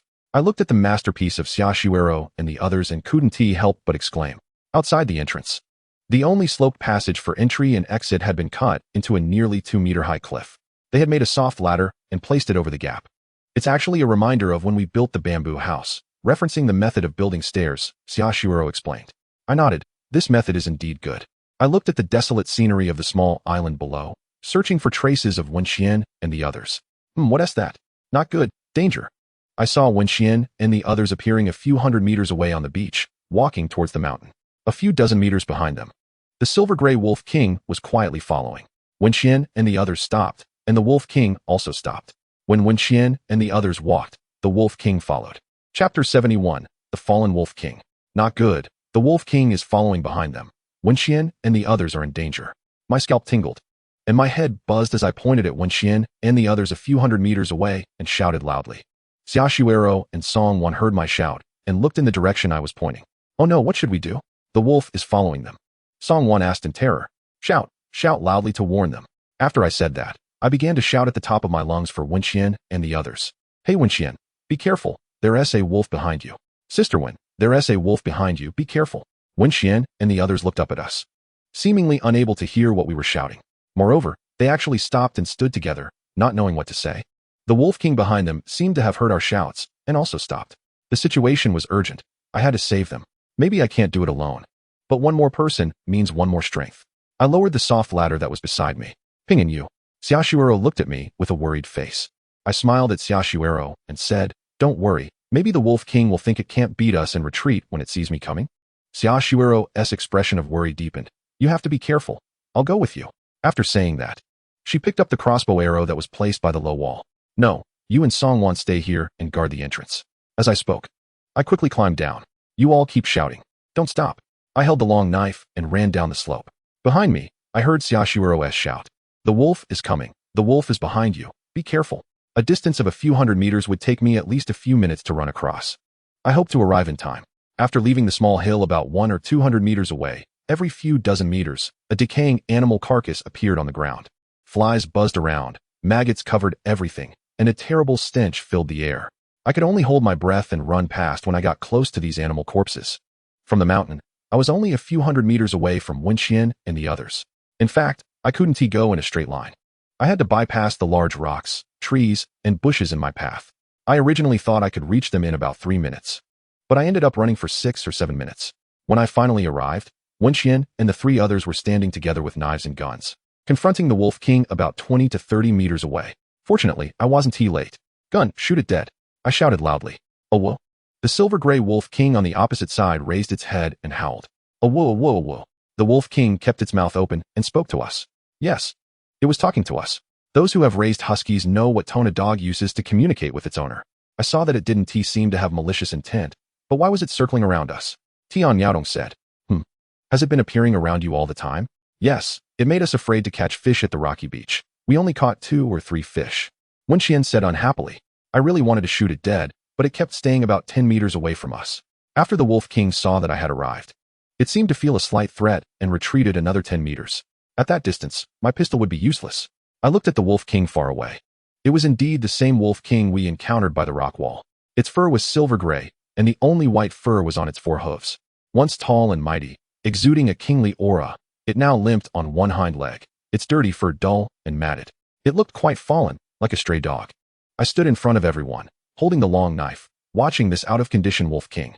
The wolf king also looked at me, its vigilant gaze filled with disdain. I don't know if you can understand my words. I hope we can coexist peacefully without crossing paths. Don't appear around us, otherwise, I will kill you. Oh, well. The wolf king's voice suddenly grew louder, and it took a few steps toward us. The wolf king's disdainful gaze instantly turned somewhat angry. Did I say something wrong? Why so angry? Can I warn you? No, at a distance of 40 or 50 meters. I can not only see the wolf's expression change, but I can also clearly see the change in its eyes. Have I activated the protagonist halo? Wen Xian, did you see the wolf king's expression? And its eyes? I asked Wen Xian behind me. I saw it. My eyes aren't blind. Wen Xian can see it too. And it seems she has an opinion about me. Wen Xian, do you have an opinion about me? I was puzzled. Before you came, the wolf didn't get angry. It just followed us. As soon as you came, you shouted to attack and kill, directly provoking a conflict. Am I to blame? I was in disarray in the wind. However, I wouldn't be fooled by the wolf king's acting. I had also learned the story of Mr. Donghua and the wolf. I raised the long knife in my hand and pointed it at the wolf king. Now it's just you left, outnumbered. What do you want? A whoa. The wolf king's eyes fixed on me, baring its sharp teeth, and issued a warning growl. Damn, still threatening me. Wen Xian, give me the gun, I said. I was also very angry. I originally thought it had no intention of killing, so I wanted to let it go. Now I was angry. I have a gun. I don't believe a few bullets can't kill you. Cough. Opinion. I see that this wolf really doesn't pose that kind of threat to us. Wen Xian said. Yeah, it hasn't eaten us for over 10 days, nor has it eaten Zhu Xiaolu and the others, which means it doesn't eat people. Tian Yaodong said. You may have a point. But who can guarantee that one day, when it's starving and has nothing to eat, it won't eat a person? Maybe it's because it's injured and sees that we are many, so it doesn't dare to hunt us. What if someone is alone? I stared into the wolf's eyes and said. The wolf's eyes revealed a mocking expression again as I spoke. Damn mocking. This is truly a wolf that has become intelligent. Are you sure you don't eat people? Then what do you eat? I asked curiously. The wolf king's eyes were filled with contempt, but it glanced at the fish in Tian Yaodong's hand, revealing a hint of desire. Oh, so it wants to eat fish. Do dogs eat fish? It seems only cats like fish. This is a wolf that has been led astray. Tian Yaodong paused for a moment and handed me a fish. It was a sturgeon weighing over a pound. I held the fish in my left hand and the knife in my right as I approached the wolf king. You step back 10 meters, and I'll give you a fish. Let's make a good connection. Howl. The wolf king stared at me, and after a few seconds, slowly retreated a dozen meters back. Chapter 72, Retrieve the Lifeboat. We slowly backed away. Howl. The wolf king approached the fish, sniffed it. But instead of eating it, it started howling at us. It turned around, took a few steps, stopped, and howled at us again. I noticed a change in the wolf king's expression and behavior, as if it wanted to tell us something. Not only did I notice, but also Wen Xian, Li Siyu, Tian Yaodong, and Xian Yaden did too. The 5 of us exchanged incredulous glances. The wolf king seems to want to lead us somewhere. It appears the wolf king is very proud and wants to eat our fish for free. This intelligence is no different from that of humans. Let's go. Follow it and see. My curiosity was piqued. Hey, you eat the fish first, then we'll follow you. Tian Yaodong suddenly shouted. I looked at Tian Yaodong in confusion. What does this mean? This wolf is very proud, and its intelligence is no lower than that of humans.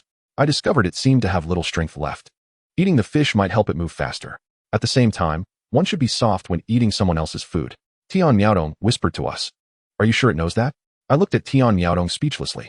The wolf king indeed displayed an uncanny intelligence, able to understand human speech and make transactions. However, animals are still animals after all.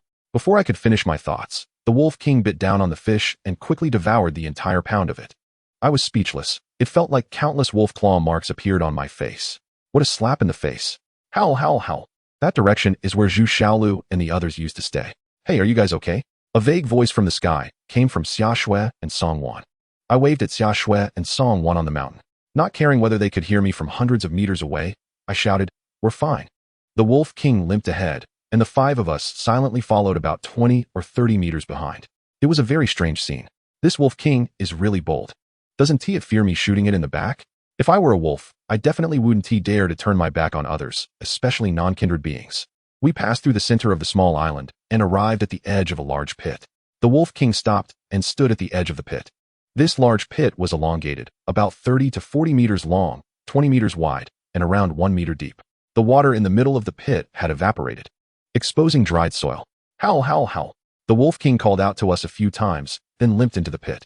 The Wolf King began to dig with its front paws. Is it looking for something?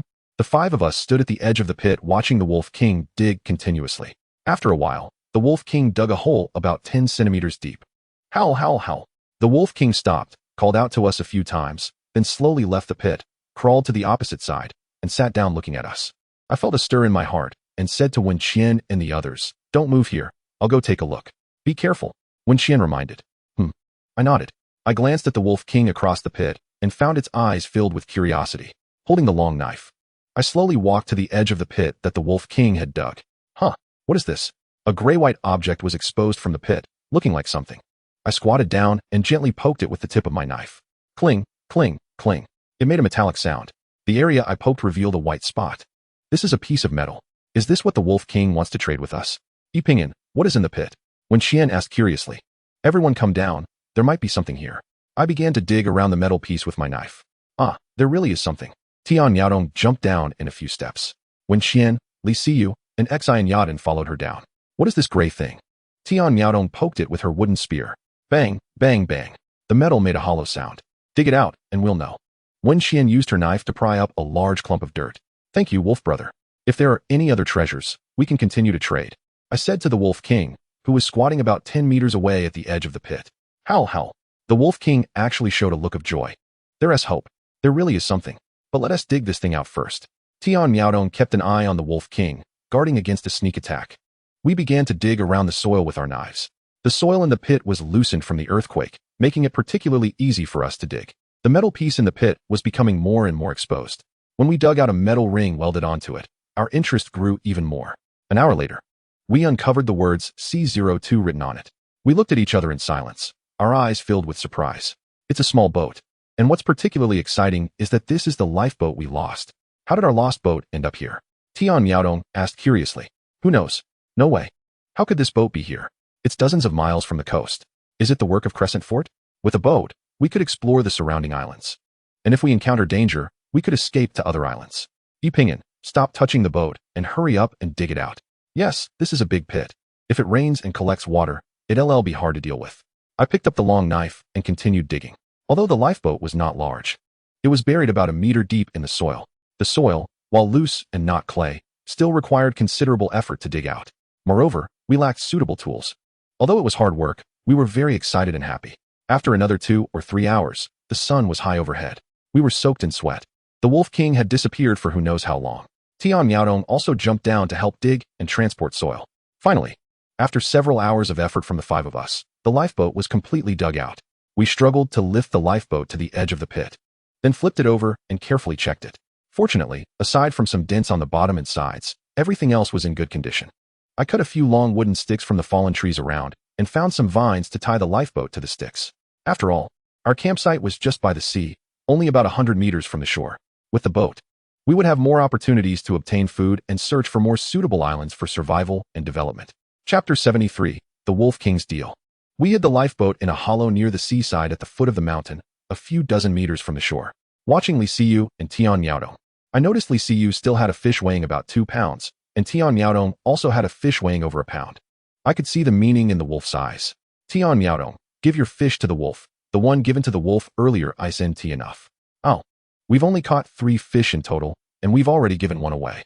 Tian Yaodong reluctantly placed the fish on the ground and shouted to the wolf in the distance. Hey, the fish is over here. All right, don't be reluctant. Without the Wolf King, we wouldn't be able to find this lifeboat. Actually, we've struck it rich. I comforted Tian Miaodong. I followed Wen Qian and the others to a moist rock wall, which had a 2-finger-wide crack. The marks on the crack were fresh, clearly formed by the earthquake. About half a meter above the ground, Wen Qian and the others had chiseled a small pit. Water was seeping from the crack, dripping drop by drop into the pit. The small pit was only the size of a wash basin and was already half full of water. Xi and Yaden took out a bamboo spoon and carefully scooped the water into a bamboo tube, filling it a bit more than 1/3 full, approximately just over 2 liters. This would be our drinking water for the day. I walked around the rock wall and found that only this part was moist. Although this island is about 2 or 3 square kilometers, it wouldn't be suitable for long-term survival without enough fresh water.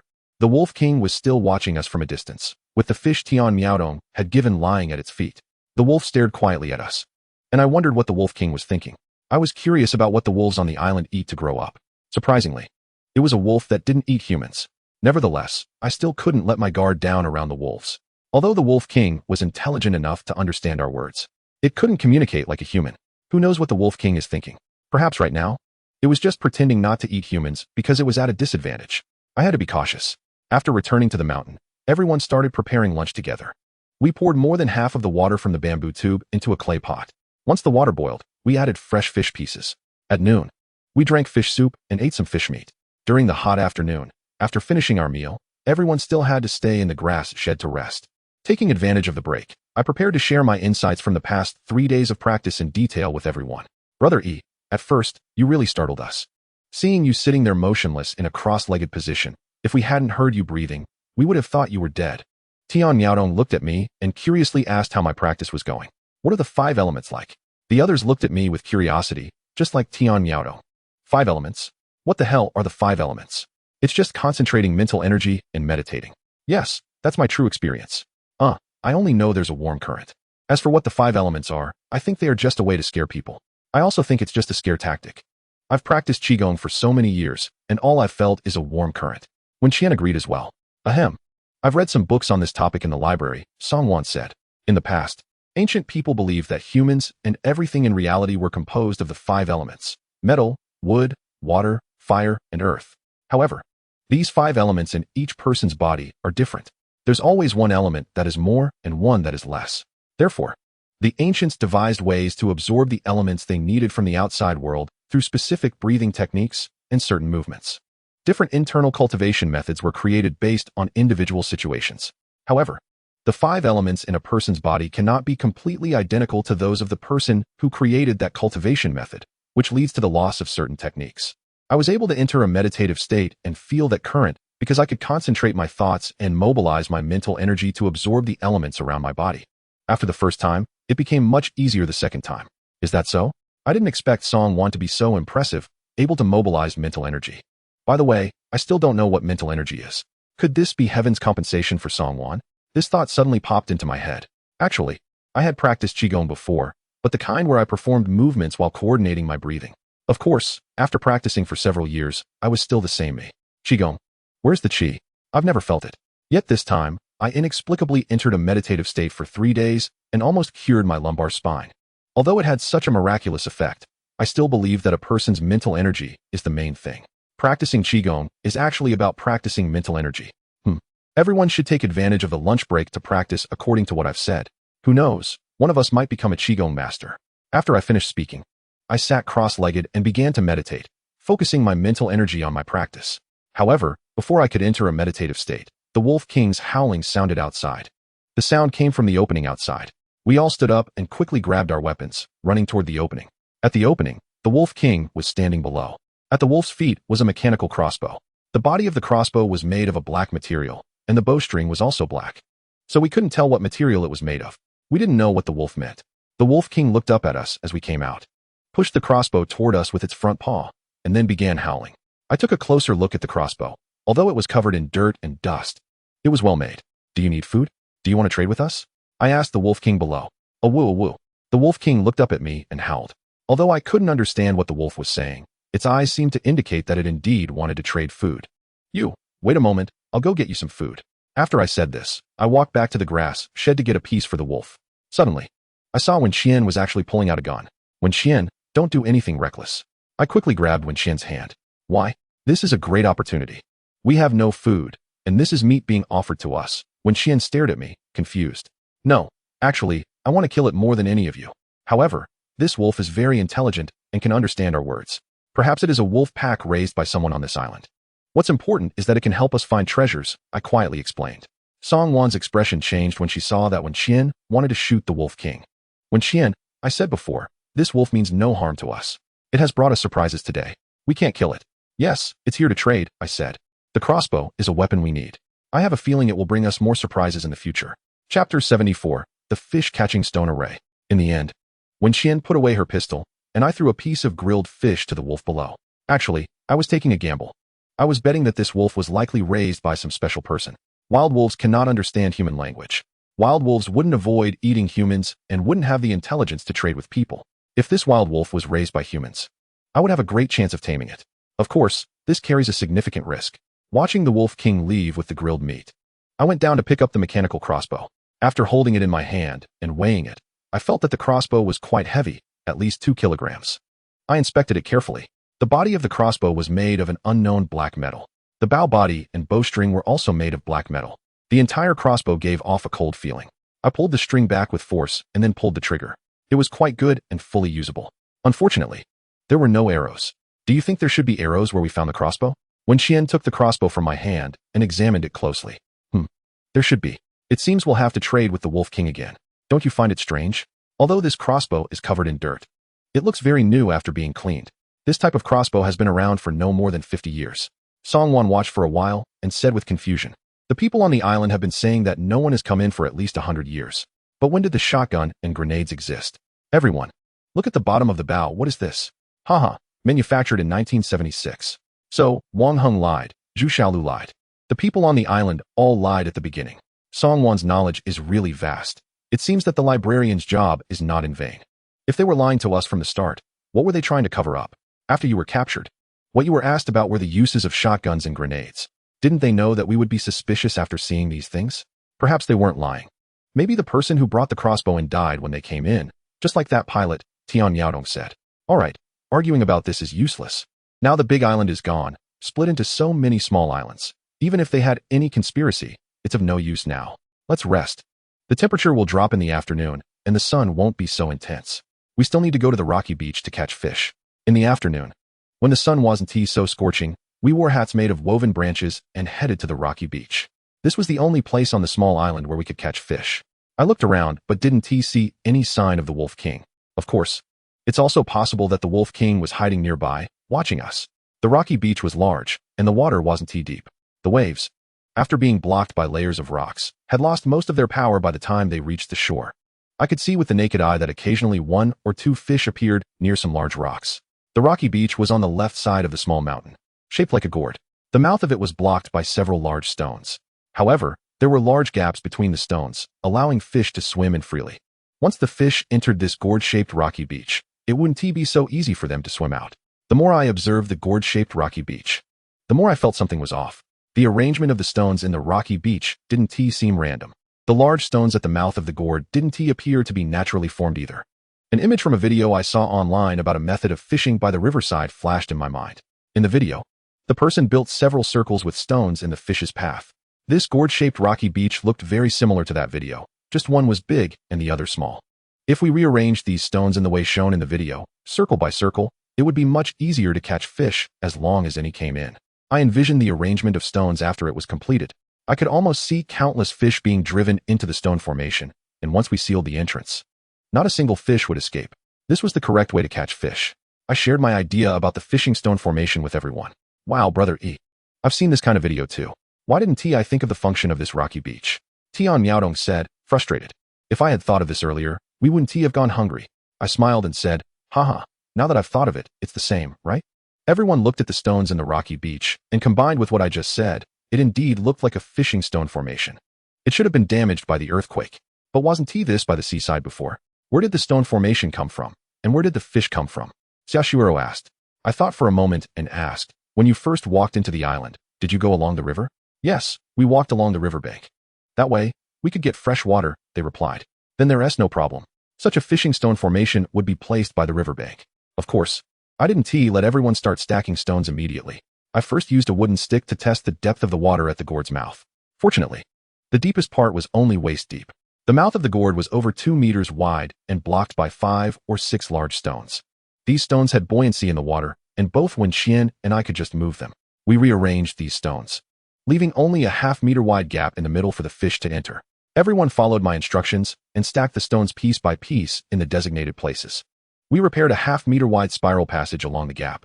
This spiral gradually tightened towards the center, leaving a 1-meter diameter area in the center. By the time we finished arranging the stone formation, it was already dark. All right, the big task is complete.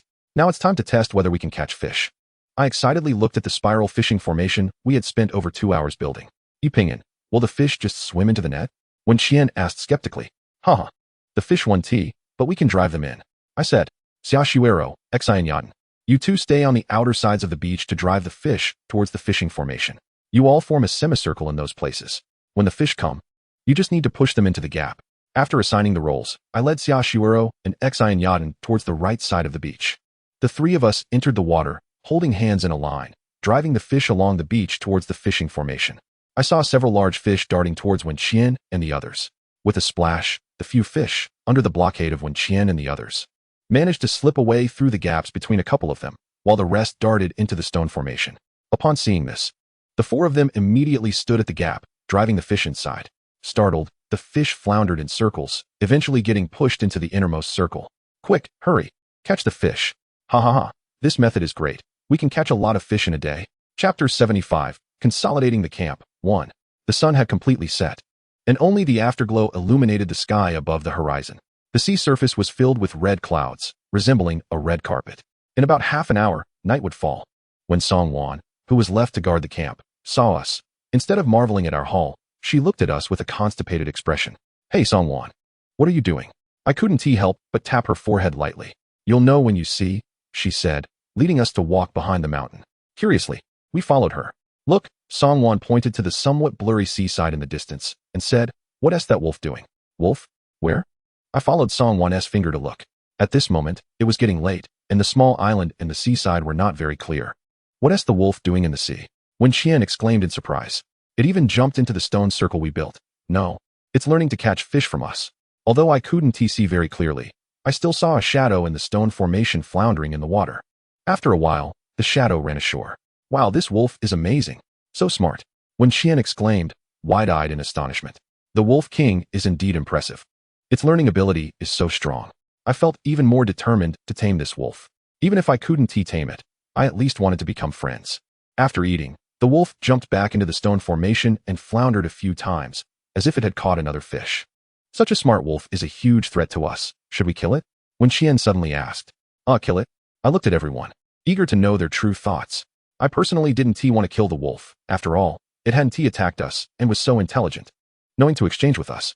I speculated that if there were treasures on the island, the Wolf King would definitely know. The wolf might even know what was on these surrounding islands. Although there had been an earthquake, many places had collapsed and changed completely.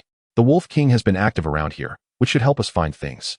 It's not so good, though, even though the wolf has been appearing around us. It doesn't seem to have any intention of attacking us. Yes, Song Wan is right. Moreover, the wolf has helped us find a lifeboat and even brought us a mechanical crossbow. We can't be ungrateful. Xiaoshui and Song Wan strongly oppose killing the wolf. I also think the Wolf King doesn't seem as ferocious as imagined. Tian Miaodong adjusted her glasses on the bridge of her nose, but we still need to be vigilant against it. Li Siyu and Xian Yaden didn't say anything. I could tell that the two of them actually didn't care whether to kill the wolf or not. I have an idea about how to deal with the Wolf King. I looked at everyone and decided to express my desire to tame the Wolf King. Everyone looked at me, waiting for what I would say next. Ahem. I cleared my throat. I want to tame this Wolf King, even if I can't tame it. At least I want to form a friendship or alliance with it. Xiaoshui looked at me in surprise. Pingyan, you have such a big heart. What method will you use to tame it and form an alliance? Yes, big brother E. Although the Wolf King can understand our words, it can't speak. Exactly. Pingyan, I think it's best if we just keep things as they are. In my opinion, it's better to kill it. That's a Wolf King, not a dog. Wen Qian clearly insisted on killing the wolf. No need to kill it. I think this wolf isn't wild but rather domesticated. I said first, wild wolves can't understand human speech. Second, it knows how to trade with us and has learned to fish from us. Finally, it has no intention of attacking us. So, I have an 80% chance of taming it or befriending it. On the mountaintop at night, a cool breeze blew. Outside the grass shed, the bonfire under the tree roasted dozens of pounds of fish caught today. We sat around the bonfire, occasionally adding some firewood. Fish soup was simmering in a pot. Today, as harvest was abundant, and tired faces showed long-lost smiles. We had food and a relatively safe temporary camp. However, I wasn't satisfied with the current situation. Calculating carefully, it had been 49 days since the shipwreck. We had survived until now without losing a single person. It was truly a blessing from heaven. Now the big island had been divided into countless small islands, which were relatively safe, but we lacked ways to obtain food. We couldn't eat fish every day. Anyone would struggle under such circumstances. Suddenly, I remembered something. Before the earthquake, the compass needle was chaotic. I hadn't checked the direction of the compass since then. I had been using the short knife these days to kill and cut fish. After each use, I handed it to Shipwreck.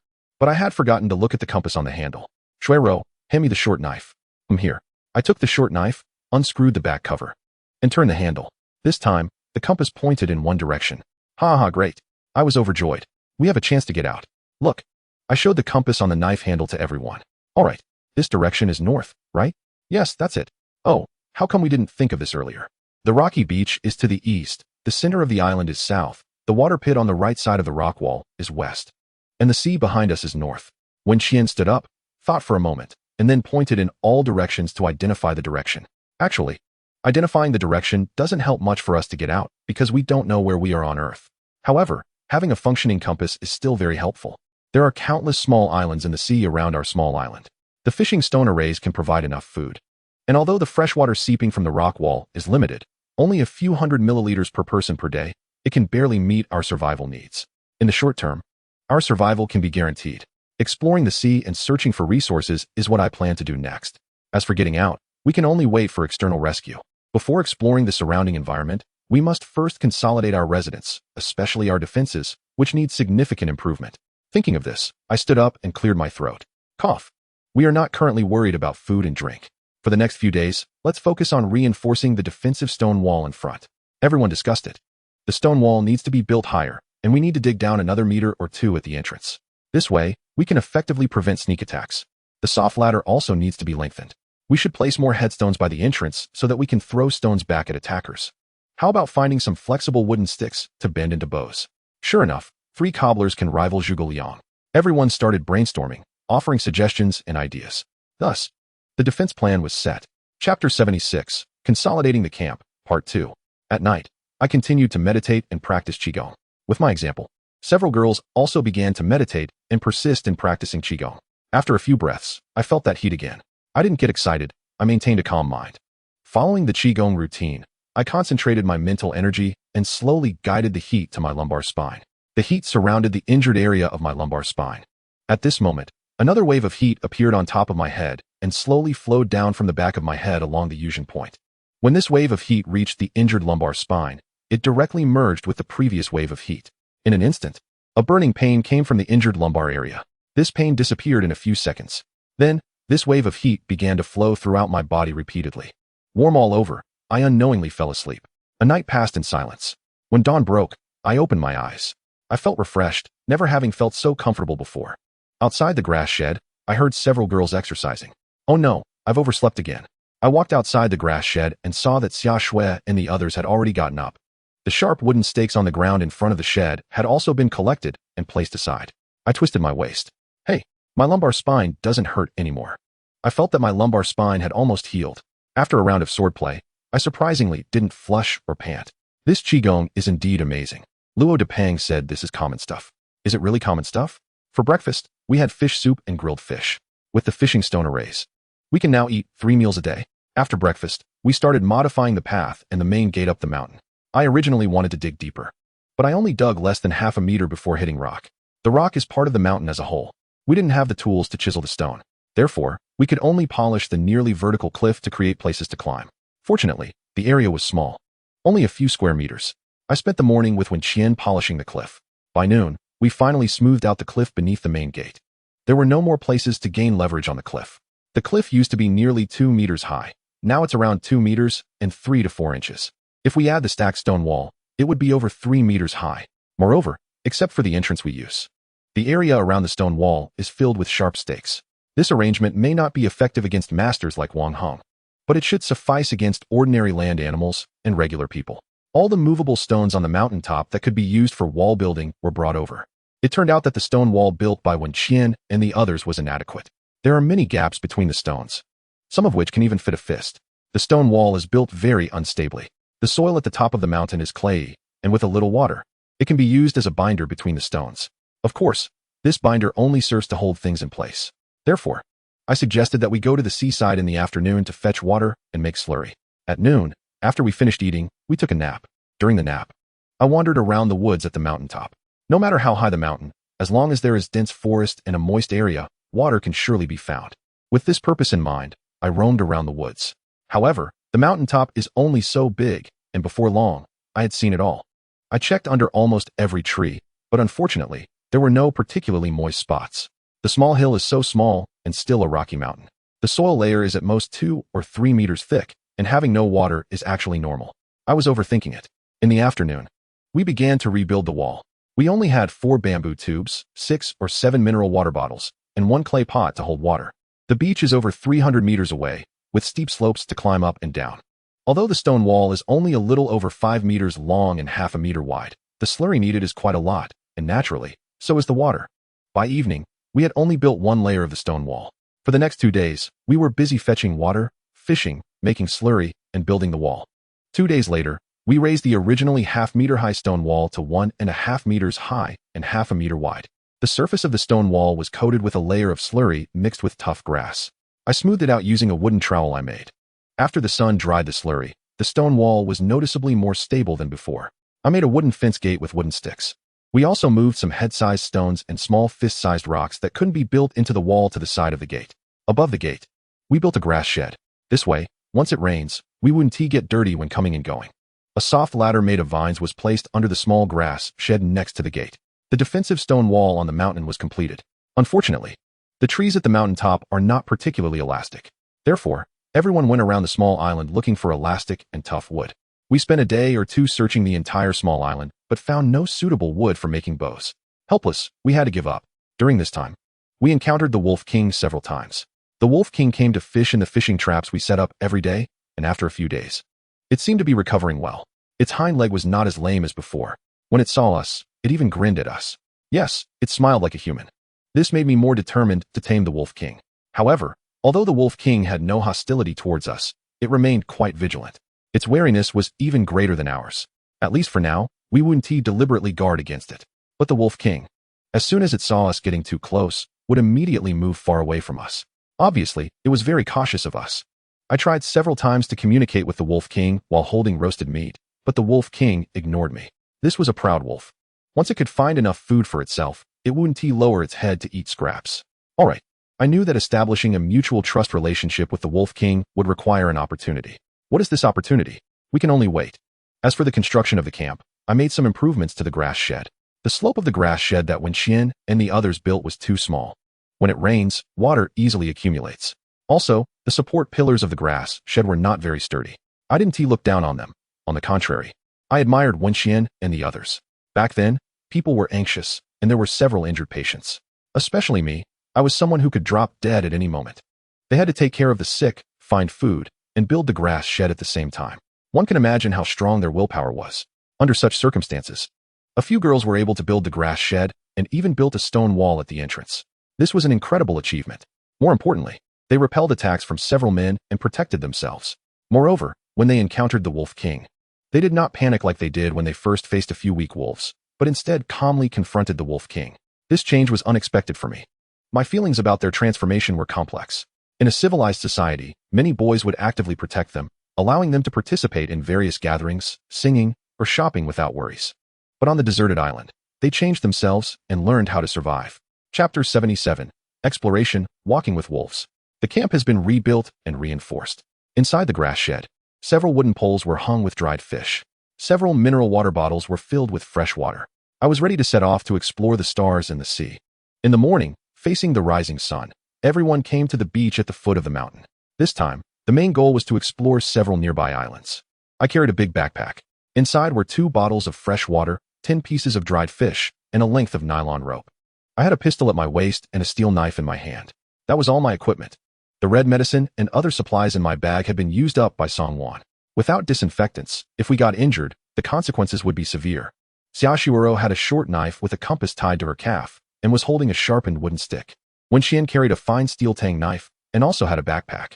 Inside her bag were a bottle of fresh water and 5 pieces of dried fish. The 4 people left behind, Songwon and her team, had 2 long knives, several sharp and long wooden sticks, and a mechanical crossbow.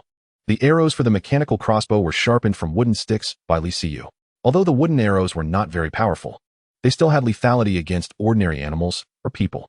After bidding farewell to Songwon, Tian Miaodong, Xian Yaden, and Li Siyu, the 3 of us, me, Xiaoshuero, and Wenxian, got into the lifeboat and paddled towards the nearest forested island.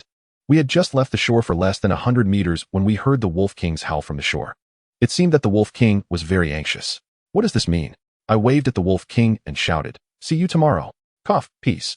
Could it be that this wolf wants to come with us on the boat? Xiaoshuero looked at the Wolf King, who was pacing back and forth on the shore. Who knows? Whatever, let's paddle away. As soon as I finished speaking, the Wolf King jumped into the sea. Splashing. The Wolf King swam towards us. This. Too unbelievable. What does it want to do? Oh my. Doesn't this wolf fear that we would kill it? Oh whoa. Oh whoa. The Wolf King swam over with all its might. Wait. Xiaoshuero and Wenxian looked at me. Let us wait. Maybe the Wolf King will surprise us. Hopefully not a scare. Wenxian watched the approaching Wolf King with caution. The Wolf King swam to the side of the lifeboat, looked at us, its eyes revealing a desire to get on board. This Wolf King has gone against the heavens. Such anthropomorphic expressions and eyes directly touched my heart, stirring up a long-held wish within me. I have always wanted to raise a Siberian Husky or an Alaskan Malamute. The expression of the Wolf King now really moved me. Without thinking, I reached out my hand towards the Wolf King. In the astonished gazes of Xiaoshuero and Wenxian, I pulled the Wolf King onto the lifeboat. After the Wolf King got on the lifeboat, it went straight to the front of the boat, shook its body fiercely, and water droplets splattered everywhere. Oh whoa. The Wolf King howled at me a few times, turned around, and sat at the front of the boat with its back to us. Hiss. What did I just do? Only then did I realize that I had done something terrifying. This could be considered inviting a wolf into the house. I glanced at Xiaoshuero and Wenxian, and a grim smile appeared on my face. Xiaoshuero and Wenxian sat directly at the back, their eyes revealing a hint of fear. I forced myself to stay calm and signaled them not to worry. Let's paddle, I said lightly, picking up a wooden stick to start rowing. Xiaoshuero and Wenxian also mechanically picked up their sticks and continued to row. Opposite us was a small island, located to the north of our island, about 1,000 meters away. After about 10 minutes of rowing, we reached the small island. We didn't go directly ashore, but instead circled around the island. It took us less than 10 minutes to complete the circle. There were many trees in the sea around the island, and the ones that emerged from the water were almost completely withered. They had drowned in the seawater. We weaved through the trees, rowing towards the shore. The land area of the small island was quite small, roughly the size of 2 football fields. The Wolf King jumped ashore first, and then swiftly ran into the woods. The trees on this small island were also leaning in various directions. We searched carefully, but found no humans or terrestrial animals, only a few small birds flying around in the trees. However, I spotted several sandalwood trees, the largest about the size of a wrist, and the smallest only about the size of a thumb. Sandalwood is dense, strong, and flexible, making it the best material for making rods or bows. What great luck! We found something very useful on the first island. I chopped down all the sandalwood and tied them into a bundle. Now, we had the material to make a wooden bow. We just needed the bowstring. When I carried the sandalwood back to the lifeboat, the Wolf King was already sitting at the front of the boat waiting for us, looking at us with a confused gaze. Seeing the Wolf King's harmless appearance, I shook my head in speechlessness. I remembered how imposing the Wolf King and several other wolves had been when I first saw them. Now, although the Wolf King occasionally revealed that kind of imposing aura, more often, it showed a confused look. I didn't know what the Wolf King was looking for by following us. Unfortunately, the Wolf King couldn't speak. Otherwise, I would really want to ask it. We decided to search for the nearest island in a clockwise direction. The next small island was about 2,000 meters from the current one and about 3,000 to 4,000 meters from our island. We spent about 20 minutes and reached the island. The area around the island was similarly filled with many trees submerged in seawater. The land area of this small island was slightly larger, about 3 to 4 football fields in size. After we landed, we encountered our first animal, a mole, a plump mole. When the mole saw us, it quickly fled. The 3 of us chased after it. The Wolf King followed a few meters behind us, leisurely, seemingly uninterested in the mole. Soon, we chased the mole to the other side of the island. Just as the mole was about to jump into the sea to escape, I urgently called out to the Wolf King, "Wolf King, catch it, and roast it to eat. In a moment of desperation, I sought help from the Wolf King. Howl. Squeak. The mole was bitten by the Wolf King, struggling and making squeaking sounds of distress. The Wolf King shook its head and tossed the mole to the ground. Squeak.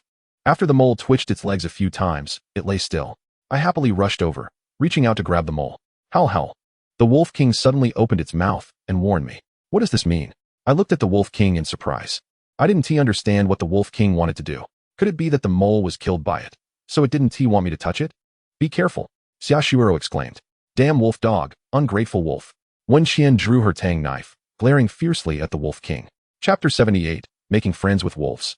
When the Wolf King saw Wen Qian draw her tang knife, it immediately took 2 steps back and bared its teeth at her, its eyes suddenly turning cold and dangerous. I hurriedly stopped Wen Qian's impulsive behavior. A wolf is still a wolf. In the wolf's world, the order of eating is very strict. The Wolf King eats first. Looking at the Wolf King's expression, I realized how dangerous my previous assumption of grabbing the mole was. Let's go, this mole was caught by it, not by us, I said to Xiaoshiro and Wen Qian. We backed away and turned to leave. On this second small island, besides this mole, there were no other terrestrial animals. After getting back on the lifeboat, we began to explore the next island. The third island was about 5,000 to 6,000 meters to the northwest of our island, and about 2,000 to 3,000 meters from our current location. When we were about to start rowing, the Wolf King appeared at the side of the lifeboat, holding the mole in its mouth. I looked at the Wolf King, and it was also staring at me. We locked eyes for over 10 seconds, and a hint of disdain flashed in the Wolf King's eyes. It actually looked down on me. I felt a surge of anger, but I quickly extinguished it. The Wolf King jumped onto the lifeboat and placed the mole in front of me. Looking at the Wolf King sitting at the bow, I wanted to say, "Why don't you go die? What is this? Is this a fair?" We rowed again, heading towards the next island. After more than 20 minutes, we reached a slightly larger small island. The trees on the island were also leaning in various directions due to the earthquake. From the boat, I saw a raised hill about 20 to 30 meters high in the center of the island. Howl. The Wolf King stood up and howled at the sky. I looked at the Wolf King in surprise. On the first 2 small islands, the Wolf King hadn't howled. Why did it start howling on this slightly larger island? We quickly reached the shore. As soon as we reached the shore, the Wolf King quickly jumped off the boat and ran into the island. The 3 of us followed and got off the boat. The small island had an estimated area of about 5 square kilometers. When we reached the center of the island and were about to climb the small hill, the Wolf King appeared on top of the hill. The Wolf King's expression was unusual. It looked somewhat dejected and sad. I didn't know what the Wolf King had discovered or what it had found that made it so upset. Howl, howl. The Wolf King howled at the sky. The sound filled with sorrow.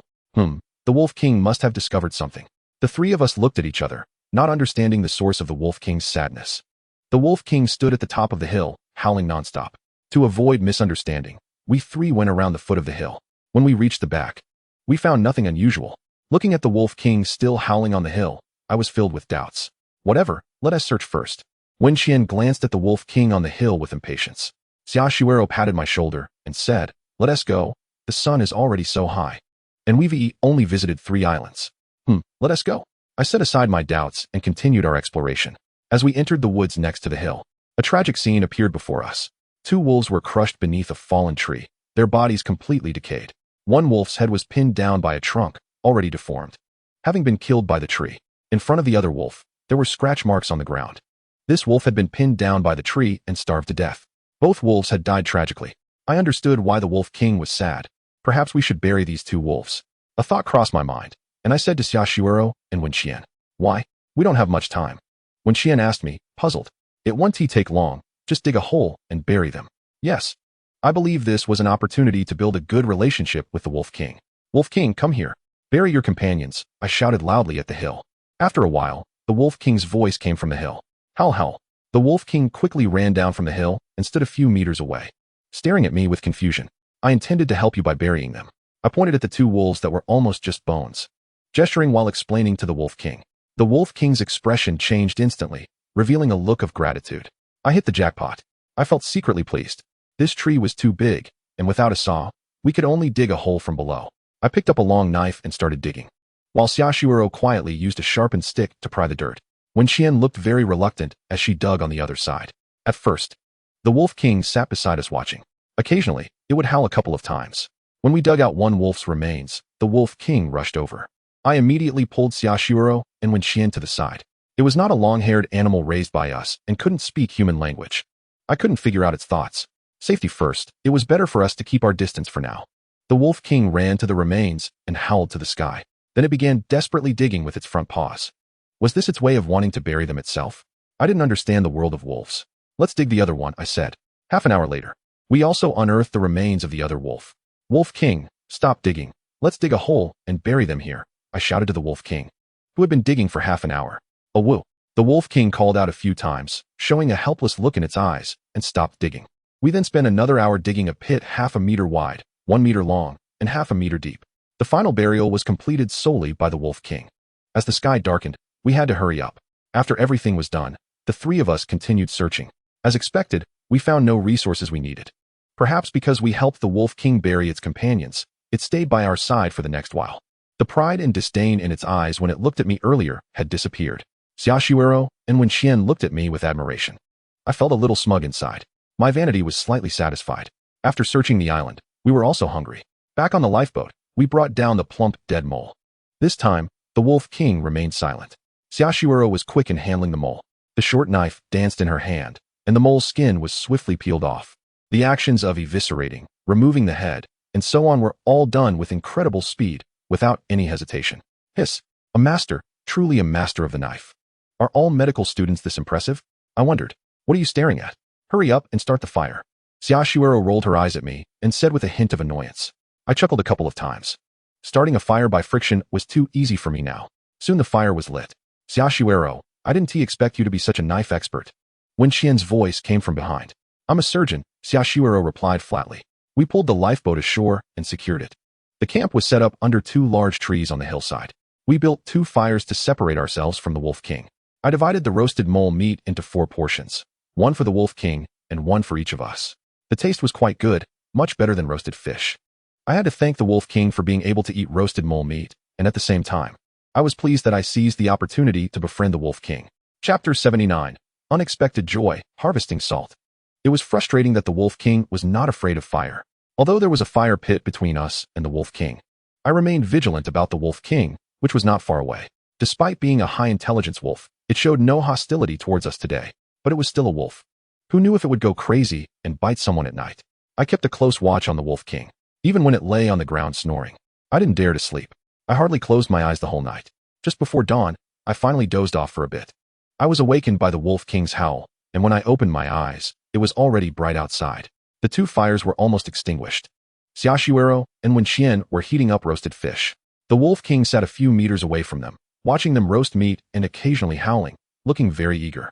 The high and mighty image of the Wolf King in my mind collapsed instantly. At this moment, it looked just like a silly husky.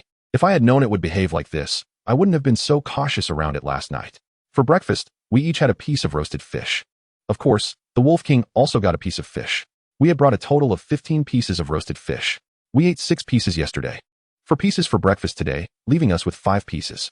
As for the mole meat, that was an extra harvest and had been finished last night. 5 pieces of roasted meat were only enough for us to eat at noon. After breakfast, we set off to continue exploring the remaining 4th island. The Wolf King still sat alone at the bow of the boat, occasionally howling. Its voice had returned to normal, without any sadness. The Wolf King had moved on from the sorrow of yesterday. The 4th small island was located to the east of our island. It was about 5 or 6 kilometers away from our current island and 2 or 3 kilometers from our campsite. An hour later, we arrived at the 4th small island. Unlike the previous small islands, there were no submerged trees around this one. We carefully avoided the hidden rocks in the sea and slowly approached this rocky island.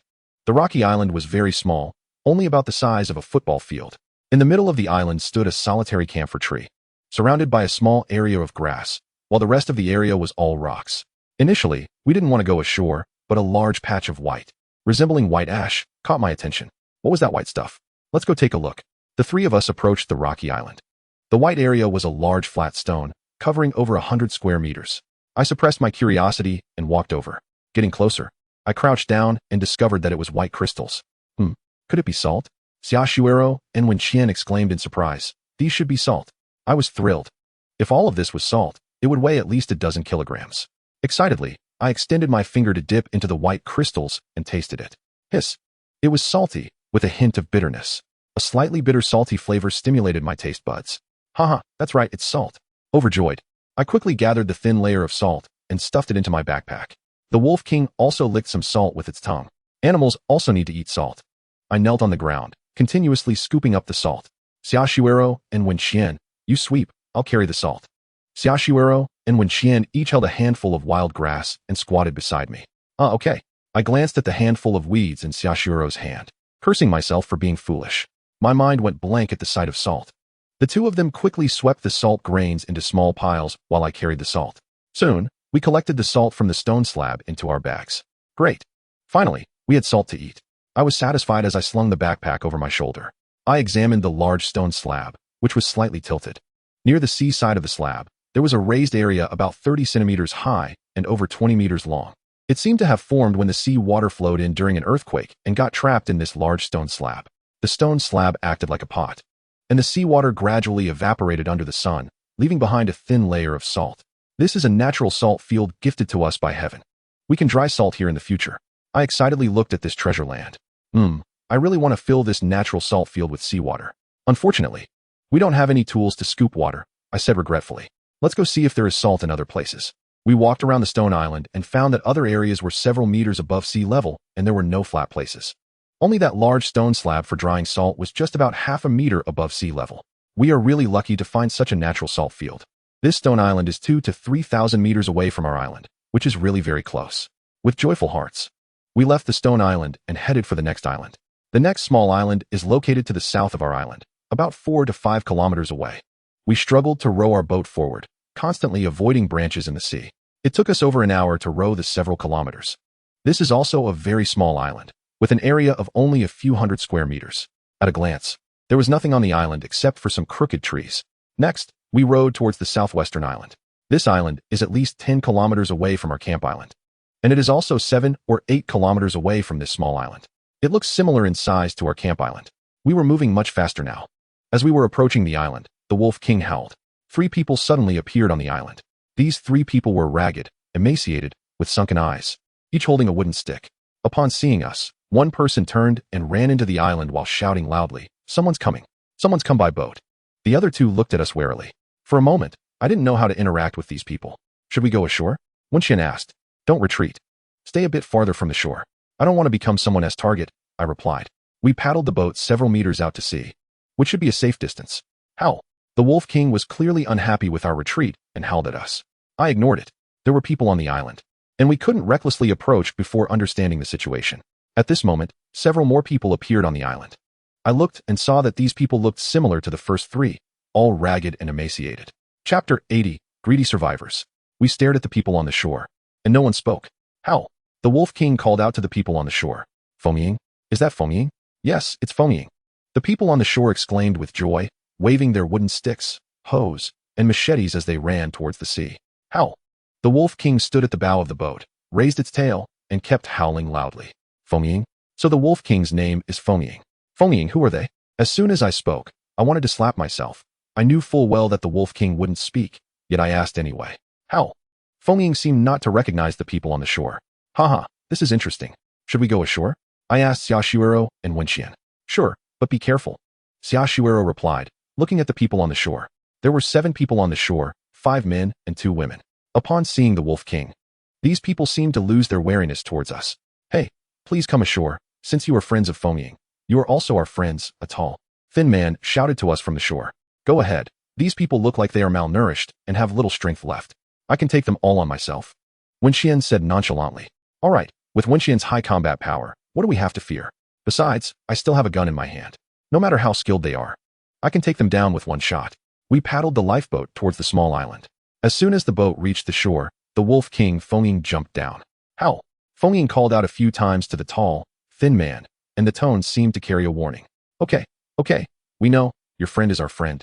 The tall, thin man said with a smile towards the Wolf King. Wow, do you really need to curry favor with the Wolf King like that, you big man? I looked down on this tall man. The others looked at our lifeboat, their eyes revealing a hint of surprise and greed. My heart sank, and I felt a sense of alertness. I exchanged a glance with Xiaoshuero and Wenxian, signaling them to be careful. They nodded slightly. Xiaoshuero stood to my left with her wooden spear, while Wenxian stood next to Xiaoshuero with her knife in hand. If the other side really wanted to attack suddenly, my gun could instantly take them down. Hello, welcome to Shuebuozhai as guests, the tall man said, slapping his forehead. Oh, there's no Shuebuozhai anymore. The tall man looked at me with surprise. My name is Bai Xingfa, and these are my clansmen. May I ask your esteemed name? I held my gun and nodded with a smile. Oh, Chief Bai, hello. My name is Yi Pingyun, and these are my 2 companions. Please, the 3 guests come to my humble abode to sit for a while. Please. How? The Wolf King Fengying limped and rushed quickly into the island. How did you meet Fengying? The tall, thin man asked me with a smile. Haha, Fengying and we are old acquaintances. We happen to meet again, truly fate. I replied with a smile. The tall, thin man led the way ahead. After walking a few steps, the other people slowly surrounded us, appearing very enthusiastic. We almost all know Fengying's friends, but we haven't seen you before. So direct in your probing? I narrowed my eyes at them. What do these people mean by surrounding us? Don't they understand what a safe distance is? Also, Xia Shuiro and Wen Qian are women. What do you men want to do by getting closer? I suddenly felt vigilant, stopped in my tracks, and instinctively tightened my grip on my gun, my finger resting on the trigger. What are you guys trying to do? I looked at them warily, my gaze cold as I slowly raised my gun towards the tall, thin man. The tall, thin man's expression changed. His previously smiling face suddenly became awkward. Then he glared at the other people and scolded, "What are you crowding around for? Scatter, scatter." Hee, sorry, 3 guests. We're just country bumpkins, unaware of etiquette. Please forgive us, the tall man said apologetically. However, it seemed to reveal a hint of insincerity. I don't want to see such things happen again. Getting too close will make me misunderstand you. It won't be good if something happens then. It's best for everyone to maintain a comfortable distance, I said, keeping my eyes fixed on the tall man, my gun still raised. Cough, sorry. We will definitely keep our distance, the tall man Bai Xingfa kept apologizing. However, I noticed that he seemed to grip his wooden stick tightly just now. It seems that inviting us as guests is not with good intentions. Should we retreat now? I weighed the pros and cons in my mind. This is a place without law or rules. These people have ideas about our lifeboat, and inviting us to their base is also not with good intentions. However, I am not someone to be trifled with. If they really want to do us harm, I will not hesitate to strike first. This island is only over 10 kilometers away from our camp. Without a boat, it would be impossible to reach our island. However, if they make a wooden raft and row over, we would still be in danger. Since we already know these people have ill intentions, the best approach is to go directly to their base and investigate their true intentions. If everyone can part amicably, that would be good. If they truly don't know what's good for them, I don't mind playing the butcher. Gradually, a few people led us to a sparse grove at the center of the small island. In the grove, there were 3 thatched huts. In front of the huts stood 3 people, an elderly man in his 70s or 80s, a woman in her 40s, and a little girl about 5 or 6 years old. The attire of these 3 was unusual. The old man wore a gray robe and had bright, piercing eyes. The woman was dressed in a blue skirt and had a blue cloth wrapped around her head. After glancing at us, she lowered her gaze. The little girl wore a blue outfit and looked at us curiously. Ba, welcome, 3 benefactors. The old man joined his hands together and forced a smile. Sorry to disturb. I nodded in greeting. The disaster has just passed, and I have nothing to offer you 3 benefactors. Please forgive me. Haha, you are too polite. Surviving is already a blessing from heaven. Are you 3 benefactors from Crescent Fort? The old man looked at our clothes several times, especially the crescent embroidered on our sleeves. We are not from Crescent Fort. This clothing was given to us by someone else, I said. Haha, you don't need to worry. I have no enmity with Crescent Fort. You really have no connection to Crescent Fort? The clothes you are wearing are not something you can just find lying around. The tall, thin Bai Xingfa suddenly became agitated, his face showing a predatory expression. The other villagers, holding wooden sticks, hoes, and machetes, surrounded us again. I immediately drew my pistol and pointed it at the thin man, saying, "We are not from Crescent Fort. If you want to make a move, just do it directly. No need for these flimsy excuses." Chapter 81, Obtaining Food Seeds. Bai Xingfa, let us discuss this calmly, no need to get angry. You scoundrel, you eat our food, drink our water, and stand there. Which side are you on? Several villagers glared fiercely at the monk. I stand on the side of reason, not for any side. Shut up. How dare you insult the master? Bai Xingfa cursed at the villagers. I pulled Xia Shui and Wen Qian back slowly, watching the monk and Bai Xingfa coldly. Haha, a red face and a white face, huh? I clicked the safety off my gun. You too, stop pulling at Bai Xingfa. Are you from the Bai tribe? Benefactor. Please don't be offended. Bai Xingfa is a beast tamer from the Bai tribe, devoted to taming animals and indifferent to worldly affairs. Crescent Fort once cruelly killed the animals he raised, so he hates people from Crescent Fort. The old monk bowed slightly to me. You 3 benefactors are outsiders.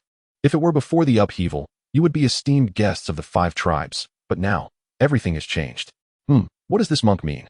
Is this a veiled warning to us? Old monk, you see, they deliberately lured us in and then turned against us. Haha, are they playing the invite you to your doom trick? I sneered and aimed my gun at the monk. No, benefactor, you misunderstand. Why Xingfa wouldn't he play these tricks? And they wouldn't he do such vile things? I'm the only one here who recognizes the clothes you're wearing. The old monk remained calm, seemingly indifferent to the gun in my hand. Then, what is your purpose in inviting us to the island? I still pointed my pistol at the monk. Bai Xingfa and the others showed their emotions clearly, while the old monk maintained a poker face, making it impossible to discern his true thoughts. The old monk glanced at us, his eyes showing a hint of excitement. Haha, we are actually very interested in news from the outside. At the same time, we would like to make a trade with the benefactor. Trade? Good. I prefer to speak plainly. Hiding things will only lead to misunderstandings, which is not good for anyone. I wonder what you will use to exchange for my information. We currently lack supplies. If we can obtain living supplies from these indigenous people, we can offer any news you want. I want to know how Fengying came to be with you. It never approaches strangers, Bai Xingfa asked. Is this the first question of the trade? Benefactor. This is not news from outside. I shared some information, as it was a free gift. Fengying is the descendant of the Wolf King I trained. I have encountered it countless times. It is very intelligent, understands human speech, and is very proud, rarely befriending the weak. What is particularly precious is that Fengying and its companions never take the initiative to attack humans. Bai Xingfa looked at me intently, his eyes filled with curiosity. You could gain Fengying's friendship. I guess you must have some extraordinary qualities. Haha, Bai Xingfa. This benefactor can enter the secret island unscathed, which naturally indicates their extraordinary abilities. The old monk rarely smiled. Back to the main topic, benefactor. Is the outside world still under the rule of the Zhu family? Master, is that the first question? What will you use to exchange? I glanced at the villagers and the 3 thatched huts behind them. The old monk was momentarily stunned, looked up at the sky, and kept stroking his white beard. Cough. I wonder what the benefactor needs to exchange. I looked again at the villagers' attire and examined the tightly shut, thatched huts. I want food and vegetable seeds. If you have them, you can ask 3 questions. I thought for a moment and said, if not, I would like a flint and a bar of soap. We have several types of plants. Perhaps you will like them. The old monk quickly nodded and instructed the 2 people beside him. You go to the warehouse and bring out a few items. The 2 opened the door of the middle thatched hut halfway, slipped in, and quickly closed the door. However, in that moment, I saw a naked person in the corner. This person seemed to be dead and was missing a leg. Hiss. Warehouse, dead body. Things seemed to be different from what I had imagined. I became more vigilant. I reached out and pulled Xia Shui gently, quietly retreating to the side. The old monk's face darkened, and his expression became complex. Is this the second question? They haven't brought out the plants you mentioned yet. Haha. All right, I'll add another question. How did you enter Qianquan Island without being harmed? The old monk chuckled, and his eyes suddenly became clear. I looked at the old monk. I still hadn't seen the items. All right, that's only right. After the old monk spoke, he waited quietly for the people from the thatched hut to come out. The door of the hut was opened a crack again, and the 2 emerged quickly, shutting the door behind them. In just 2 or 3 seconds, I saw the corpse in the corner again. The 2 walked in front of us and placed the items they were holding on the ground. Sweet potatoes, corn, eggplant, peanuts. The 3 of us exchanged glances, not expecting these 5 types of food. Haha, it seems the 3 benefactors are familiar with these 5 types of food. The old monk chuckled, looking very pleased. Seeing these items on the ground, I was also very happy. I had Xia Shui pack the 2 small sweet potatoes, for small potatoes, 1 ear of corn, 1 eggplant, and dozens of peanuts into a bag. Does this eggplant have seeds? No, it's wild. The old monk pointed to a few clusters of plants in the distance. When Xian, go dig up 2 eggplant seedlings. Benefactor, that is too much.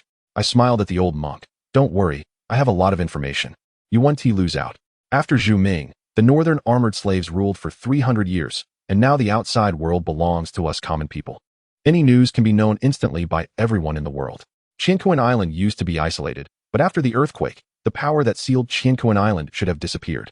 So, it won't be long before outsiders will enter here. After saying this, as I stepped back, I shouted loudly, Wolf King, the wind shadow is gone. Xia Shuero and Wen Qian also followed suit, retreating. Elo, elo, elo. The distant howl of the Wolf King echoed back. Soon, a silver-gray figure appeared before us. Wolf King, are you coming with us? Or staying here? I called out. Elo, elo. The Wolf King howled a few times and ran directly towards the beach where we were. After retreating for more than 10 meters, we quickly turned and hurried towards the shore. 3 benefactors. The sea is rough and the boat is small. Please take care.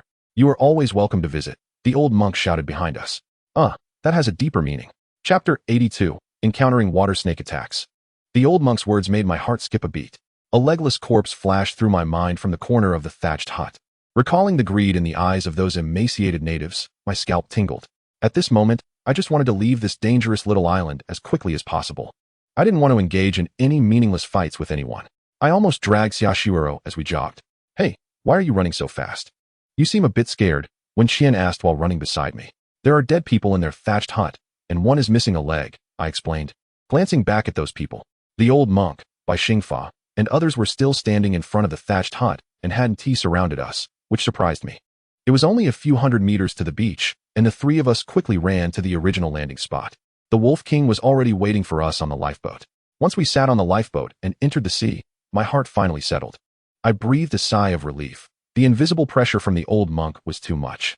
I didn't understand why the old monk cared about Zhu Ming. It felt like he wouldn't let me off so easily. Bai Xingfa's subordinates seemed to have little respect for the monk.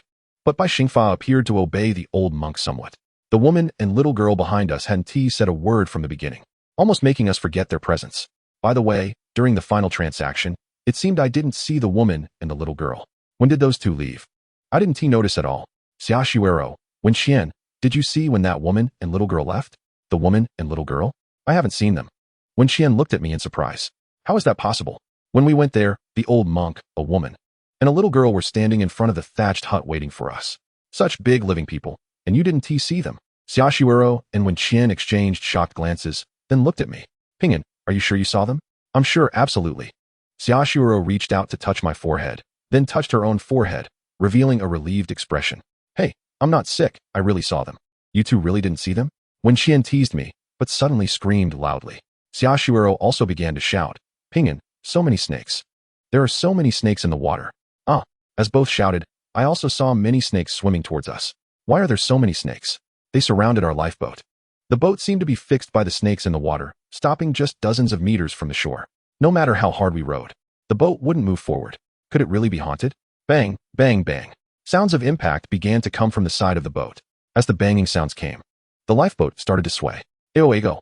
The Wolf King, who had been quietly sitting at the bow, suddenly howled loudly as a warning. At this moment, some water snakes began to crawl onto the lifeboat. As a snake's head appeared at the bow, the Wolf King quickly lunged and bit the water snake at its midsection. The Wolf King stepped on the big snake's body and violently shook its head, tearing the snake apart. However, the snake's head remained open, hissing. Damn, danger. I quickly swept the snake's head into the water with my stick. At this moment, more water snakes started to crawl up around the boat. Kill. I want to see how many snakes you have to send us for dinner. I recalled what the old monk said about Bai Xingfa being a tamer. These water snakes could also be considered beasts, with so many attacking us one after another.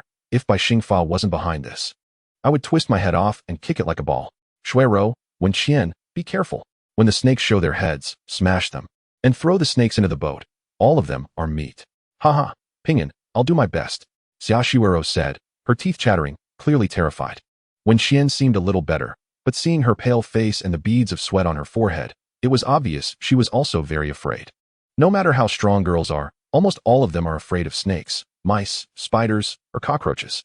I felt pity in my heart. But I only had 2 hands and 2 feet, and the lifeboat was small, unable to maneuver or jump to kill the snakes beside them. Everything had to rely on ourselves. Shuiro, Wen Qian, don't hold back, smash them hard. These snakes have come to our door.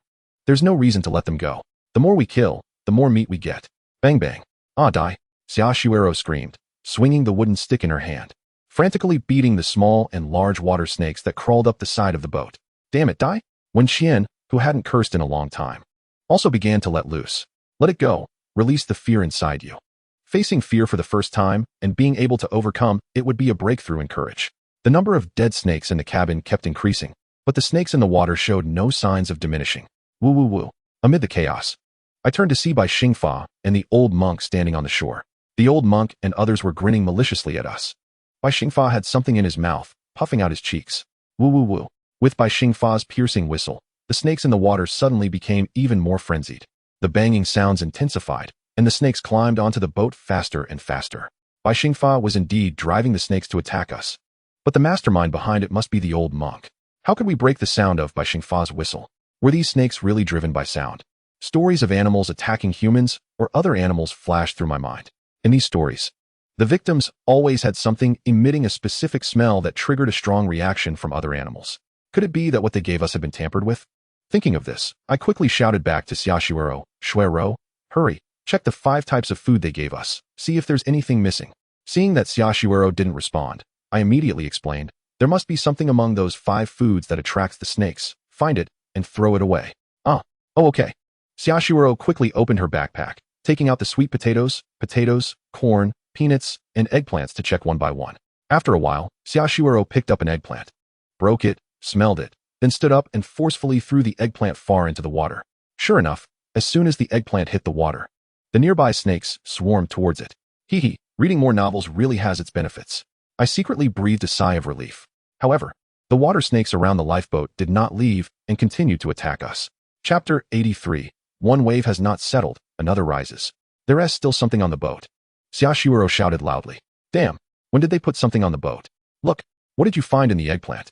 I found something black on the surface of an eggplant, which also had a very fragrant smell. It might be some kind of animal bodily fluid. Xiaoshuero trembled as she pushed the dead snake aside and carefully searched the boat. It really was difficult for Xiaoshuero.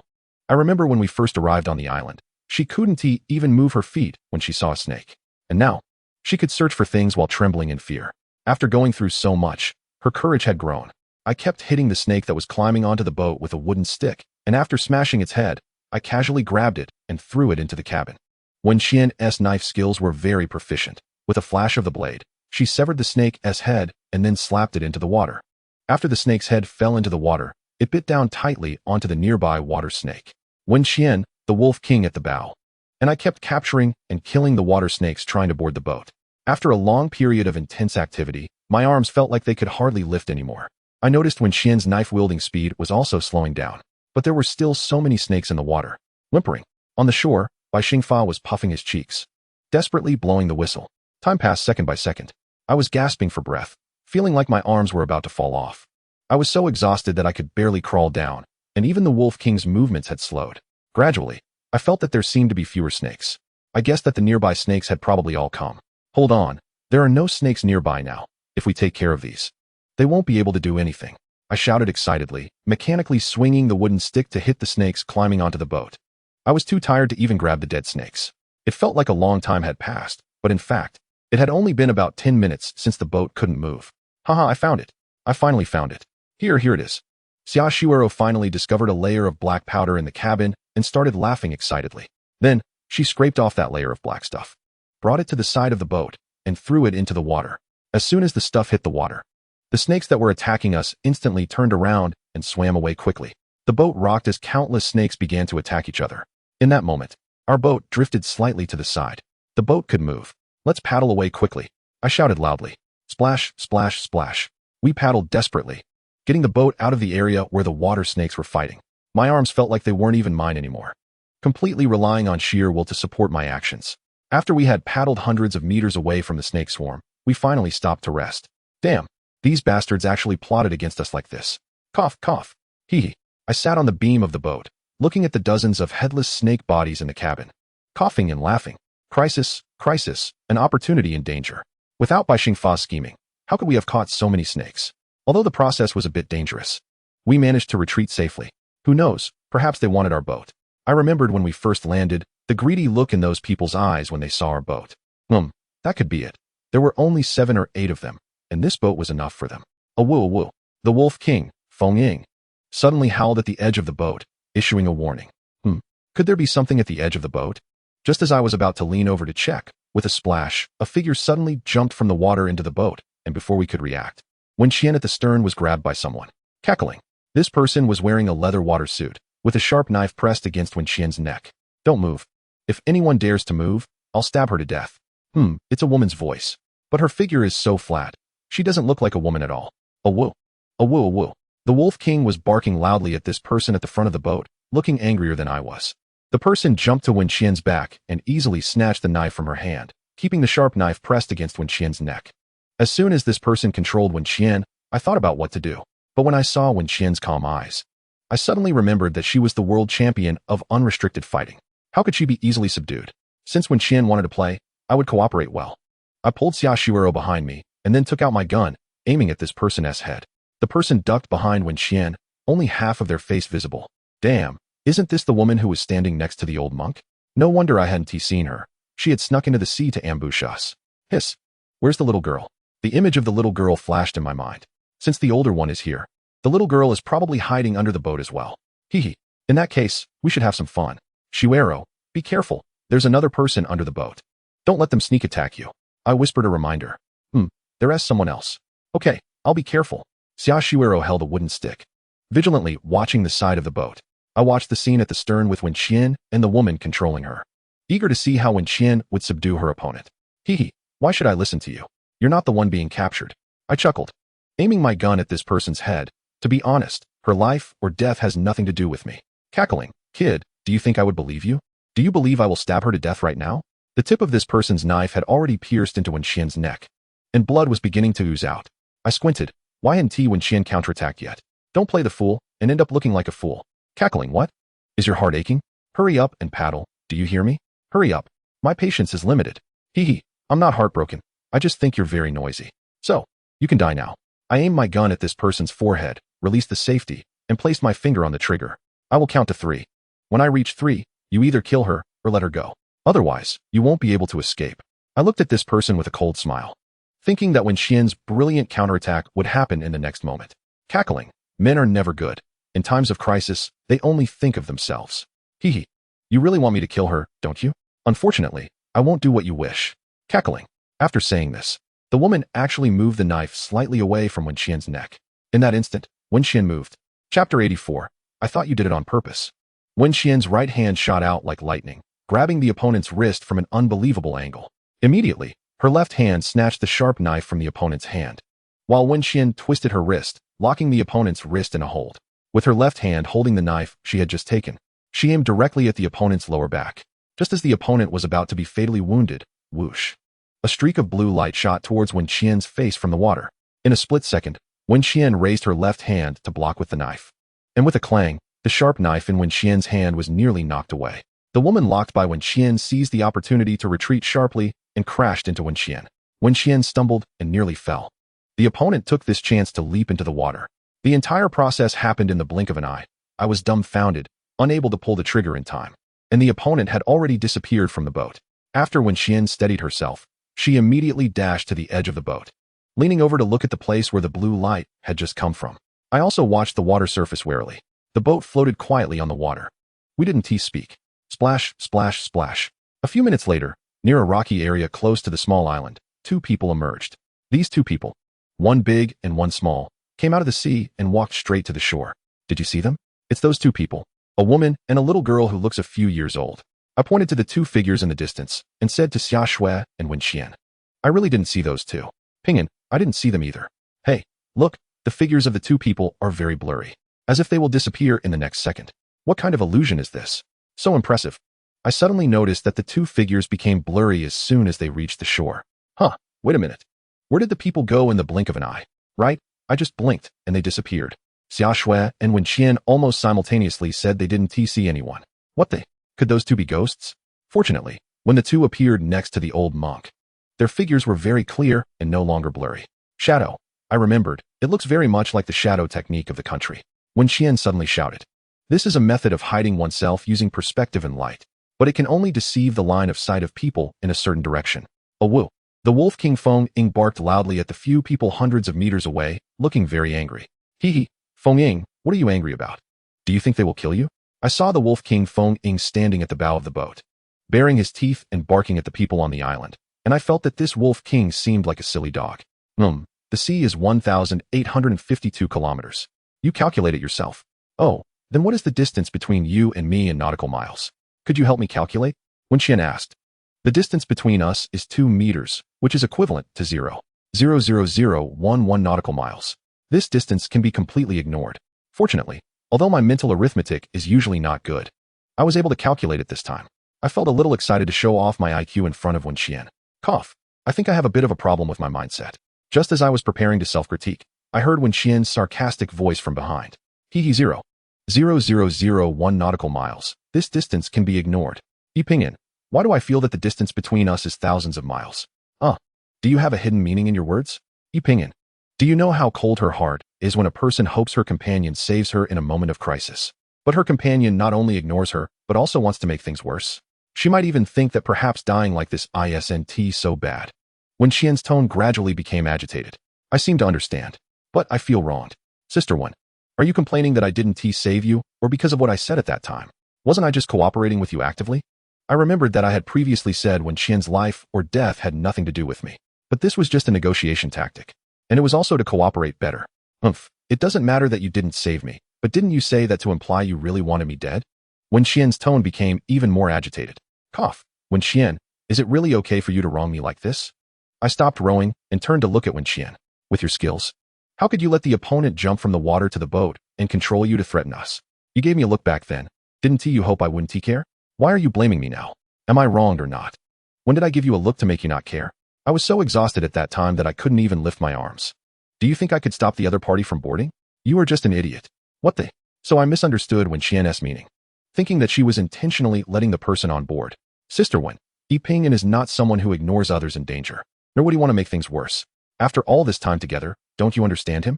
This must be a misunderstanding between the two of you. Xia Shui softly explained beside me.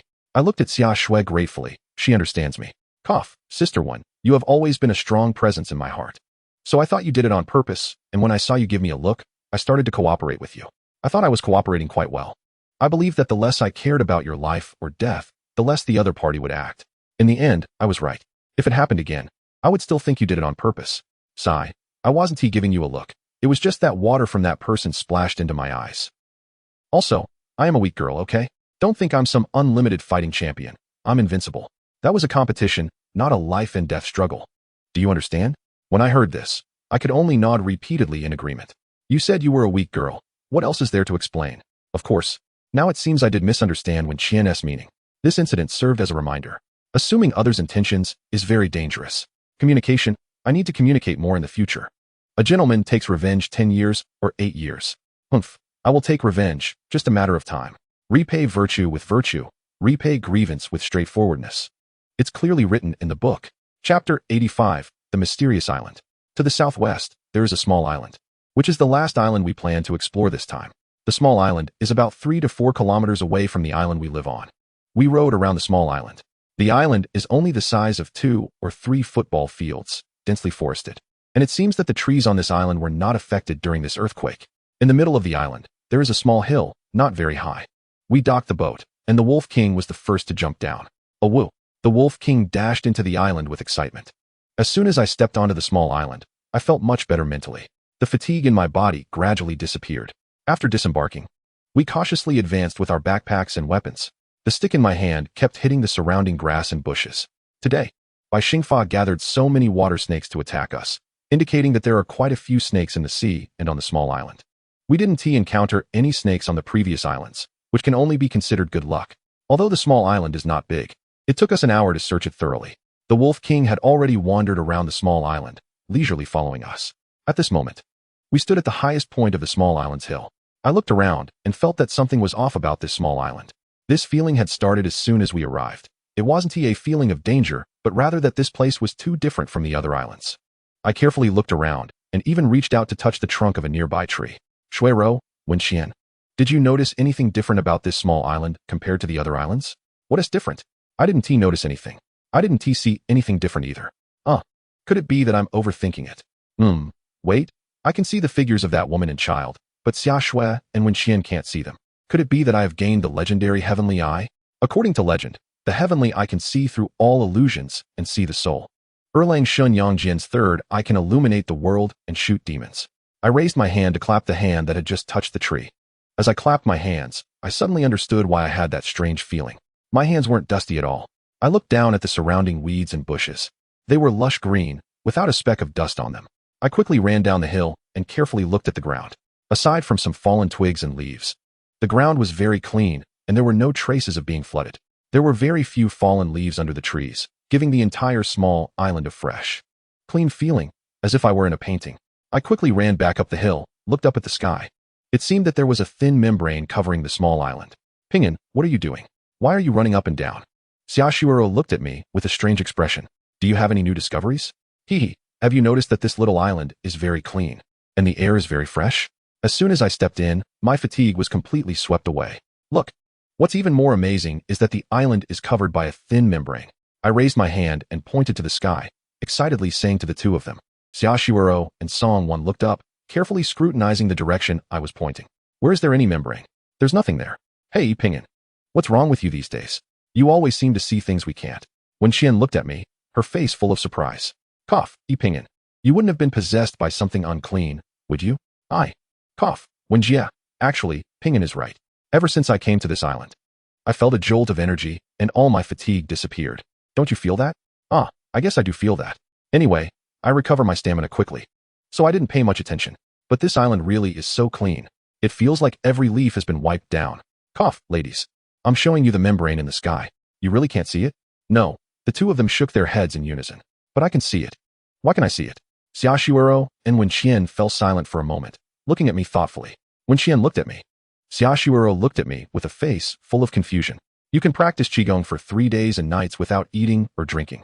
And it's understandable that you have such a special ability. Right, Xiaoshuero? Wen Qian thought for a long time before managing to say this. What a special ability. Pingin, is your vision really good now? How far can you see? I don't know how far I can see, but I can probably see things clearly within about 1,000 meters. Pingin, you can really see things clearly from that far away? Can you see a bird clearly? Give it a try. The distance here from our island is a bit far, so can you see the birds flying on the sea? Okay, I'll give it a try. I raised my eyes from the treetops to look at the distant sea, where a flock of seabirds was flying by. Sure enough, at a distance of over 1,000 meters, I could see clearly the fish that these seabirds were holding in their claws. There was a group of 11 seabirds ahead, and 3 of them were holding fish in their claws, 2 large ones and 1 small one. Haha, Pingin, my eyesight is 20/20, and I can only see about 10 birds, but you tell me they are holding 3 fish. Haha, I almost believed you. I looked at Wen Qian speechlessly. I really saw it. What good would it do me to lie to you? Okay, I'll temporarily believe you can see clearly. But you said there's a layer of membrane above the island. Why didn't we feel anything when we came in? There really is a layer of membrane above. Look, the membrane is dissipating. Damn, some dust is coming in. When I looked up, I happened to see the membrane above my head gradually disappearing, while dust was floating in. Look, isn't there dust floating in? I pointed at the visible dust in the air and said to the 2 of them, wow, there really is. So much dust is coming in. Pingin, did we destroy the balance here after we came in, causing the protective force of this island to disappear? That's probably the reason. There must be some secret on this island. Let's search again carefully. I felt like I had accidentally entered a treasure mountain, with treasures waiting for me to discover. Okay, let us search again.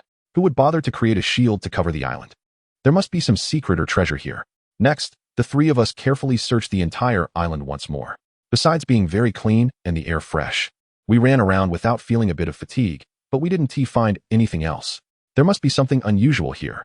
The island is covered by a mysterious force for a reason. I shook my head and said firmly, no, we can't give up so easily. I feel that once we leave, we will never have the opportunity to discover the truth. Chapter 86, The Amazing Freshwater. With my insistence, we decided to stay on the island for one night and continue exploring the next day. Today, aside from eating something in the morning, we haven't eaten anything since. The remaining 5 pieces of grilled fish would be our dinner tonight. In the evening, Xiaoshuero and Wen Qian started a fire to grill fish while I went to the beach to deal with the dozens of snakes on the boat. As soon as he heard I was going to handle the snakes on the boat, Wolf King Fengying immediately stood up and followed me, skinning and removing the internal organs. All the snake gallbladders were eaten by Wolf King Fengying. Each person got a bottle of fresh water, and from yesterday until now, 2 days have passed. And the fresh water in the bottles had already been drunk dry. My lips were a bit chapped, and my throat felt a bit dry. Unfortunately, the snake blood had flowed out into the sea. Otherwise, dozens of snakes could have filled at least 2 bottles. We must find some fresh water. The trees on the island are more lush than elsewhere. During the afternoon exploration, we discovered many broadleaf shrubs and tall trees. We also found 2 clumps of turtleback bamboo and a clump of hairy bamboo. With such abundant vegetation on the island, there must be plenty of fresh water underground. I found the dampest spot to dig a hole, hoping to find underground fresh water. Xiaoshuero and Wen Qian were already looking for dry weeds to lay down. Using the last bit of daylight, I used the sharp knife that Wen Qian had obtained to dig the soil. Soon, I dug out a square pit about 30 centimeters wide and half a meter deep. By this point, the soil was already very damp. I continued digging down, and the moisture in the soil increased. Finally, when I reached a depth of 1 meter, the bottom was already muddy. Within a 20-centimeter height range at the bottom of the pit, water droplets began to slowly seep out from the walls. Sure enough, in a lush and damp area, fresh water could be dug out.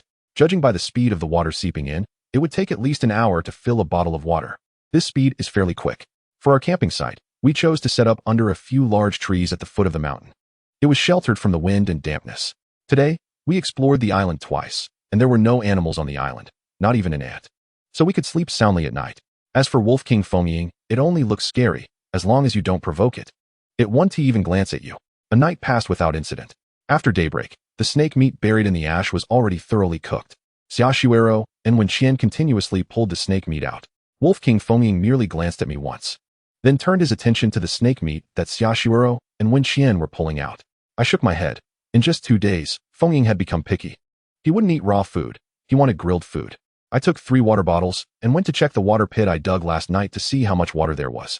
Turning past a few trees and through a patch of shrubs and forest, the water pit from last night appeared before my eyes. To my surprise, white steam was rising from the water pit. This indicated that there was quite a bit of water inside. I excitedly walked closer to the edge of the water pit and saw, wow, there was a full pit of water. I blew away the white steam, and the water looked very clear, allowing me to see the bottom of the pit at a glance. In just a blink of an eye, white steam rose again from the surface of the water, completely covering the water pit. I picked up a bottle and filled it with water.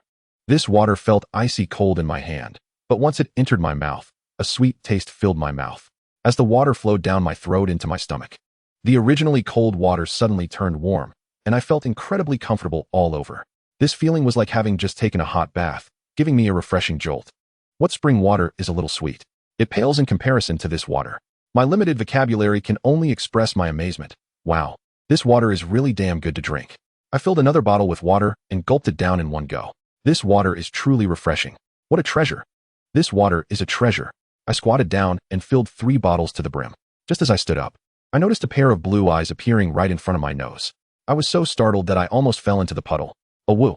The Wolf King howled at me a few times. Damn, this damn wolf dog. When did it come so close to me? I didn't hear a single sound. It scared the life out of me. Looking at the Wolf King's gaze, I understood its intention. It wanted me to move aside so it could drink water. Fine. I can't afford to provoke it. I'll leave.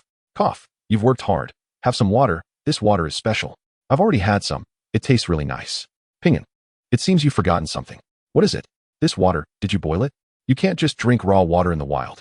I shouldn't have to remind you of this, right? How can you drink raw water? Xiaoshuero looked at me angrily. You see, this island has been protected by some mysterious force, and when we arrived, there wasn't even a speck of dust on it.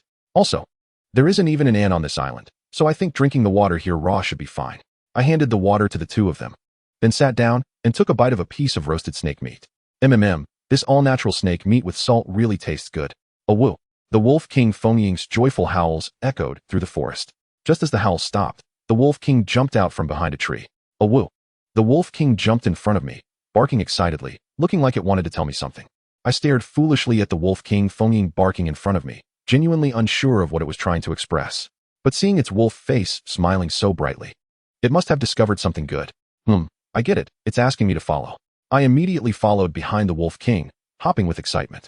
Xiaoshuero and Wenqian followed behind with surprised expressions. This situation is so similar. As soon as the Wolf King saw we were following, it took off running. Luckily, the small island is very small. The Wolf King's speed almost meant the end of the chase as soon as it took off. I jogged behind it. When the Wolf King stood at the edge of the puddle, I realized it had probably discovered something special about the water after drinking it. However, when I reached the puddle, the Wolf King started running again. Could it be that the Wolf King found some treasure in such a short time this morning? I followed it out of curiosity. After turning a few trees, the Wolf King stopped in front of a large rock. It was an ordinary rock with a gray-black surface. Nothing particularly noteworthy. Oh woo. The Wolf King saw me approaching, placed its front paw on the rock, barked a few times at me, then jumped behind the rock and began to push it with its front paw. Is this rock extraordinary? Does it contain high-grade elemental stones? Filled with curiosity, I joined the Wolf King in trying to flip the rock over. Behind us, Wenqian said nothing and took out her tang knife to poke it. With a crisp sound, the surface of the rock was punctured, revealing its inner core. It's still gray stone inside. Chapter 87, Yellow Jade Qilin. Oh woo. The Wolf King turned to Wenqian, baring its teeth and loudly warning her. Wenqian glared, took a step back, and started scolding the Wolf King. Damn dog. Is this rock your father? Can I poke it? The Wolf King Fengying was equally unyielding, barking angrily at Wenqian. Yes, although I don't understand animal language. Anyone could see from the Wolf King's expression that it was cursing. Hey, Pinyin, it seems there's something under this rock. Xiaoshuero pointed at the depression revealed after moving the rock. There's treasure. Haha, we're rich. I squatted down excitedly and reached to dig out the stone slab. With a thud, 2 paw prints pressed down on the slab. and I looked up to see the Wolf King staring at me. What is going on? Can I uncover it? I asked curiously. Oh whoa, the Wolf King nodded. I see. I can't uncover it. So why did you call me here? You're so excited and mysterious. Are you messing with me? I couldn't help but look into the Wolf King Fengying's eyes and continued to probe. Surely I can uncover it, right? Oh woo, the Wolf King kept nodding, squatting beside me, its eyes revealing a longing look. Still nodding. I carefully used a sharp knife to clear the dirt around it. This was a square slab of white jade about 40 centimeters on each side. In the center, there was a carving of a mountain shrouded in clouds, surrounded by a circle of cloud patterns. After carefully moving the slab, a square space was revealed underneath, painted yellow all around. At the bottom, there was a fist-sized yellow lion. Why does the lion have horns? It doesn't seem like a lion. I carefully took this strange beast out and placed it on the white jade slab. This beast was carved in a very strange manner, with a dragon's head, covered in scales, a tiger's back, a bear's waist, and a cow's tail. Oh woo. As soon as I took it out, the Wolf King Fengying started barking excitedly at the yellow beast, jumping up and down in a very animated manner. What kind of animal is this? I curiously asked Xiaoshuoro and Wenqian. It looks like a dragon, right? Wenqian said hesitantly. Xiaoshuoro picked up the beast and examined it from all angles, shaking her head and saying, "It's not a dragon. Perhaps it's some mythical creature imagined by the people of this island. Just like a dragon. It's just an imagined form. A mythical beast? Pishio, Taotai, or Qilin. Sigh. I only regret not knowing enough. This island is covered by mysterious forces, not allowing even dust to enter. Is this beast the source of that mysterious power?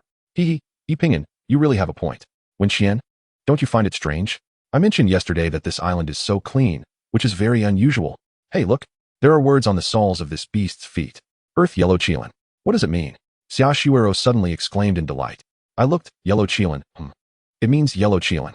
This must be carved from yellow jade. It's really well done, so lifelike. It must be worth a lot. Now we're rich, ha ha ha. Holding the yellow Qilin, I wondered how much this thing could sell for. Wait until you get out to dream about it. Wenqian looked at me with disdain. I squatted by the pit, carefully examining the box holding the Qilin.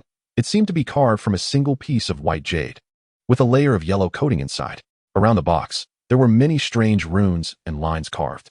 The bottom of the box had 4 paw prints, clearly made for the yellow Qilin. I was preparing to dig out this box to take with me. However, just as I started to pry the surrounding dirt with a sharp knife, the Wolf King Fengying began to bark loudly at me. Oh woo. The Wolf King Fengying's eyes were fixed on me, one paw pressing the Qilin down. Can I dig it out? Oh whoa, the Wolf King nodded. Fine. I shouldn't be too greedy. I can't take the treasure and then move someone else's house.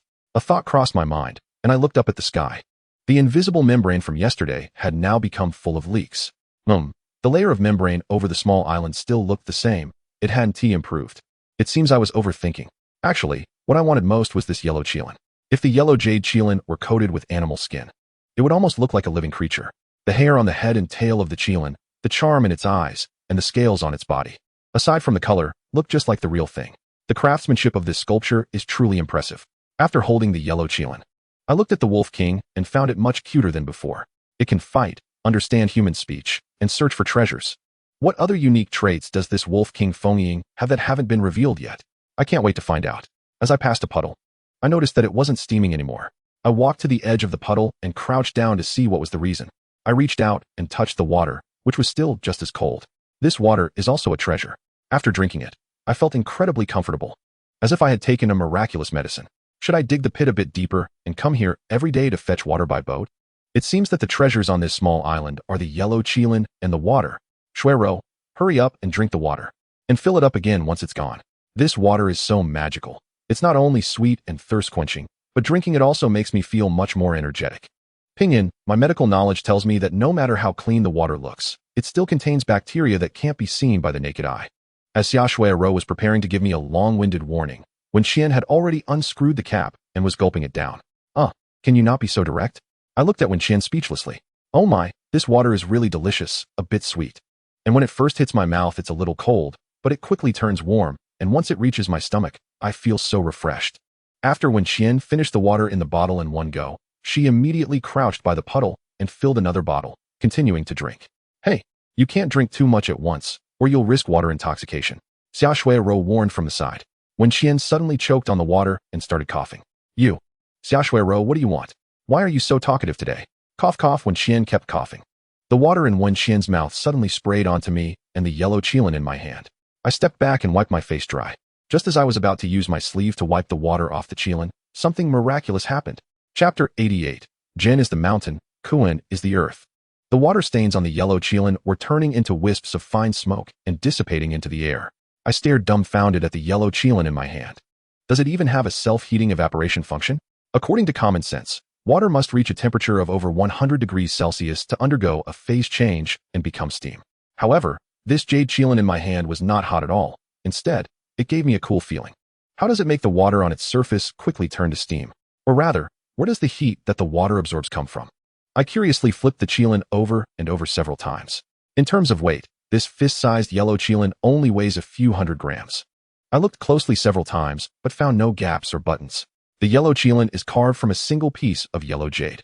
Although I found nothing unusual, I suspected that there must be some hidden mystery within the qilin's body. Its ability to evaporate water inexplicably indicates its uniqueness. If that's the case, then let's conduct an experiment. Out of curiosity, I slowly placed the yellow qilin into the puddle. A miracle happened at that moment. As soon as the yellow qilin was placed in the water, I could see with the naked eye that water was forming swirling cloud patterns on the surface of the qilin's body. These water cloud patterns were connecting end to end, slowly rotating around the qilin. In the process of rotation, bubbles were constantly being produced, and these bubbles formed smoke after surfacing. Gradually, the yellow qilin was enveloped in smoke. In just a few seconds, the puddle was filled with white smoke. Pingyan, how can this be? It's unbelievable. Xia Shui's eyes widened in disbelief. Wen Qian also crouched by the puddle, her eyes wide open. The qilin divine beast riding the clouds was born in a small puddle. How amazing. This yellow qilin seems to really be a treasure. After observing for a while, I took the yellow qilin out of the water. It was still emitting white smoke until it finally dissipated. Haha, I was so happy inside. I struck gold, didn't I? I shouted excitedly. I believe that the qilin's purpose is definitely not just to produce mist. It was solemnly placed on the island and stored in a box engraved with various mysterious runes and cloud patterns. Everything indicates that the qilin's function is beyond my imagination and guesses. The Wolf King Fengying dashed to the water's edge and began drinking wildly, as if he would never have another chance after this. Everything was loaded onto the lifeboat. This exploration could be considered a success. The distance from the small island to our residence was only 3 to 4 kilometers. As soon as the Wolf King reached the island, he jumped off the boat and disappeared in an instant. I don't know where he went on the island. At this moment, the sun was already very strong, and Song Wan and the others should be resting in the grass hut. However, what I didn't expect was that as soon as we reached the shore, Song Wan and the others emerged from behind a few trees. Tian Miaodong was wearing a sun hat made of woven branches and ran over excitedly. I don't know why she wanted to join us, but this time, thanks to the Wolf King, we gained a lot. Wen Qian sighed. All right, let's hurry up and move things. The sunlight is too intense. In the mountain hut, Song Wan and Xian Yadan were repeatedly studying the qilin. Pingyan, you mentioned there was a box and a lid. The box was covered in yellow paint, and the image on the lid depicted a mountain with various cloud patterns. After carefully observing the qilin, Song Wan and Xian Yadan began to ask me various questions. The air on the island was very fresh, much fresher than in other places. As soon as you went up, all your fatigue disappeared and your spirits improved. Moreover, the qilin could make water evaporate. After pondering for a long time, Song Wan looked at Xian Yadan and said, what do you think? The 5 elements yellow qilin belongs to earth, located in the center, with the heavenly stems Wu and Ji, and the color yellow, divine beast yellow qilin. Xian Yadan thought for a moment and said cautiously. I saw a glimmer in Song Wan's eyes. Holding the qilin in both hands, she glanced at the words on the soles of her feet and said, Earth. The earth of the 5 elements. The Bagua direction is Jin and Kuan.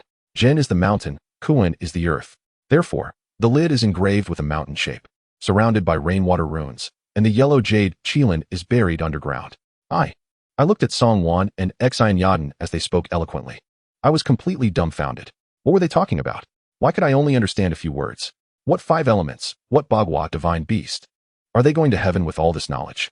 Pingyan, you don't understand, do you? Song Wan smiled at me. I shook my head. I didn't understand. Xian Yadan hesitated for a moment and said to me, Ego, you shouldn't have taken out this yellow jade qilin. Why not? I was stunned. Why?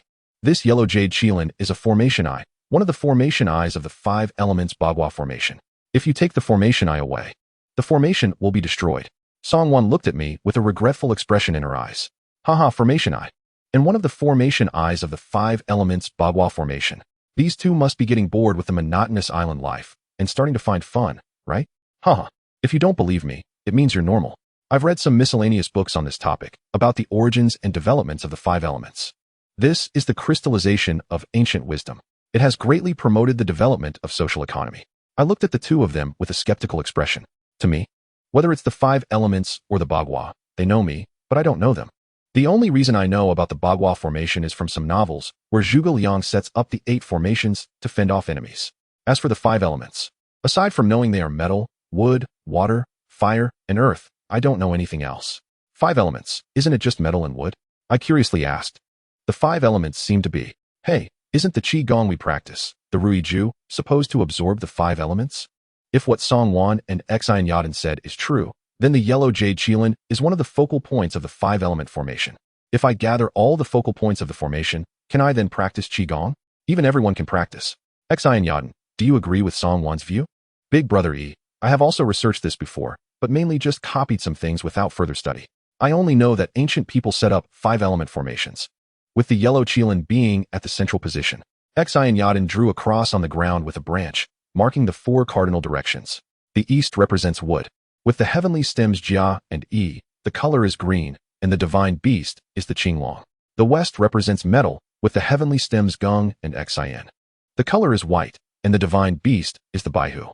The south represents fire, with the heavenly stems Bing and Ding. The color is red, and the divine beast is the Zhuke. The north represents water, with the heavenly stems Run and Gue. The color is black, and the divine beast is the Xuanwu. The earth is at the center, with the heavenly stems Wu and Ji. The color is yellow, and the divine beast is the Huang Qilin. Chapter 89. I was born with talent. I watched Xian Yadan squatting on the ground, holding the branch, continuously gesturing, explaining some simple knowledge about the 5 elements.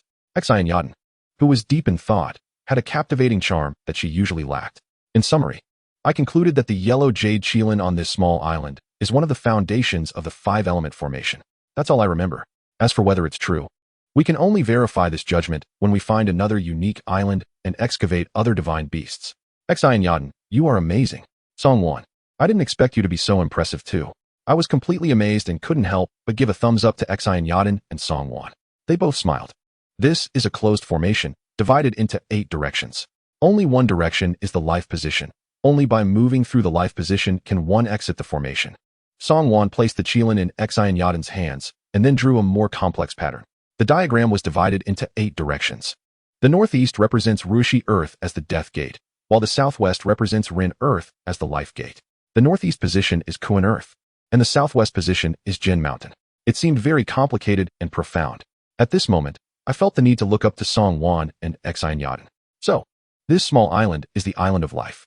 That explains why there isn't a speck of dust. The trees are lush, and any water hole you dig provides fresh water that can improve one's constitution. Song Wan picked up a bamboo tube and poured a bowl of water, drinking it all in one go. The water was sweet, pure, and rich in various energies needed by the human body. Calling it the water of life wouldn't be an exaggeration. Unfortunately, once the yellow jade Qilin is taken out, everything on this island will cease to exist. I had no doubts about Song Wan's statement. I had always thought the island was shielded by some force, with a chaotic magnetic field. I even once thought that Qiankuan Island was underwater. With the arrival of the earthquake, Qiankuan Island was split into countless small islands, and the magnetic field was no longer chaotic, and the suspected shielding film in the sky disappeared. These supernatural phenomena were previously inexplicable, only imaginable. Now, however, Song Wan and Xian Yadan used the 5-element and 8 trigram formations to explain the unique phenomena on the island. But I didn't think that all the special phenomena on the island were solely due to the 5-element formation. Did Song Wan and Xian Yadan really understand the 5 elements and 8 trigrams so profoundly? What if there are other reasons? Let's not jump to conclusions. We can go back to the small island tomorrow and find out. I said to the two of them, we have water, roasted fish weighing over 10 kilograms, and snake meat weighing dozens of kilograms. Everyone enjoyed a big feast. Big brother E, we have salt now. We can dry the fish into fish jerky, which can be stored for a year without any problem. After the meal, Li Siyu suggested drying the fish. Yes, we can easily catch a few fish every day in the fishing stone formation. However, we dare not catch too many fish at once, because if we catch too many, we won't be able to eat them all. Even after roasting and drying, we can only store them for a few days. We had already hung many roasted fish around our grass hut, and each time we made soup with fresh fish, everyone had a piece of roasted fish meat. When food was scarce, we just hoped to have something to eat to survive. Once we had enough food, people began to think about how to eat better. So, Li Siyu's suggestion to dry fish was agreed upon by everyone. Storing enough food would give everyone a sense of security. The total amount of roasted fish and snake meat was only dozens of kilograms, and divided among the 7 of us, each person would get at most 10 kilograms. 10 kilograms of food would only last us 4 to 5 days. If a disaster like the last earthquake occurred again, this food reserve would not be enough. The midday sun was as strong as ever, and we continued to hide in the grass hut to rest. I took out the seeds I had obtained from the waterhole: 2 small sweet potatoes, for small potatoes, 1 corn, dozens of peanuts, and 3 eggplant seedlings with soil. This was our biggest harvest from this trip.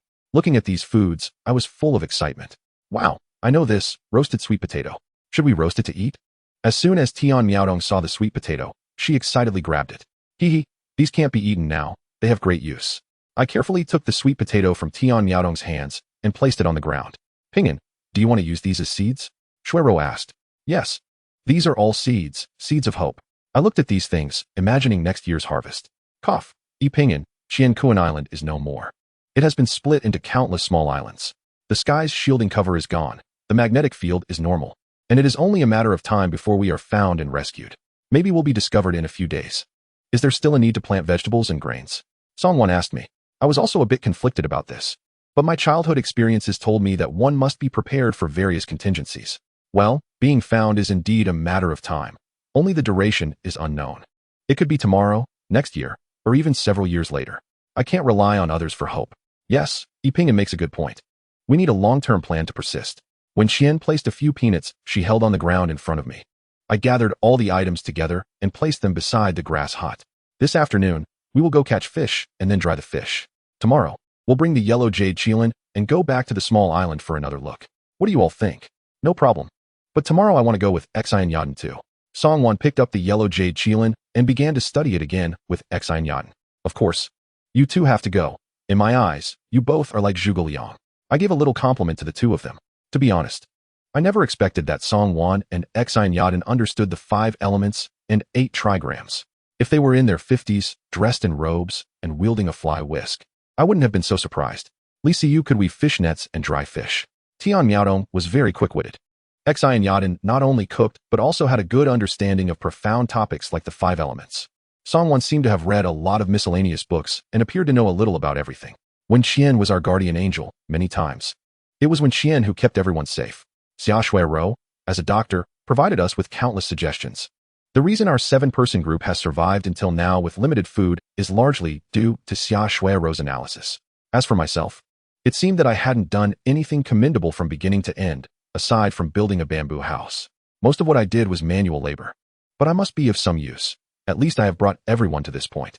Perhaps there is a hidden arrangement that brought us 7 together to overcome these trials together. Chapter 90. An unexpected surprise. In the afternoon, the sun leaned to the west, and the ultraviolet rays decreased. Songwon stayed behind at the camp while the others and I went down the mountain with our gear to fish.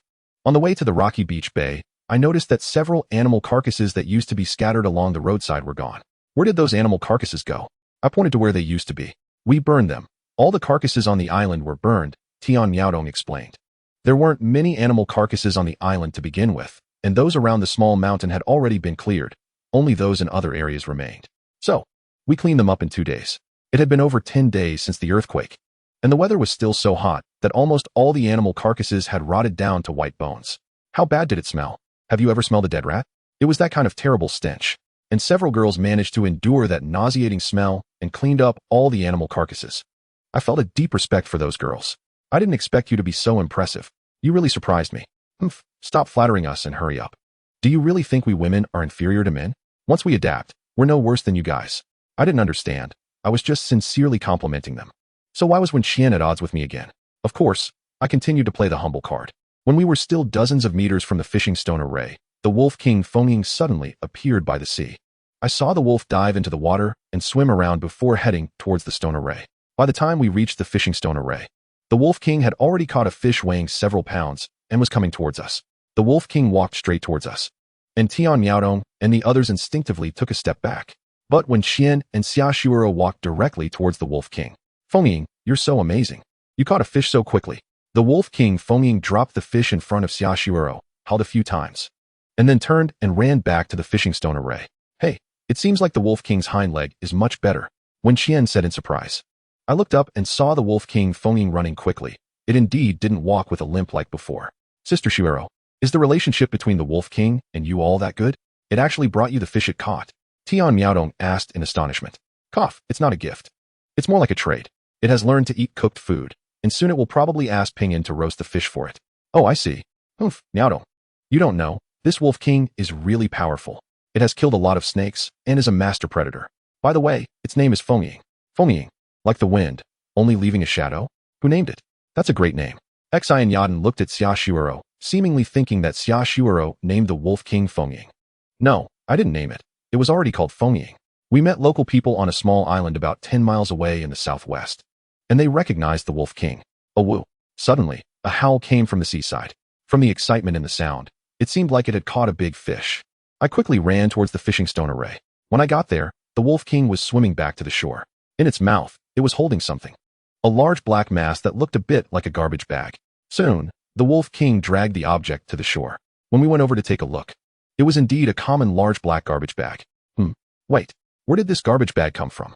If it's really a household garbage bag that drifted here, it means we're not too far from human civilization.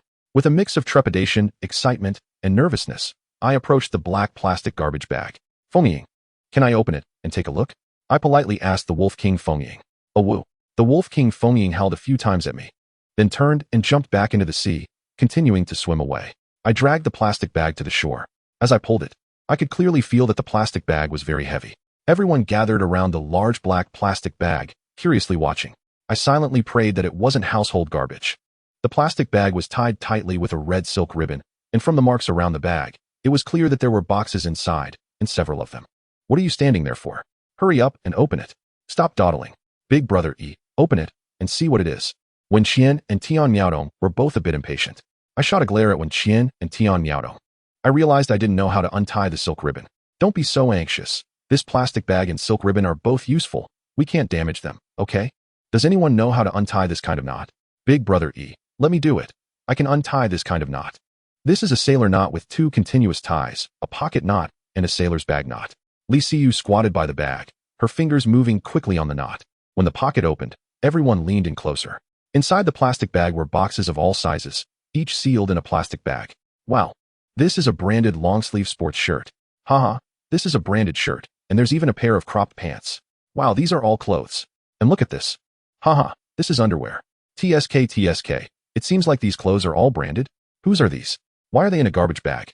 I looked at the several girls with envy. This bag of clothes had sizes ranging from small to large. Unfortunately, they were all for girls. There wasn't a single piece for men. Oh woo. The Wolf King Fengying howled again from the sea. Surely there wouldn't be anything else out there?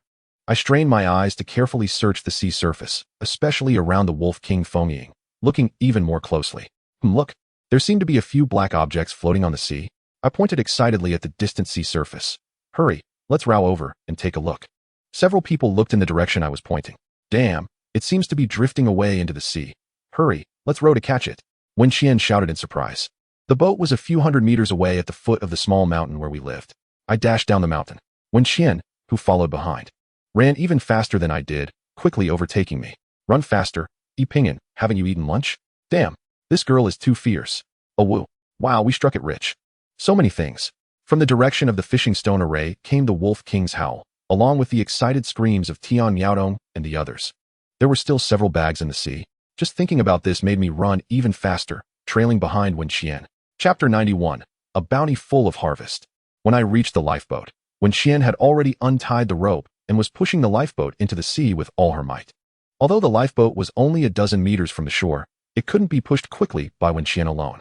I joined in, and the two of us worked together to quickly push the lifeboat into the sea. As soon as the boat hit the water, Wen Qian and I couldn't wait to jump in, waving wooden sticks and paddling frantically towards the several black floating objects in the distance. Whatever it is, even if it's a needle or a thread, it's something we need. The Wolf King is so fast. This is the third bag. Fengying's stamina really makes me envious. It seems like swimming a few thousand meters is no problem for it. What kind of stamina is this? Hiss. Since the Wolf King Fengying has such good stamina, why does it still ride in our lifeboat and roam around? What is it really thinking? Cough, Wen Qian. I have a question about the Wolf King Fengying that I'd like to ask you. Go ahead. Don't be so polite. When Qian gave me a glance. Is it like this? Are you sure the Wolf King has been on the island since the earthquake like you? Or did it come to the island later? Why do you ask this? Didn't you notice that the Wolf King can easily swim several kilometers in the sea? I pointed to the Wolf King foaming swimming towards us on the distant sea. Well, I didn't notice it in the first few days. It was only after you woke up that I realized it. So, I'm not sure if it has always been here or came to the island later. It swims so well. I guess it must have come from a long way away. This island should be its original territory. Well, now that you mention it, I also think that's the reason. On the way, we met the Wolf King foaming. I pulled the large plastic bag that the Wolf King was holding onto the boat, and then pulled the Wolf King onto the boat. We continued towards the floating object. It took us over 10 minutes to cover a distance of several hundred meters. The first thing that caught my eye was a wooden plank boat turned upside down on the sea surface. Next to the wooden boat were 3 wooden boxes tied to the boat with ropes. The 3 boxes were the same size, each measuring about 1 meter long and half a meter wide and high. We headed straight for the beach below the small hill. Soon, Wen Qian and I rowed the boat to the shore. As soon as we reached the shore, everyone helped lift the 3 boxes onto the beach.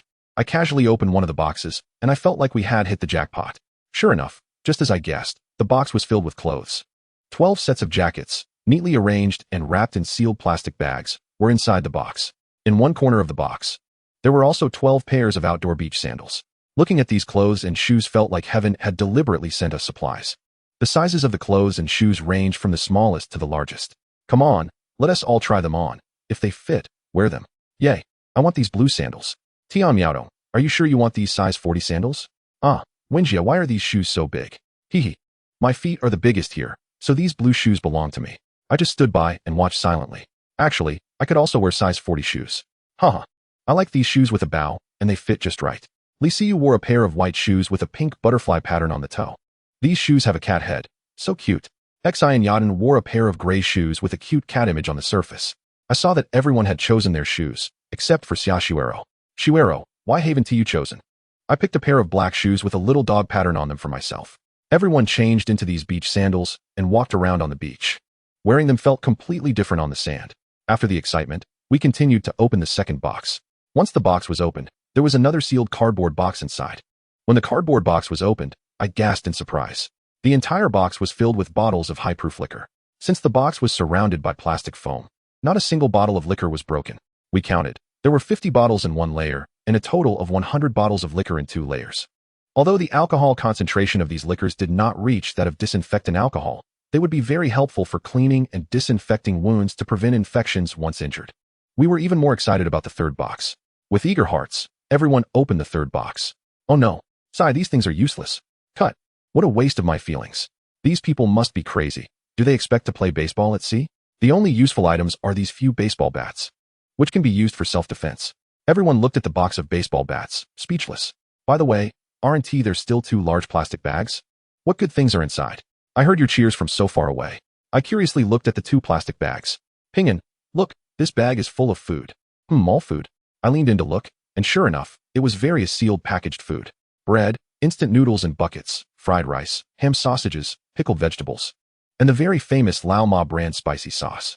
Seeing this food made my mouth water uncontrollably. I haven't eaten these things in a long time. This big bag of food is enough for us to eat for half a month. I suppressed my excitement and looked at the other large plastic bag. Brothery, look at this fabric. It seems like the same kind of stuff is inside. Tian Miaodong said. Good stuff. Looking at these supplies, I couldn't help but burst into laughter. Haha, not bad, a windfall. Seeing these things means that there are ships passing through the nearby waters, significantly increasing our chances of rescue. Wow. Is there something else under the boat? We all looked at the wooden plank boat that was floating in the sea. The boat was swaying slightly. Wow. The Wolf King shouted loudly and rushed towards the wooden plank boat. Splash. The wooden boat began to sway even more violently. It seemed as if a strong man below was trying to flip the wooden boat over. Wow. The Wolf King stood by the edge of the boat, barking while wildly wagging its tail. Chapter 92. Welcome new members. I saw the Wolf King madly pouncing towards the wooden plank boat, originally intending to remind Wolf King Fengying to be careful, but when I saw it wagging its tail nonstop, I immediately curiously followed. Wow. The Wolf King Fengying was anxiously scratching the bottom of the boat with its claws. The wooden plank boat swayed even more violently. I looked at the Wolf King and the swaying wooden plank boat in confusion. Is there something below? And it's something that concerns Wolf King Fengying. Should I go up and help flip the boat over? Actually, We were supposed to flip the boat over anyway. But if this could make Wolf King Fengying owe me a favor, that doesn't seem impossible. Although doing this is not something a human would do. But the Wolf King Fengying isn't human either. The wooden plank boat is actually not big. It's just slightly larger than our lifeboat. We could easily flip it over together. Ee. A faint whimpering sound came from beneath the boat. There really is an animal down there. Ahem, Fengying. Can we help you with anything? I think there's nothing wrong with asking this. Wow. At this moment, the Wolf King acted like a little puppy, rubbing against my legs. I could see the look of help and gratitude in the Wolf King Fengying's eyes. Good, that's the look I need. Ahem. You need to tell your friend down there that we are here to rescue it, and it cannot attack us. Otherwise, I will kill it. I looked seriously at the Wolf King, as I didn't want anyone to get hurt because of an unknown animal. Wow. The Wolf King Fengying suddenly jumped up excitedly and started barking at the wooden plank boat. Great. Having an animal that understands human language is really nice. Wenxian, Xiaoshuero. And everyone come over, let us flip this boat. There's a friend of Wolf King Fengying trapped below. Got it, we all saw and heard it. Let us hurry. Everyone together. Wenxian walked to the seaside, holding her feet and calling out to everyone while gripping the edge of the boat with both hands. The 6 of us gripped the edge of the boat and pulled together, and the wooden plank boat was flipped over by us.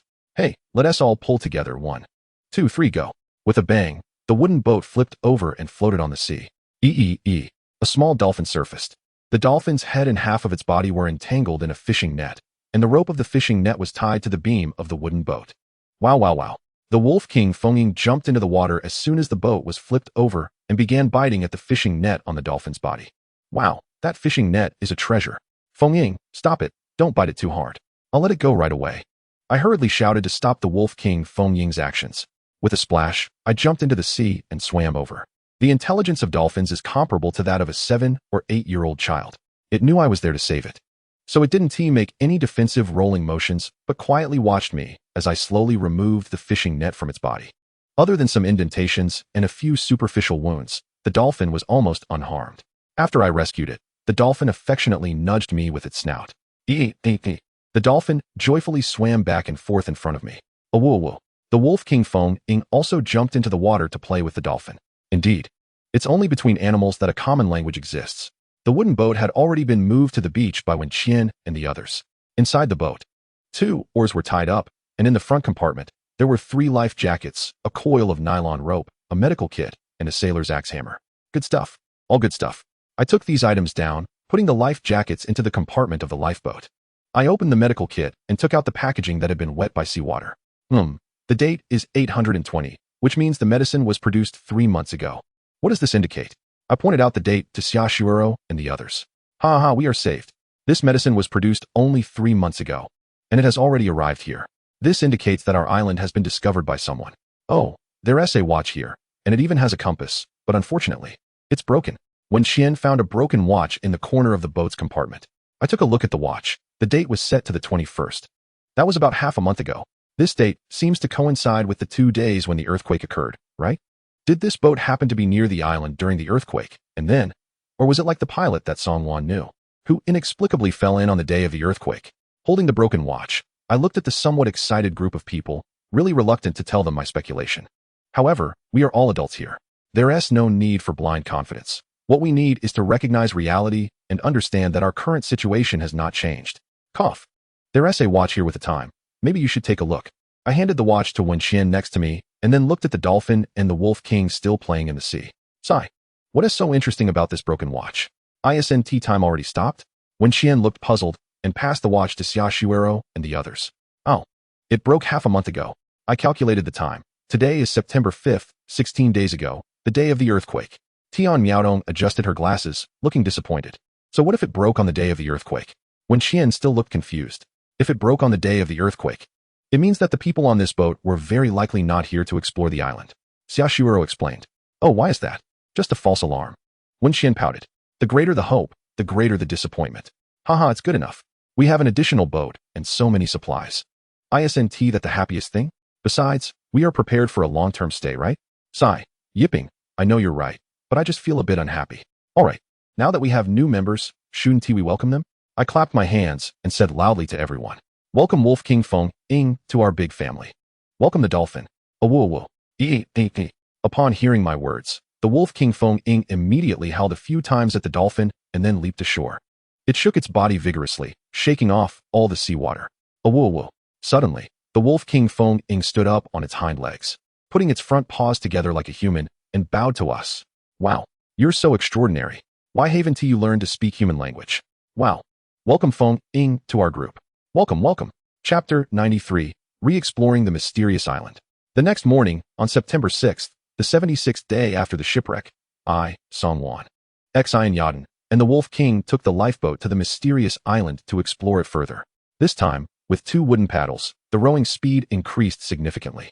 The 3 to 4 kilometers distance took only about 40 minutes this time.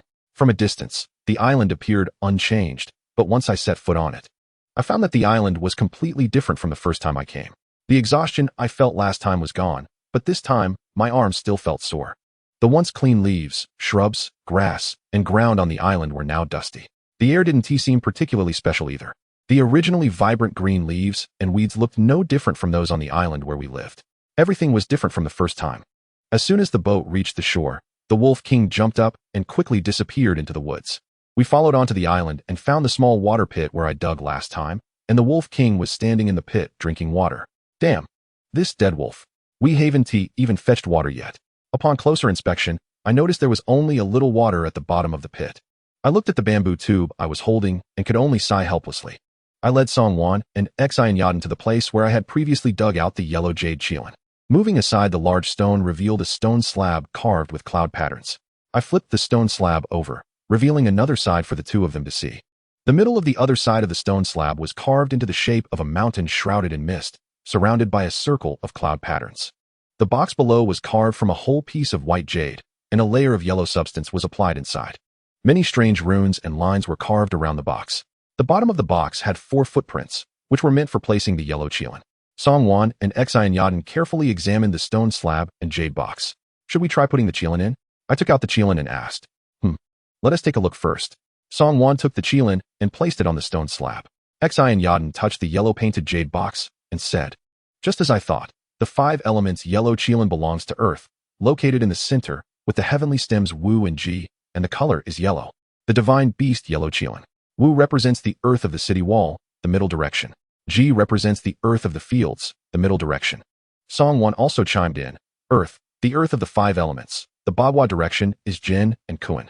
Jin represents the mountain, and Kuan represents the land. Therefore, the lid is carved in the shape of a mountain, surrounded by rainwater symbols, and the yellow jade qilin is buried underground. This is the center foundation of the formation. In the theory of the 5 elements, the south belongs to fire, the east belongs to wood, the north belongs to water, the west belongs to gold, and the center belongs to earth. The center assists in balancing gold, wood, water, and fire. Therefore, if the center is destroyed, the 5 elements will break. If the 5 elements are unbalanced, the earth dragon will turn over. But this was only discovered and destroyed by Brother E 2 days ago. So the earth dragon turning over and the center being destroyed should not be related. I looked at the 2 of them, who were continuously discussing things I didn't understand, feeling a bit silly. Cough. Ladies, please speak in plain language. Haha, ignorant. Songwan rolled her eyes at me. Brother E, was it really Feng Ying who discovered it back then? Xi and Yaden looked up and asked me. Woo. The Wolf King Feng Ying had somehow come to our side, and upon hearing Xi and Yaden's question, it howled a few times. I saw a proud look in Feng Ying's eyes. Yes, it was it who discovered it. Then we together lifted the stone and found the stone slab, and finally took out the qilin. I briefly recounted the process again. At that time, was the stone slab displaced? Songwan asked. Let me think. No. There were no signs of it being moved by anyone. Okay, let me think. Where was that qilin back then? A few minutes later, I crouched down at the place where I had first lifted the stone slab and saw the qilin. I remembered the position where I saw the qilin at that time. I placed the qilin into the jade box and adjusted it to the way and position I first saw it. Yaden, did you see? The qilin has shifted. It's no longer in the center. Right. Brother E, put the qilin's feet in the 4 footprints and see. I followed his instructions. This position is indeed not where I remembered seeing the qilin. Okay, Yippingen. Now cover the stone slab again and see what changes happen when you cover it in the original position. Although I found this very boring and thought it was childish to do such things, I still did as told one by one. At the moment I covered the stone slab, I wasn't sure if it was just my illusion, but I felt a gentle breeze pass by. And at the same time, my lower abdomen's dantian warmed up a bit. I instinctively touched the position of the lower dantian 3 inches below my navel. But that warmth felt like just an illusion. Did you feel the wind just now? I asked Song Wan and Xian Yaden. Both shook their heads, saying they didn't feel any wind. So, does this Jilin stay here? What else? Is it useful for you to take it? Brother E, let us just return it to its original position and come back tomorrow to see if there are any changes? Oh, alright, you guys are conducting an experiment, right?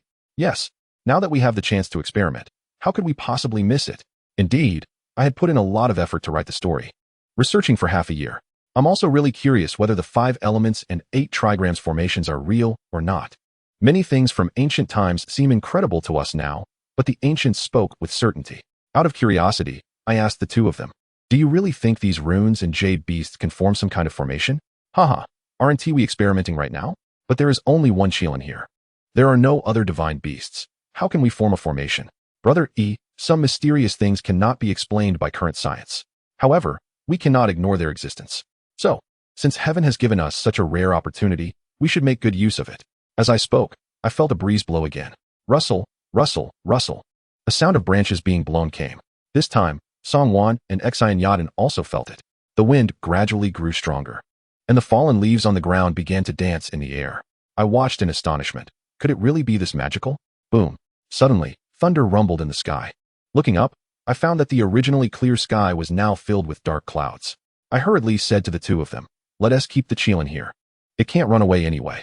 You're right. Let us put the stone back on top. The waves at sea grew larger, and strangely, it seemed that the wind and waves were all heading toward the small island. We were rowing against the wind. Chapter 94, The Two Half-Baked Individuals. It was around 10 in the morning, with the sun hanging in the sky. However, the bizarre thing was that the sky above the small island was overcast, with lightning striking the center of the island every couple of minutes. The waves kept crashing toward the island, and our boat was practically moving 2 steps forward and 1 step back. As the waves grew stronger, I felt that the lifeboat was not only not moving forward, but was actually moving backward. The direction of the waves was toward the island, so naturally, the boat was retreating toward the mysterious island.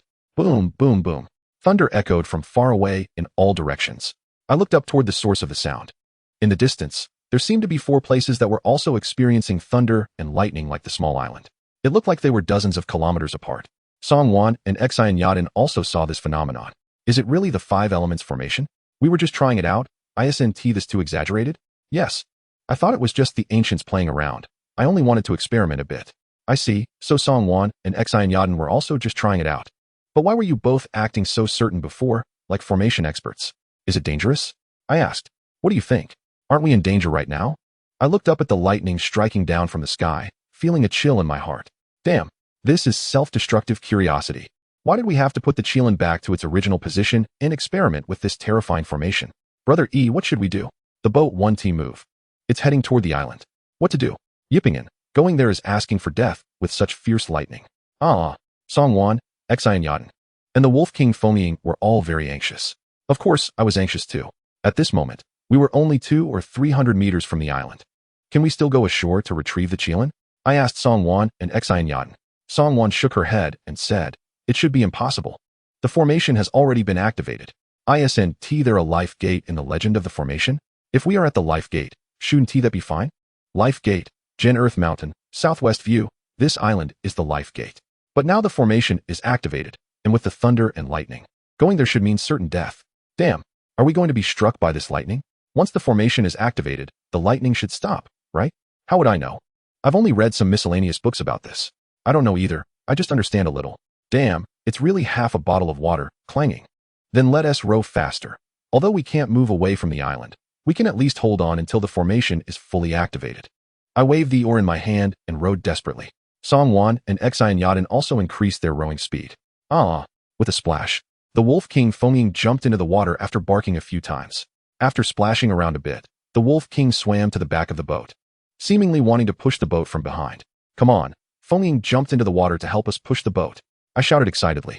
I didn't expect the Wolf King Foaming to be so loyal. The 3 of us rowed hard, and with the Wolf King pushing from the back, the lifeboat finally stopped retreating and began to slowly move forward against the wind and waves. Sounds from the Wolf King came from the back of the boat, and soon the sounds of dolphins also faintly came. The speed of the lifeboat gradually increased. Boom, boom. The thunder grew louder and more urgent. I felt a chill on the back of my hand and face. Looking up, it started to rain. Song Wan, cover your face. Don't get rained on. or your wound could get infected. I hurriedly reminded Songwon. After all, her facial wound had just scabbed over for 2 days. Songwon quickly put on the hood of her rain jacket to cover her face. Xi and Yaden also took out the hood of her rain jacket and put it on. Before we set off, I wondered why the two of them only brought hoods. It turns out they were prepared. Pitter-patter, pitter-patter. It started to pour rain from the sky. In an instant, the three of us were drenched like drowned rats. However, we didn't stop rowing. Gradually, we had moved over 1,000 meters away from the island. 1,000 meters away, the sky above us was clear and cloudless, not a drop of rain in sight. It was like two different worlds. Of course, the wind and waves were still crashing toward the small island, but they had noticeably diminished. We also didn't have to row as hard anymore. I pulled the Wolf King onto the lifeboat. The dolphins swam around our boat, looking very excited. After we continued rowing for a few hundred meters, the waves almost stopped. I looked up and saw that the dark clouds above the small island had dissipated, the thunder and lightning had disappeared, and the rain was gone. At this moment, the distant small island looked as if it was different from the last time I saw it. Stop, stop, stop. Look. The small island seems to have a somewhat hazy feeling, right? I pointed to the distant island and said to the two of them, it seems so. It feels like we're looking through a layer of gauze. This indicates that the formation has already started to operate. Yipingin, let's go take a look at the small island again. Yes, brother E, shall we see how this formation is? I looked and saw that the rain had stopped and the sky was clear, with calm seas, so going to the small island was of course no problem. Is this the protective shield of the formation? We can see what's inside, but we can't get in. Yipingin, give us the compass, let's find the entrance. I took out the compass, turned it a bit, found it still working, and handed it to Songwon. Songwon took the compass and determined the direction. Our position is east, and the entrance is in the southwest of the island. Let's row the boat over and take a look. We smoothly glided the boat to the southwest of the small island, aided by an invisible force. However, as we rowed from south to west, we didn't encounter any place to enter the small island. Isn't it supposed to be in the southwest of the island? Hey, are you too sure you didn't make a mistake? No, it can't be that both of us got the direction wrong. When our boat reached a certain position in the southwest again, the Wolf King suddenly howled a few times, then leaped high from the bow of the boat and jumped towards the small island. Bang! After the sound of a balloon bursting, the Wolf King Fengying was already standing on the small island. Hiss! This dog can actually find a way in? We hurriedly stopped the boat. I went to the place where the Wolf King jumped in and reached out to test it. Surprisingly, there was only a slight resistance, and then my hand passed through. This is indeed a weak spot, I shouted excitedly. Chapter 95, Welfare. Seeing my hand pass through an invisible barrier, Songwon and Xi and Yaden immediately came over to try it. This is a small gap that can only allow one person to enter and exit. The two were excited as they squeezed through the invisible gap into the small island. I held the boat's rope and entered the island, tying the rope to a tree on the shore. At this moment, the sounds of the Wolf King Fengying and Songwon, Xi and Yaden could be heard from the woods. Wow, how did the water in this puddle fill up so quickly? This water is so good to drink. Get away, you damn dog. Why are you drinking like this? I walked into the woods and reached the edge of the small puddle. I saw the Wolf King Fengying kneeling by the side, with its head buried in the water, drinking frantically. Songwon and Xi and Yaden were angrily shouting at it. It seems we came to see this so-called formation, but now we're competing with a dog for water. Cough, ladies, weren't we supposed to be looking at the formation? Songwon, Xi and Yaden, let's go, fighting over water with a dog. Let's dig another pit. We haven't fetched water yet. All right, let's dig a bigger one. Surround it so that the damn dog doesn't jump in to bathe. Woo. The Wolf King Fengying protested with a few barks when it heard Songwon still talking about it. Songwon ignored the Wolf King's barking and asked me curiously. Hee. How would I know? Maybe it's because of the formation. Formation? Perhaps it should be. Xi and Yaden looked at us, thought for a moment, and said, wood restrains earth. Earth restrains water. Only with wood can the earth be solidified, and only with earth can water be stored. This place belongs to the earth among the 5 elements. And the earth can merge. Me? Don't give me that useless stuff. Let's hurry up and dig another water pit to see. Xi and Yaden. We found a damp place and started prying the soil with a knife. 3 people prying the soil was much faster than when I did it alone. When we dug half a meter deep, the soil at the bottom was already as mushy as paste. Half an hour later, a water pit about 60 centimeters deep and 1 meter long on each side was completed. To prevent the Wolf King from jumping into the water pit, we cut a few bamboo sticks to make a fence around the water pit. After finishing these, we went to place the yellow jade chelan. A swirl of white mist surrounded the stone, pressing down on the stone slab. The white mist continuously rotated and changed around the stone, neither rising up nor falling down. Such a strange scene appeared before us. What is the principle behind this? I asked the two. How do the 5 elements explain this phenomenon? The two shook their heads in silence. All right, it seems it's indeed half-baked knowledge. Cough, what kind of look is that? I just read some books on this topic and casually researched it. I'm not an expert. Brother E, perhaps those so-called experts don't understand it as well as we do. Cough, you think too much? I just feel that this is how I know you. When you talk about the 5 elements and trigrams, I get a headache, thankfully. You've just read a few more books than I have. In fact, this isn't something that can be solved just by reading a few more books. Should we move the stone and see what the Qilin inside looks like? I'm very curious about what changes have happened to the Qilin stored in the jade box. Forget it, we don't know the principle or its use of this mysterious power. The fact that it can be restored this time is also a matter of luck. Songwon reached out and stirred the white mist on the stone. Songwon brought her hand up to her eyes and observed carefully. I saw the white mist between her fingers actually entering her nose like a thread with her breath. Songwon gasped and immediately let out a captivating sound. This sound was enchanting and made my scalp tingle. Cough. Songwon, did your foot cramp? Uffed. Brother E, Sister Songwon, look at her face. Xi and Yaden looked at Songwon in shock, pointing at her face, excited to the point her mouth was trembling. I naturally also saw the change in Songwon's face. The deepest and largest wounds that had completely scabbed over a couple of days ago were now slowly writhing. The black scabs on top were gradually peeling away, revealing the tender red flesh underneath. Other scars that had long shed their black scabs were now actually slowly disappearing. The sudden change really stunned me.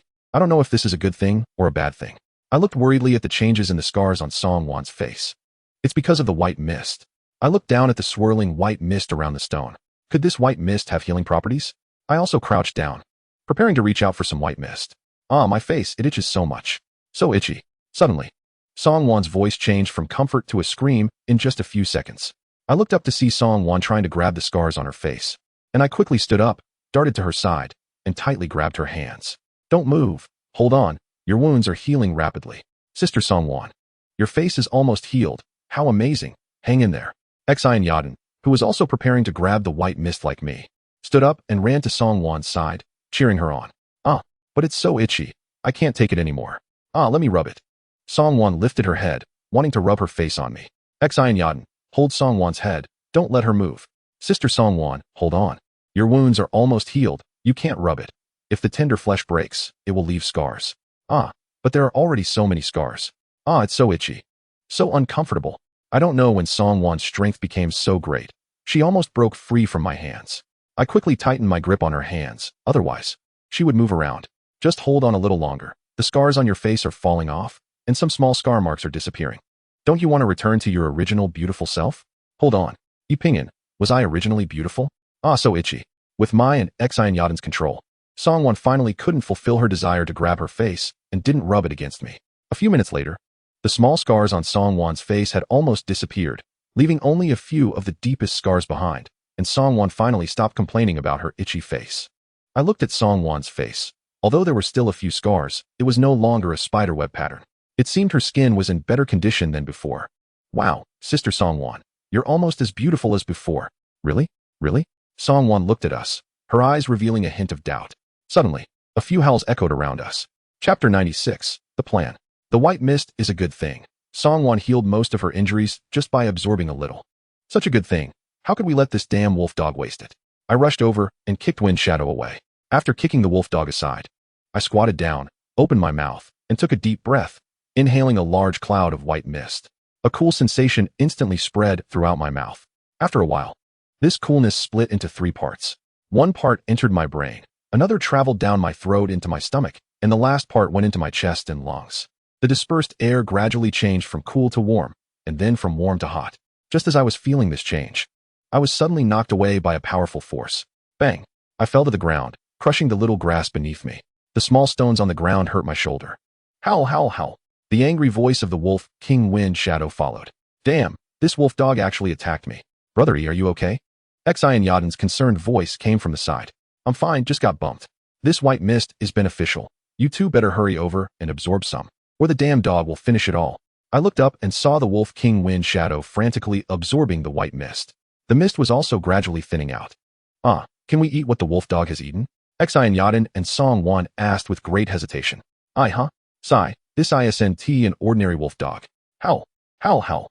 After a few howls, the wolf King Wind Shadow suddenly ran away. I glanced around, and the white mist was almost gone. All right, you don't need to hesitate anymore. The white mist is gone, see? At this moment, The 3 streams of energy in my body were becoming hotter and hotter, feeling as if boiling water was flowing inside me. Just when my body was unbearably hot, as if I was about to ignite. The heat began to dissipate slowly throughout my body. Once the heat disappeared, I checked my condition and found there didn't seem to be any significant changes. Why did Song-won absorb only a little white mist and almost heal the scars on her face? Brother E, the white mist is gone. Xi and Yadin said a bit aggrieved. Cough. Those who act quickly have it. Those who act slowly miss it. You guys were too slow. Brother E, Sister Song-won. How do you feel? Xi and Yadin asked persistently. Other than feeling a bit hot, I don't feel anything special. My face is just really itchy. I don't feel anything else. Sai, I'll try it too. Xi and Yadin walked to the stone, crouched down, and sniffed around like a little dog. We searched the small island again, but found no other abnormalities. We returned to the newly dug waterhole and found that it was already half full. The Wolf King was drinking water at the original waterhole. It seemed he wouldn't leave until he drank all the water inside. We still hadn't taken the yellow jade Chilin with us. With the Chilin, when we come next time, there will be water and white mist. After filling all the containers we brought with water, we left the small island, facing the sun above, and rowed our boat toward the island where we lived. Human effort sometimes runs out. Nature takes its course. Song-won and Xi and Yadin recounted the events of the morning. After listening, everyone looked shocked. Upon returning to the island, I found my hearing and vision seemed to be better than before. I seemed to see the little grass on the deserted island across from us swaying in the sea breeze. I heard the sound of waves crashing against the shore down the mountain. Perhaps this is the benefit brought to me by absorbing the white mist. In the morning, the ones who stayed behind, Xia Shuero, Wen Xian, Tian Miaodong, and Li Siyu, caught quite a few fish and made fish jerky to hang on the wooden pole to dry. Food is temporarily not a problem for us now. We also have several pounds of salt. What we lack now is vegetables. Although there are some ferns and fennel leaves we can use for cooking. The island is only so big, and after a few days, these wild vegetables are gone. I think we should continue exploring those more distant islands. Especially the 4 islands that serve as the formation bases. The Chilin Island can produce white mist, and the mist can bring us such great benefits. So the other 4 islands should also have benefits waiting for us to obtain. Today's lightning already revealed the locations of the other 4 small islands. Although each island is a bit far, almost dozens of kilometers away. However, if we explore one island at a time, it shouldn't take long to finish. I must get the good things from the other 4 islands. According to Song-won and Xi and Yadin, the yellow jade Chilin belongs to the earth element. Additionally, there are the wood blue dragon, gold white tiger, fire vermilion bird, and water black tortoise.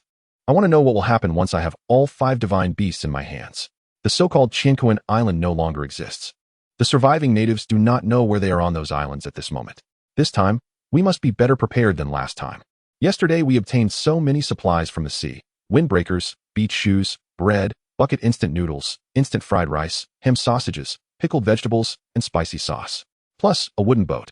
With these supplies, I believe the 7 of us can set out to explore those 4 small islands. In the evening, we had a hearty dinner. I shared my plans with a few of them. I still felt there was a problem. After taking the Chilin away last time, the island ran out of water. If we find the statues of the other divine beasts and take them away, will it trigger unpredictable changes? Xia Shuero paused for a moment and reminded me. The Chilin Island is a gateway. We can go up, but the other 4 islands probably won't be that easy. Song-won glanced at me and then said to Xi and Yadin, what do you think?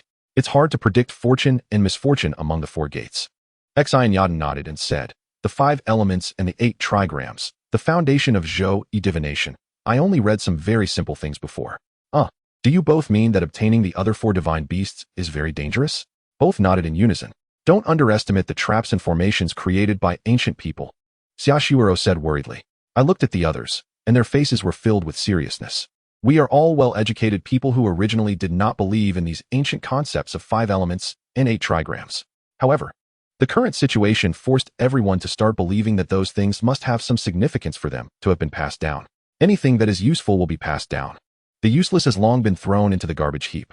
Haha, I do not underestimate those traps and formations. But don't forget, we can easily obtain this yellow jade Chilin.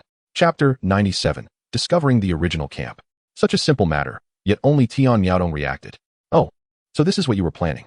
Wen Xian looked at Tian Miaodong and me, but determining the exact locations of these 4 was probably not that easy, right? Isn't that obvious? Right now, we only have approximate locations, and they are in 4 different directions, dozens of kilometers apart. Finding them is certainly not an easy task. It is indeed somewhat difficult. I said, let's row the lifeboat over there. It's no problem to row dozens of miles a day at sea. So if we're lucky, We can find everything in half a month. Oof, what are you bragging about? Half a month? At most a month. These 4 small islands are probably similar to this Chilean island. As long as we observe carefully, we should be able to see the anomalies. Actually, I think we should take out the yellow jade Chilean and wait for rescue, Songwon said softly. I also agree to take out the Chilean. The rescue shouldn't take too long, Wen Xian echoed. I looked at the two of them helplessly. Why were they talking about rescue again? The earthquake had passed for so long, and we hadn't seen any boats or planes passing by, which indicated that although the earthquake here was very strong, it didn't have much impact on the outside world. It was like the news I used to see. A certain sea area experienced an earthquake of a certain magnitude, triggering a tsunami that caused damage to a nearby island. To this, I could only repeat my judgment. We still don't know where we are. The clothes, food, baseball bats, and so on that we salvaged from the sea yesterday had several different countries of manufacture written on them. Therefore, we can't judge the situation nearby from those supplies. The main reason I want to obtain the 5 divine beast statues is that the yellow jade Chilean can create water. What about the other divine beast statues? If I gather all 5 divine beast statues, what will happen? This is something I am very eager to find out. So, I must get the 5 divine beast statues. Preparation is essential. The selection of people for this expedition to find the statues must be carefully considered. Xia Shuiero must go with me. Either Songwan or Xian Yadan has to go. Wen Qian must stay on the island to protect our camp. I won't consider Tian Miao Tong and Li Siyu. In the end, Songwan decided to go with me because she reads more of these miscellaneous books. We also allocated the weapons we would carry. I have a pistol with 20 rounds, a long knife, and a baseball bat. Xia Shuiero has a short knife, a harpoon, and a baseball bat. Songwan carries a long knife and a wooden spear. We brought 6 bamboo tubes filled with fresh water, totaling about 20 liters. Each of us has a windbreaker, and we brought a tent, bread, pickled vegetables, grilled fish, and grilled snake meat. We brought enough food for 3 people to last 5 days. As for the mechanical crossbow, machetes, and 2 long knives, those were left for Wen Xian and the others for self-defense. The next morning, just as the sun rose above the horizon, we set off in the lifeboat. Originally, I thought Wolf King Fengying would come with us, but after we set off, we didn't see its shadow. I took out the compass and adjusted our sailing direction. We decided to explore north first. According to Songwan, the north belongs to water and the black tortoise. What is the black tortoise? A large turtle appeared in my mind. However, Songwan's explanation of the black tortoise was different. The black tortoise is a combination of a turtle and a snake, formed by the 7 stars of Do, Nio, Nu, Su, Wei, Shi, and Bai. Just like how Wudong transformed the black tortoise into Turtle Mountain and Snake Mountain. So, the black tortoise is not an ordinary turtle. Well, every field has its experts. In this regard, I can only honestly be a student. According to the approximate location in my memory, we rowed the boat at a leisurely pace. Soon, we passed by the nearest small island. Several islands appeared in the distance. Pinyin, Songwan, I think we should speed up. Didn't you say it's a rough location? Once we get there, we still need to search slowly. Time is tight. Xia Shuiero said anxiously when she saw that Songwan and I were not in a hurry. Cough, Shuiero, it's not that I'm not anxious. It's just that we need to conserve our energy. The journey is not short, I replied. Yes, we can't overexert ourselves. Otherwise, if we encounter danger, we won't have the strength to resist, Songwan added. You make a good point, but this is still too slow. How far can we row in a day? Let me calculate. I was rowing while observing our speed. The speed was not fast, about 1 meter per second. Calculating for 8 hours a day. That would be 3,600 meters per hour, so in 8 hours. No need to calculate. At this speed, we can row about 30 kilometers a day. Xia Shuiero interrupted my calculations. 30 kilometers is almost the range of a lightning strike. So, we should be able to reach the area of the black tortoise before dark. Hey, your 30 kilometers is a straight line distance, right? Roughly, but look, the islands ahead aren't that big. We won't have to detour much. That's because the distance is far, so they look small. I confirmed the direction again. The islands ahead just happened to not block our path. 3 hours later, our boat gradually approached the island, which was about twice the size of the island we lived on. In the center of the island was a very familiar rocky mountain. Hey, why does this mountain look so familiar? Songwan exclaimed. Yeah, it seems like the mountain behind our camp before. I took a closer look. It did look very similar.